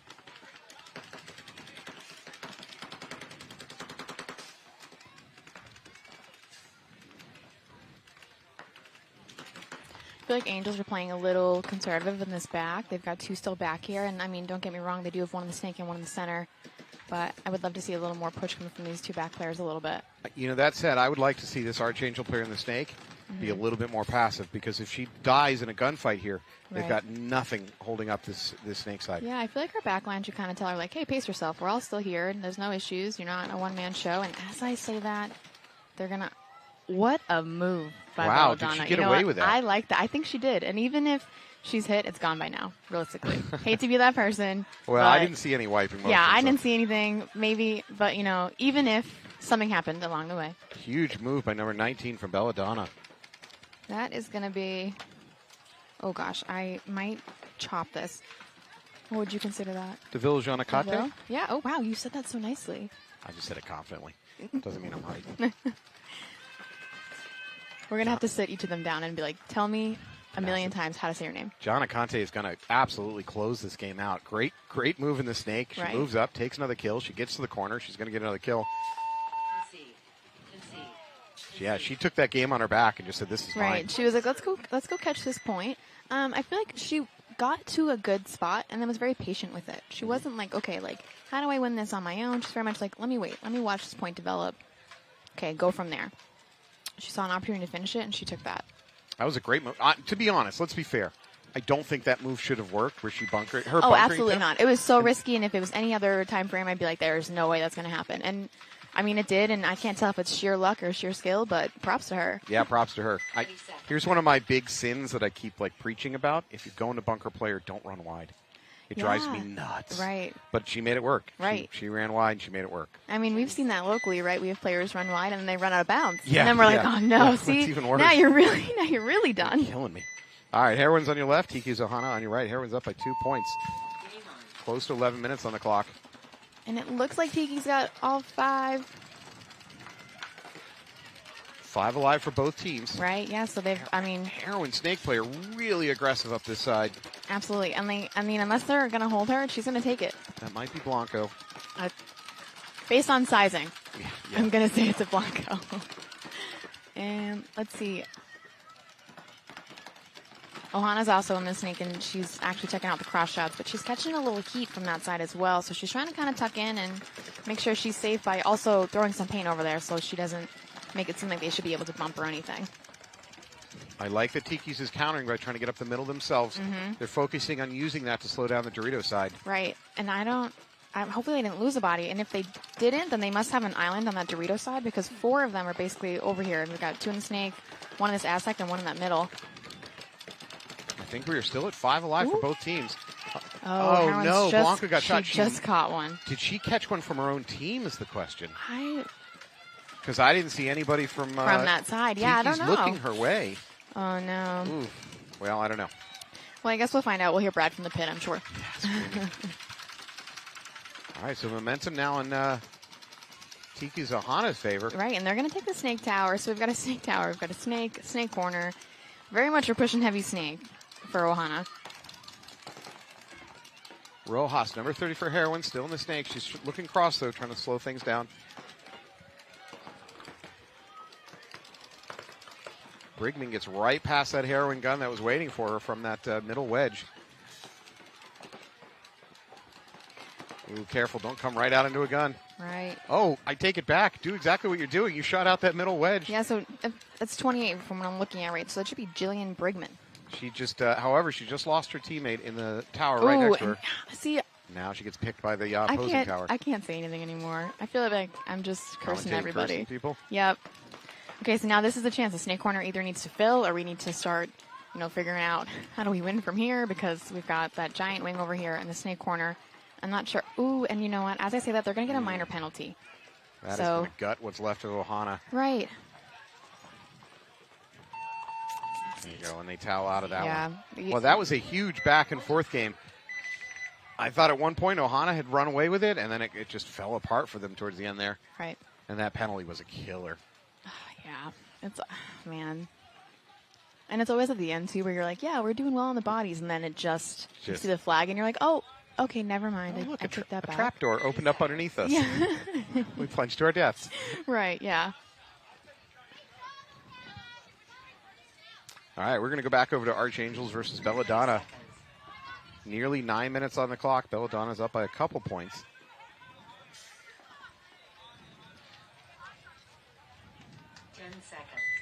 Archangels got to get to the box. They are late. Oh, never a good sign. Get in there, get in there, get in there. Hurry up. Everybody's got to touch up. Tag up, tag up. I think we've only seen one player today who has not made it to tag up. No, we've seen a few, actually. You have? Since, the WNXL session started this afternoon. There's been a number of teams late to the box. Really? I saw one, very obvious semi-pro player today, and I was like, whoa, that is a long run. Yep. This buzzer has gone off. All right, so we've got a Belladonna in this cake, and I kind of like that, she's taking that risk in that small bunker.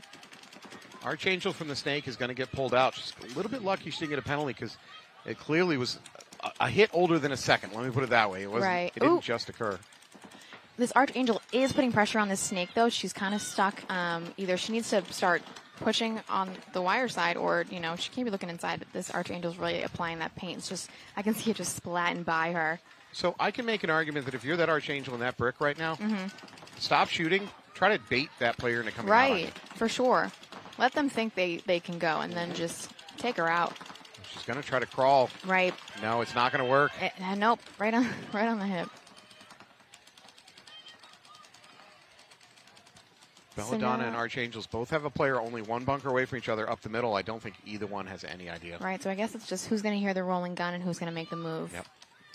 And then Belladonna does have someone in the snake corner, and, they're communicating across the field, which is what we talked about this morning, how there wasn't a lot, but it seems like the girls are really putting it together. Another Archangel walking off, though, from the Dorito side. Okay, see, here it is. Archangel's kind of turning the corner here to figure it out. Oh, see? Oof. Dang. Belladonna's used the moment to drop into that Dorito side. Yep, and that's going to be Michelle again in the snake filling up. Okay, this is what I love. When teams are just so in sync that they just start launching at the same time. Point approved. There it is. Belladonna's going to go up 3-0 on this. Now, there is a fair amount of time left, 6 minutes and 20 seconds. It is possible to claw back on that one. Oh, absolutely. All right. Ohana also in a similar hole, though, down 3-0. They're the ones that have 6 minutes and 20 seconds, excuse me.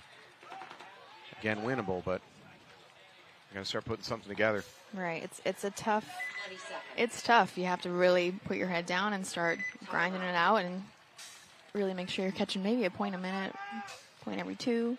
Don't get penalties. No penalties, yeah. I know we say that now, and watch, we're going to see a bunch of flags, and then we got to issue an apology. We cause it. I mean, predominantly, and this isn't unusual, predominantly I've been seeing yellows, and minors, in my opinion, most minors are not intentional cheating. You had a hit on a pack or on top of your hopper. You didn't know about it. But the refs have been pouring those on. Well, and then we've seen a lot of dead plaar talking penalties, which that is something you can control. And if you're coming back to my pit as a coach and I see you talking as a dead player, you're getting an earful because that is a penalty that we absolutely can control. So these refs are not just calling penalties on talking after a hit. If you stay on the field, what's called gesticulating, that is not a dirty word, look it up, you will get a penalty out here today. I just learned something new today. Thank you very much. Yeah, look it up. Maybe it'll be a Wordle someday. All right, we've got heroines on the right.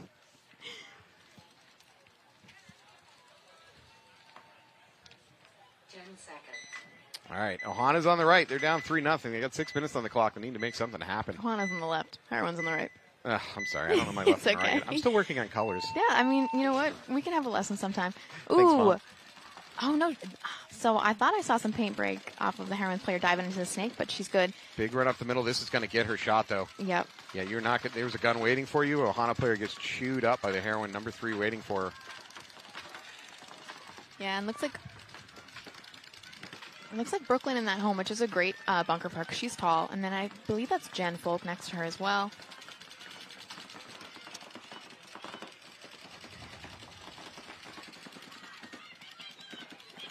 Yes. You know what? You know when Jen's on the field because her communication is so loud, so clear, so consistent. Yep. As we're talking about her, I look over and her mom's in the corner of my eye.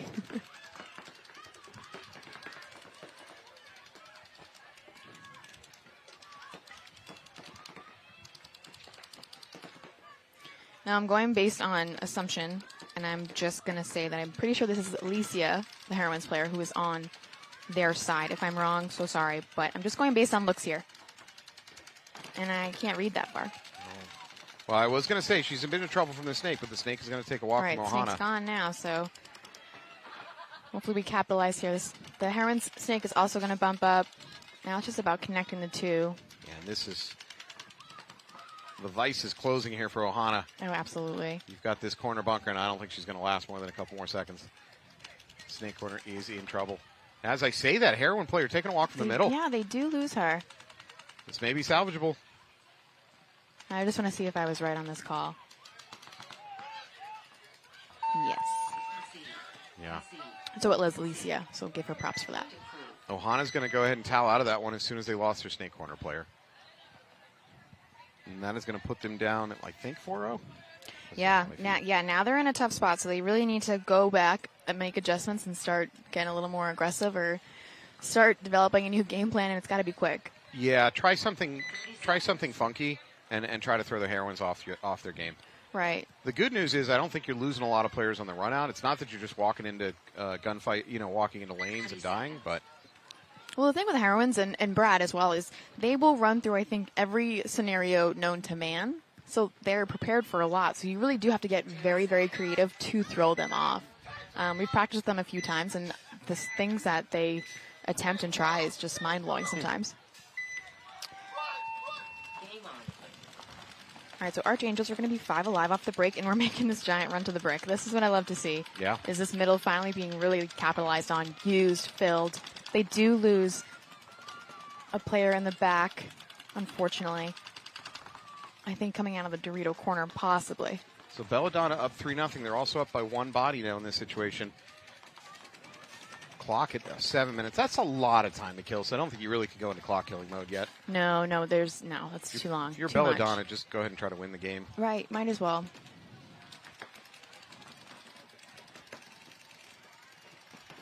I kind of feel like the Angels they're all on a job, but I don't know if they're all on a job together.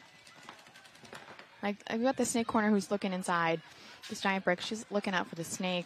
And then we've got a Dorito, and we just lost that Dorito player. So now it's really going to be based on connecting here and figuring out how do we manage this point right now. Belladonna pushing up the snake a little bit. They do have that middle wedge. They're in control of this game. Right now, Archangels have to get a kill, and this brick is probably the best place to do it. Exactly, yeah. I think trying to kill the snake or at least keep the snake contained. But, they're asking for a check. Her. In that snake yeah, tower. The refs are calling her out. Yep. All right, that's a kill. There's one. So now we really just need to focus on the snake and keeping it contained. So if I'm this brick, Ooh. Oh, no, the brick dies. Yeah, great from over-the-top Dorito side. snap shooting by Belladonna.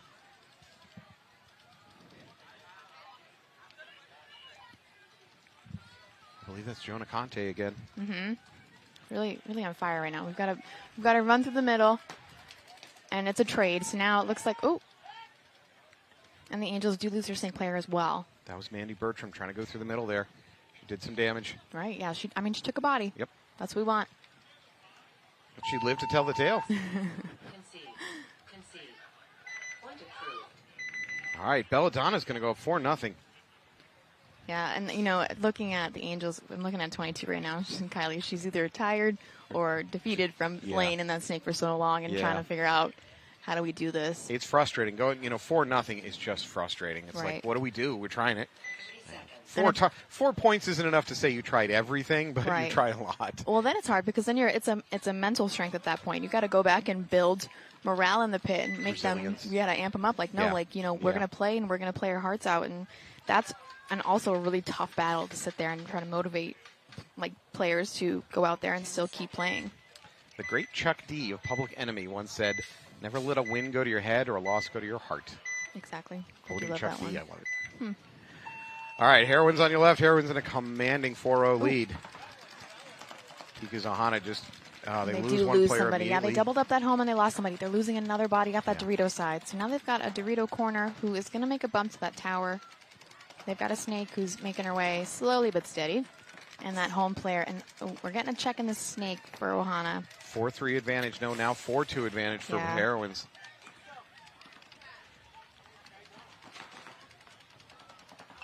Yeah, so Ohana's lost 3.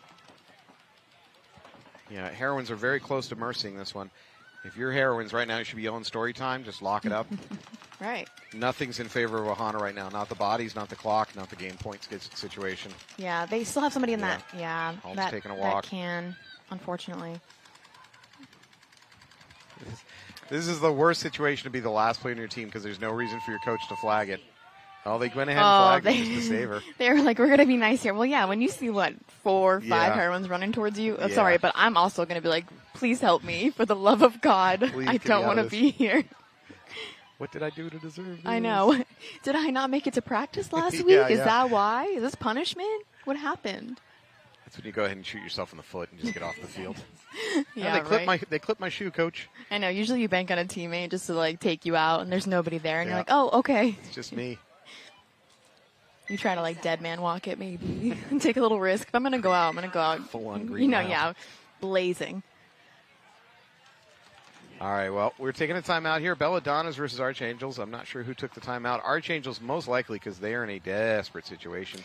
Yeah, they really need to take a look and figure out what are we going to do here because, a 4-0 is not great right now. Not a good spot to be in. No, not recommended. It's a pro-level advice we're handing out to the viewers right now. Don't go 0-4. All right, Archangels probably taking a timeout. They got to figure something out. 6 minutes is enough that theoretically you could bring this back, but obviously you can't make one mistake.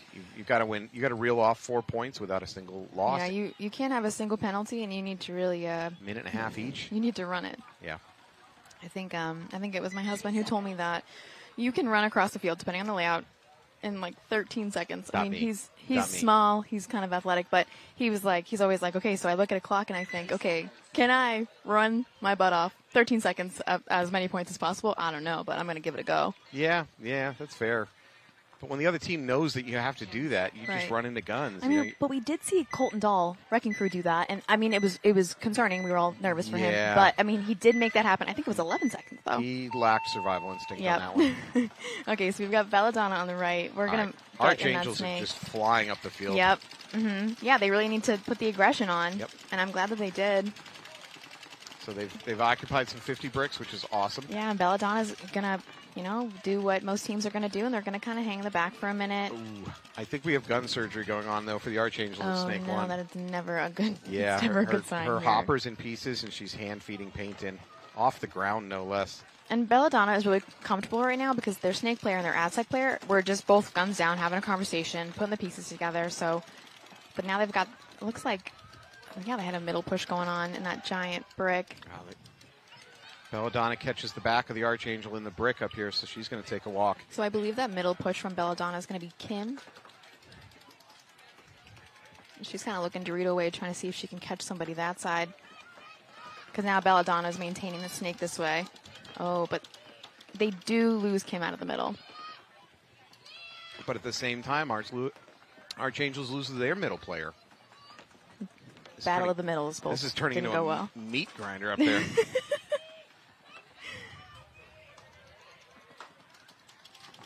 Okay. Right. And as we talk, the clock just keeps bleeding away. I can't fault the Archangel who doesn't have a working hopper. It's not really on her. And yeah. Number 14 there for Archangel. She's pointing at her gun, trying to get her teammate to understand the situation. But Yeah, there's got to be a call for that. I mean, most of the time, there should be. A lot of teams have it. She's going to crawl back to Snake Corner. Oh, this is just awful. It's like a slow, painful death, and I feel really bad for her. What were we just talking about? Shoot yourself in the foot and just get Yeah, out of there? well, she can't even shoot herself in the foot. The gun doesn't work. Oh, goodness. You know what, though? If you make a wiping motion, the refs have to call you for Right, wiping. and well, then you've got Michelle. She's pushing the snake again, and she's like, I'm coming for you. Gun working or not, I'm taking you out. I'm so sorry for this player, number 14 for Archangel. Oh, yep, and she's finally been shot. Yeah. And That was Belladonna's Vivian gonna make Pham. their run for it, That yeah. was just rough for Vivian. We are so sorry. Oh, yeah. I pray that your gun works for the rest of the weekend. Right? You've earned it. Yeah, you've earned that for sure. So if you listen to this later, we're hoping for you. Yeah, We're rooting you on. Her gun broke on the dive into the snake, and that was it. All right. Well, Belladonnas are going to win that one convincingly. As a matter of fact, both matches were won convincingly on Mercy. So Belladonna and Heroines, good for you. Congratulations. And Coming in hot. We're going to take a little bit of a short break, and we're going to come back with some more WNXL action. Thank you so much for being here with us.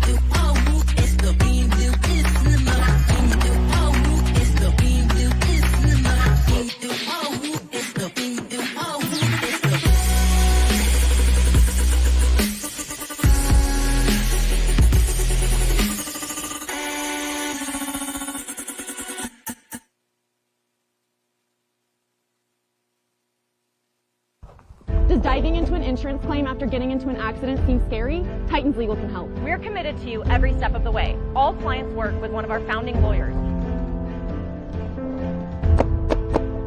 Don't go into a gunfight alone. Titans Legal has your back. Let us help you get back on your feet. Consultations are always free, and our fee comes from the insurance settlement and never out of your pocket. Call Titans Legal today. Follow us on Instagram at Titans Legal for details on our 180R giveaway.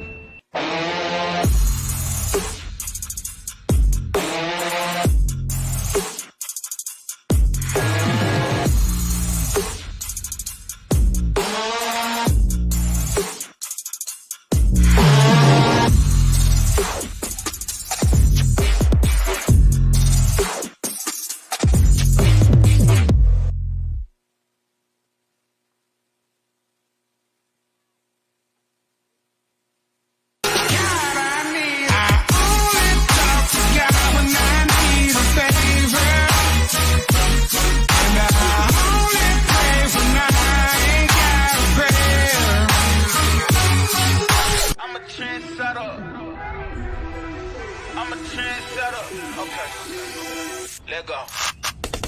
Hey, okay, I know I'm here to stay. Counting on my wins, though, I can't play it safe. It's like to go against us, get you out the way. Go hard, it's the only way to play. Let me say, I'm a trendsetter. I'm a go-getter. I'm a trendsetter. I'm a go-getter. I'm a trendsetter. Who can do it better? I'm a go-getter. I'm a trendsetter. Hey.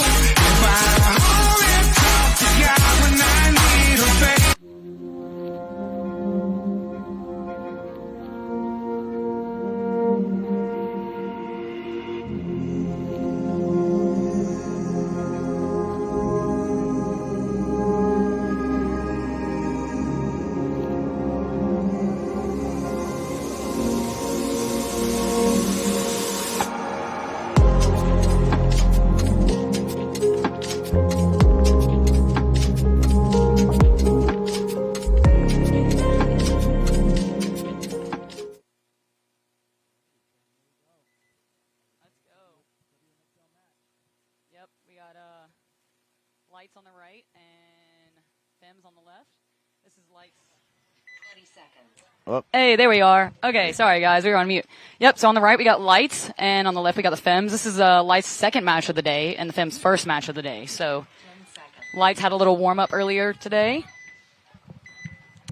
And the Lights did lose their first match of the day. All right, breaking out for the first point.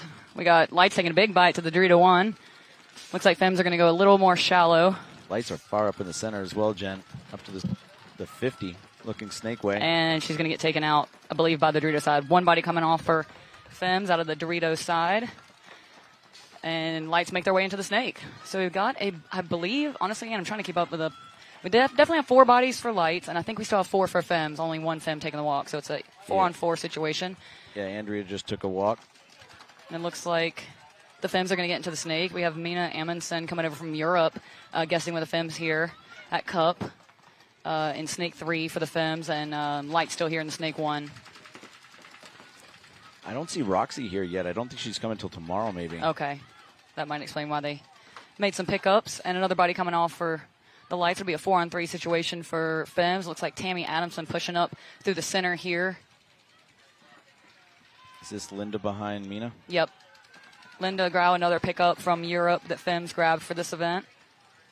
Looks like another body coming off for Lights.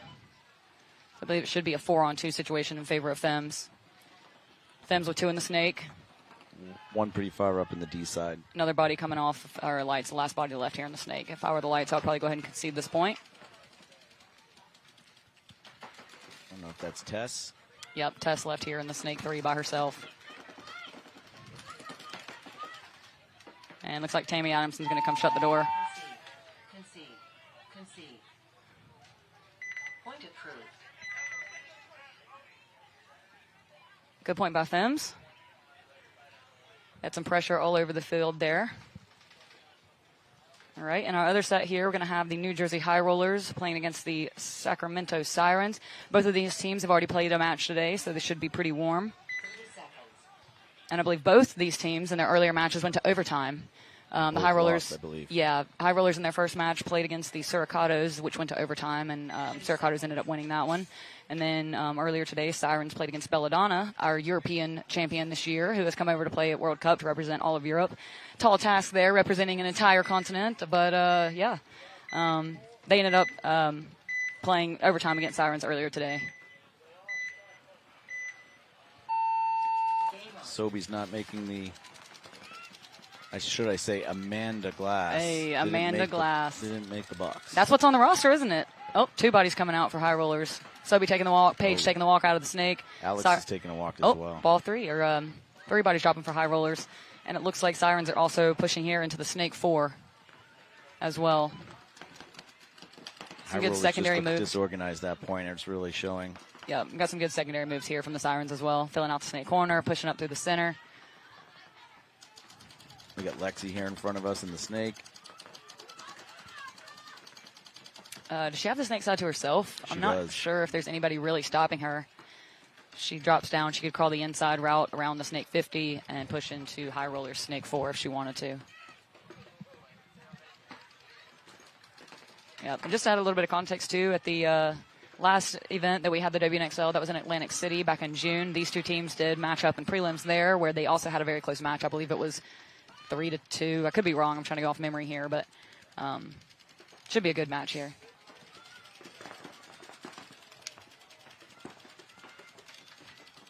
I don't think the Sirens realized that they had killed Paige out of the snake High Rollers, because you can see Audrey Vasquez here in the center wedge looking snake way, kind of playing it as if the snake is hot, which, on that note, Ann, I don't blame her. I'd play this layout like the snake is always hot until you're 100% sure. I think with so many bodies coming off in bunches like they did, they're just unsure of the count in general. That's probably the case. But even still, you can see the High Rollers Dorito side, Minnie W, is pretty much realized that her entire snake side is blown, so she's pretty much dedicated this way, which kind of opens up the door a little bit on the Dorito side for Sirens to apply some pressure there.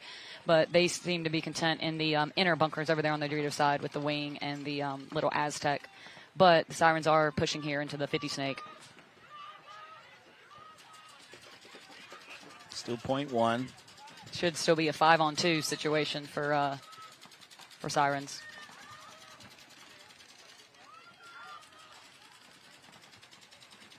Like what the Sirens are doing here, doubling up the snake, having one be inside, the other one's protecting themselves.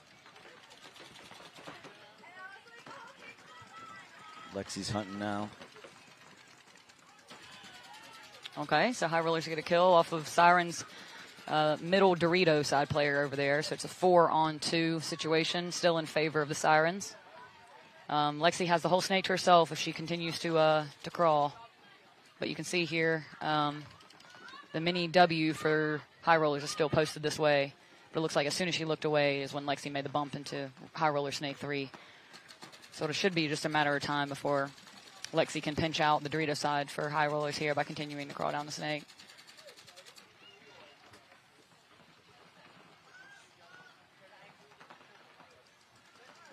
Lexi wrapping their side of the snake now and shoots out that little mini W. Yep, and then we're going to get a towel. So not a bad point there for Sirens. Obviously, you want to see them close out, because first of all, congratulations for having that kill 3 really quickly. Like, great shooting off the break, great capitalizing there by the Sirens. But when you're in a 5-on-2, you kind of want to close that out quickly. So I'm sure that's something that they'll go back and discuss how they can put that together a little faster.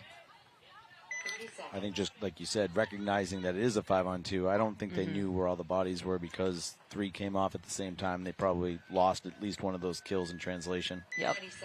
So it looks like Fem's going with a little bit of a different line here other than Tammy. We've got Monty Lopez. We got Heather Grosinger. I want to pronounce it correctly. I believe that's how you pronounce it. Kat Secor, the legend Kat Secor out here.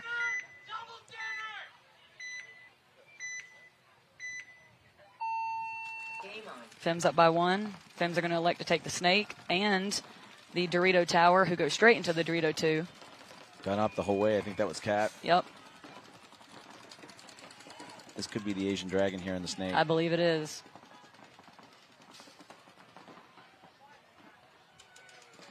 Tammy with a big bump. Yep. Love to see it. Good Makes move it there by clean and Tammy. eliminates. Where was that body that she eliminated? And was she in the She was in the 50, brick on the 50 brick on the D side. Haven't seen many people play that bunker. Looks like lights are going to fill the snake and crawl. A little tall, but yeah, Tammy's going to spot her if she's crawling that tall. And it looks like another body coming off for lights off the Dorito side. Should be a 5-on-3, I believe. Yeah, and the Fems have crossed the 50s. Looks like Tammy might be having some gun trouble here in the snake side brick. Another or loader Northern trouble. Lights players coming out as well, so I think it's a 5-on-2. And it looks like Fems are also in the Dorito 50 over there.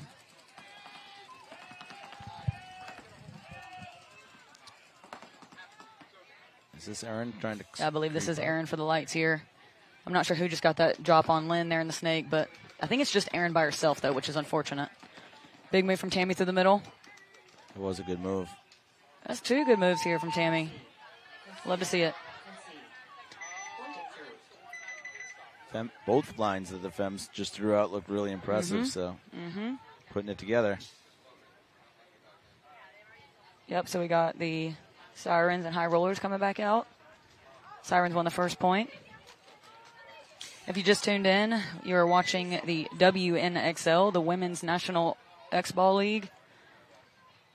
And we've got the Sirens playing the High Rollers, as well as the Northern Lights from Canada playing against the Femme Fatale. Looks like we got Audrey. I think that's Allison's coming out. Maybe Kelly. Rollers rushing to the box here. See if they're going to make it in time. All of them are rushing. Oof. It looks like everybody made it. I think Allison's going to be out. Yep. There's at least one coming off for the Sirens for leaving early. And both teams having trouble getting to the box these first 2 points. And the Dorito runner for Rollers is getting a check, and she's clean. Okay. So 5 alive breakout for High Rollers here. How many drop for Sirens? Just 1? Just 1. Okay. Finally got some cloud coverage out here. It's nice. All right, so we got Paige from High Rollers pushing into the Snake 2 here on the right. Looks like Sirens are also in the Snake 2, but she's looking inside. And center body for high rollers. That's Taylor Hofer coming out of the snake side brick here at the 50. It's a good kill. Taylor's been doing a lot of work up there. High rollers are into the Dorito 4. I think they're in the Dorito. Yeah, you're right. They are in the Dorito 4. It's Bella over there.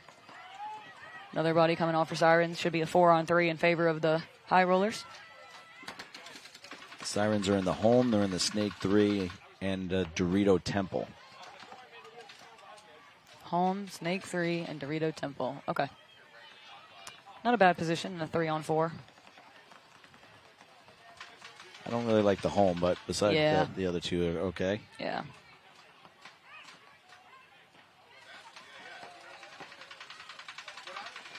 Temple takes the walk, so it's now a 3 or a 4-on-2 for high rollers. Janita Curtis here in what people are probably calling the God Bunker.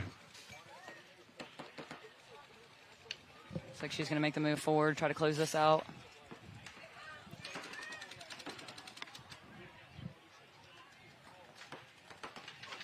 Paige going to hit the deck and crawl into Snake 4 here for high rollers. I believe Bella is in their Dorito. She is. Or that's Veda 1. Veda or Bella on the Dorito side is in to Sirens' Dorito 3, I believe. Hard to see over there, over all these bricks here in the middle. Yeah, Audrey's coming off for the Sirens as well, so I think Snake 3 is the only player left for Sirens. Baby J has the highway if she wants it. Yep. But they eliminate her.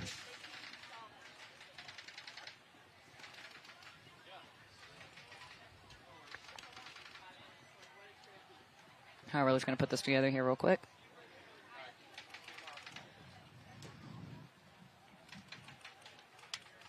Gonna tie this up 1-1.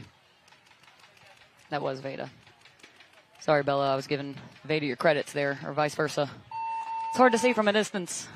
Got Jesselinas back in the game here, hitting that buzzer.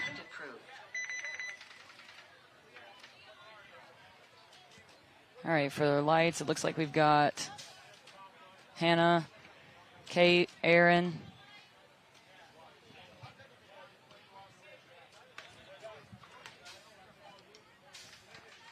All right, for Femmes, got Mina back, Andrea, Heather. I think Mina's back on the box. Can't see from here. 30 seconds. Tammy said, I did 2 run-throughs. Y'all go. I love it. All right, so Femmes up 2-0. Tons of time on the clock. What does that say? 11:15. So 12 minutes. 3 minutes have passed. Femmes won 2 points. Game on. All right, lights are going to go snake off break. Femmes are going to elect to go to the corner. Linda was the other player who went to the snake corner here. Yeah, she looked really good running and gunning to that corner. And Mina's going to make her way into the snake in front of Linda. Linda and Mina both Norwegian players from Europe. So playing them in tandem there. Obviously their chemistry is probably going to be pretty good. They're going to chop up the Dorito player for light, so it's a 5-on-4 advantage here for the Femmes.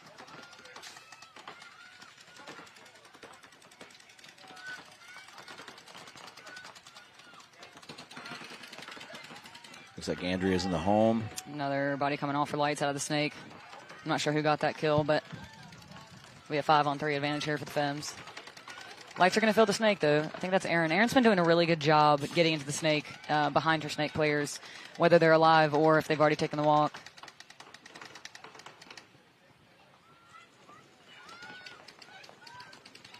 Mina's in the snake 4 here, really trying to pinch out that Dorito side. Yeah, she's got the home applying some pressure here to her as well from the lights. But if she goes around, obviously she could, go past the 50, but I'd rather not see her gunfight here and just go onto their side. Absolutely. I think she was looking for an angle on that little Aztec over there, but once she realized she didn't have that, I think she's going to push forward here. Yeah, she's looking to go.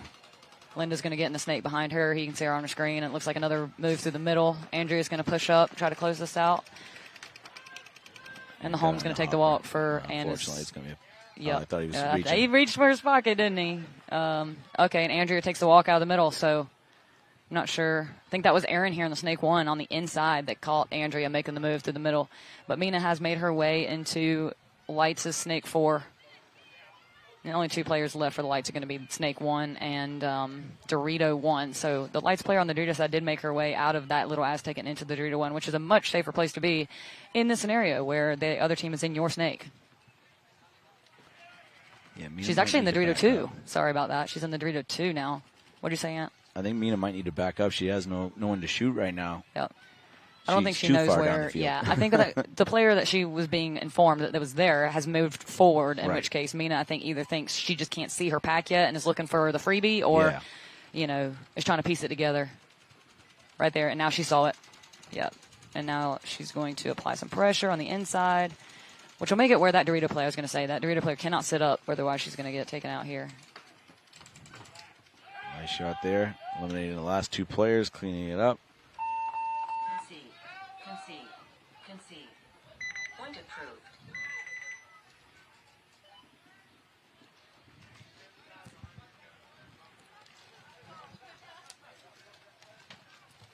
Beautiful weather right now. Mm-hmm.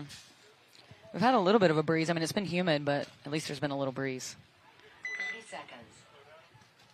All right, so we got Sirens and Rollers in a tie game here with 9 minutes on the clock. Both these teams had really tight matches in their first 2 games, their first game respectively, each earlier today. So both of them wanting to get a win here.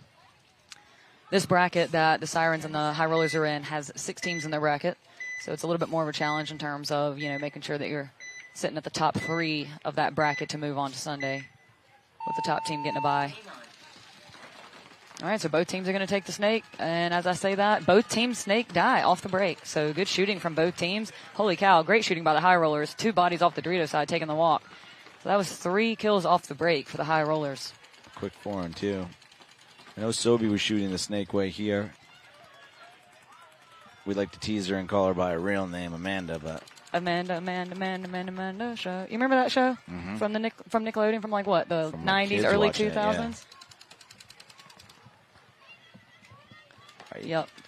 Good view right here. You see Janaea Curtis crossed up. Sobi at the home. Looks like Alex Del Mar's in the Dorito corner. And Bella's going to make her way from that little inset Aztec into the first big Dorito there. Should be a 4-on-2 situation. However, with Janae on the cross like that, she doesn't really give the impression that she wants to go forward. And then in this situation, when it's a 4-on-2 and the other team is not in the Snake, I would have someone else try to hold Sirens as Snake insert Aztec here and get Janae in the Snake. But, hey, plenty of game time left. Yep. Yeah, the same can be said for the Dorito side, too. Is to get Sobi out to the Snake corner and then Janae to go underneath Sobi as she wraps around. But they do have Bella up the Dorito side. I'm not sure exactly which one she's in. You can't see from here, but they could also potentially try to push to that side, considering there are only 2 Sirens bodies left. I'm trying to figure out where that other Sirens body is. Is it the back center? I can't see from here. No. It's the center wedge. Yep. Okay, she's behind that tower. I couldn't see her. So, yeah, I mean... See, now you let the Sirens get wider than you. Yep. Sobi needs to bounce out. Okay. So, Janaea pushed up into the Snake side tower and is looking inside. Trying to... Doesn't really look like she's trying to apply pressure to that center wedge, but... There, Amanda, go. And it's a possibility that Janaea doesn't know that they had the double kills off the Dorito side off the break, and they're still trying to put that together because sometimes it's hard to see that happen. Yeah, I think their count's off probably by 1 as well as just like that last point. Yep.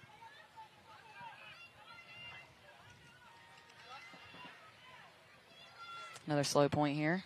Haven't seen too many slow points, but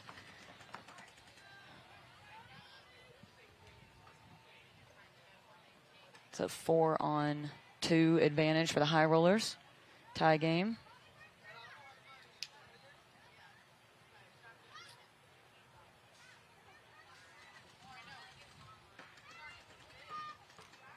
The 2 players for Sirens are communicating, though, so that's a good thing.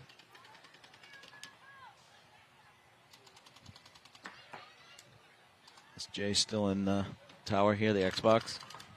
And it looks like the Sirens are going to go from Snake 1 back to Snake corner. And I think now that I can see on the screen that Bella for the High Rollers is in the 50 Dorito and Alex Del Mar following her up. I think that's the side that they're going to need to win from, given that rollers aren't really interested in getting in the snake. Right. And that's exactly what happened. The snake corner for Sirens takes the walk. I believe she was shot from the Dorito side, and they're going to concede. Point approved. All right, back to the other match. We got Femmes up 3-0. It's been 3 pretty quick ones for the Femmes. Still tons of time, 9 minutes on the clock. We'll see what Lights do here to adjust and answer. Looks like Heather Brown's coming out. Yep. And the thing about it is that Lights haven't, it's not like they've gone pocket and it's not worked. I mean, they're definitely, you know, taking the risks, and I don't think that's necessarily the problem either. It seems like it's kind of that mid-game breakdown that isn't really going their way at the moment. Looks like Femmes going with their other line here. Kat Secor, Lynn Trong, Monica Lopez, Tammy's back in. Yeah, we got 3 original Femme Fatale legends right here. We got Tammy Adamson, Andrea Martinez, and Kat Secor. Love to see it. Another aggressive push from Femmes. They're going to send Lynn here from the snake corner all the way into snake 3. Tammy's going to push into the snake side brick, and I believe Kat is now in the Dorito 3 over there for the Femmes. This is going to be a Here we good go. trade right here. Oh, I thought she was going to go through. No, And she Tammy, bumps I the think bunker. Tammy's felt the bunker move. Let's see. Yep, You know Tammy Tammy's knows. going through. Tammy knows. Here it is.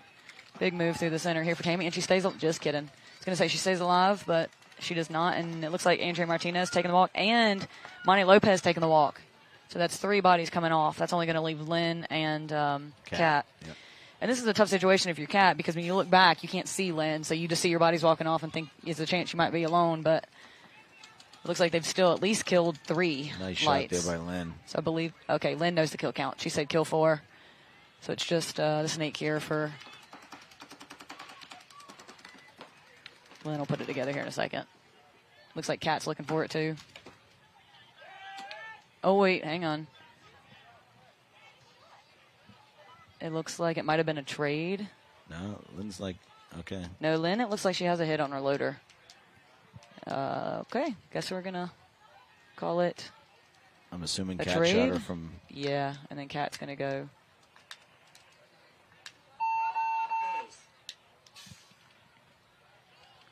So Kat's going to get checked here on your screen. Yeah, it's a good hang. Yep. So Femmes definitely coming out aggressive this match. Very, very quick points. Not giving Sirens and Rollers very much time to rest in between points. Looks like Rollers are going to send Amanda Glass, Alex Del Mar, Janaea Curtis, Veda Ducks, and Jessalinas. Yeah, it looked like Kelly's coming out, Lexi, Audrey. Let's see. Christina, I think. I think. I couldn't. I didn't Sometimes names on the back of the jerseys really stand out. Like the Rollers, I can read theirs from really far away, but then some of them, they kind of blend together, and it's hard to tell. Still a close game here, 2-1 with, I think, 6 minutes or so. Rollers taking a big bite into the snake. Veda's going to make it clean. Janaea asking for a check. And she's clean. 5 alive for Rollers. I think 5 alive for Sirens as well. First body is going to take the snake. Move into the snake for, just kidding, body dropping for Rollers off the Dorito side. But Sirens do push into the snake. Yeah, Looks like that's Jess. Yep.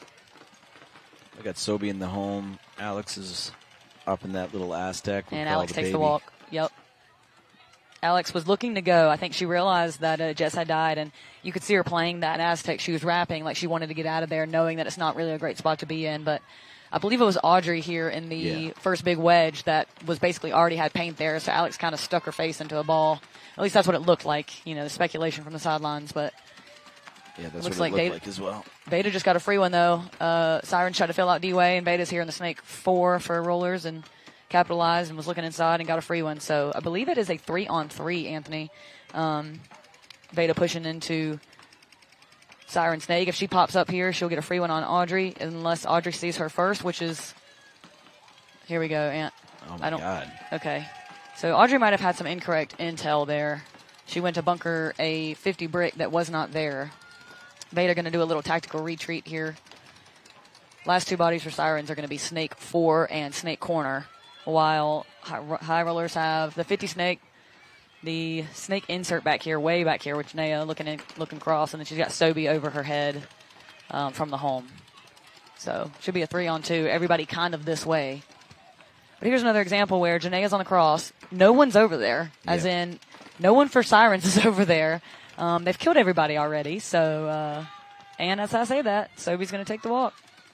Unless there's someone we're not accounting for, Ant. Is there a body for Sirens over there? Might be. I don't know how, but I think, thought we counted 3 coming off. Maybe we didn't. So if we didn't, if that's our fault, sorry, Janaea. Giving you a hard time. No, I don't think there is, though. But that's a penalty right there. That's a huge penalty. If Veda is shot, that's a penalty. Wait a second. Okay, no. I think Veda got shot in the back from Janaea, Ant. Oh, so okay. Lexi came around. Lexi did not shoot Veda, but then Janaea shot Veda, and now Janaea just got shot. Oh, there was a Dorito player. Okay. All right. Sorry to Janaea. That makes way more sense. That makes more. We can't see you guys, so we were trying to count bodies, and that's on us. So.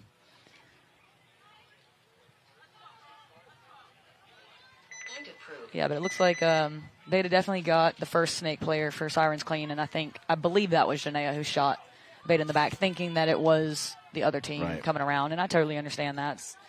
Sucks it shook out that way, but they got Femmes coming back out against Lights. 4-0 here. Some quick points by the Femmes. They're going to go Mina. Let's see, Mercedes, Heather. Tammy's going to come back out. 20 seconds. And Monty.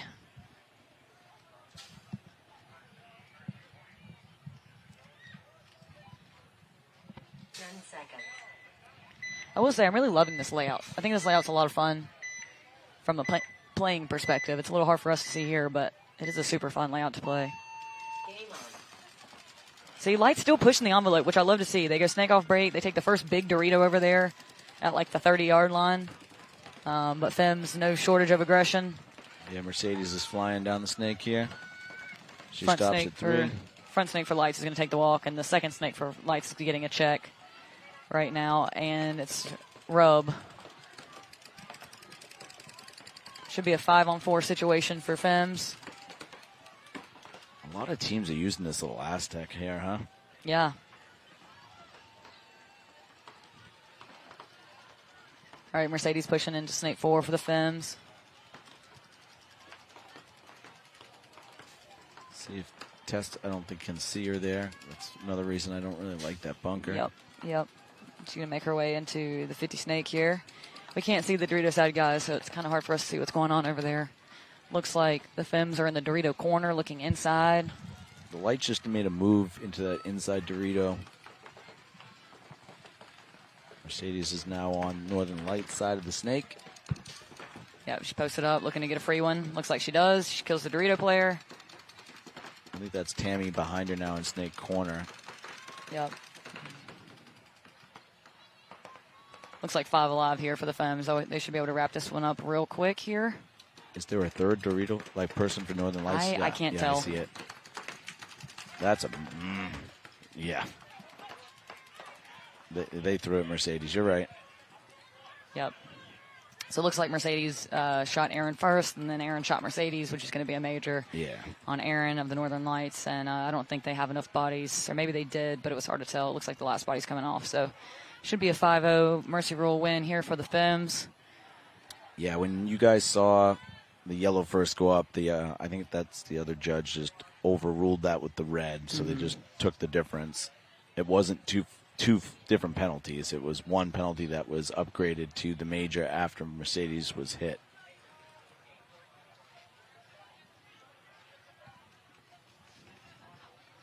So it looks like Heather's going to hit the buzzer. And as long as she's clean, that's going to be a 5-0, which means our Sirens and High Rollers match is going to be going into X-Ball here. And it is a tie match, I believe. 2-2 with 3:16 on the clock. So that could be a point or two, depending on how quickly this one goes. It looks like for Sirens, we're going to have Bruna, we're going to have Lexi, Gonna have 30 seconds. Audrey's Kelly, Audrey, and Christina. It looks like Taylor, Veda, Amanda, Jess, and trying to see who the fifth body was, and Paige. All right, Rollers kind of last minute getting to the box there. Everybody's got 5, which is good. Paige is in Snake 1 right after break. Interesting that Rollers decide to go a little bit short off the break and with a delay into the Snake. If Taylor had gotten there just a hair quicker and got her gun up, she would have caught that bump from the Snake insert Aztec over into the Snake for the Sirens, that bump that was made after the fact. Janae's hit as well, so she's walking off. 5 on 4 for the Sirens. 4 on 4. 4 on 4. It's going to be the center player for the Sirens taking the walk. Taylor's so Paige, in a good spot. Yep, Paige moving up into the Snake 4, looking to push into the 50 Snake. She's got Taylor next to her in the Snake side brick, and then Sobe behind her in the center wedge there, looking D-way. So a good midfield press here, cutting off the zones here. Yeah, Rollers are in good shape with Amanda looking D-way, Taylor looking Snake way. And we got Paige here on Siren side of the field. So High Rollers are in great shape. Looks like Sirens still have the first big inset Dorito. Looks like she wants to make a move. She's on her feet looking to go, and looks like is Paige gonna? So Paige sees it happen, but didn't get a shot in on her. But if Sobe's looking that way from the center, she should have seen that, or can now hold that zone for them. And as I say that, commentator's curse. She is going to take the walk.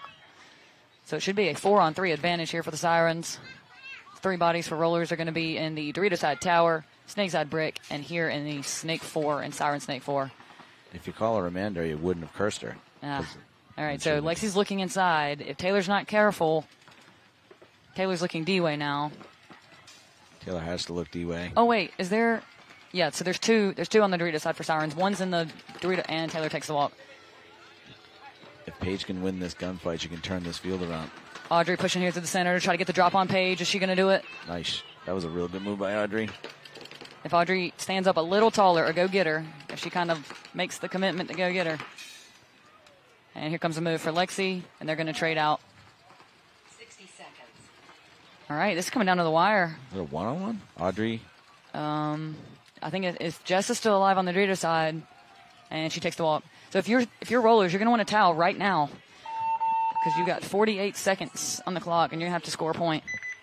And unfortunately for Rollers, they had a little bit of some on-field drama in the sense of like penalties going swing points and then reverse points on their last match. I'm sure going into this match it was a little frustrating and trying to get their minds right. So they're going to want this one for sure, because that bracket it's got 6 teams, and you certainly don't want to go 0-2 on day one.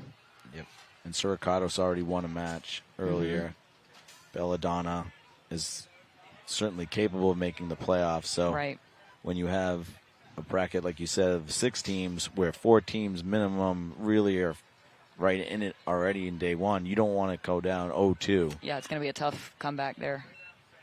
And still having to play Vibe. Mm-hmm. Exactly.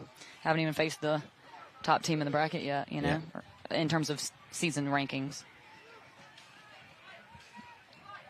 Yeah, because, I mean, if Sirens can take this one, they're going to be 2-0 on the day, which obviously sets them up well for a bracket of 6. 2 minutes. Looks like somebody's going to take a timeout here. Both teams obviously having to contend with the fact that they're in X-Ball, since the other match with the Femmes and the Lights was a 5-0 mercy rule for the Femmes.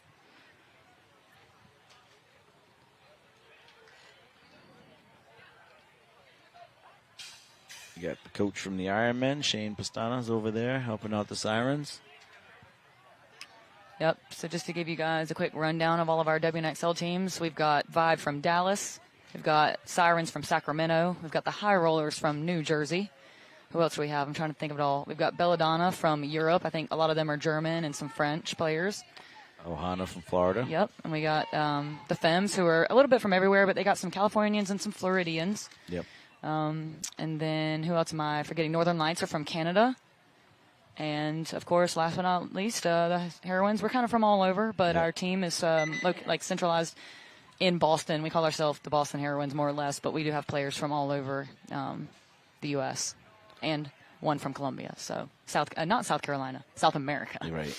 And then we got Archangels, who have recently moved to Indiana. Correct.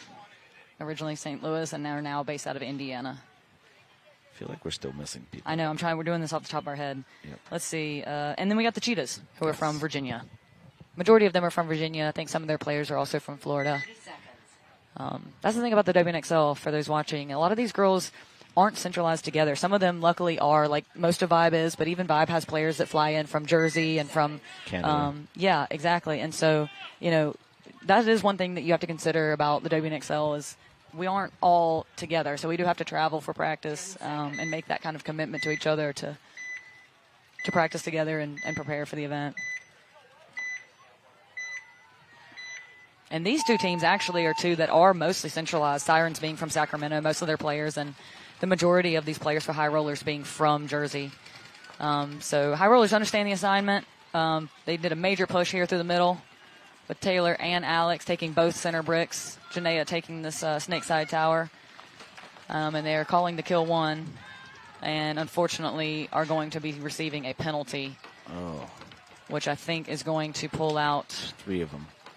Bella's gone, Alex gone, Taylor gone. So it's all right, just but they do Janaea. take another one. They take another one. So it's going to be Paige and Janaea here with 13 seconds. You've got to understand the time management here. Like, you got to get to the box. Coming off too. They got to go quick. Just run. 4 seconds. Wow. Congrats to the Sirens, going 2-0 today. Yep. And that's tough for the High Rollers. I mean, they got second at Vegas, came out really strong at the start of the year. Got third in Atlantic City, had a good showing there. So I think this is going to be frustrating for them for sure. Certainly not out of it, especially taking 3 teams out of 6. Mm-hmm. Yep. But it's going to get ugly and tight when the number 2 team in the bracket starts the day off 0-2. So they're going to have to beat Vibe. They're going to have to beat potentially Suricatos? Because I thought High Rollers had no, they already played Suricatos. High Rollers played Suricatos. I can tell you. Give me one second. Sirens. So, yeah, that means they're going to have to play. Gotcha. Yeah, so I think, let's see. High Rollers play Belladonna tomorrow, and they play Dallas Vibe last. So you've got the European champions and a team that's won multiple events in the States. So definitely going to have to go home and watch footage, make the correct adjustments, come out strong the next day. So thank you guys for tuning in. This is the WNXL here that you're watching. I'm Jen Folk from Heroines, and I've got Anthony Vitale here from a million things. It would take forever to list them all. So thank you guys for joining in. We're going to send it to commercial real quick.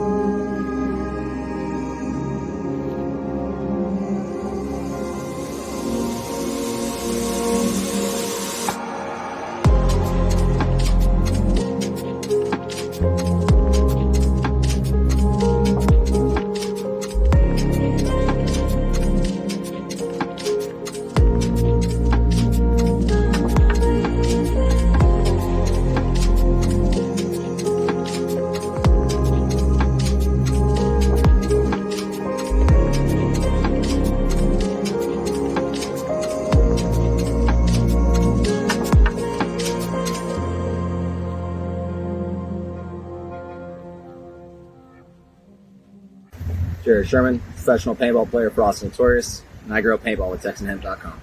Look like you know your way around plants. Yeah, I'm a pretty good grower. What do you grow? Marijuana. When Kiefer Green is in the Lone Star State, he gets his cannabis seeds from TexanHemp.com. Smoke it if you got it, motherfucker.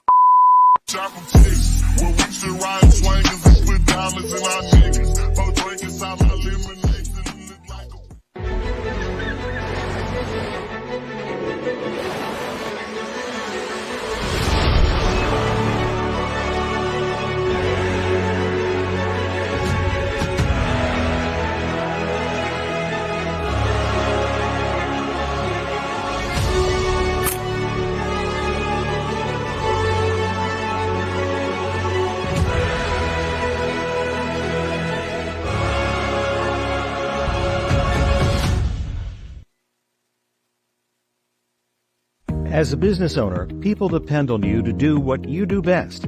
So, who has time to worry about the numbers? If you're feeling overwhelmed with your business finances, there's All-in-One Accountants. We help business owners and entrepreneurs steer clear of the taboo zone of financial headaches. Organized finances now mean more money down the road. Let All-in-One teach you how. Less time on accounting, more on what you love. Se habla español. Playing for your country comes with a lot of pressure. But that pressure is a privilege. This event is just different. The atmosphere and the crowd. You can really feel the magnitude of the moment. And it's a moment you never forget. I'm Jen Falk, and I play for Team USA.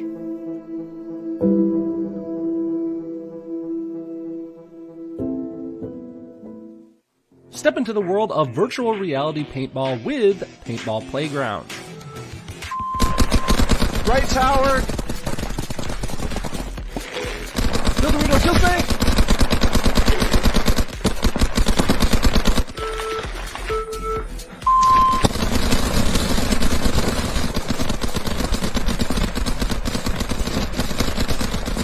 Join us on the field by searching Paintball Playground on the MetaQuest store or Steam VR. My name's Scott with Paintball Fit. I got the Hydra knee pad here. This is the newest version we just recently made. So it's still got all the same awesome things that we've had in the last couple versions. You got the compression sleeve that keeps it really tight on your knee so there's no sliding. It's also cut resistant. I got a little knife right here, a little blade. You can see, completely cut resistant. And the new thing that we just added was we added some gap here in the center. So we added another cut. And that way it doesn't bunch up behind your knee. And it doesn't cause any issues with like irritation from there being too much material. We had some people mention that was an issue. So we went ahead and cut that hole in there. And they also fit a little bit more snug now as well. So with the separation of the two, it actually allows it to hold better on the bottom and the top part of your knee. And that center doesn't get in the way at all.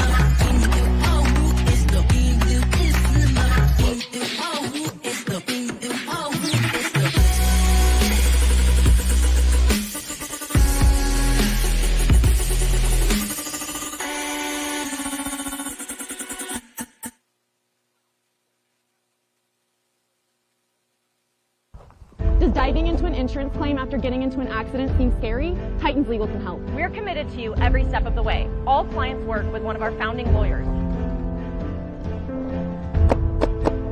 Don't go into a gunfight alone. Titans Legal has your back. Let us help you get back on your feet.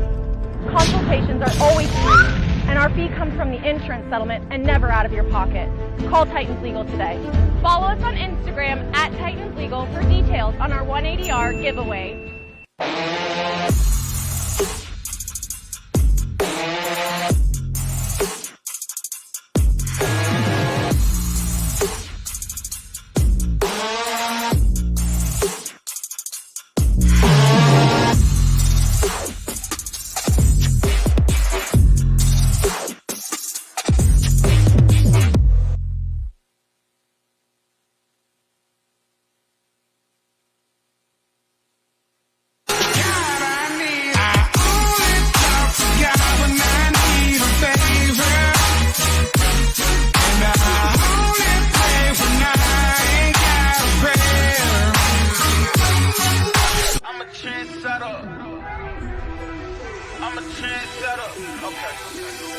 Let go. Hey, okay, I know I'm here to stay. Counting on my wins, though, I can't play it safe. Try to go against us, get you out the way. Go hard, it's the only way to play. Let me say, I'm a trendsetter. I'm a go-getter. I'm a trendsetter. I'm a go-getter. I'm a trendsetter. Who can do it better? I'm a go-getter. I'm a trendsetter. Ay.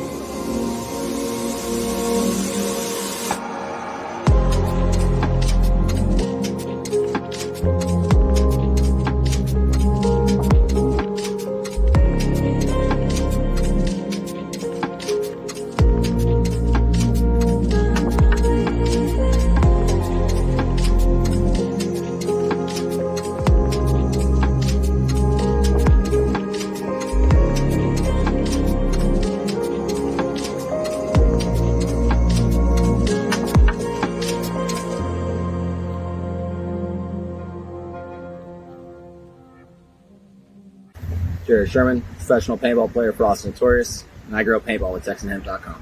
Look like you know your way around plants. Yeah, I'm a pretty good grower. What do you grow? Marijuana. When Kiefer Green is in the Lone Star State, he gets his cannabis seeds from TexanHemp.com. Smoke it if you got it, motherfucker. Chocolate chicks, where we should ride swingers and put diamonds in our niggas. For drinking some elimination.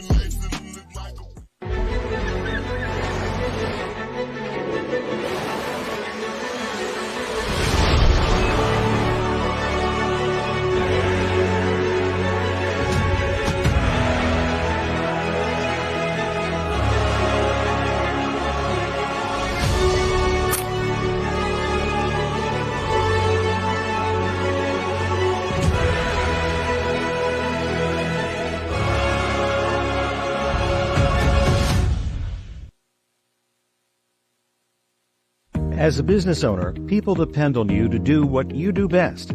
So, who has time to worry about the numbers? If you're feeling overwhelmed with your business finances, there's All-in-One Accountants. We help business owners and entrepreneurs steer clear of the taboo zone of financial headaches. Organized finances now mean more money down the road. Let All-in-One teach you how. Less time on accounting, more on what you love. Se habla español. Playing for your country comes with a lot of pressure. But that pressure is a privilege. This event is just different.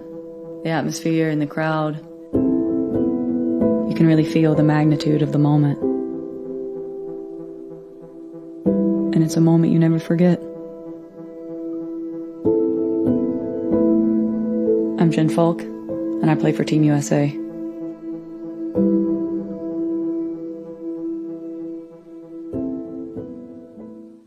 Step into the world of virtual reality paintball with Paintball Playground. Right tower. Kill Dorito, kill Snake.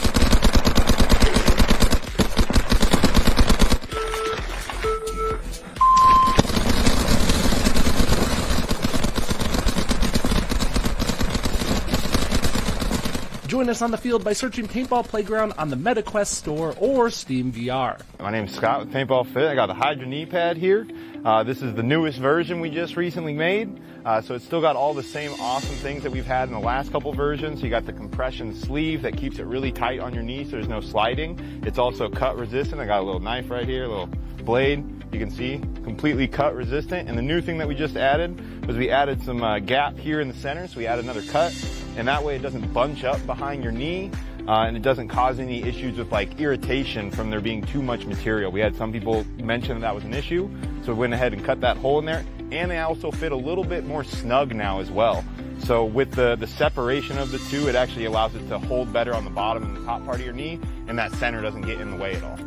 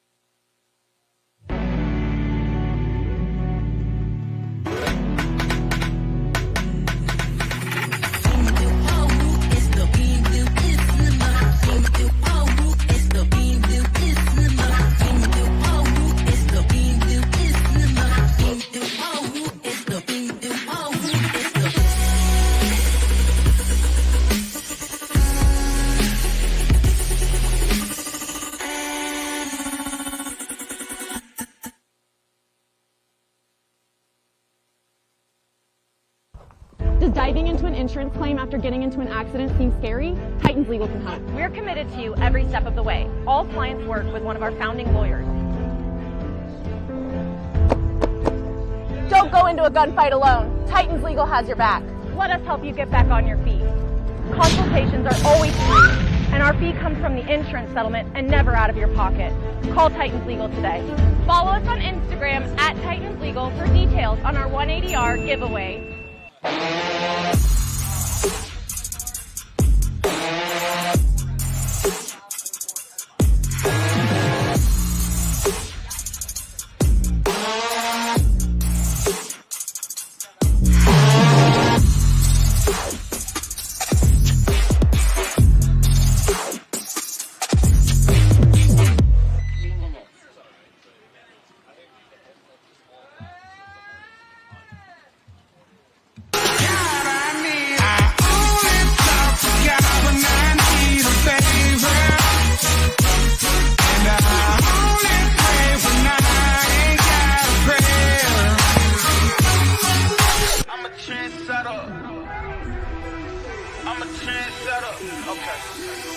Let go. Hey, okay, I know I'm here to stay. Counting on my wins, though, I can't play it safe. Try to go against us, get you out the way. Go hard, it's the only way to play. Let me say, I'm a trendsetter. I'm a go-getter. I'm a trendsetter. I'm a go-getter. I'm a trendsetter.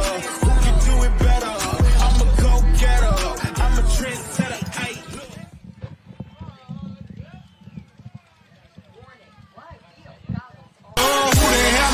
Who the hell am I to exact a savior? Oh, if I only talk to God when I need a favor. He's doing some mom things.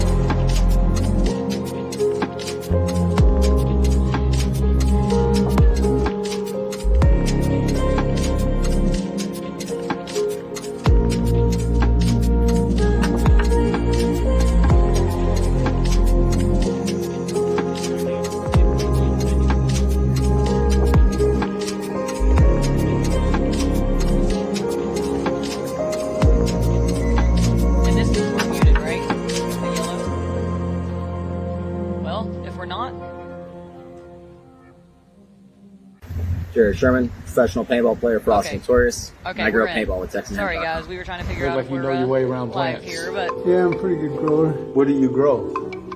Marijuana. When Kiefer Green is in the Lone Star State, he gets his cannabis seed. all right, welcome back, guys, to the 2024 NXL Major League Paintball World Cup. We are on the premier field here, which hosts our semi-pro and our pro WNXL games. And we're on our last set of the day, which is going to be Tiki's Ohana, based out of Florida, against the Chesapeake Cheetahs, based out of Chesapeake, Virginia, as the first point happening here. And this whole set is brought to you by AIO Accountants. If you want to check them out, they specialize in small business. Another sponsor of the webcast, so thank you to them. Couldn't do it without the sponsors out here. Cheetahs won their first game earlier today, so they're sitting with a win on the board. Ohana lost their first game earlier today, so they need a win here to go 1-1 on the day. Looks like Ohana's going to be the first team into the snake, but Cheetahs are going to work their way into snake 2 here. Looks like we've got 2 in the snake for Ohana. Yeah, it looks like Ariana and Kelly Watson here behind her. One of the Ohana players on the Judah side getting a check. It looks like she's clean, so still got 5 alive for both teams. I think that's Casey Erb that's in there for Cheetahs. Yep.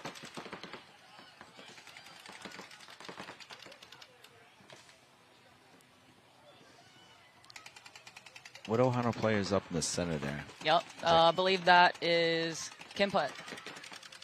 Casey getting a check here in the snake 3 for Cheetahs. Looks like she's clean.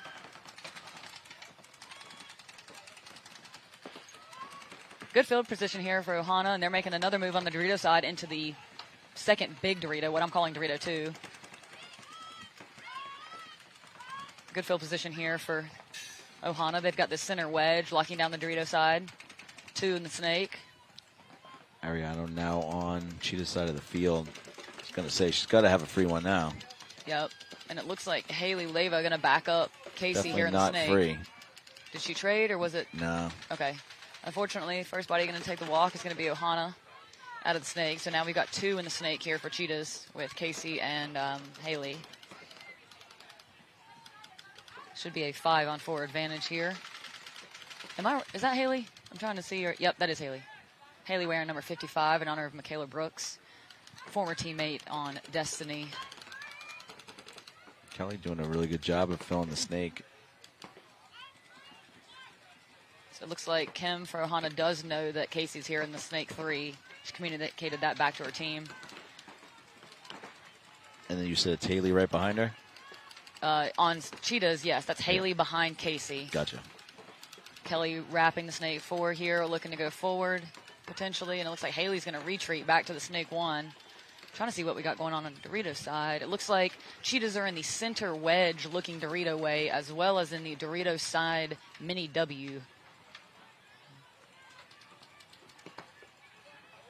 Casey's got Kim's back if she comes this way. Yep. Still trying to locate those bodies on Dorito side for both teams. Last I checked, I believe Ohana was in the Dorito 2. Looks like Casey's trying to wrap the snake 3 here. Kim doing a good job staying alive here in the center. Yeah, I would Kelly, not over-engage Kelly's here. gonna come and pop out here. Yep. Well, actually, Kim should Yep, be and she did it. communicating. Kelly Yeah, did there it. you So go. Kelly heard Casey's gun wrapping, or Kim was telling her that she was wrapping, and Kelly popped the top there in snake 4 and got the shot in on Casey. So it's a 4-on-4 situation. And it looks like another body dropping for the Cheetahs out of that center wedge. So it's a 4-on-3 situation for Ohana. This has been a good point for them so far. It's a really good point for them. I'd like to see where their Dorito bodies are. I'm having a hard time. It looks like they have the Dorito tower. And I think they have another front Dorito player somewhere, but I can't locate them. Center player for Ohana going to move to the Dorito side brick. Try to get the drop in on the Dorito player for Cheetahs, who I cannot locate. It looks like that's Lauren Weeks on the Dorito side for Cheetahs in that mini W on your screen. Posted this way on Kelly here in the snake. Did Haley pop all the way back to snake corner? Yes, she did. And it looks like she's going to get shot. I'm not exactly sure who shot her there. Kelly but had to have shot her. She was only looking this way. good point here by Kelly Watson. So there should only be 2 bodies left for Cheetahs. Lauren in the mini W, and then I think another Dorito player that I cannot locate. Dorito 2 on the wire, the big Dorito. And if you're Kelly, nothing's stopping you from crawling forward, so I would not engage here, but looks like she's going to do it. Hopefully she can get the drop in. Yeah, she's got to be playing real small right here because that little, what we call the Utah, that little mini W. Yeah, Lauren is definitely aware and has been putting pressure here, but Lauren's having to keep her head on a swivel to make sure that her Dorito 2 player also doesn't get run down because Ohana is also in the Dorito 3 as well as on the Dorito side center brick. So Kelly's going to hit the deck. She's going to crawl into Cheetah's snake 3 and play the outside of this bunker and try not to get shot from the Dorito side. I like this. This is a good play right here by Kelly.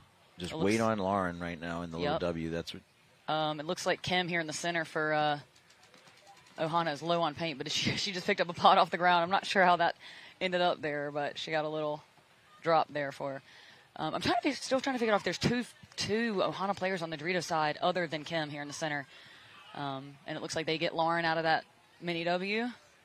Last body should be in the Dorito 2 area for Cheetahs. Uh-oh. All right, Kim just said 1 body left, and there was another body on the Dorito side. So it's a 3-on-1 in favor of Ohana. And they're going to win that point. Very good point for Ohana. Absolutely. And good point for Kelly, staying composed, especially after she lost her front snake.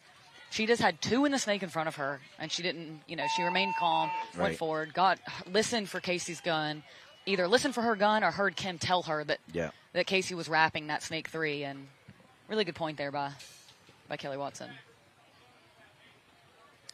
Looks like Kim's going to wait to see if they towel. Oh, no. Is Kim getting checked here? All right, looks like they're going to approve the point for Ohana. That was a long one. And that's how you want to come out if you're Ohana, you know. You want to come out strong. Don't dig yourself into a hole. Get that advantage from the start and make Cheetahs have to answer. All right. And the other split deck match happening here simultaneously with this one is going to be Dallas Vibe on your left and the Suricatos on your right. Dallas Vibe, obviously, from Dallas. And the Suricatos primarily based out of Colombia, South America. Suricatos won their first match earlier today in a tight overtime point against the New Jersey High Rollers. And Vibe also won their first match earlier today as well. Yeah, pretty handily, 5-0. Yep, 5-0. Yep. Game on. All right. Suricatos are going to go straight to the snake off break, and Vibe is going to attempt to go snake off break and is going to get chopped up there. So good shooting from Suricatos. And now, well, they let JC for Vibe fill into the snake. Good fill from JC. She's pinching Lady in the home. She's got to watch out. But they did let Maria for Suricatos fill into the first big Dorito. So she's now applying pressure on the inside. Suricatos with 2 in the snake and a body advantage. A good spread across the field. Dorito corner. First big Dorito on the inside. Back center and 2 in the snake. Looks like Vibe's got the Dorito tower, the snake 3, trying to locate their other bodies, and snake corner and Dorito corner. So Vibe has 2 bodies outside on either side.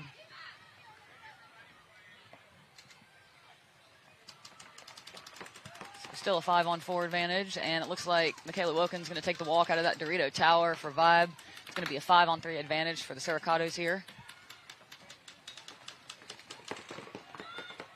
And like we mentioned before in the other matches, if you guys were listening, these 2 teams are in a bracket of 6 teams in the WNXL, and the top 3 are going to be making it out. So each match counts, and both of these teams have a win earlier today, so both looking to go 2-0 on the day to help secure their Sunday spot.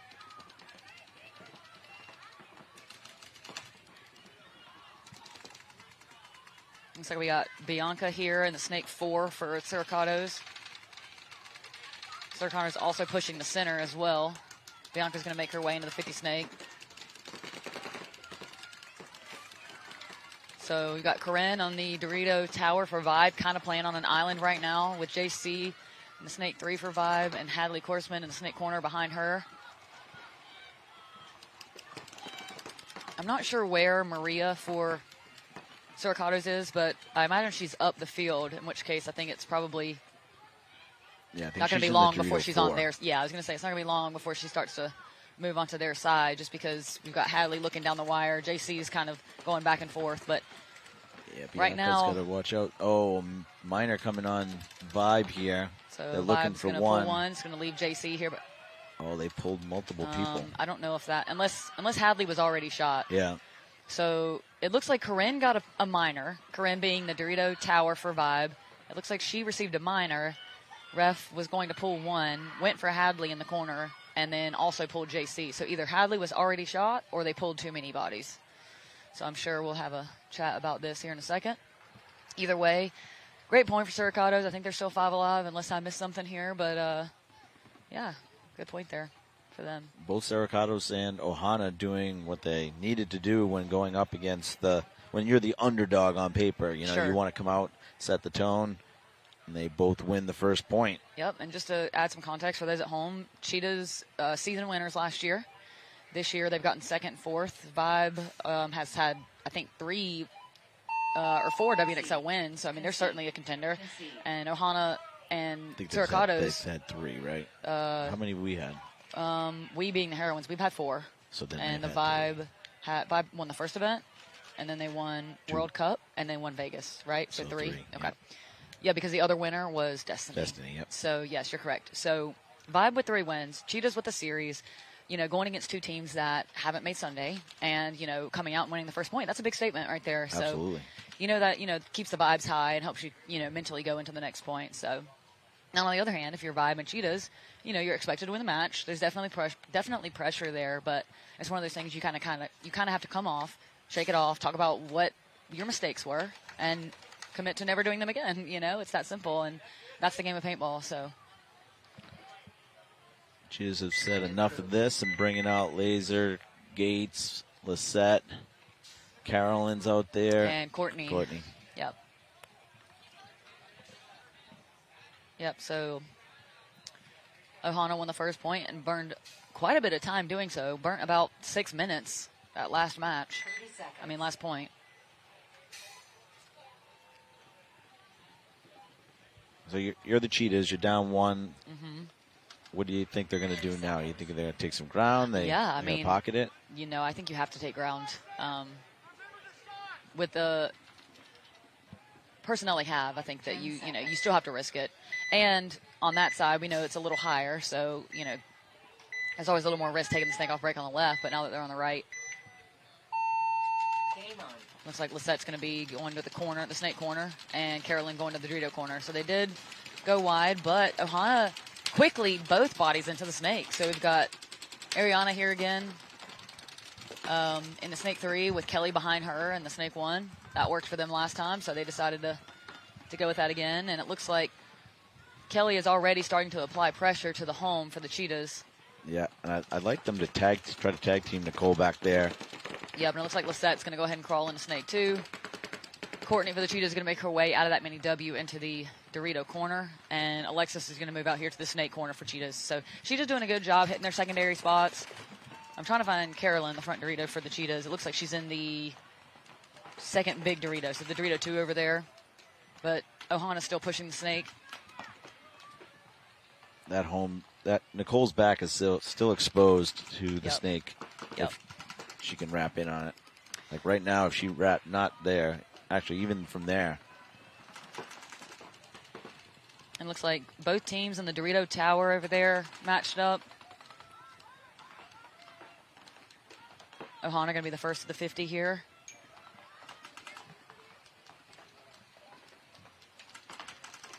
Kelsey, not Kelsey.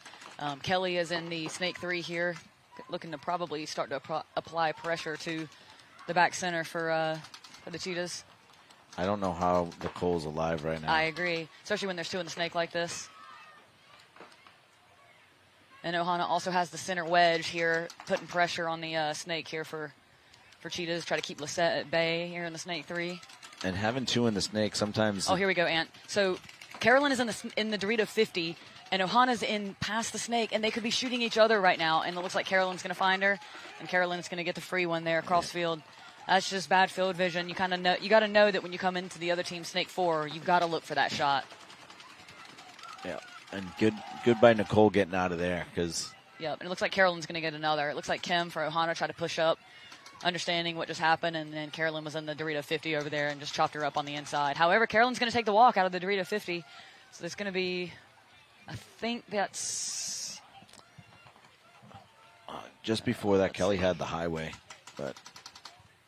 So it's definitely 2 bodies down for Ohana, 1 body down for Cheetah, so it should be a 4-on-3 situation. Yeah, and Courtney followed up Carolyn pretty good, so she's over there in the Dorito 3 already, and Lisette's here wanting to push into the 50, and it looks like Kelly's going to take the walk out of the snake. I don't see where she's hit. I have no idea. And it looks like Lisette's going to push into the snake of Ohana with Alexis following her up.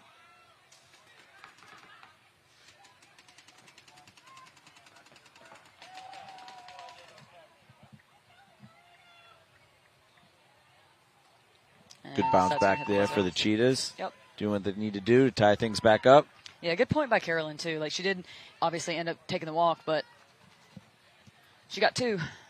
Sometimes that's all you got to do. 2 very important, too. Yep.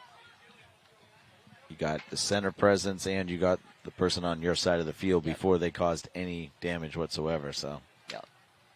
Looks like Vibe's going to have JC, Hadley, Angie, Corinne, and Michaela. Suricatos. I see Ye, I see Maria, I see Bianca. I think that's Gina. 20 seconds. Yep. And Daniela.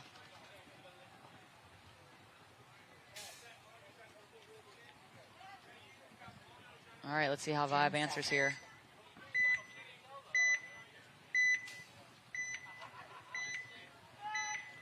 Hadley Korsman, up-and-coming player here in the WNXL. Yep, only 14 years old. So Angie's going to whip out here to the snake corner, makes it alive. Vibe elects to go short on the Dorito side, doubling up the back center. They did get Bianca on. Yep, they did. So was Bianca running snake? Yes. Okay. Yep, so it looks like Bianca gets taken out, and then JC wins a heads-up gunfight from these Aztec to Aztec and takes out Ye. Looks like Hadley's going to push the center here for Vibe. And Angie's going to make her way into the snake 3. So that's 2 kills here off the snake side. Kind of want to see Angie start to push the envelope here, and her and JC both looking inside. It looks like Michaela Wilkins going to take the walk going to the Dorito corner. That's a tough one because you're in a 5-on-3 situation. That's not where you want to have kind of an untimely death there. I'm not sure who ended up shooting her, but... Yeah, she wants that one back. Yep. JC makes the fill out to the corner. And if I'm JC, I'm pushing Angie down the field right now. Another bad death. Another one. Oh, looks like Corinne's going to take the walk, too. That's going to even it up in a 3-on-3. Dorito side is blown for Vibe. JC going to make a big fill. Well, she filled out to the corner. Now she fills back to the home. But Angie, Hadley, and JC are all looking Dorito way. If I'm Angie, I'm going down the snake, which I think she's going to look to do here in a second. Looks like that might be Maria pushing into the... man. What a great evasion right there by Angie. I think Maria just pushed into the Dorito 3 for Suricatos, so if she's not careful, Angie and her might see each other here shortly. And it looks like Daniela for Suricatos is in the Dorito corner with Gina here in the Snake Aztec. So it's still a 3-on-3 situation. Ref coming in to check the Dorito player for Suricatos. Looks like she's clean, I think. Hadley just launched into a ball. Yep, so Hadley tries to make the move, but Gina was on the inside for the Suricatos and caught that move. So it's a 3-on-2 situation. Now it's a 2-on-2 situation because Angie gets the free one on Maria on the cross and almost shoots Daniela off the... And then she's going to get her. Wow. That's a quick 2-pack for Angie there to help Angie bring turned this whole point around. Still not a bad... I mean... It's frustrating, but it's one of those things where Suricatos lost their entire snake side off the break, and they're in a 3-on-5. Good on them for bringing this back to a 3-on-3 by essentially demolishing the Dorito side of Vibe. Oh, man, if she can dunk her right now. Oh, I don't know. That looked like a spin to me. I think it was a trade. I think Angie was already pointing that way by the time because I think Gina shot her gun a little early. Oh, she did? And I think it hit the bunker, and at that point, I think Angie turned around and saw. But is there anyone left? Yeah, yes, JC. There's another player. JC is still alive, the consummate survivor.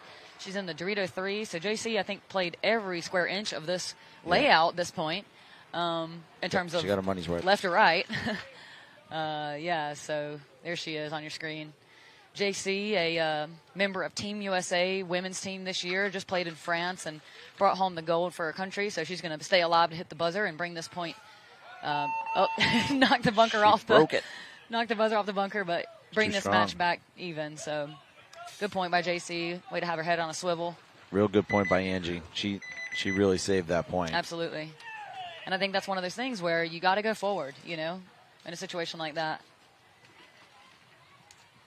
Right, and that's why I thought Lady made a good move, too. Whether it was a trade or not, it was the move to make, and she had an opportunity to try and create a one-on-one for her team, and, and she got there and stopped that and got a good trade. Yeah, I think if Gina had moved, like when she first moved into the snake, during that move, I think if she had gone ahead and committed to shooting Angie, she would have gotten her clean. But she took that time in the snake and then stood up and came to get her, and I think that's that little extra second that allowed Angie to recompose and get the trade. Yep. All right, so we got Cheetahs. Looks like they're spinning pretty much the same line, except for we have Lauren Weeks in for Nicole Gates. Let's see their breakout on your screen. They're going to go both corners again. That seemed to work for them last time. So we got Lauren Weeks up in the center, and it looks like Ohana going to take snake off break as well as push the center, but short on Dorito side. So Cheetahs have the advantage of being wide on the Dorito side. But Ohana does push out in that Dorito corner, so they're able to even up the spread here across the field. And it's a tight one-to-one game with 5.5 minutes left. So this is one you want to win right here. Lauren's got this shot if she goes high around this bunker. Yep. And it looks like Kelly does get behind her snake player here. And Lisette's going to make her way from the corner into snake 1.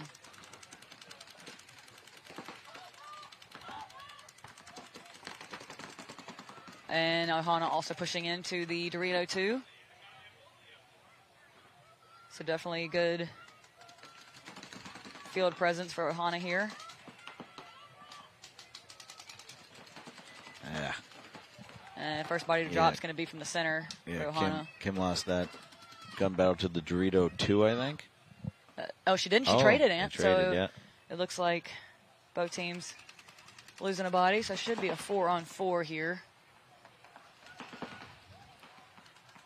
And Lisette going to crawl here in the Snake 2 on your screen with Lauren in the center there. Kelly's still doing a great job here as the 2 in the Snake. Yeah, I like the communication here. She's trying to go up. Yep. Get low, get low. Yeah, and right now the furthest Dorito body for Cheetahs, I believe, is the Dorito Tower, and it looks like Alexis Laser just made a fill out from the home out into the Dorito side middle mini W. But if I remember correctly, based on what we could see, I think the Ohana is in the Dorito 3, so they're definitely up the field. You can see here on your screen, Lauren, I think, is aware here in the center that Ohana's in the Snake right in front of her, but it's going to be a matter of can she spot exactly where she is, and she's going to stand up. Yeah. Yep. If she keeps standing, she might be able to apply pressure. But if you're Kelly's got to wrap her bunker. If you're the Snake player for here, you got to be careful. And Lauren gets the drop in on her. And I think that right there is just an experience thing. Yeah, it was it was the right thought. Yep. Just not the right execution quite But yet. I think Lauren might have gotten shot from the Dorito side unless Kelly got a ball Kelly on her. just got her. Nice. Good play there by Kelly. But, yeah, going back to that moment before that, Lauren's she's been here before, also a member of Team USA this year, women's team that went to France. So Lauren's definitely got the composure. She's got the experience. She understood the situation. And with Ohana being a newer team, I think it's just one of those things where that's going to come out on top. But definitely not a bad move here by Ohana down the Snake. And Lisette, whoever wins this battle right here, are probably going to win this point. Yep. We'll see if Kelly. Oh, wow. I think the Dorito side right now is clocking in for Ohana because they're definitely 100%. further upfield than Cheetahs. Cheetahs are now in the Dorito 2, and I'm not sure where their other body is. Last I checked, Alexis was still in the Mini W, but I'm not 100% sure if she is. It looks like Ohana still has a Dorito 3, and Kelly's going to wrap the 50 Snake here. The Dorito player for Cheetahs is looking inside, and I think just saw Kelly make this move into the Snake 4. So Kelly's got to be careful here. This is definitely an important moment, and with only 2 minutes and 30 seconds on the clock. If you're Ohana, you want this point. All right, so Alexis is still here in the Mini W. So if she's not careful, she's going to get... Oh, wow. Okay, so Courtney was up in the Dorito 2 and must have gotten shot from the Dorito player for Ohana, so... These are 2 good matches. Very They're like good playoff matches. Honestly, Kelly is playing fantastic. Yep. And who was in front of her at the beginning of that point? I'm honestly not sure. Yeah. Let me look I at the know her roster. face. I can tell you if I look at the roster. I know which player it is, but I'm just having a hard time remembering her name. She did really well, like you said. She did, yeah. She just needs a little bit more polishing, but she did the right move, which is all you can ask for. Jillian. It was Jillian. Okay. So good job, Jillian, getting upfield like that, and especially once Lauren saw you, keeping your composure, and it's just one of those things that she definitely has the drop, and tough one there, but. We've got Green Devils here, proud sponsor of us here at the webcast, so thank you very much. All right, so Vibe takes back into the this corner. match. It's a 1-to-1 situation. Both team. Okay, first body to drop is going to be for Suricatos off the Dorito side. Big move up the center. I believe that is Reina Serralde for Suricatos making her way to the center, and it looks like they're also going to be pushing here into the Snake 2. Big move by Daniela over on the Dorito side for Suricatos, pushing into the Dorito 2. Angie making her way into the Snake 3 here for Vibe. On your screen, you see Hadley. Well, you did, but now you see Angie crawling into the Snake 4 for Vibe. She's got Hadley Korsman in the home looking over her head for Vibe. Big bite there. I think that's Hadley that moves up to that wedge. Mm-hmm. Yep, so she can help with the Snake here. However, Daniela moves into the Dorito 3 on the Dorito side for Suricatos. And it looks like Michaela is in the Dorito side tower. I'm not sure if she's the widest body over there. I don't see any other Dorito player. So I'm guessing the other player we can't see is the Mini W, because that's normally the case. But still 5 alive for Vibe in a 5-on-4 situation. Suricato's going to move in here into the Snake 4, so both Angie and the Snake player for Suricato's, whose name who takes the walk. That's a bad engagement. So that's Hadley there in the center. Gets a drop in on the Snake player. Angie taking quick advantage of that. And Hadley was telling her red alert still. So Angie knows that there still might be another Snake. So she's going to make sure she doesn't get shot in the back from the Dorito side. And is going to wait to see if another Snake comes her way, especially since you're in a 5-on-3 situation. So we got Daniela in the Dorito 3 for Suricato's, looking inside to see if she can get any freebies. Angie's going to back up into the 50 Snake here. And I take that back. It is actually, it is a 5-on-3. We got Lady in the Snake 1, Raina in the center wedge looking D-way, and Daniela in the Dorito 3 looking inside. Angie spotted her. I think they're engaging now. Yep. Daniela's tucking in. Angie's applying some pressure to her there. You can see on your screen. JC's coming into the Snake now. Yep, JC backing up. Angie here in the Snake 1 looking over top. Daniela getting a check, it looks like. Nope, just kidding. She's still alive over there. Oh, wow. Tough death there for JC. Yep. I think she got caught hanging out a little bit too much, and Lady snapped her here down the wire, I think, Snake 1 to Snake 1. So it should be a 3-on-4 advantage as Vi makes their way into the Dorito 1. I think that's Michaela over there. So we've got Hadley in the center looking Snake way. Got Michaela over there in the Dorito 1. And Angie here in the Snake. What do we have at time, Jen? Oh, wow. Here we go. Okay, hang on. So looks like Corinne tried to make a move on the Dorito side, but gets caught by Raina here in the center. So you see the cross here on your screen. You've got Daniela and Raina. Away. But Lady tries to make the move forward, and Angie's going to say, no, thank you, and she's going to keep pressing until she can get a freebie. If I'm Angie, I'm crawling right now. I'm not really sure why she's standing, but as long as she can avoid that pain, I guess that's okay. But she's going to take second and shoot Raina in the back a couple times, and then that's going to leave Daniela by herself, who's going to get a penalty. So that's going to be tough because I think Suricato's are going to have to start a body down. And to answer your question, Ant, there is 5 minutes on the clock, 4:55. And approved.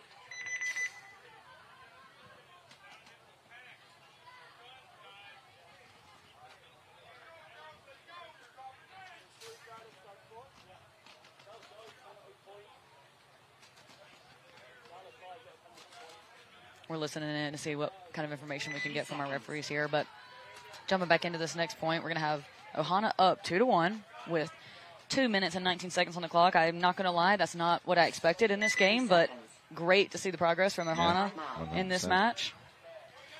We got loanpb.com out on your screen right now. Check them out. Again, another advertiser that's helping this webcast actually exist, so we appreciate you. We have a timeout. Cheetahs will be on your right, Ohana on your left. As Jen just mentioned, I don't think a whole lot of people would think the score and time would be this at the beginning of this match. So still plenty of time for Cheetahs to tie it up, bring it into overtime. A win's a win. Yeah, this looks like a relatively aggressive line. I see Lisette, Haley, Lauren, Casey, and Alexis for the Cheetahs. And I think they understand the assignment. They won their first match, so it's not like it's a do or die, but, you know, the competition is only going to get tougher in terms of, you know, ranking, season ranking in their bracket. So you definitely want to try to pull this one back.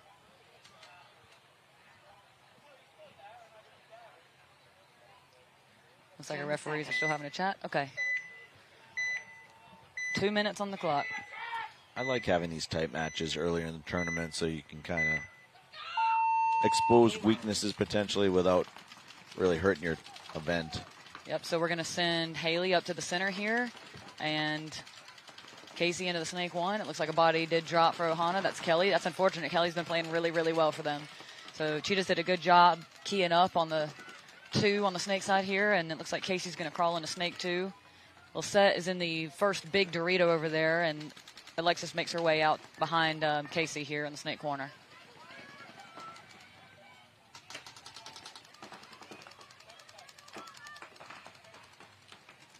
Good move there by Kim. And it looks like she's going to get taken out. That's a good gunfight battle for Casey, not so much for Kim. But And those center markers are kind of tough in the sense that you don't really know what snake they're in until they reveal themselves. So you're kind of just shooting at all of them. So if you don't guess right and, they snap out of a different one that you're not shooting, it's unfortunate, but it is what it is. And your opponent can shoot high or low and still hit you. Yep. You only got one angle. Yep. So at this point, if you're Ohana, you understand your down bodies. We're coming up on a minute. If you're Ohana, I would have. If you think it, here's the thing. So 60 seconds. If you burn enough clock. Yeah, you make it so you have to go to overtime. Yes, and so that's what I was getting at, is if they burn enough clock to where it's going to be tougher for Cheetahs to score, let's say, a 30-second point versus a minute, you know what I mean? So you kind of want to, if I'm Cheetahs, if I'm Ohana, I'm just trying to stay alive as long as possible in this situation. Yeah, sometimes I think the opposite, that the least experienced team wants to play the fast point or the point where they can get a couple bodies up the break. But if you give the Cheetahs 5 minutes to beat you, that's true. It's at the same the time. more experienced team. At the same time, Ohana lost their first match by 5. So, they want as good of a margin as possible. So a 1-point game is better than a 3. So, I see it both ways. But no matter what happens in this game, I think Ohana should definitely, keep their head up because they've looked really good this match. Yep. Against one of the top teams in this league. Even against us, their off the break shooting was pretty good. Yep. They got a few kills off the break. Agreed. They need to work on close. I talked to their coach, Ricky, and he was saying, we just need to learn to close games better. Well, the very next match, it looks like you're doing way better closing games. So. 10 seconds. All right, coming back into this Vibe Siricados match. It's 2-1 in favor of Vibe with 5 minutes on the clock. Game on. Looks like someone's gun's not working. The Vibe. Oh, a minor. Oh, and another one. I would just towel this baby. Yeah, I agree. Start over. Is there only... Yeah, that's the right call. Point approved. They got VG coaching for them right now, and he's a really good coach. Good coach goes a long way. Certainly. So they started, I think, with 4 on that point from the carryover, and then they got an immediate penalty again. So 5 on 2, you just start over. Yep. So coming back out, we're going to have Ohana and Cheetahs in a tie game with 27 seconds on the clock. I don't think you're going to see anybody go for it at all unless they shoot some people off the break. Yep, I agree. They'll auto. And what you certainly don't want is a major penalty because that's an automatic swing point. Under 60 seconds.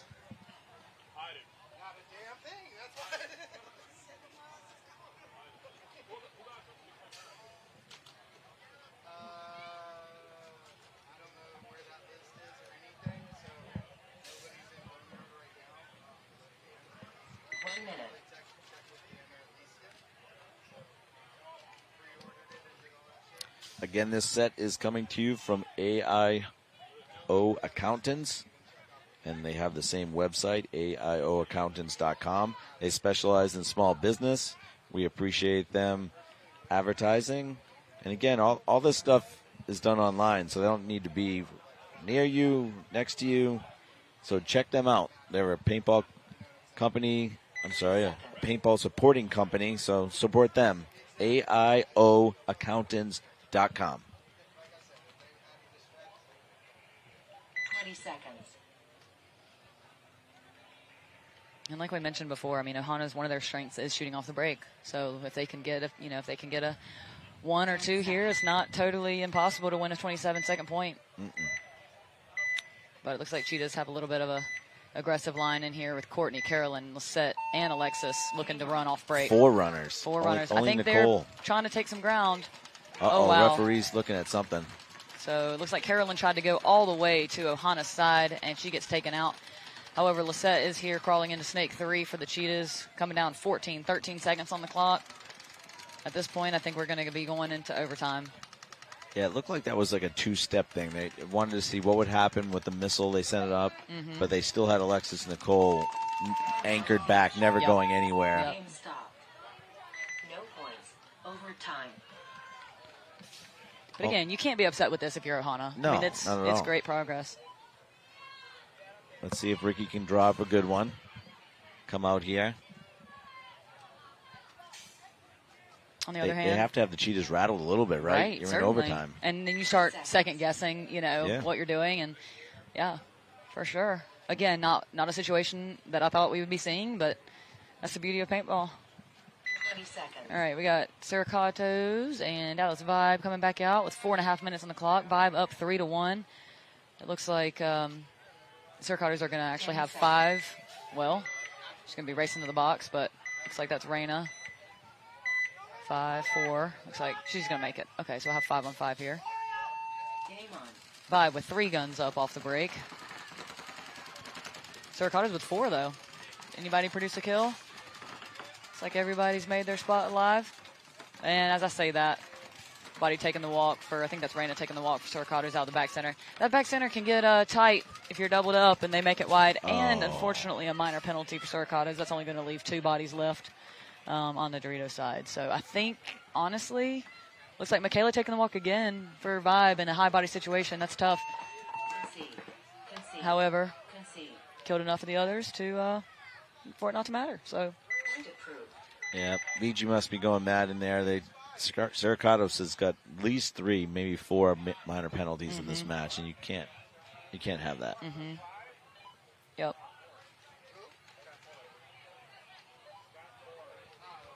So that quickly went from a really close match to what, 4-1. And not only that, but it didn't give Ohana and Cheetahs very much time to set up their overtime play. So no. And one of them already used their timeout. Yep. Looks like both teams trying to chrono and get to the box. Looks like Cheetahs are going to go Courtney, Haley, Casey, Nicole, Alexis. 10 seconds. For Ohana, I see Kim, Kelly. I'm trying to see from here. Clip her poor chin strap. Wow, that was impressive. All right, Kelly diving into it looks like she's going to take the walk, and it looks like she's going to be getting a penalty. Oh, just kidding, no penalty. It's a tough death. Kelly's been doing a lot for them. Kim pushing here into the snake side break. Oh, and a body dropping for Cheetahs. Haley Laver going to take the walk. 4-on-4 situation, and probably better field possession, it looks like, here for Ohana. Yeah. Kim's going to watch her hopper. Nicole's really trying to shoot down. Where is Casey for Cheetahs? Is she in the snake 3? Having a hard time seeing where she's at. I don't think she's in the snake at all. Did she die off the break? Maybe. Nicole fills out to the corner. Ariano's if she here is at in the snake snake 50. 3, she's looking inside because we cannot see her. Yeah, not at all. She's not in the snake 1. If Casey died, we must have missed it. She did. She's in the pits. Okay, so 2 bodies have dropped for Cheetahs. It is a 4-on-3 situation. As I say that, the snake player's going to take the walk for Ohana, and that's one you're going to want back. So now we're in a 3-on-3 situation. Looks like Ohana is in the Dorito 2, the center snake side brick, and the back center. Cheetahs are in the snake corner, making their way into the Dorito tower and in the Dorito 2. So it looks like Cheetahs are a little heavier over there on the Dorito side. It looks like Ohana's going to make their way into snake 1, though. And currently no one's stopping her, so if she can continue to progress, she might be able to apply some pressure. And as I say that, Ohana's going to take the Dorito 3. I don't want to state the obvious, but the next kill is going to be crucial for this and there point it is. Match. The Dorito player for Ohana's going to be taking the walk. Yeah. So if I'm the Dorito players for Cheetahs, I'm going to try to put this together and recognize that Ohana is not doing anything Dorito way at the moment and try to turn that side. As I say that, Kim's going to switch and the snake side break and look that way. She wanted a gunfight there with Alexis, but... Yeah, that was a good play by Alexis. Winning that gunfight turned Kim back this way, and her player was able to take the Dorito 4. But this is exactly what I expected to happen. When both of these players are looking snake way, they're going to kind of start moving down the Dorito side, and that's going to be it. So Cheetahs are going to win this overtime point. Honestly, I expected them to win the overtime point, but it being that tight is still you can't be too upset. Still a good match there from Ohana. Was that Alexis that was ahead? It was Alexis and Courtney. No, I believe Alexis was in the tower. So Courtney was the front Dorito player.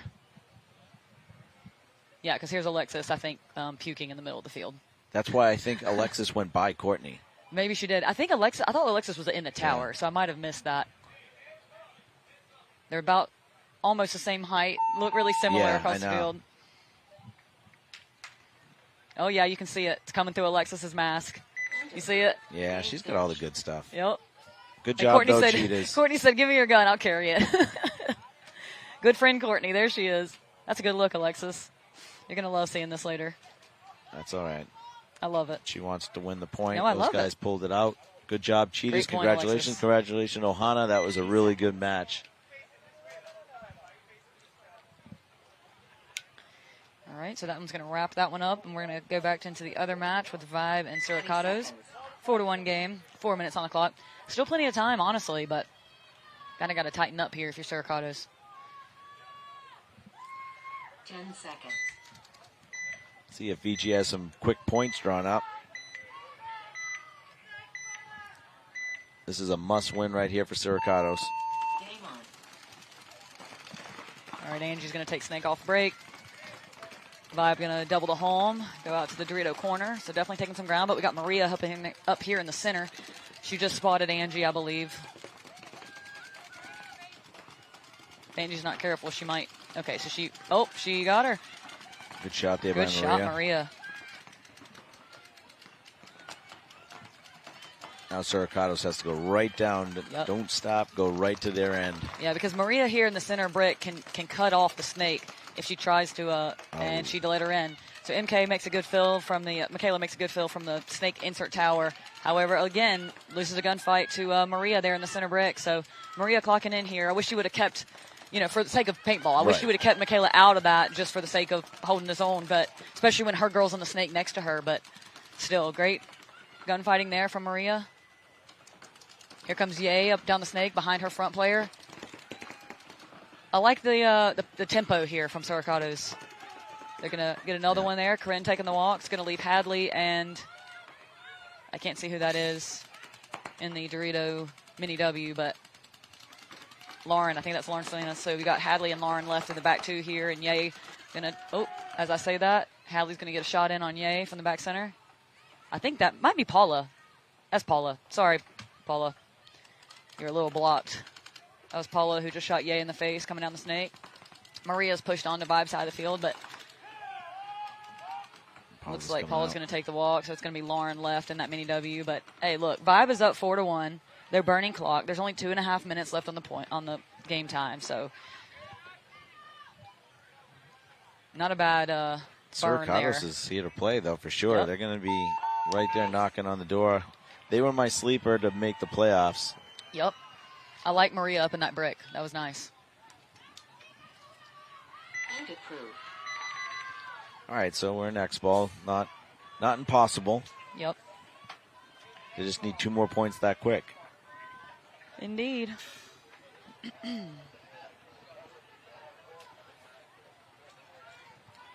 For those watching again, this set is brought to you by AIOaccountants.com.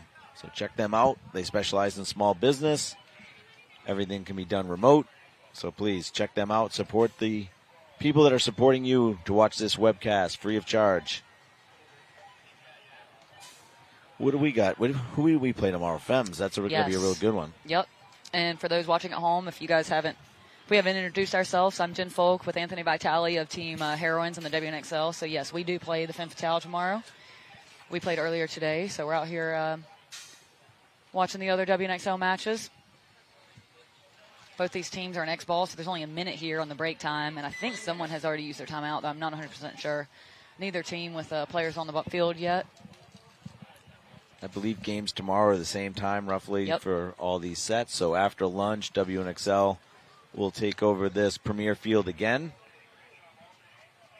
Hopefully you've been watching some cool semi-pro action as well. All right, so for Vibe on your screen, you got Hadley, JC, Angie, Michaela Wilkins. 30 seconds.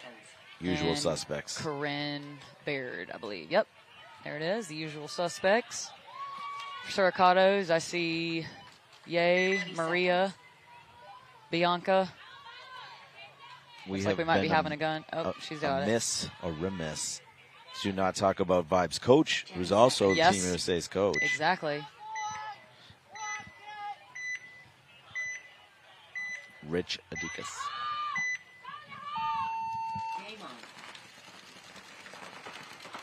Looks like Vibe's going to make a snake corner. Big move here from Suricatos, but they're going to take the walk, and also a body getting, and another minor penalty on Suricatos. So Suricatos are going to be down 3.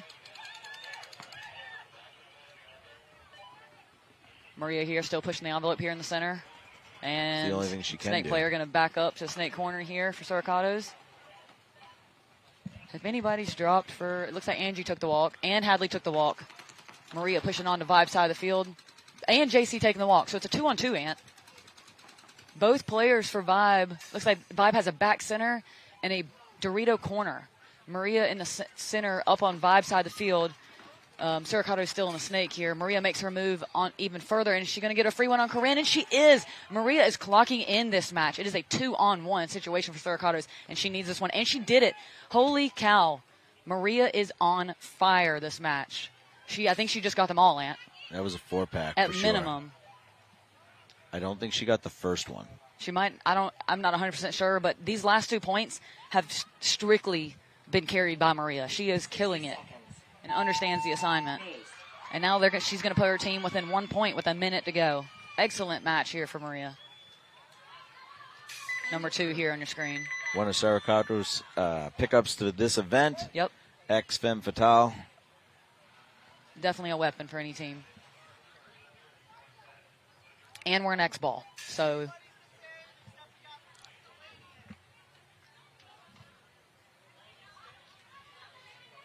looks like Vibe's going to send the same, except for giving Angie a rest.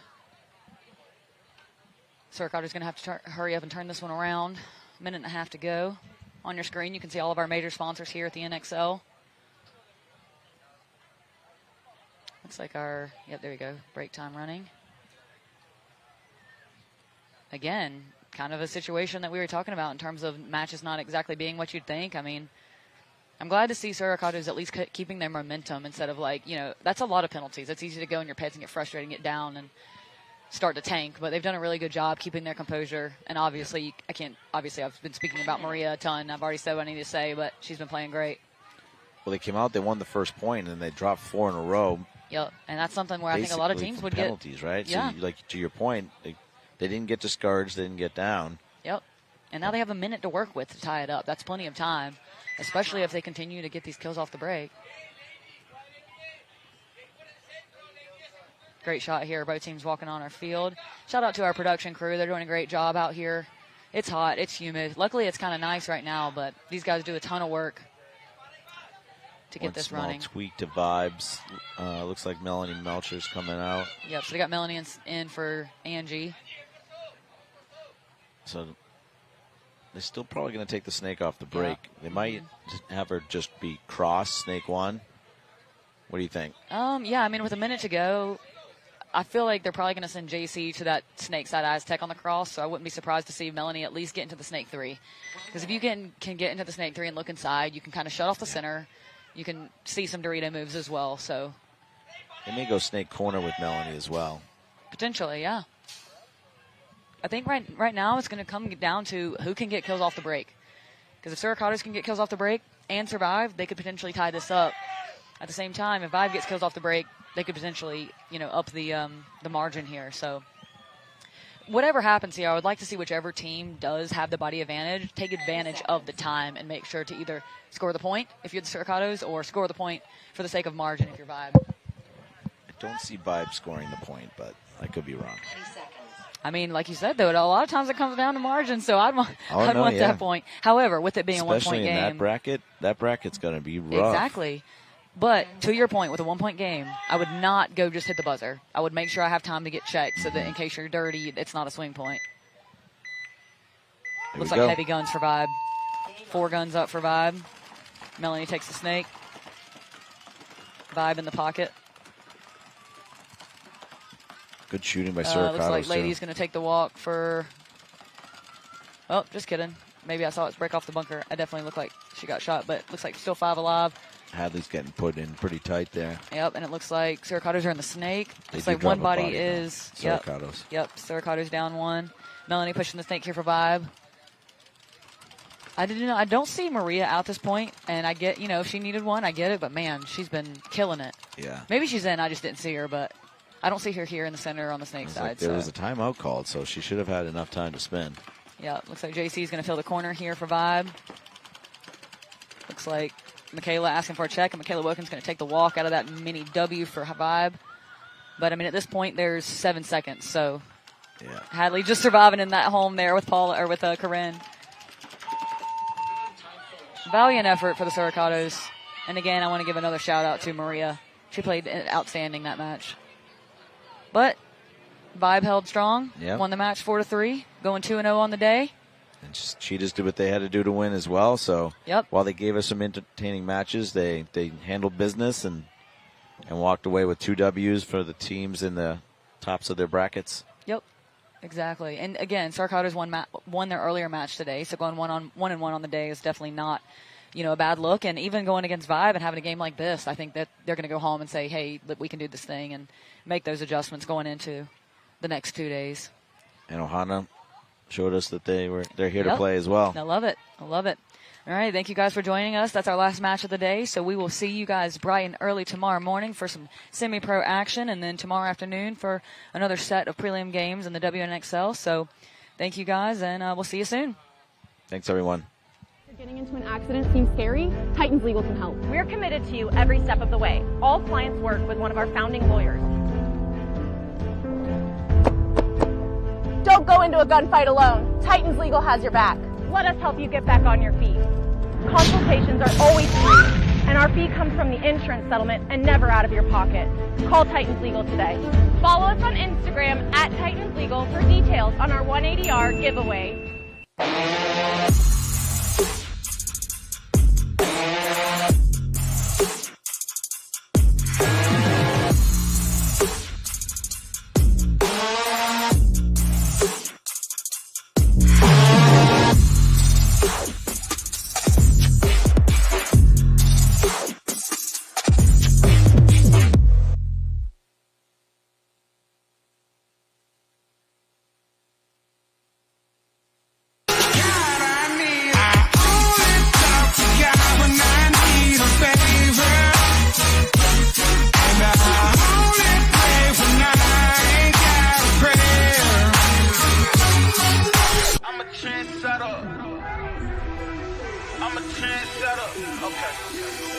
Let go.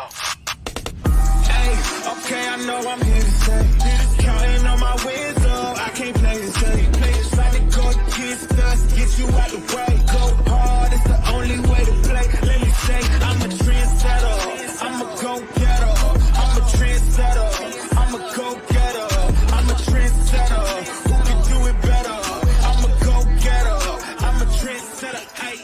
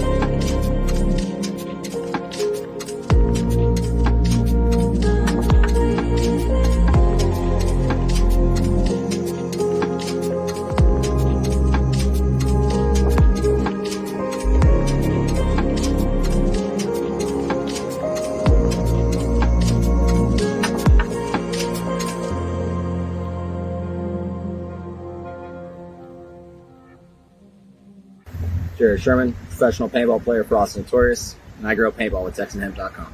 You look like you know your way around plants. Yeah, I'm a pretty good grower. What do you grow? Marijuana.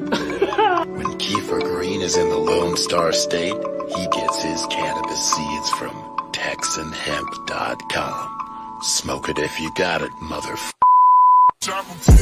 Well, we still ride swingers, we put diamonds in our niggas. Oh, drinking style, our lemonades, and it look like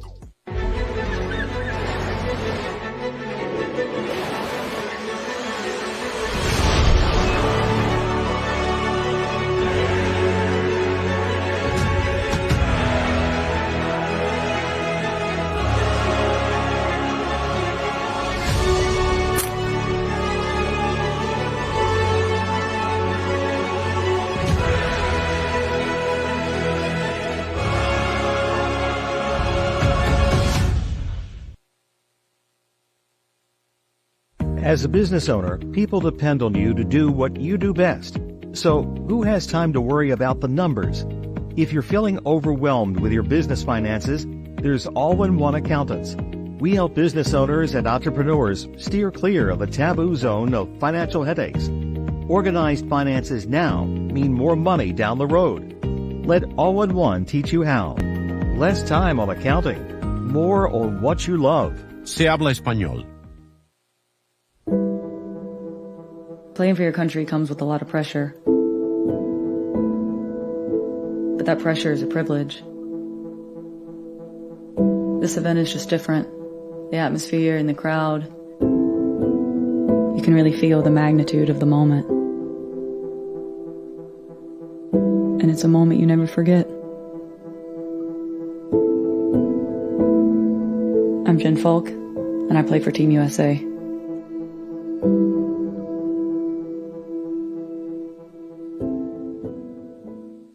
Step into the world of virtual reality paintball with Paintball Playground.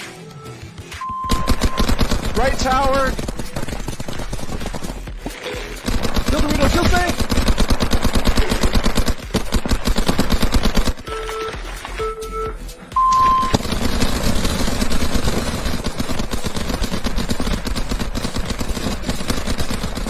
Join us on the field by searching Paintball Playground on the MetaQuest store or Steam VR. My name's Scott with Paintball Fit. I got the Hydra knee pad here. This is the newest version we just recently made. So it's still got all the same awesome things that we've had in the last couple versions. You got the compression sleeve that keeps it really tight on your knee so there's no sliding. It's also cut resistant. I got a little knife right here, a little blade. You can see, completely cut resistant. And the new thing that we just added was we added some gap here in the center. So we added another cut. And that way it doesn't bunch up behind your knee. And it doesn't cause any issues with like irritation from there being too much material. We had some people mention that was an issue, so we went ahead and cut that hole in there. And they also fit a little bit more snug now as well. So with the separation of the two, it actually allows it to hold better on the bottom and the top part of your knee, and that center doesn't get in the way at all.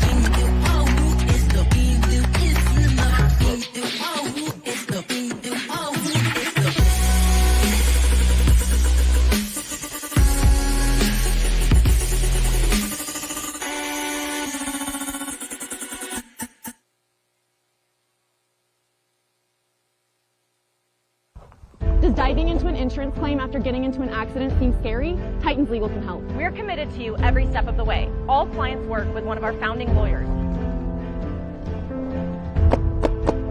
Don't go into a gunfight alone. Titans Legal has your back. Let us help you get back on your feet. Consultations are always free, and our fee comes from the insurance settlement and never out of your pocket. Call Titans Legal today.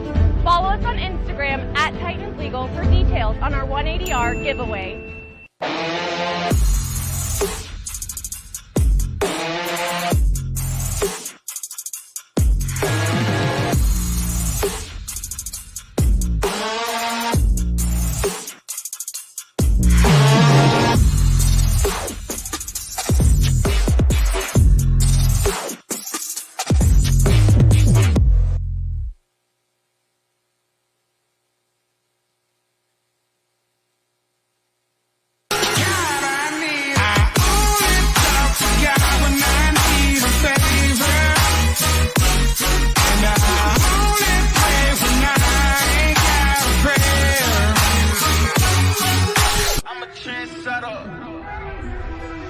I'm a trendsetter.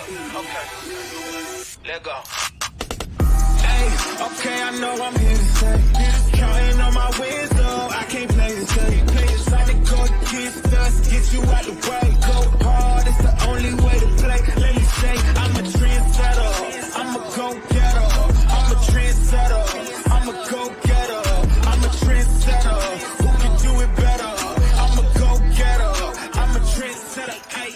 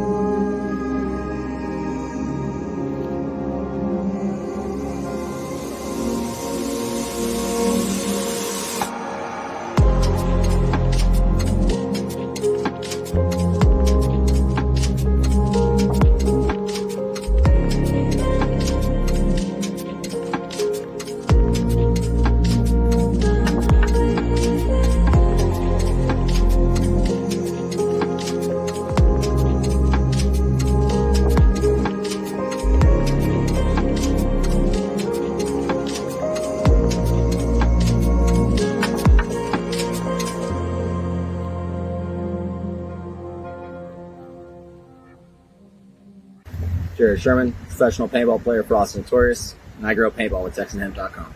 Look like you know your way around plants. Yeah, I'm a pretty good grower. What do you grow? Marijuana. When Kiefer Green is in the Lone Star State, he gets his cannabis seeds from TexanHemp.com. Smoke it if you got it, motherfucker. Well, we should ride swingers and put diamonds in our niggas. From drinking out my lemonade.